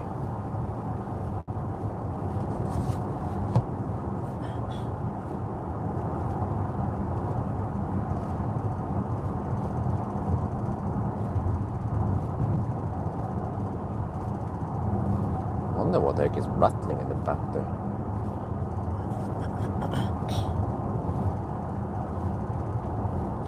Well, I haven't seen this EX90 too often around the country or city, so either it's quite new or it's not that popular. Maybe because it cost 1 million NOK. Yeah, that could be it. And then people, they want to go for 600 to 800k NOK. Yeah. To be honest, I haven't seen that many Audi A5. There's a A6, S6 either. And the same like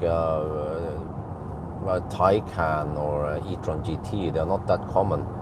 But around 600k, right? Like Skoda Enyaq, ID4, plenty of those. And also ID7 getting quite popular.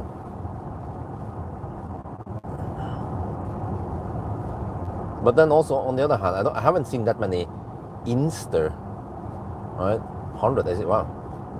So you have a rare item then, huh? But I also haven't seen too many Inster or also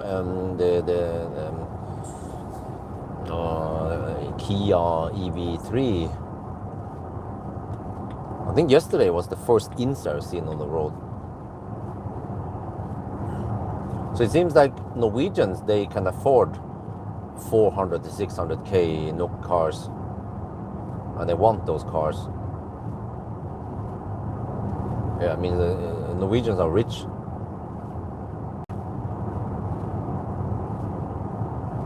And of course Teslas, they're also in that price range.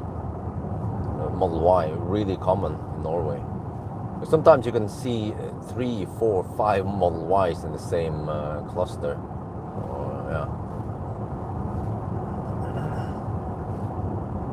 Yeah, speaking of that, there's a Model Y on the other side.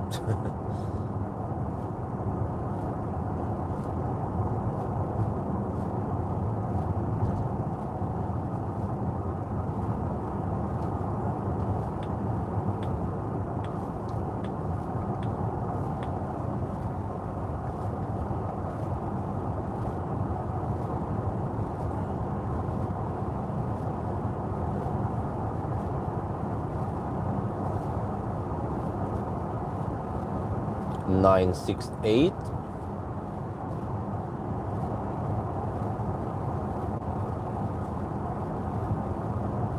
Traffic is going well for now. Man, this will be prime time for me to get over to Larvik, right? But then, what about on the way back? I bet there'll be traffic near Asker on a Sunday afternoon. But I also kind of need a bit of sleep so I can survive another 4-hour run. Not sure about Isabel, how she's gonna feel like. We can always ask her, do you want to stay home or you want to go with daddy? See what she says. I mean, if you want to stay home, then I guess wifey has no choice but to look after both of them. So I have to go on a very important mission to deliver Dolly. Sea Lion 7. Yeah, I also seen Sea Lion 7. But I haven't seen... I also seen some MG4s. But I think the most common cars in Norway is the VAG. One of the variants, ID3, ID4, ID5, 7, and there's called the Enyaq and those. But also Tesla. Model 3, Model Y, plenty of those. And of course the old school S and X. And there's a Marvel, also somewhat common. Or should I say not uncommon, yeah, double negation.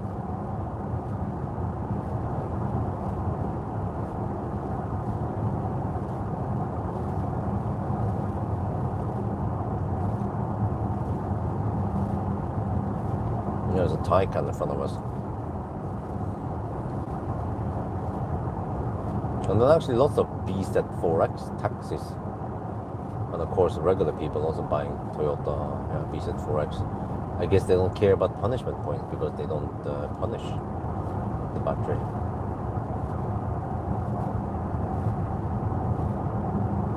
And even some EQAs, yeah, EQB. Well, Norwegian, they just consume everything. Electric. Kona there. There's an e-Golf.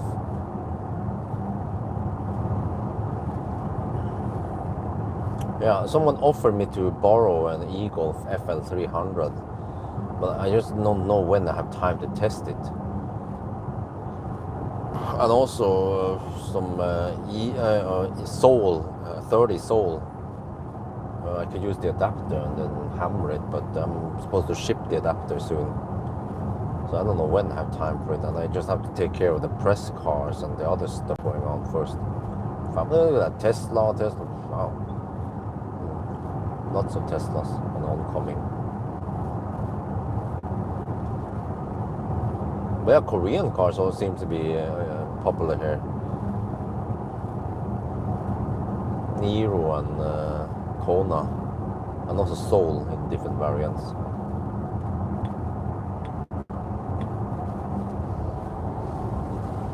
Five years time, 18 years old, can buy Taycan for 150k.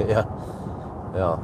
I mean, I think you can buy a Tesla for less than 200k nowadays, a Model S. I mean, a 12-year-old car, like Millennium Falcon.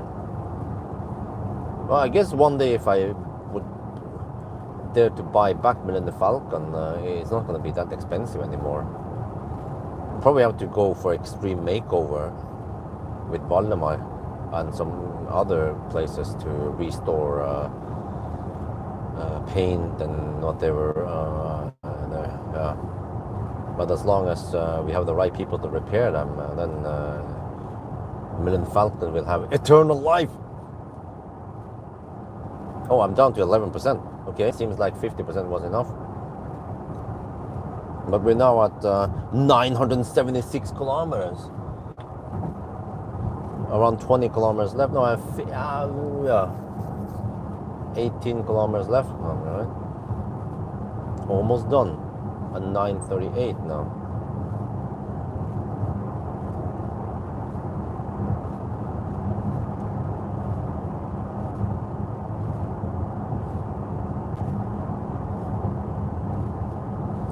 So yeah, the delay at the border was probably around 3 minutes. So you can say you can take the current time minus 2 minutes, then that would be the 1,000 kilometer time. So we're at 9:36 right now.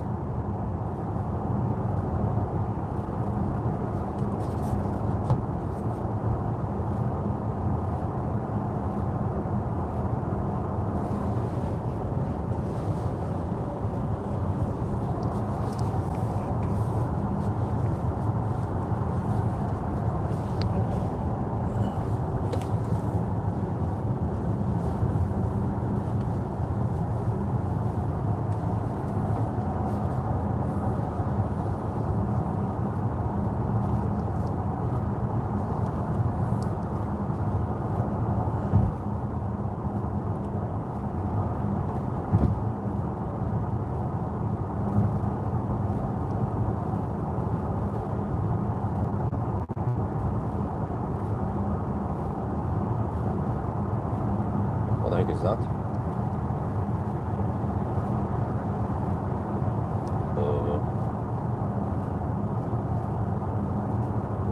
Det är som svær transport. What is it? Unfall? That's unfall. Dude, again? What the fuck, man? Dude, that seems expensive. Holy shit. Some sports car got wrecked.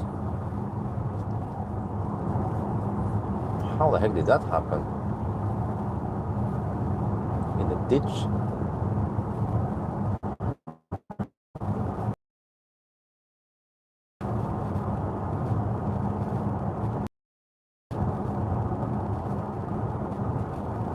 Okay, can you guys hug in the left lane, please?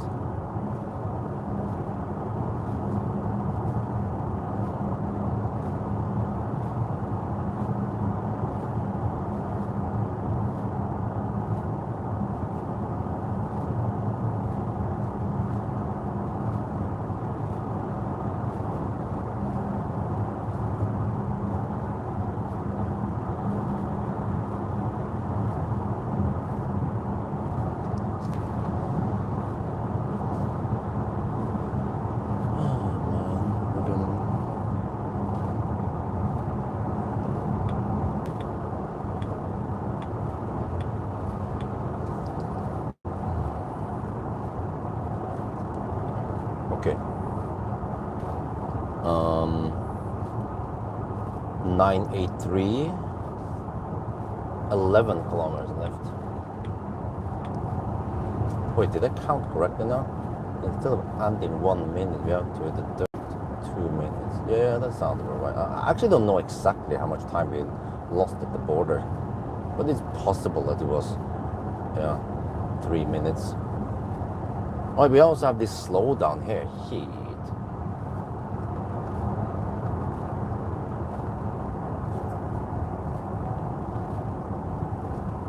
I mean, we're already at 9:39 now. Okay, maybe it'll be 9:45 then. Okay. Well, that makes sense, right? Or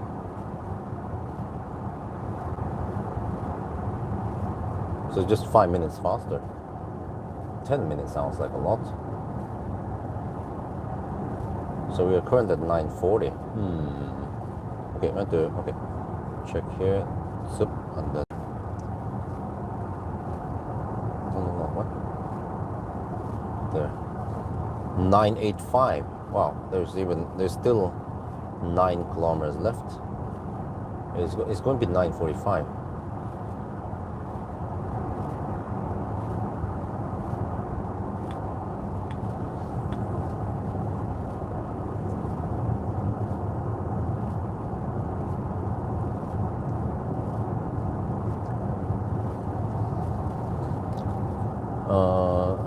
Try out the X-Men P7. What is different? What's up? I mean, what is the P7? It's a new P7, right? But not P7 Plus.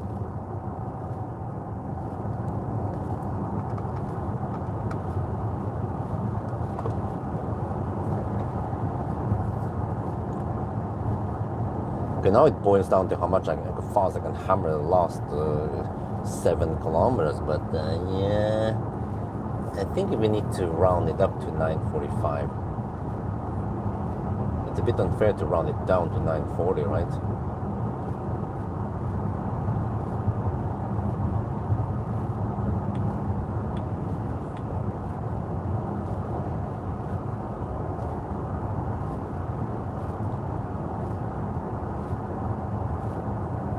$988.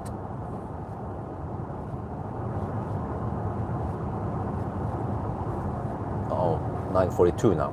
That's it. It'll be just a bit too late.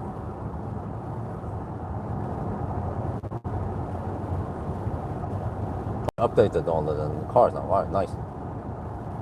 China only. What? Are they gonna show it in Europe though? 989. You can check the full stats here. There. Okay, need to get ready. Gonna count down soon.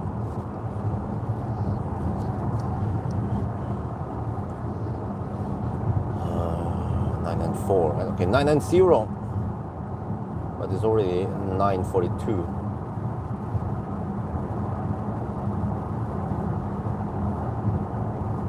Oh, but the consumption is 301.8.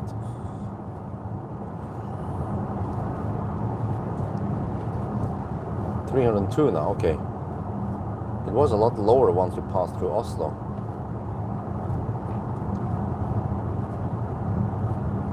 So we'll see also what the consumption is at 900. So, it might be 303. That's exactly the same as the Polestar, right?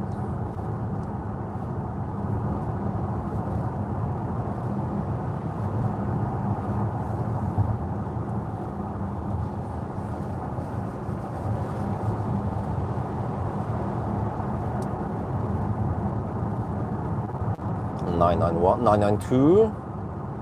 How the heck do we count down now?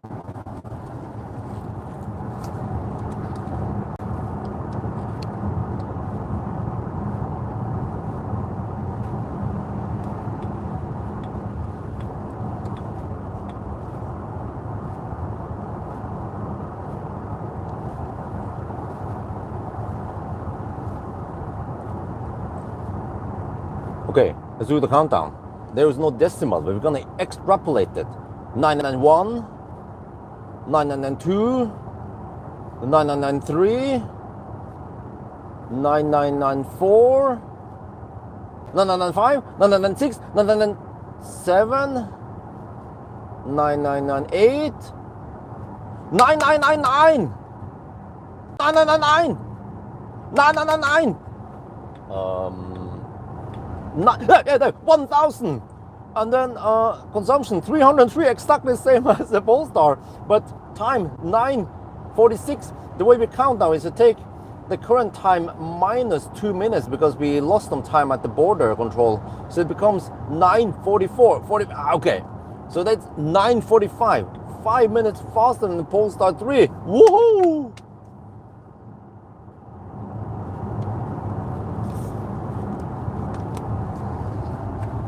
Wait, I'm kind of low now.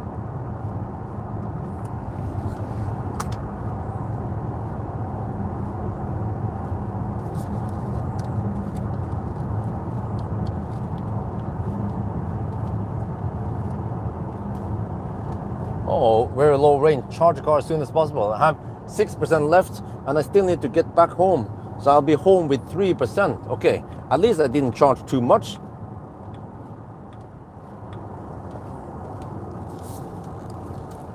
Dude, how can the consumption be the same as a Polestar? The smaller Polestar. This is big 7-seater and heavier also. No, I don't know. The Volvo is actually evolving to be efficient and the Polestar is getting thirsty.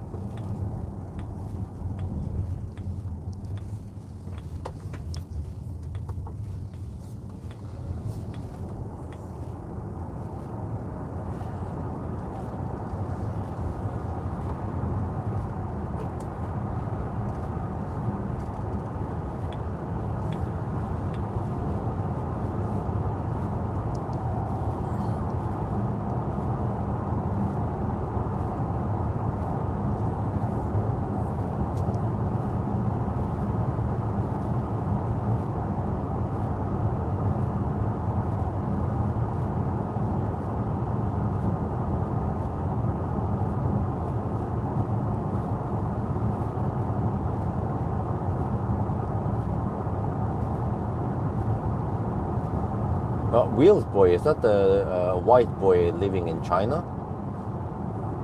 Seems to be a lot of white boys over there. Also, what is this? Going to be a new power line? Also, fully charged, they have a white boy reporting for them. It's very convenient to have a local dude in China, especially if you can speak Chinese and can understand all the text in the screen there. There are 3 white boys. So not 3 små kinesere. This seems like a high power line they're setting up. Oh, I see. Yeah. Oh, they are. Oh, I didn't see that they've been working here. Look at that. Is this Statnet building power lines? It's high voltage lines, right?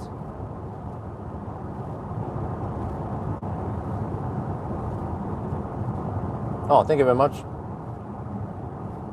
I'll check it out.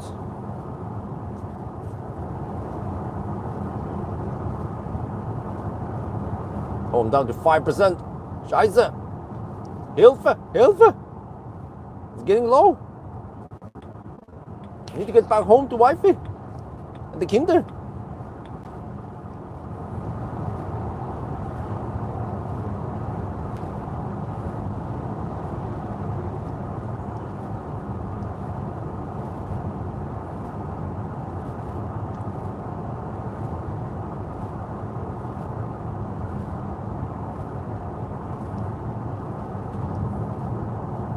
Wait, I have to check now. How fast was the EV9? Did we actually beat another 800 volt car?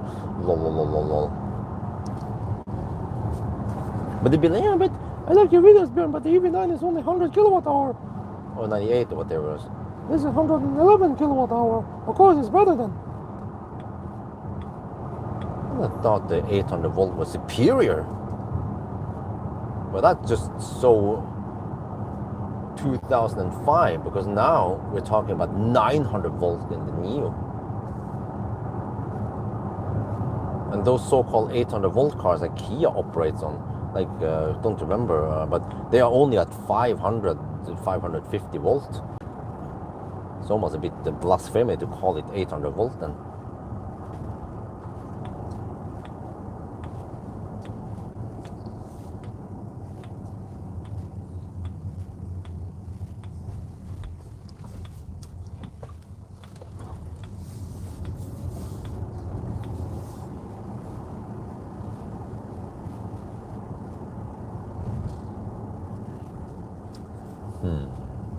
kind of need the plug outside. Maybe I'll move the Neo into the garage instead. Okay, I need to swap some stuff here.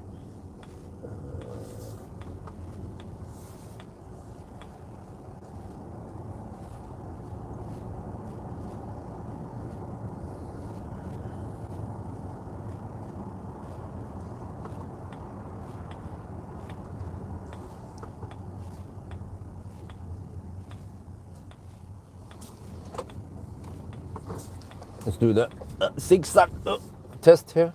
Oh, I did it well. Did you hear about the E6 landslide Levanger? Oh, no. Wow, damn. Oh, shit. Did anyone get hurt? Yeah, I know Levanger is an hour north of Trondheim. Passed there many times. EGMP is overrated. Yeah, I'm a bit disappointed that the EV9 doesn't charge faster. I mean, it's almost 100 kilowatt hour, and then it charges at only 195 kilowatt. Why doesn't it go at 300, you know? Like the Xpeng G9.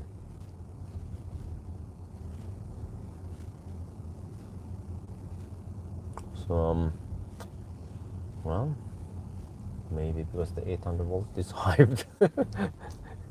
And people blindly believe that if you rearrange a battery pack to 800 volt, you will magically get lower losses, lower heat losses on each cell, and better efficiency. I'm like,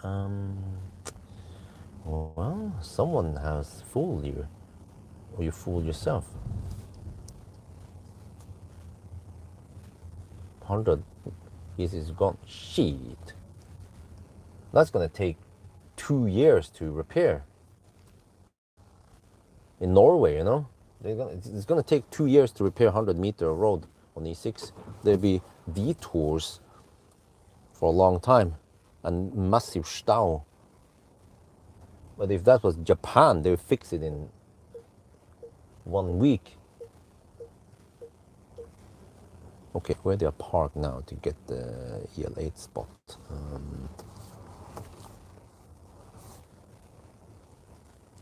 Okay, I need to move the EL8 out. Yes, Isabel, yo, what's up, my little princess? Yeah, Daddy miss you. Okay, hang on.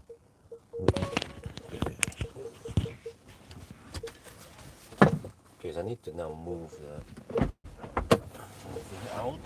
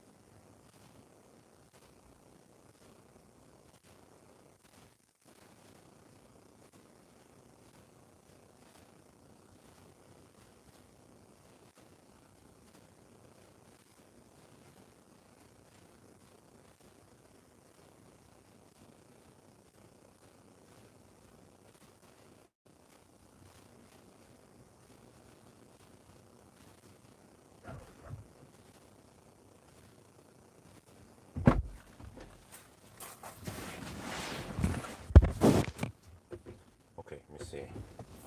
Probably want to just park like this and plug it in and start charging, and then do the assembly and then get inside. Oh wait, that's too far. House. Yeah. Start charging.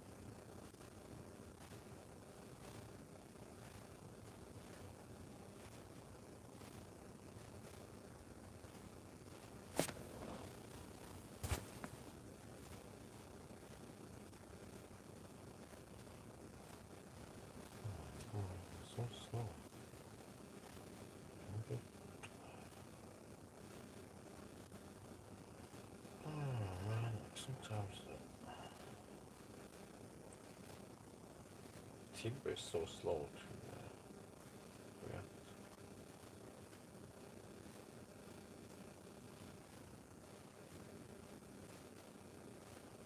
There, okay. Now I need to quickly do the summary, but guys, I'm gonna go now. So, as always, awesome that you joined me. And then we talk again soon.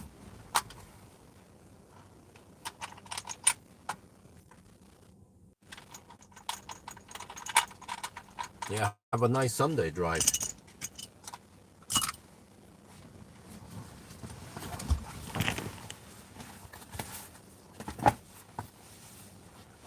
And may the Schwartz be with you. Okay, maybe not.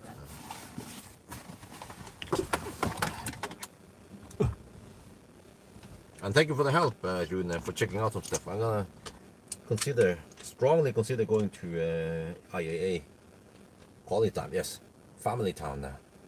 Kids are waiting. I'm charging up the car now. 4% left. Okay. Alright, bye bye. See you guys later.